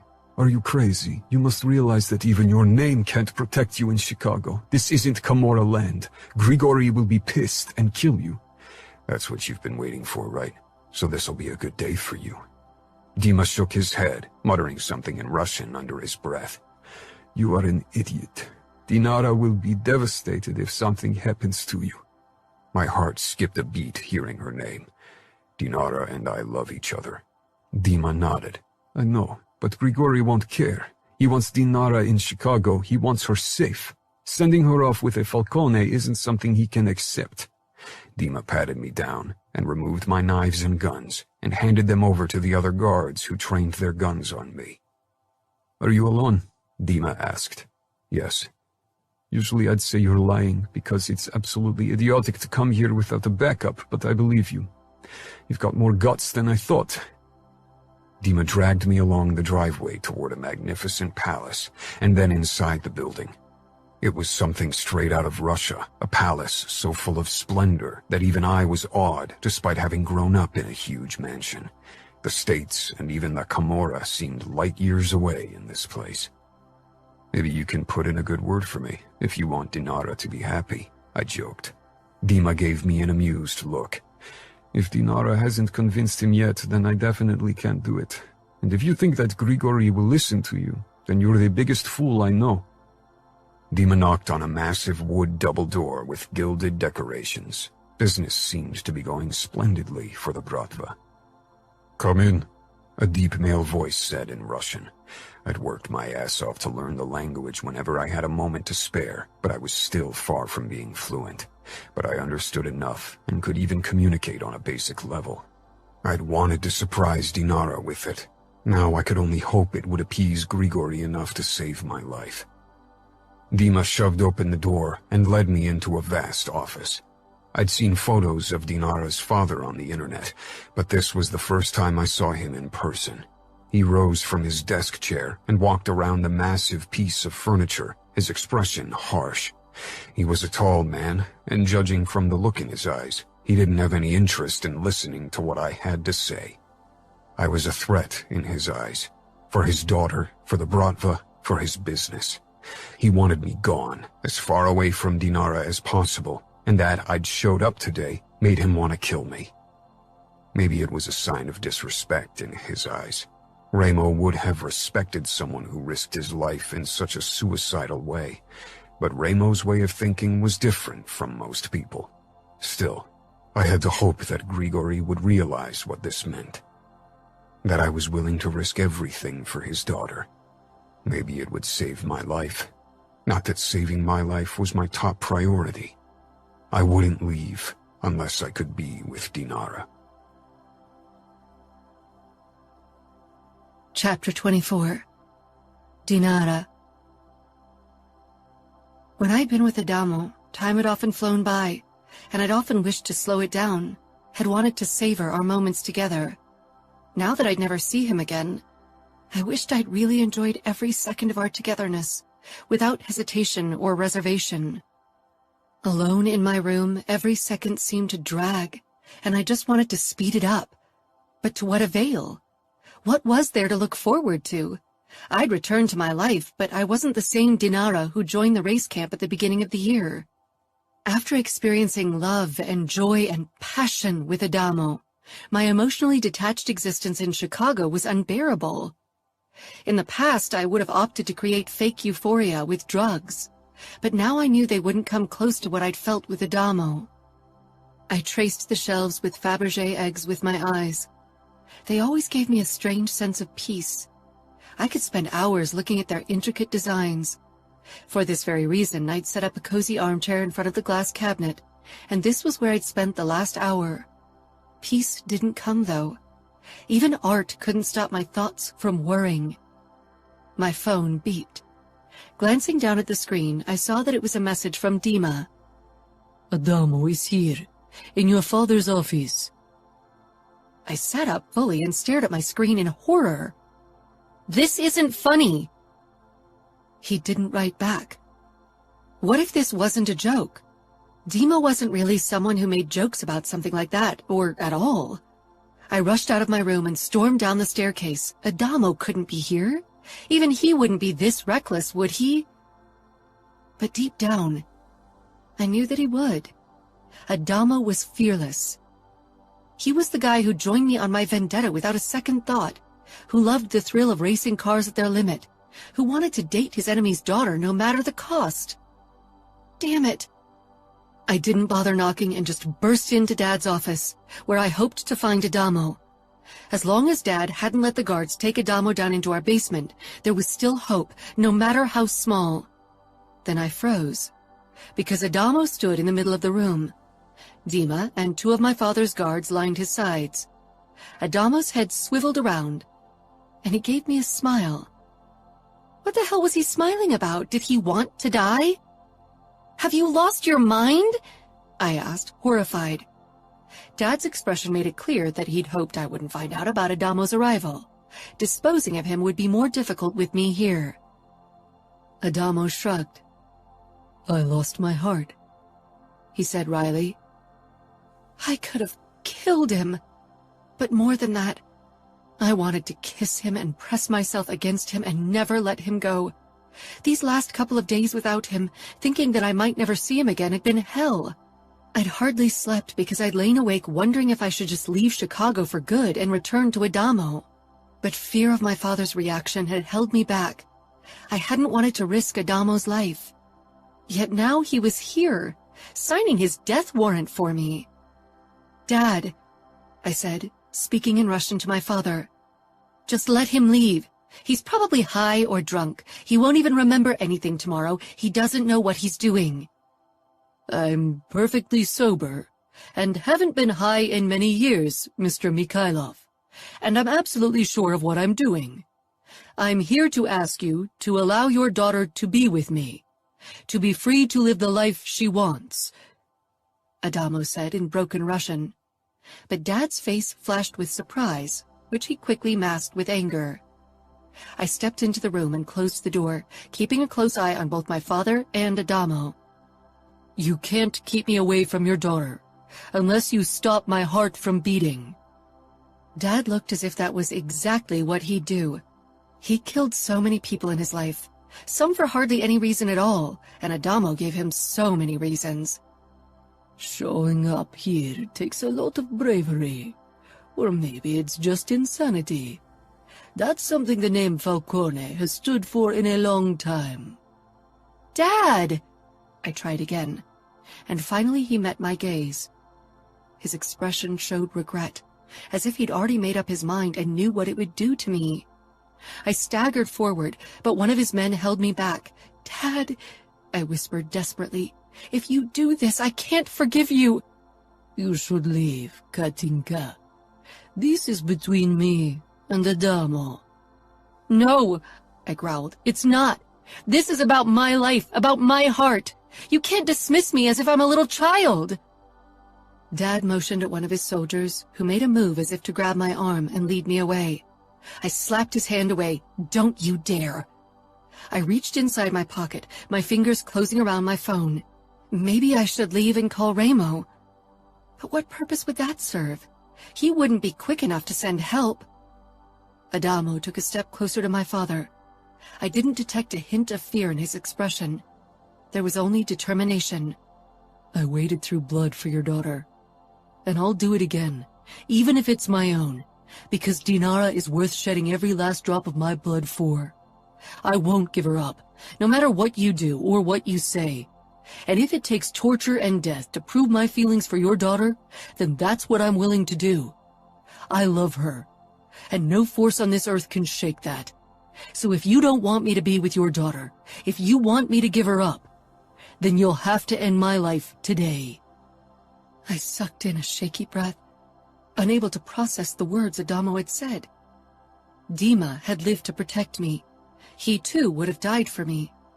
But his loyalty had been for my father. And one reason, maybe even the main reason for his willingness to die for me, had stemmed from his duty toward his Pakan.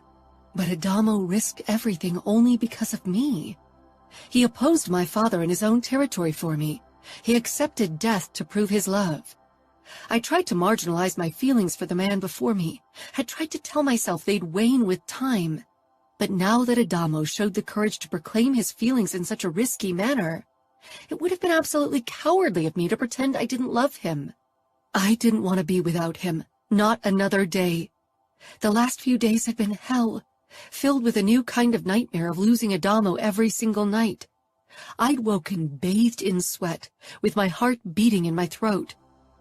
I felt shaky under the force of my emotions, under the display of emotion on Adamo's face. He loved me, fiercely, recklessly, definitely foolishly. I slanted a look at my father, terrified of his reaction to such a forceful appearance. Dad expected respect as Pakan, and was used to people showing it to him. Of course, Adamo wasn't one of his subjects, but I wasn't sure how much that mattered to him. Instead of the dreaded fury, respect flickered in his eyes. Respect for Adamo's words. Even Dima looked less hostile toward Adamo. Surprise and relief washed through me. Maybe we could get out of this in one piece. If Dad hurt or killed Adamo, I doubted I'd heal again. You speak Russian, Dad said matter-of-factly. I could have laughed at his conversational tone, as if this wasn't a hearing determining Adamo's fate. I suppose your brother Nino taught you to handle Bratva soldiers that cross your path during your races. I learned it for Dinara, to show my respect for her heritage, and yours. Dad kept his expression cold and hard, but I knew him better than almost anyone else. He liked Adamo, as much as a Pakan could like a Falcone, and a protective father could like his daughter's lover. Dad, I said firmly as I headed toward Adamo. One of Dad's men tried to stop me, but I sent him a glare and walked past him. I took Adamo's hand and faced my father with him as a unit. I love Adamo, and I too am willing to wade through blood for him. I won't let you kill him. If you want to protect me, if you want me to find happiness and be in the light, then you'll allow Adamo and me to be together. I can't live without him. I won't. The last was a threat Dad understood too well. The day I'd almost died of an overdose haunted him to this day, and even if I hadn't tried to kill myself, Dad never really believed that. I hated blackmailing him with something like that. I wanted to live and wouldn't try anything like that, but he didn't know. He always worried about me. Dad scowled at his soldiers. Out. No. Dima raised his eyebrows. Are you sure? One of us could stay. I'm perfectly capable of protecting myself against one enemy, Dima. Now follow my order. Dima sent me a searching look, as if he considered me another enemy for my father, but then he left. I wasn't Dad's enemy, would never be, but I'd stop him from killing Adamo. Once it was only the three of us, Dad walked around his desk and sat down in his chair. That he had turned his back toward Adamo could be a sign that he didn't consider him a threat, a game of power and testosterone, but it could also be a signal of peace. I begged for the latter. I didn't want either of the most important men in my life to get hurt, especially not by each other's hand. You're an idiot, I whispered, looking into Adamo's eyes. Adamo smiled wryly. I know. Dad tapped his fingers on the desk, his eyes lingering on my hand and Adamo's. There won't be peace with the Camorra. That ship has sailed after the last few attacks. Dad spoke in English, and my pulse slowed a bit more. Dad was trying to make Adamo feel more comfortable by talking in his mother tongue. I'm not asking for peace. I'm asking for the chance to be with your daughter. How are you going to be with my daughter if you're on different sides in a war? That could become a problem, unless you hope to take her from me and make her a part of your Falcone clan and the Camorra. Behind Dad's cold mask, I recognized his worry about losing me. Family meant everything to him, and even though he had Galina and his sons, he needed me to be part of it as well. Adamo raised his eyebrows. Dinara isn't really part of the Bratva, is she? Anger flashed in Dad's eyes, but Adamo continued unfazed. But I have absolutely no intention to take Dinara from you. Not that she would let me. She kicked my ass because she loves you and wants you in her life. Dad's gaze met mine, and for an instant, uncertainty flared up. The hint of doubt festered inside of him. I held his gaze, hoping he could see that I couldn't imagine a life without him in it. But neither could I imagine being without Adamo. I didn't have many people in my life I really cared about, and I wanted those few as close to me as possible. Dinara's happiness is, and has always been my main concern, Dad said firmly. I won't forget that you helped her bring justice to the monsters of her past. I'd do anything for her. I squeezed Adamo's hand. Words like those had always seemed a meaningless promise to me, but now I knew he meant them absolutely. Leave the Camorra? Dad asked with a cocked eyebrow. I sent him an incredulous look. He knew Adamo would never betray his brothers, not even for me. And if I asked that of him, I wouldn't deserve his love anyway. We both needed our families in our lives, even if we could never become one big family. Adamo gave my father a knowing smile. Are you suggesting I could join the Bratva? Dad didn't say anything, only scrutinized Adamo with an unreadable expression. The Bratva would never accept a former Camorra soldier in their rows. No matter how well Adamo would learn to speak Russian, he'd always be an alien, the enemy. Before I could voice my thoughts, Adamo said, I think we both know that I'd never find a home in Chicago, and I have absolutely no intention to leave my family or the Camorra. Both are part of my identity, of my very being. Leaving the Camorra would be like leaving myself behind and changing who I am. Your daughter loves the man I am today, not an alternate version of me. Adamo's dark eyes slanted to me, and I gave him a nod. I didn't want him to change. I wanted the man I'd met. Then what do you suggest? It seems we're at an impasse, stuck on different sides of a war. Dinara would be torn between us. I won't be torn. It's not like there is an open war between the Bratva in your territory and the Camorra. The Las Vegas Bratva doesn't have strong ties to your organization. We don't need a truce. We need an agreement of mutual ignorance, a simple non-aggression pact, Adamo said. The line between a truce that could bring me the wrath of the outfit and a non-aggression pact seems fleeting. Adamo shook his head. A truce often entails cooperation. We agree on coexistence. We don't help you against the outfit. You don't help us against the outfit. You can't come to Chicago as you please in that case. Outside of my home, you won't be protected from attacks. My men won't help you if the outfit tries to kidnap you again. Adamo smirked. The outfit won't capture me again. I was a naive boy when they did, and if they'd ever catch me, the Camorra would come to my help. I wouldn't need the Bratva for that. Dad leaned back in his chair. What Adamo suggested was a shaky arrangement. If something happened to Adamo, I'd move heaven and earth to convince my father to send his men to save him. And Adamo would undoubtedly use his Camorra soldiers to save me if something happened. Lines would get blurry. Even this coexistence pact might compel the outfit to act if they considered our arrangement a threat to their business. I didn't really care about the Bratva beyond the fact that Dad's life depended on their success. Where would you live? How would you be together? Dad asked, turning his attention back to me.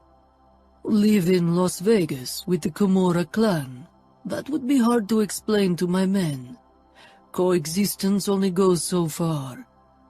Dad's men admired him. They trusted his judgment. But he had a point. If I got too cozy with the Camorra, that wouldn't sit well with them. Dad's only option then would be to officially declare his disapproval and cast me out. The point was moot anyway. I shook my head forcefully. I didn't want to live in Las Vegas. The city held too many horrors for me. Little Katinka lingered in too many dark corners, ready to spring her memories on me. I met Adamo's gaze, wondering if he expected me to move to Vegas with him eventually. His family was very close. His brothers all shared a mansion, and they probably expected Adamo to join their co-living at some point. Of course, Dad picked up on my uncertainty. He pushed to his feet and smoothed his dark suit. I'll give you two a moment to talk. I want answers when I return, so I can make a decision.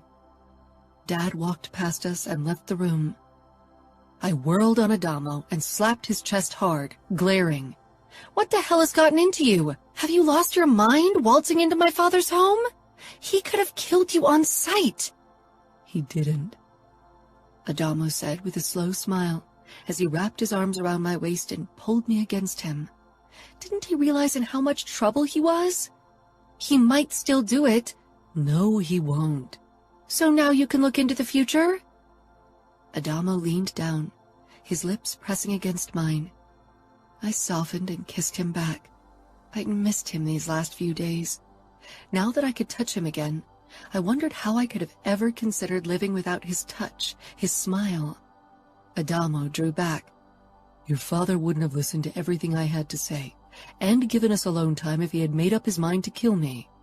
He trusts me with you, and that's a big deal considering you are obviously very precious to him. Maybe he wants to give us time to say goodbye, I said. Yet I had to agree. Dad didn't dislike Adamo. It was more than I'd ever dared to hope for. So what do you say? Do we want to be together? I gave him a condescending look. Of course, but Dad wants a solution that won't cause him trouble. He wants your happiness. That's his top priority, even if it shouldn't be. I pursed my lips. Adamo laughed. It's true. The head of a crime organization should never prioritize his family over business. But Ramo's the same way. Maybe that's why they grudgingly tolerate each other, despite the eternal conflict between Italians and Russians. He won't accept me going to Las Vegas with you. You don't want to live in Las Vegas anyway, Adamo said gently. I sighed. You're right. I won't ever like that place, not after what happened. Even if we killed the monsters from my past, that doesn't eradicate what happened. It's still in my head. I know. I didn't experience your horrors, but even I still occasionally have nightmares about my kidnapping and the torture. But won't your family expect you to live with them in the mansion? I think they know that I never really wanted that. Even before I met you, I lived the majority of the year in camp. I prefer the nomad life. Organizing the races is a part of the business I enjoy dealing with. But that was before you discovered your love of torture. I'm sure your brothers can use your newfound talents in better ways. Adamo chuckled mirthlessly. Trust me, my brothers have enough expertise torturing people. They don't need my help. And it's not that I discovered my talent for torture through our vengeance trip. It's been something I've been battling with for a long time. It's a dark craving I've been feeling for a long time. And it was why I really consumed drugs. They mellowed out this urge. They turned me into the person I wanted to be, but the effect never lasted long. If that's the case, are you sure you can live without the thrill of blood, without resorting to drugs to mellow your urge? Adamo thought about it. Yeah, I feel like the urge has lessened since I allowed myself to live it for a little while. Suppressing it only increased the craving. I guess I just need to allow my dark craving out to play on occasion to keep it in check. What about your dark craving? It's there. It'll always be, I guess. But I won't give in. Not after I saw how it dictated my mother's life. Good, Adamo murmured. But we still didn't make a decision about our future. It's easy. We live in camp. The races take place 9 months of the year, so we'll have to follow the circuit anyway. I want to keep racing. What about you? Oh, yes, I said with a grin. I missed the thrill of racing. I even missed the chaotic atmosphere in camp. We could buy a motorhome to have more room. That would allow us to create a home for us without settling down in a place. We could visit Las Vegas on occasion, and if your father ever doesn't want to kill me, we could visit Chicago as well. Otherwise, we'll just have to split up for our family visits. You think your brothers will agree to that? Once Gemma and Savio start popping out babies, my brothers can use the additional space, and Ramos twins probably won't ever move out, so they need rooms as well. If I only require one room for visits, that gives my brothers the chance to create living space for their kids. It's a win-win situation, if you ask me. It sounded like the perfect solution. I still wasn't convinced his brothers would agree, but maybe we could convince Dad as a first step and get Adamo out of Chicago in one piece. Can you imagine living in a motorhome with me? Or is such a living arrangement not fit for a Bratva princess? Adamo asked in a low voice, pulling me even closer and cupping my ass. I cocked an eyebrow. I prefer freedom and being with you to a palace. What about you, Camorra prince? Adamo grinned. I've been living the nomad life in a tent and car for a couple of years now. I don't need much. He lowered his mouth to mine once more, his tongue teasing my lips apart. His hand on my ass moved even lower, until his fingers stroked over my crotch. I moaned into his mouth and stood on my tiptoes to give him better access. Of course, Dad chose that moment to return. I quickly stepped back from Adamo, my cheeks heating. Being caught by my dad was something that made even me blush. Adamo smiled as if he hadn't just fingered me through my jean shorts. I was glad for Dad's poker face because he didn't give any indication that he'd noticed us getting it on. And? He asked neutrally. Adamo explained our planned living arrangements to my father, making everything sound perfectly reasonable. When he was done, Dad nodded. That could work. But who guarantees Dinara's safety? Nothing will ever happen to Dinara. When we killed her abusers, I was her protector. Neither Dima nor you were there, but Dinara was always safe. I gritted my teeth, hating how they discussed me as if I weren't present. I don't need constant protection. I'm capable of staying away from danger and, if necessary, to defend myself. I can kill someone. Both Adamo and Dad ignored my protest. If I entrust you with my daughter's safety, you better make sure you don't disappoint me. Because if something happens to her, I'll find you and torture you to death with my own hands. And believe me, they are very capable. Dad, I muttered.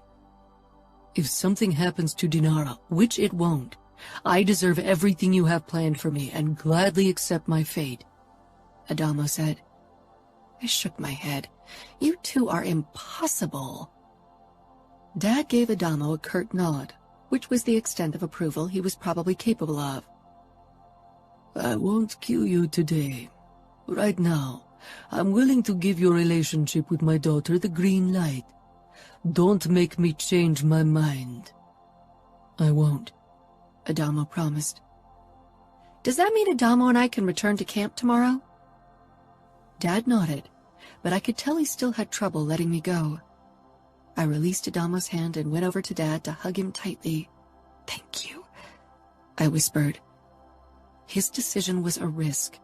If anyone but me would have started something with an Italian, or worse, a Camorrista, he would have killed them on the spot. But for me, he was willing to accept even that. Everything for you, Katinka, he said in a low voice, before he kissed my temple. I suppose we'll have to live in sin forever, I said with a relieved laugh as we headed out of my father's office. Considering how conservative great parts of the Italian mob were, being together without being married would cause a scandal. But our relationship was scandalous on so many levels anyway. So you're saying you'd say no if I ever asked you to marry me? I sent Adamo a warning look as I led him through the lobby. Don't you dare pop that question.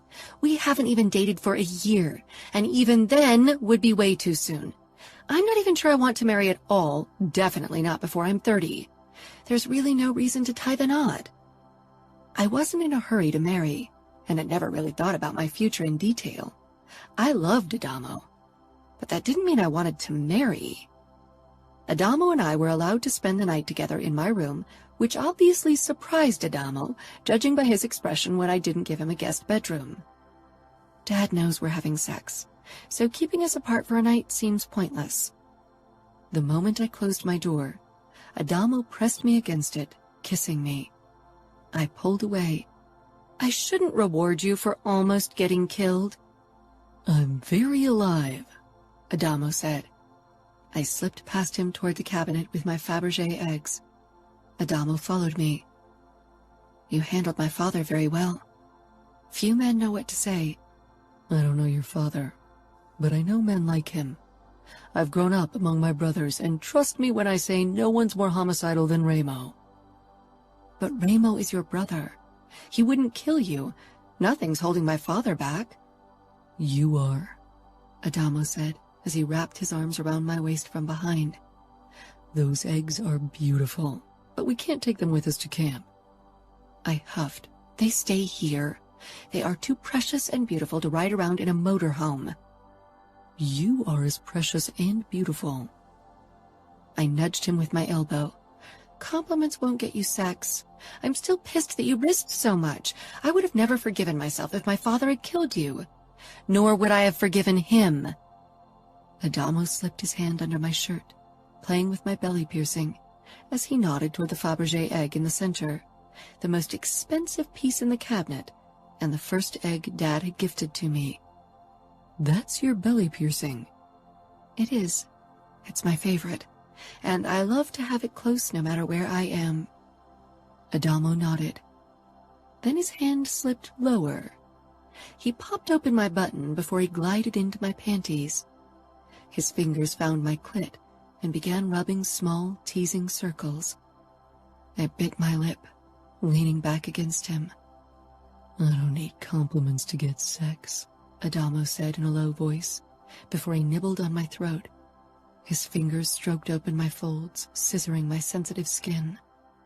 My father might consider it disrespectful that you can't restrain yourself even for one night, I panted. Adamo chuckled. I won't tell him. Will you? He pushed 2 fingers into me. No, I gasped. That night, I lie awake in Adamo's arms for a long time, not haunted by worries or fears. I imagined our future together, and I was excited about it. Nothing was really holding us back now. I'd like to interrupt with a 1-minute advertisement. You can fast forward through it if you wish.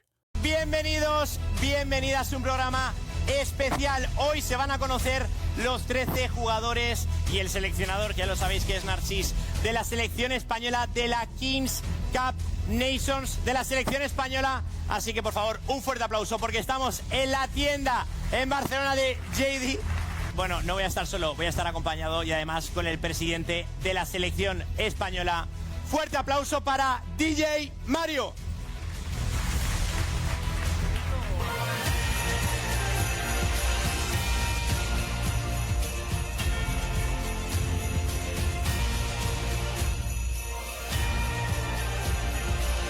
A ver. ¿Cuánta gente? ¿Qué tal, Mario? ¿Me has tenido regalos para mí? Ah, no es para ti. No me jodas. ¿Dónde los dejamos? Pues debajo del árbol. Es para luego, sí. Venga, debajo del árbol, debajo del árbol. Vamos a darlo ahí. Pensaba que eran para mí, macho. No, luego los vemos, luego los vemos. ¿Estás tú como presidente de... Chapter 25. Adamo. When Dinara and I returned to camp the next day, it really felt like a final homecoming. Crank gave me a wave and a thumbs up when he spotted Dinara. I had already called Ramo last night to make sure he didn't attack Chicago when he didn't hear from me for too long. I really didn't want my tentative understanding with Grigori to be undermined. I hadn't given him details about my agreement with Grigori, but knowing Ramo, he probably suspected something. My brothers knew I preferred camp life to staying in Las Vegas anyway. Dinara shone with happiness when we set up our tent between our cars. It wasn't a splendid home, but it was all we needed at the moment. Once the season was over in 2 weeks, we'd have time to buy a motorhome for us. I didn't miss the many curious or even apprehensive looks from fellow drivers or pit girls. Do you think they know why we were gone so often these last few months? Dinara asked. They know something. I should have known that rumors would spread eventually. I think some of them will think twice now before cutting you off during a race. Nobody wants to get tortured and killed. Dinara said wryly. It's not like I'm a different person. You are to them. Because of your easygoing personality, it was easy for people to forget that you're a Falcone. Now they realize that one of the monsters from Vegas actually walks among them, and it makes them nervous. I could tell that this amused Dinara a great deal. I hate that name. But it serves its purpose. It's better to be feared than to be liked in the mob business. I laughed darkly. Indeed, that's Ramo's credo. I guess it was inevitable that I'd fulfill my family's fate at some point. People in camp will get a grip eventually, once they see that nothing has changed. Until then, you'll have an easier time to make up points. There's no way I can make up the points I lost in the last few races. Nor can you. We'll have to go through qualification races next season. Excitement flashed in Dinara's eyes. I love a challenge. I think people see you in a new light as well. The apprehensive looks aren't only for me. Dinara glanced around, and people quickly looked away. I doubt they fear me for myself. Women are always underestimated. Anyone who underestimates you is a fool. I really missed this, Dinara said when we sat on a log around the fire with the rest of the camp, drinking beer and eating chicken wings that burned my taste buds. Country music blared from the speakers set up around the perimeter. Yeah, it's a strange little world of our own where we can bend the rules. Dinara moved her legs in rhythm to the country beat. I grinned challengingly. I never took you for a country girl. She took a sip from her beer, a slow smile spreading on her gorgeous face. I'm a multi-layered personality. I chuckled. No kidding. I wrapped my arm around her shoulders, and she leaned her head against my shoulder. It's strange to think that this will be our home from now on. Dinara shrugged. We'll be free. I don't think there's anything better in the world. Yeah, I murmured. The first people started dancing around the fire as their alcohol levels rose. Did you talk to Dima? Dinara sighed. I didn't see him before we left. I suppose he avoided me. Maybe he feels that I betrayed what we had. But you weren't a couple anymore. He was your bodyguard. He's always been more than that. But Dima is loyal to my father, and he can't follow me on this new path. He'll always serve my father until he dies or gets killed doing his duty. Maybe he thinks it's my duty to stay in Chicago and be the Bratva princess my father always wanted me to be. But it's not who you want to be. If Dima ever really loved you, he must realize it. Dinara raised her head. What Dima and I had wasn't really love. I realize that now that I'm with you. Because you love me. Dinara gave me a strange smile. You really want me to say it more often, don't you? I kissed her. Oh, definitely. The dancing around us got wilder, stirring up dust. Many people began singing along to the songs, most of them without having a clue about the actual lyrics. Let's join them, Dinara said, setting her beer bottle down on the ground. I thought you'd never ask. I shoved to my feet and pulled her along with me. When we joined the dancers, a few of them hesitated, obviously still unsure about us after the killer couple rumors Crank had told me about. But soon the music and alcohol carried away their tension, and we became part of the camp again. Dinara laughed as we stumbled along to the music in an uncoordinated but fun line dance formation. Her eyes locked on mine, her face illuminated beautifully by the fire. This wasn't fake happiness, no pretend laughter. Darkness was a part of both Dinara and me, but we'd banished it to a faraway spot in us. It didn't rule over our lives. It was almost 3 a.m. when Dinara and I finally went to bed in our tent. We weren't drunk, but a gentle buzz filled my body. After making love, we fell asleep in each other's arms. Dinara's tossing and turning and unintelligible mumbles woke me from my own nightmare, the same one that haunted me for years, but other than in the past, I didn't wake covered in sweat and with my heart beating in my throat. The nightmare had altered since Dinara and I had started our vengeance trip. Now I always managed to free myself from my restraints eventually and fought my torturers. It seemed my nightmares now allowed me my revenge. Dinara's breathing slowed once she woke, and I kissed her cheek. I wish the nightmares would have died with my abusers, she whispered into the dark. Eventually they will fade, or maybe they'll change, I said, then told her about my own altered nightmare. I'm still surprised that you never sought revenge against the people who tortured you. You have the Camorra at your back. Revenge against the outfit, especially their capo and his underbosses, wouldn't change anything. It would only continue an endless spiral of violence and revenge. You could end everything by killing your abusers, but in a war, revenge only leads to more violence. What happened to me wasn't personal. Dinara let out a strangled laugh. I think getting tortured is pretty personal. It wasn't about me. It was about Remo. My pain was revenge for Remo's actions. And if I took revenge in turn, it would lead to a new act of revenge from the outfit. A never-ending spiral of violence. I want to live in the present and for the future. The past is the past. For the first time in my life, I want the same. The past is dead, and I'm really excited about our future.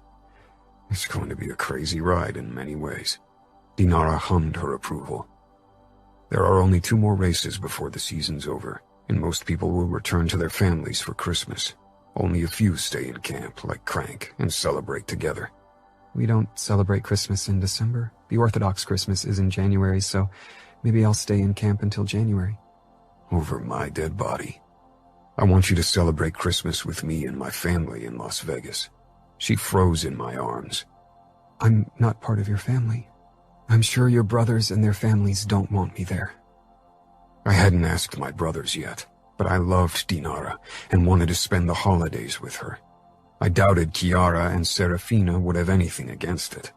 Remo was very protective of our mansion, so I wasn't sure about his reaction. And then there were Savio and Gemma. They both were absolutely easygoing under normal circumstances, but half of Gemma's family had been killed by the Bratva, so they might be biased in their opinion of Dinara. I kept those thoughts to myself. I would find a way to convince my family that Dinara wasn't a threat. My family should meet you, and what better way to do it than for Christmas? They'll love you like I do. I'm not someone who has a long list of fans. I'm not one of those sweet, always smiling girls everyone wants in their family. Trust me, you'll fit in perfectly with your personality. Don't let me celebrate Christmas alone. There's nothing more depressing than being surrounded by happy couples and families while being alone. Dinara was quiet for a long time. Then she sighed. All right, but please make sure I'll be welcome. I really don't want to intrude on your family time. You are my family, I murmured. Dinara pressed herself closer to my body and kissed my throat. I love you. The next morning, I called Remo. He was the first person I needed to convince. To my surprise, he wasn't against my suggestion. Bring her along. Chiara will be ecstatic to cook for more people. I expected more resistance from you, I admitted. If you trust Dinara, I trust your judgment. Not to mention that both Nino and I know her and doubt she'll pose a risk. She's got more reason to be grateful toward us than to hate us for an enmity between mob families that doesn't really concern her. What about Savio and Gemma? I asked. Talk to Savio. If he's against it, I can't allow Dinara to join us. I understand, I said. Thanks, Remo. I know I often didn't show you my gratefulness for what you've done, but I won't ever forget what you did to give Dinara justice. I'll try to be less of a dickhead toward you in the future. That's a start, Remo said wryly. Now, clear things with Savio. Yes, Capo. I hung up and dialed Savio's cell phone. He picked up after the 10th ring. This better be good, he muttered. You're interrupting my marital duties. I could hear Gemma hissing something unintelligible, and something that sounded like a slap. Savio chuckled. I need to talk to you about Christmas, I said. Okay, I'm not on the organization committee for Christmas. Ask the girls. It's about Dinara. I want to bring her along to celebrate Christmas with us. Silence followed on the other end. His voice had lost its usual ease when he spoke eventually. Remo mentioned that you and she are still together. I thought things would end after you finished your killing spree. We love each other, I admitted, even if I felt exposed admitting this to Savio. He and I didn't usually share our deepest, darkest emotions. Loving the enemy seems to run in the family. Dinara isn't the enemy. She was never really part of the Bratva. Her father is Pahan. Our women are part of our world by association, even if they aren't inducted. It was strange to hear Savio so serious, and it told me that this was a difficult topic for him and Gemma. Dinara left Chicago to be with me. Good for you. I know you have every reason to hate the Bratva, and Gemma even more so, and that's why I want to ask if you'll be okay if I bring Dinara along. That's not my decision, Savio said, and his voice became muffled as he probably described the situation to Gemma. I didn't know Gemma as well as Chiara, but she'd never struck me as someone who'd judge people easily. Okay, Savio said without warning. What? It's okay for you to bring her along. Gemma and I won't judge Dinara before we meet her. We'll give her a chance. Thanks, Savio, I said honestly. I don't have time to keep chatting with you. I need to satisfy my wife. He hung up, and I shook my head with a smile. I found Dinara tinkering with her car for the race tomorrow. She raised her eyebrows. You look thrilled. I talked to my family. They want you to join us for Christmas. You sound relieved, so you weren't sure they would. I wrapped an arm around her waist. Savio and Gemma were a bit of an unknown, but they want to meet you. To see if I'm a threat? I grinned. Everyone's curious about you, and I think you'll like Gemma. She's into cage fighting. Dinara frowned. I'm not into fighting. But you are into racing, which is also a male-dominated activity. Dinara rolled her eyes. I don't need a dick to kick ass on the racetrack. Oh, I know, I said. So, will you celebrate Christmas with me and my family? Dinara gave a resolute nod, but I could tell she was nervous. I survived your father, and you'll survive my family. Don't worry. That's a consolation. Dinara. I'd never celebrated Christmas in December. Not that I was a big fan of the holiday in general. I'd always only celebrated it for my dad, and later for my half-brothers. Adamo had told me so much about his family that I felt as if I already knew them. I wondered how much they knew about me. I wasn't someone who got nervous easily or who was anxious before meeting new people. I was definitely more of an extrovert, even if I didn't have any trouble being alone either. I knew not everyone liked me, and I could live with it, so I wasn't worried about becoming Miss Popular. I was, however, nervous because this wasn't just a random meeting. This held meaning. It constituted that my relationship with Adamo was serious for both of us. So far, we never really put a name to it. We lived it. But this was a new step in our relationship. When we pulled up in the driveway of the magnificent white mansion, my palms actually became sweaty. This was important for Adamo, and in turn it was for me. Nervous? Adamo asked with a smirk after we got out of the car. He grabbed the huge bag with presents from the trunk before he stepped up to my side. I rolled my eyes, but gladly accepted his outstretched hand as moral support. Do I have reason to be? Everyone's okay with me being here. Adamo gave me a look that made it clear he thought I was being cute. I nudged my elbow into his side. Do you think there'll ever be a chance for me to meet your father for a relaxed family meeting? Maybe celebrate your Orthodox Christmas together? That Dad hadn't killed Adamo when he'd shown up on our doorstep had been a miracle. He was very protective of Galina and his sons, so I doubted he'd allow Adamo to be in their presence anytime soon. Maybe Remo didn't consider me a risk to his family, but Adamo was a Camorrista, a Falcone, and for my father to not regard him as a threat would take a long time, if it ever happened at all. Let's take this one step at a time, okay? He didn't kill you last time, that's a good start, but we shouldn't overstrain our luck too much. Let's give him time to get used to the idea of you being a constant presence in my life. Right now, he probably still hopes our relationship fails. Adamo stopped in his tracks, eyebrows cocked and the same smirk on his face. And? Would you bet on us? We aren't a safe bet, I said with a wicked smile. But who wants safe when they can have what we have? I grabbed his collar and pulled him against me for a kiss. Adamo wrapped his arms around me. Loud kissing noises disrupted the moment. Adamo and I pulled apart. Adamo groaned and narrowed his eyes at a trio of boys who lingered in the open doorway, watching us. The tallest boy with black hair stormed toward us and gave Adamo a grin before he faced me with a cautious glint in his eyes. "Who are you?" he asked. No, demanded. Adamo nudged him forward. "That's none of your business, Navio. And you better watch your mouth or you'll be in trouble." Navio pressed his lips together, but didn't look guilty at all as he slanted me another look. The boy was maybe 8 years old, but definitely had the sass and confidence of a grown-up. Despite his rudeness, I liked the kid. If I ever had kids, I'd prefer them to have their own head and not let adults or anyone else trample all over them. I raised my eyebrows at the kid. The 2 other boys showed more restraint, but obviously distrusted my presence as well. They didn't resemble Navio. I assumed they were Nino's kids. "Are our presents in there?" Navio asked, pointing at the bag. That seemed to pique the curiosity of the 2 other boys as well, and they swarmed in on Adamo. Adamo shrugged. "That depends on your behavior." "Navio, Alessio, Massimo!" a woman shouted, her impatience ringing loudly in her voice. The boys turned on their heels and dashed back inside, leaving Adamo and me alone. I let out a laugh. "Will the rest of your family give me a similar welcome?"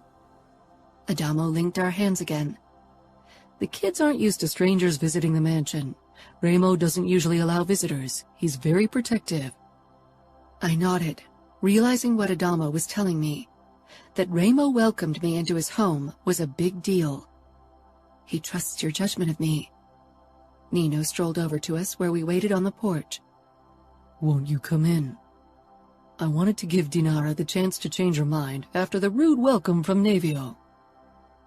Nino gave me a halfway welcoming nod before he turned to Adamo once more. "What did he do?" "He demanded to know who she is. Didn't you tell the kids?" Nino shook his head. "We told them you'd be bringing your girlfriend along. It caused quite the stir because you never presented someone before." Adamo had mentioned that he'd never been serious enough about anyone to submit them to his family's presence. That he trusted me enough to take me filled me with warmth. "Let's go," Nino said. "Chiara prepared dinner. We don't want it to become cold."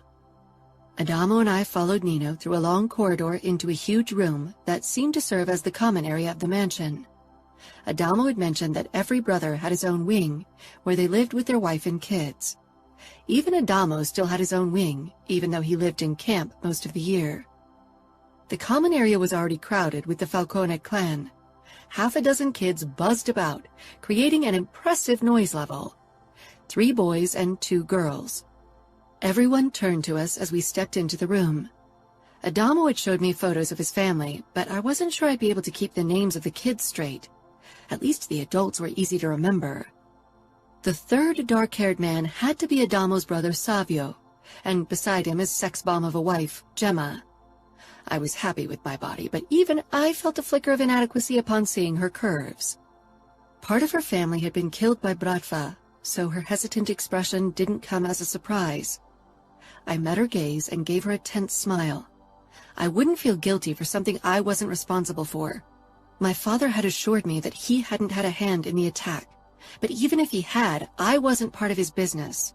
That our families would never sit around a table and play happy family had been clear from the very start. "Welcome to our home," Remo said. Even his body language was different from our previous meetings. A hint of tension in his limbs spoke of his protectiveness and caution. I wasn't a threat in his eyes, or I wouldn't be here, but trust wasn't part of our relationship yet. Adamo squeezed my hand and tugged me closer to his family. The table was already set, but no one had taken their respective seats yet. Remo's wife, who reminded me a bit of Grace Kelly, sent her son Navio a warning look before she came toward me and smiled. The first completely friendly gesture of my visit. Not that I had reason to complain. After all, my father almost killed Adamo. "Hi, Dinara. It's wonderful to finally meet you. We almost gave up hope that Adamo would bring you here. He's been very secretive about his relationship with you, Serafina said. We needed time to figure things out for ourselves before we told others details, I said with a smile of my own. That makes sense. Leona, the wife of Fabiano, the Camorra enforcer and not blood-related brother of the Falcones, said. Dinner is ready, a dark-haired woman said as she headed our way. I recognized her as Nino's wife, Chiara. For some reason I felt my cheeks heat when I remembered Adamo's suggestion to talk to her about my past. It still didn't sit well with me that he thought a similar past of abuse meant Chiara and I could give each other life advice. Every person had a unique way of coping with trauma. She seemed to have found her safe haven in her family, living a traditional role of providing for her huge family. I wasn't someone who wanted safety and continuity to deal with my past. I wanted thrill and adventure. Chiara made a beeline for me and gave me a bright smile. She looked genuinely happy to see me. She pulled me into a hug. I stiffened at first because I hadn't expected it. My family was more reserved. We rarely hugged, especially not people we barely knew. After a moment of surprise, I forced myself to relax, but she pulled away instantly and gave me an embarrassed smile. I'm sorry. I didn't mean to spring my hug on you. Don't worry. It's nice to meet you. Chiara was a gorgeous, petite woman with the kindest eyes I'd ever seen. She was someone I'd have imagined as the docile wife of a pastor, not a notorious and undoubtedly sociopathic mobster like Nino Falcone. Nino, can you help me carry everything to the table? Chiara asked, before she and her husband disappeared. I'll help you as well, Gemma said, rushing after them. Maybe this wasn't as easy for her as Adamo had thought. He looked at his brother Savio, but I couldn't read the look that passed between them. I greeted Leona and Serafina, who welcomed me without reservation. They too seemed honestly interested in meeting me. After greeting the women of the family, Adamo led me toward Remo and Nino, as well as Fabiano and Savio. Fabiano shook my hand with a tight smile. I hadn't expected a warmer welcome from the Camorra enforcer, but he wasn't hostile, so I took it as a good sign. My stomach tightened when I finally faced Savio. Hi, I said stupidly. I wasn't sure why I felt uncomfortable. I wasn't guilty by association. Savio scanned me from head to toe. I was in my beloved biker boots, but instead of ripped jeans or jean shorts, I'd opted for a more festive plaid skirt, black tights, and black leather jacket, over a black long-sleeved body. I should have known my emo kid brother finds himself an emo rocker chick. I blinked. The role of Ken and Barbie in the family are already taken, so we had to settle for the emo couple. I shot back, before I could think it through. Remo cocked an eyebrow with that look of dark amusement always lingering on his face. Savio actually spluttered with laughter. He clapped Adamo's shoulder hard. Now I know why you chose her. I stifled a pleased grin. Adamo gave me a shrug, but I could see the tension leaving his shoulders. It wasn't a choice. Dinara is a force to be reckoned with. I didn't have a choice but to fall for her. My face heated. I sunk my nails into his hand in warning. He wasn't supposed to embarrass me. Talking emotions in front of people really put me on the spot. After a couple of minutes, Chiara, Nino, and Gemma returned with casseroles and pans, and we settled around the table. The kids still eyed me with a mix of caution and curiosity. The presents would hopefully sway them toward me tomorrow, but I wasn't sure how to handle Gemma. She had avoided me so far. I occasionally cast a glance at her during dinner. Luckily, the rest of the Falcone clan chatted animatedly with me about racing. We avoided any mention of Russia or Bratva, until Leona asked, "How do you celebrate Christmas in Russia?" I hesitated, glancing at Gemma and Savio. I didn't want to open old wounds. But Gemma looked up from her plate and met my gaze. She gave me a small smile. I relaxed and gave her a grateful smile in turn. We celebrate on January 7th. In my family, we cook 12 dishes that represent the disciples of Jesus, but that's not how everyone in Russia does it. We have a multitude of traditions in our country. More questions about Russia soon rained down on me. I was relieved that my heritage wasn't the pink elephant in the room anymore. I'd love to see the Bolshoi Ballet one day. A tiny girl with the same black hair and dark eyes as her twin, Navio, piped in.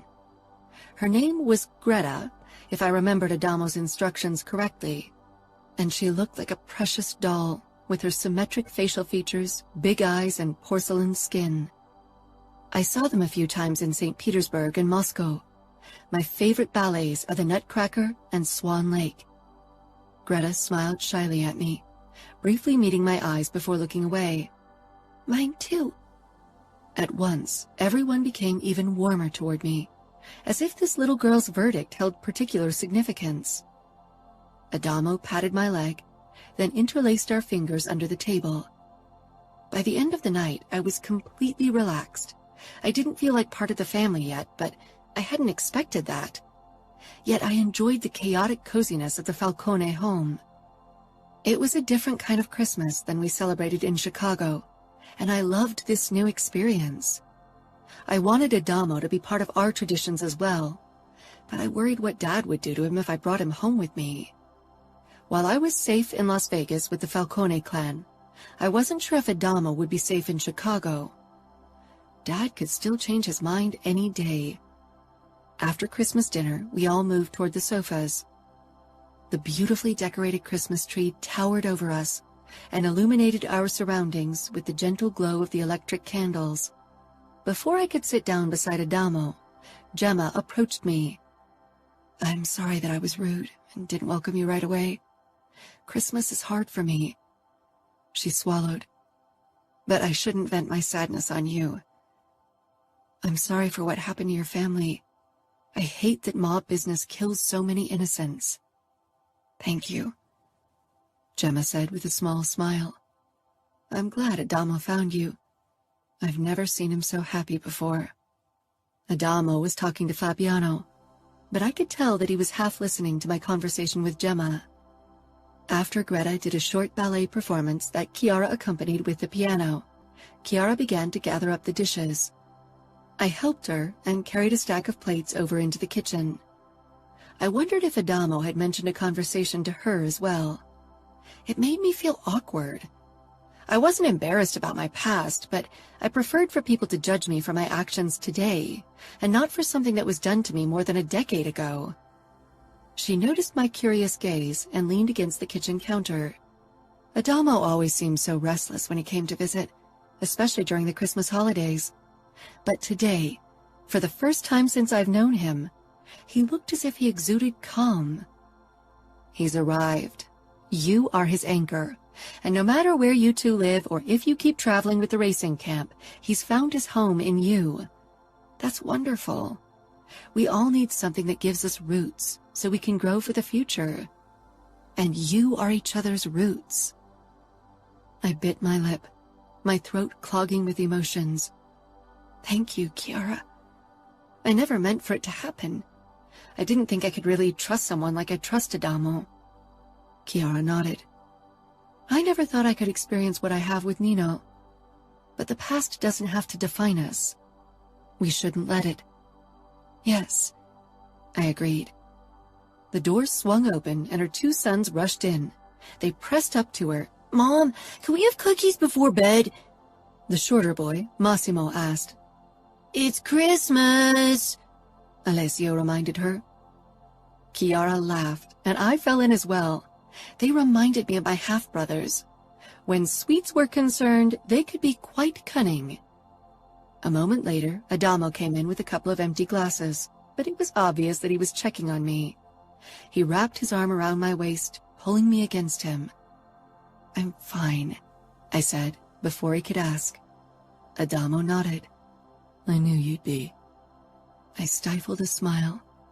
I'd always wanted someone at my side who knew I could handle myself, who didn't treat me like a damsel in distress, and I'd found that person in Adamo.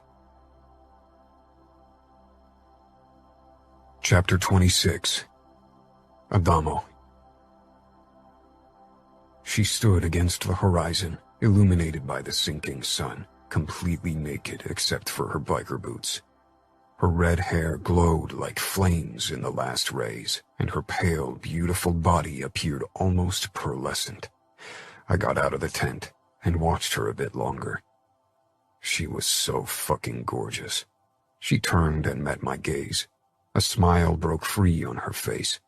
It wasn't one of the fake smiles weighed down by darkness from the past. It was a free, honest smile. That didn't mean she didn't still harbor darkness. We both did. It was what made us understand the other so well. But we controlled our darkness now, like a tamed beast behind iron bars. Sometimes we let it out to play, but mostly it slept peacefully in its corner. I still felt as stupidly in love with Dinara as I'd been when I'd rushed to Chicago to convince her father. We'd grown closer, Dinara and I, and even her father grudgingly tolerated me. We'd even celebrated the Orthodox Christmas together in Asper for the first time this year.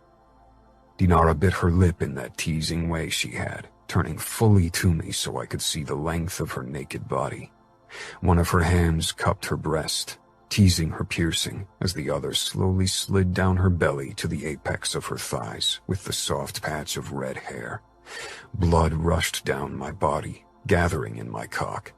She and I always took time away from camp so we could fully enjoy each other's company. I strode closer to her, taking her in and the way she stroked herself. When I stopped right in front of her, she was panting softly, her lips parted. 2 fingers worked her clit, spreading wetness all over it. I grabbed her hips and sucked her pierced nipple into my mouth. Her fingers moved faster on her clit, and she let out a sharp moan. I sank down slowly, tracing my tongue over her belly before I arrived at eye level with her pussy. Her fingers circled her bundle of nerves, and her lust had already gathered all around it. The sight of her glistening folds made my mouth watery. I leaned forward and teased her fingers and clit with my tongue, tasting her sweet arousal. Her fingers didn't cease the circling of her clit.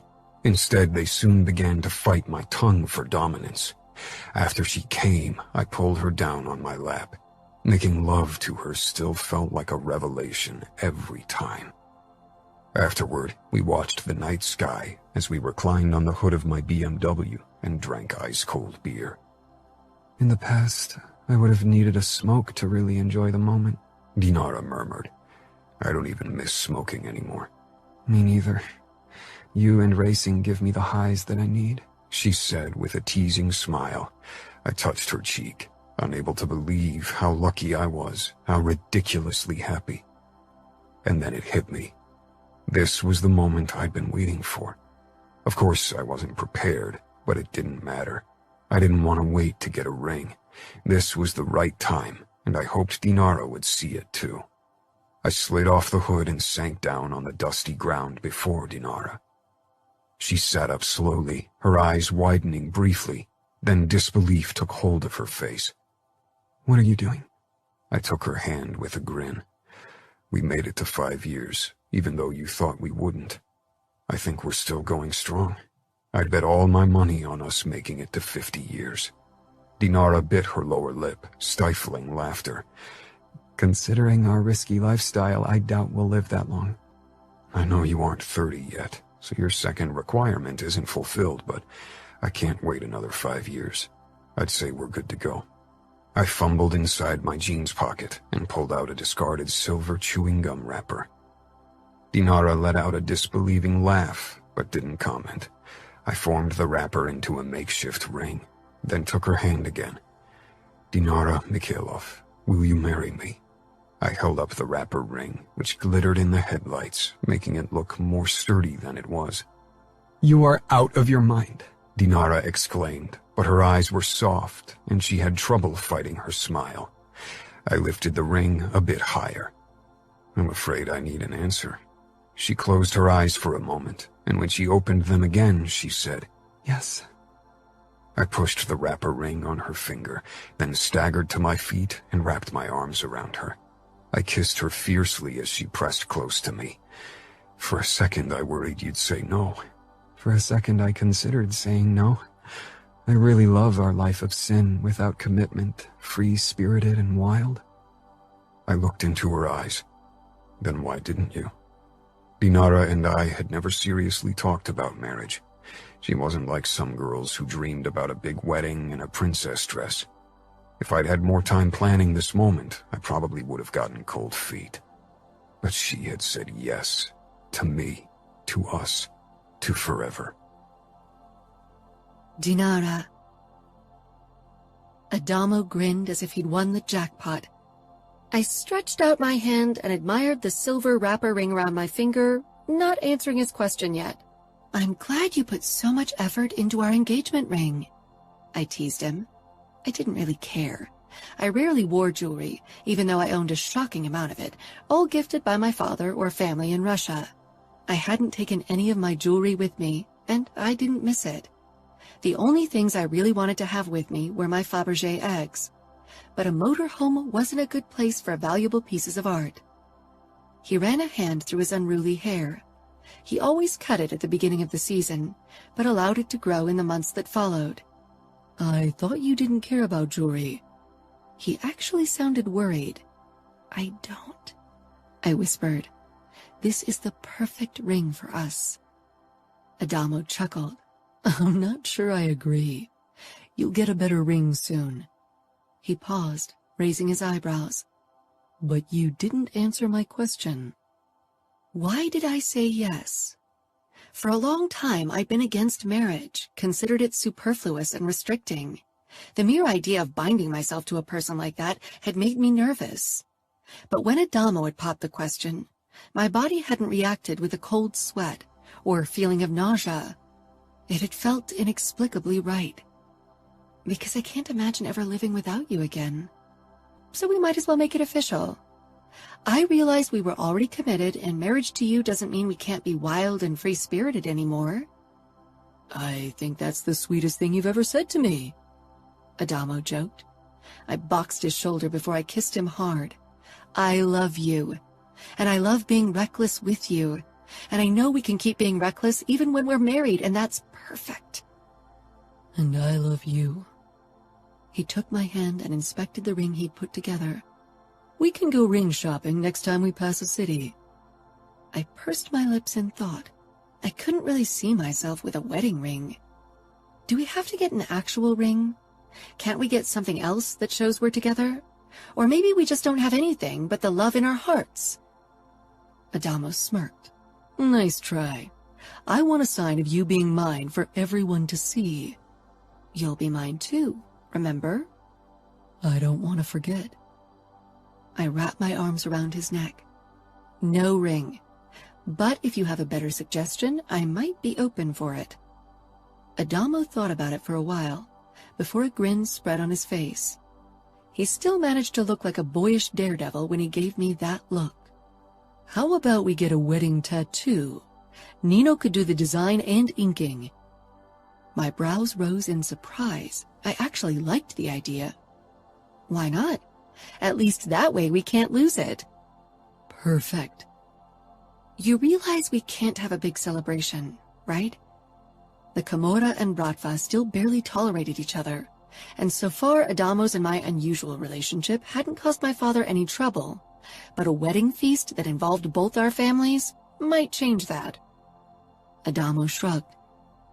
I don't really care about a big party. This is about us. For all I care, it can only be you and I, and it would be the perfect wedding. We could marry in one of those chapels in Vegas, you know, the ones where Elvis seals the bond? Adamo obviously had to stifle laughter.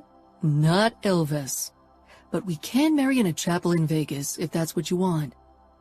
It would fit, don't you think? Adamo dropped his forehead against mine, smiling crookedly. A girl who hates Valentine's Day, who hates rings, and who doesn't want a nerve-wracking wedding feast. I'm pretty sure you were heaven sent.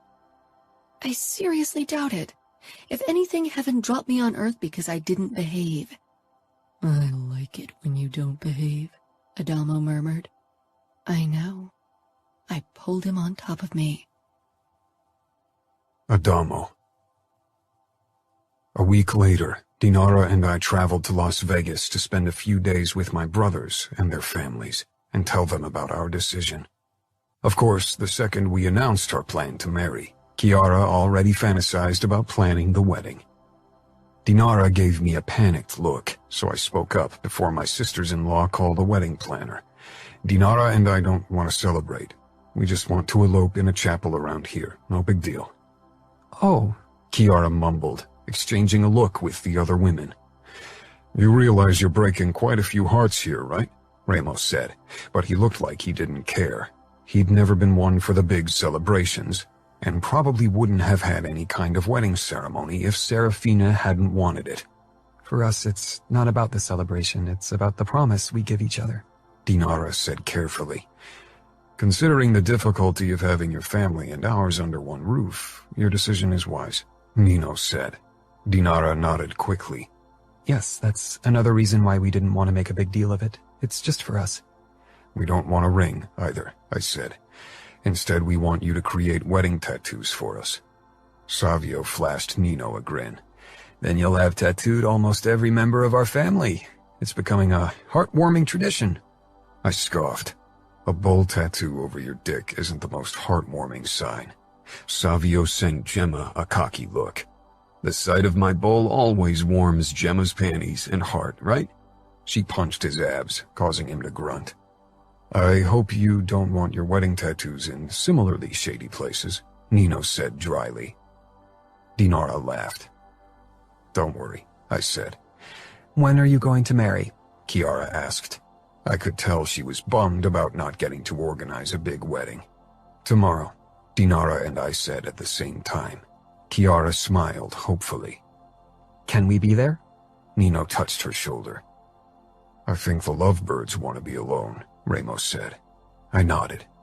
We really don't want to make a big deal out of it. Inviting my family to the wedding wouldn't go over well with Grigori, and there was no way we could have him at the ceremony in Vegas without causing a major scandal, and most likely, bloodbath. At least have someone record the ceremony, Chiara begged. I think there's a package we can book that includes photos and even a video, Dinara said. I could check. She pulled out her phone, but Ramo waved her off. They are going to take photos and record everything if you ask them to. You'll be a Falcone. Dinara and I exchanged a look. Actually, I said, Dinara will keep her name. Like we said, we just want to marry as a sign for us, not for outward appearances. That's reasonable, given the situation with Grigori, Nino drawled. I laughed. I knew you'd agree. Chiara shook her head, looking honestly disturbed. You two are the least romantic people I know. Nino at least pretends to be romantic for my sake. At least they both don't have a romantic bone in their body, Serafina said. Dinara shrugged.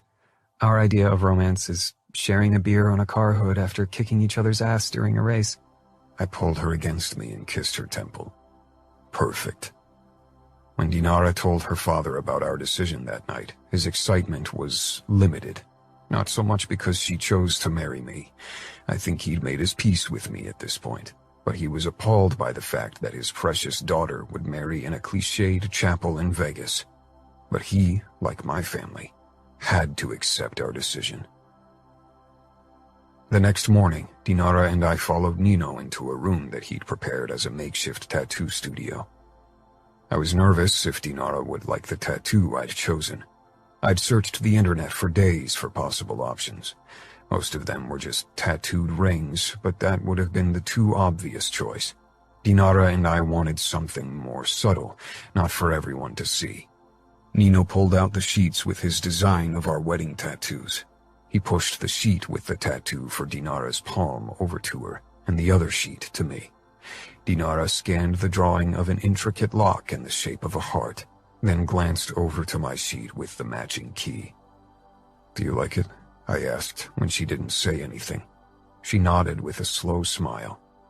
Can you do something this delicate on a small scale like a finger? She asked Nino, who frowned in response. I thought we could ink it into our palms. That way the key and the lock always merge when we hold hands. The downside is that tattoos in palms only last up to a year, so we'd have to redo them regularly, I said quickly.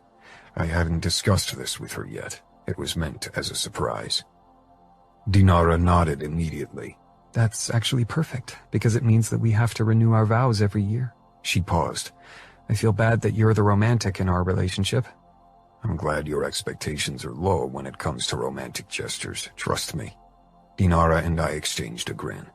Nino looked impatient. So I assume you are both fine with me tattooing the designs into your palms? Yes, Dinara said, and I nodded. I should warn you that the palm is a tender spot, and the tattoo is going to be at least uncomfortable, maybe even painful, depending on your level of sensitivity. I don't think either of us is very sensitive to pain anymore, I said dryly. I'd gone through torture at the hands of our enemy, and more broken bones than I cared to recount during fights or race accidents. And Dinara had lived through enough shit as well, not to mention that she had a nipple piercing, which Nino, of course, didn't know. Who wants to go first? Me, Dinara said without hesitation, and thrust her hand at Nino, who disinfected it thoroughly. He took the tattoo needle, but didn't begin right away. If you need me to stop, just say so. Dinara nodded, but she didn't say anything as Nino tattooed the intricate design into her palm, only watched with fascination. While I admired my brother's tattoo art, my gaze often wandered to Dinara's gorgeous face, unable to believe that we'd actually say yes to each other today. When Nino was done, she held up her hand between us. The skin was red, but it was obvious that my brother had created something magnificent. Your turn, Nino told me. I held out my hand, but didn't take my eyes off Dinara, who gave me a small smile. When the needle pierced my skin, I twitched once. It was uncomfortable, like Nino had said, but nothing close to the pain I'd felt before. Only this time, the end result was worth every second of discomfort. After Nino was done with my tattoo, he nodded in satisfaction before he turned into warning mode again. Try to keep the wounds clean, and no hand-holding or tattoo merging in the next few days. The result will suffer if you get an infection. We'll behave, I told Nino sarcastically. He gave Dinara a look. I hope you're the sensible of the two of you. I love racing and got my belly pierced in a dingy back alley place that also sold second-hand cell phones. Nino sighed and got up. I think you two are a good match. We are, I agreed. 3 hours later, we stood in front of an Elvis imitator after all. Dinara and I had chosen matching outfits of our favorite leather jackets, ripped jeans, and white tees. No fancy shit. But I'd stuffed the white rose into the pocket of my jacket, and Dinara held a bouquet of white roses in her hand. A single flower was also woven into her red hair, creating a beautiful contrast. After we'd said our vows and kissed longer than was appropriate, I carried Dinara out of the chapel and toward my BMW. I lowered her into the passenger seat, then gave her another lingering kiss before I closed the door and took my seat behind the wheel. Ready for happily ever after with me? So ready, Dinara said. I hit the gas, and we shot out of the parking lot with a loud clattering. The kids had insisted we string a dozen cans to the exhaust pipe. We let the windows down, turned up the music, Highway to Hell, which seemed like the perfect ironic touch to our day, and raced through Vegas. Soon, we left the city behind us to find a remote place for our first night together as a married couple. We had everything we needed to make it the perfect honeymoon. Each other, cans of macaroni and cheese for nostalgic reasons, and a 6-pack of ice-cold beer. Epilogue. Adamo. Dinara sent me a challenging look, cocking one perfectly groomed red eyebrow in an exaggerated way. One corner of my mouth twitched up, and I mimicked her expression. I'll kick your ass, Falcone, she called over the roar of the engines. I answered by letting my car howl. Not if I kick your ass first, Mrs. Falcone. Officially, Dinara was still a Mikhailov, but she'd soon realized that everyone considered her a Falcone in camp and in Vegas. Eventually, she'd stopped correcting them. The pit girl raised the start flag. I tensed with eagerness, the thrill of the upcoming race rushing in my veins. This was the first race of the 7-day circuit, and Dinara and I stood in the first row due to our excellent results so far. When the pit girl dropped the flag, Dinara's battle cry-like laugh burst through the roar of the engines. I grinned as I slammed my foot down on the gas pedal. My heart pounded, my pulse hammered in my veins, and I felt high on freedom and adrenaline. Dinara and I raced together for almost 15 years now, but we still relished every second of a race. Dinara tried to push me off the road when she cut in front of me in the first bend, but I held against it. My smile widened. It was on. There was nothing better than a wife who could kick your ass in a race. Dinara won the first day, but I was right behind her so we could spend the night in the same spot. It had become a beloved ritual. "Did you wait for me?" I joked when I got out of my car. Dinara snorted.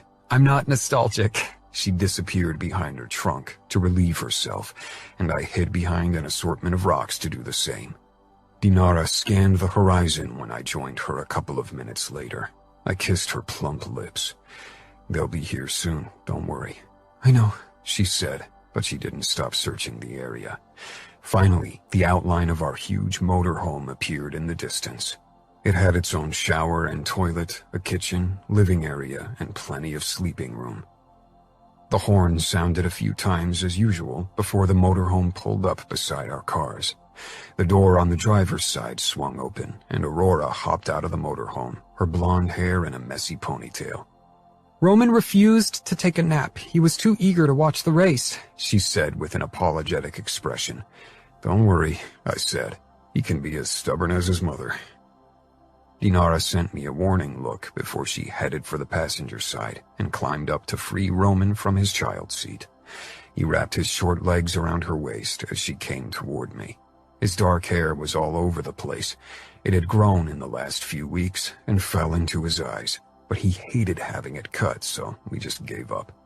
Maybe he'd eventually grow tired of it being so long. "I'll cook dinner," Aurora called as she headed into the back of the motorhome. When our son was born 4 years ago, we'd wondered how we'd manage to keep racing. Dinara had paused for a year and just supported me, but then she'd missed it too much. The standard races weren't a big problem. Dinara's friend and former pit girl, Kate, could watch Roman during that time, but the 7-day circuit was a bigger problem. Luckily, Aurora, Fabiano's and Leona's daughter, was fascinated by racing and wanted to earn additional pocket money, so she played our babysitter for a few weeks during the summer holidays. This was the second year she helped us out after begging her father for over a year to allow her this job. I had to swear to him to protect her with my life, which I would have done anyway. Fabiano was like family, so Aurora was too. I set up a small fire in front of the motorhome. Dinara and I sank down in front of it with Roman between us. He'd fallen asleep the moment he was reunited with us.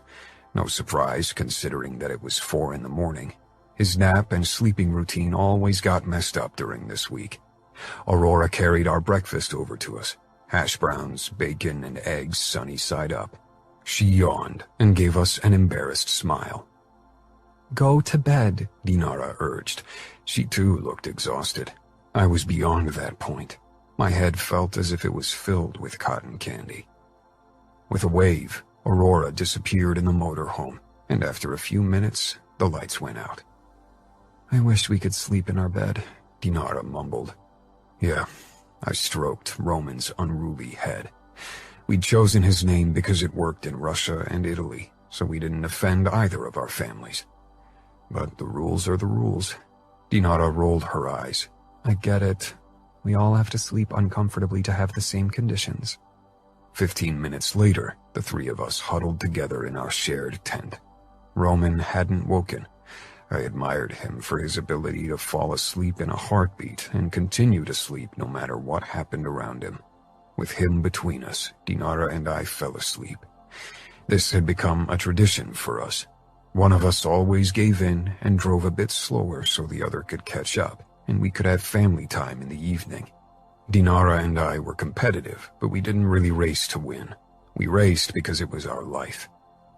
Dinara's breathing evened out. She'd fallen asleep with her chin resting against Roman's head and a peaceful expression on her face. Having Roman had really turned us into our own little family.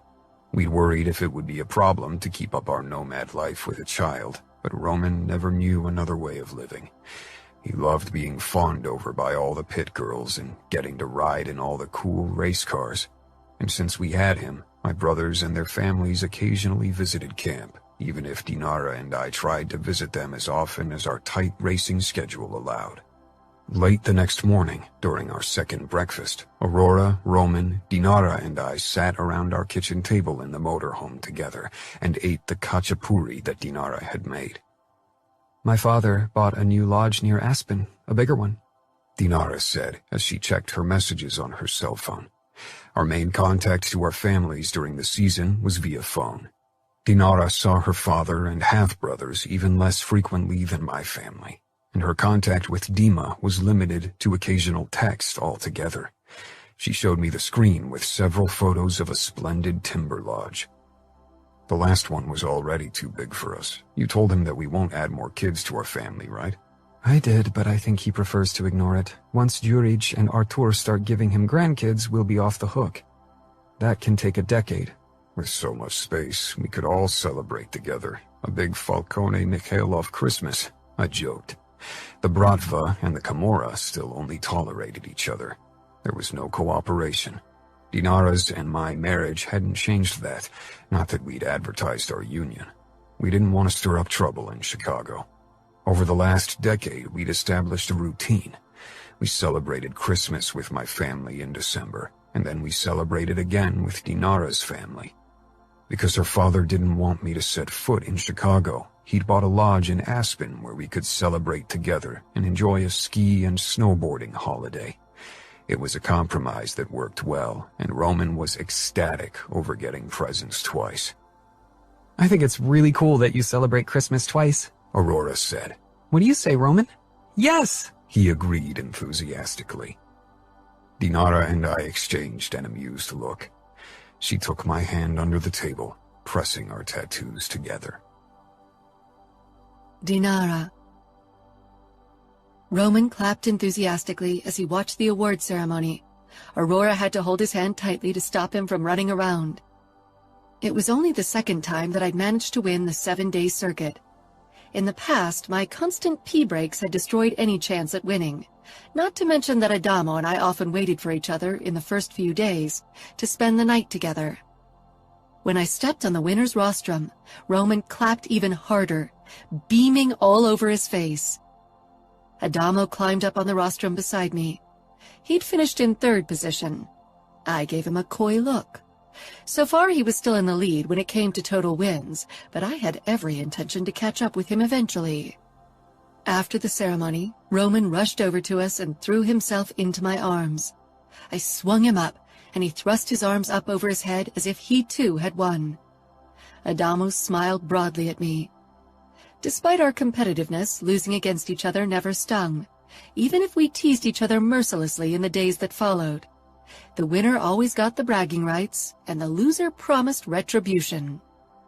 "You beat Dad, Mom," Roman reminded me, before he turned to Adamo to say in a gravelly voice, "Sorry, Dad." Adamo tousled Roman's unruly hair. "Don't worry, buddy. Next time Dad will win again." I sent him a look that made it blatantly clear that wouldn't happen. "I want to race too," Roman declared. "Maybe next year," Adamo said with a wink. Over my dead body. This was one of the times where I wished Adamo and I hadn't passed on our recklessness. Adamo always joked I was being overprotective, and he was right, but I just couldn't help it. Together we climbed down the rostrum, and I accepted the congratulations of fellow racers and many pit girls. Funnily enough, these girls had become much nicer to me since I'd given birth, probably because they didn't see me as competition anymore now that I was a mom. Not that I'd ever competed with them for their prey, the bachelor racers. I'd only had eyes for Adamo from the beginning. I still rocked jean shorts and crop tops, even if I had to have my belly piercing removed due to an infection during pregnancy. I now wore the tiny Fabergé egg as a pendant around my neck. Adamo had actually had the idea and gifted the necklace to me shortly after I'd given birth to Roman.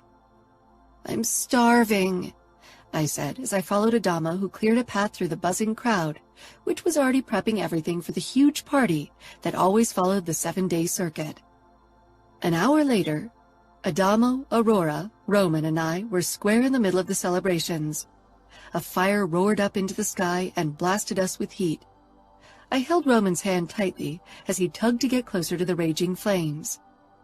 Someone was too fond of fire accelerant, Aurora mused as she sipped at her Coke. While Adamo and I weren't a stickler for rules, we'd given our word to Fabiano that we'd watch his daughter closely, so we didn't allow her to have any alcohol. The couple racers had checked Aurora out when she first appeared in camp, but one look from Adamo, and a gentle reminder from me that her father was the Camorra's enforcer, stopped any interest the male camp population might have had in her. Roman yanked even harder at my arm and pointed at the flames with his free hand. "I want to watch the fire!" "You can watch it from here," I said, then turned to Adamo. I wish he was less reckless. Adamo chuckled and wrapped an arm around my shoulders. "Did you really think a kid of ours would be the cautious type?" Aurora hid a smile behind her can of Coke. A moment later, she joined the dancing crowd. She'd borrowed one of my crop tops and combined it with baggy jeans and white sneakers covered with drawings and permanent marker, looking as if she belonged here and not in an elite high school. Adamo's vigilant gaze followed her briefly, but when he saw that she was surrounded by pit girls and that the guys kept a respectful distance, he locked eyes with me again. Roman's frustration rose as I kept him in place. His dark eyes sent me a reproachful look, as if he couldn't believe I dared to restrict his desire for freedom so shamelessly. Adamo hoisted him up over his head and positioned him on his shoulders. I used my now free hand to grab a beer from the drinks table and took a sip while Adamo began to rock to the music, moving closer to the fire, much to Roman's delight. His excited laughter made me smile, and I followed along, my body losing itself to the fast beat of the music. Adamo and I celebrated like this for 2 hours before we took our leave shortly before midnight with a sleeping Roman. He hung limply over Adamo's shoulder, his mouth slack in sleep. Our days of partying until the early morning hours, until we stumbled toward our tent in a drunk haze, were over since I'd become pregnant with Roman. Now 2 beers already created a buzz in my body that only half a bottle of vodka had done in the past. Aurora followed us, since she wasn't allowed to party by herself. "Can you get him ready for bed?" I asked. "We'd like to watch the stars for a bit." Aurora smiled affirmatively before she took Roman from us and went into the motorhome. Adamo smoothed his palm around my bare midriff. "Watch the stars, His low voice and the kiss he planted on my neck sent a pleasant shiver down my spine. I slanted a look at the motorhome, but the door was closed and Aurora wasn't anywhere near the windows. "It's a beautiful night," I said with a shrug, nodding up at the sky. "Indeed," Adamo said as he tugged me along toward our parked cars. "How about we do a little joyride to a more secluded place to watch the stars?" Smiling, I pushed past him and slid into the driver's seat. "The winner drives." Adamo raised his hands, palms facing my way. "All right." As always, the sight of his tattooed key warmed my heart. After a few minutes of driving, the lights of the celebrations weren't visible anymore. I parked the car off to the left of the road and turned the lights off, bathing us in darkness. Stepping out into the cool night, I took a deep breath. I loved living in camp, the chaos and noise.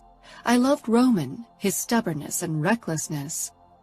But I also loved these small slices of alone time that Adamo and I carved out for ourselves. I hopped on the hood of my car, and Adamo pushed between my legs almost right away, slinging his arms around my waist and jerking me against his body. His erection pressed against my crotch, making me moan. We hadn't had the energy to sleep with each other in the last 7 days, but the thrill of winning had awakened my libido. "You deserve a prize for winning," Adamo murmured. "Lie back." I lowered myself to the still warm hood. Adamo's lips and tongue traced my belly as his fingers opened my pants and slid them down. Peering up at the sky, the myriad of stars twinkling beautifully against its black canvas, my lips parted in a low moan as Adamo's mouth found my center.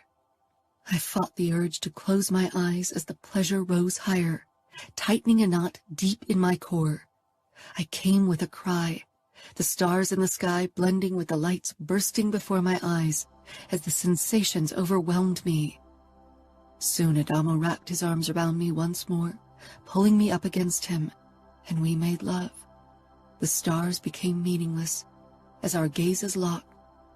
We didn't look anywhere but at each other until we came, and lay spent on the hood, wrapped up in each other, my leg thrown over Adamo's hip. "How long do you think we will continue to live this nomad life?" I asked breathlessly. Adamo kissed my hand, then my cheek. "Until we're old and gray. Or old and bald in my case." "You have thick hair. You won't go bald." Adamo chuckled. "That's your main concern?" I nudged him hard. "You think we can still race cars when we're 80? I doubt we'll win a single qualification race." "Do you want to settle down in a nice suburb?" "Yeah, right," I said sarcastically, then yawned. It had been a long day, but lying in Adamo's arms under the night sky, listening to the soft whoosh of the wind and the occasional chirp of a cricket, was too good to exchange it for sleep. "Let's just take it one day at a time. That always worked really well for us, don't you think?" "It worked perfectly," I said. "I still can't believe we're here today, married with a child, without a war between our families at our back. Maybe it's karma's way of making up for the shit show that was my childhood." "Maybe," Adamo murmured. "Or maybe you just fought for your happiness, like I did." "I am happy," I said. Sometimes it was still hard to believe. As a teen, I always thought I'd end up as a depressed, chain-smoking, mid-30s single lady with a drinking problem who'd die of lung cancer or liver cirrhosis. Adamo burst out laughing. "Our emo teen selves would have had a field day together. I thought I'd either die of an overdose or because Ramo killed me." "I guess it's good that we didn't cross paths during that time." "I'm just glad that we met. I can't imagine life without you in it." I brought my face even closer to his. "Every day since you've been in my life has been better than any day before we met." I kissed him, and he pulled me even closer until I could hardly breathe, but I clung to him. "There won't ever be another day without you in my life." The end. Please consider leaving a review. Listeners like you help other listeners discover new books. If you want to be among the first to get updates on books, please join my Facebook group, Cora's Flamingo Squad. For bonus content and news, subscribe to my newsletter. This has been Twisted Cravings, the Camorra Chronicles, Book 6. Written by Cora Reilly. Narrated by Lucy Rivers and Jason Clark, both members of SAG-AFTRA. Produced by One Night Stand Studios. Post by Simplify Productions. Text copyright 2021 by Cora Reilly. Production copyright 2021 by Cora Reilly. All rights reserved.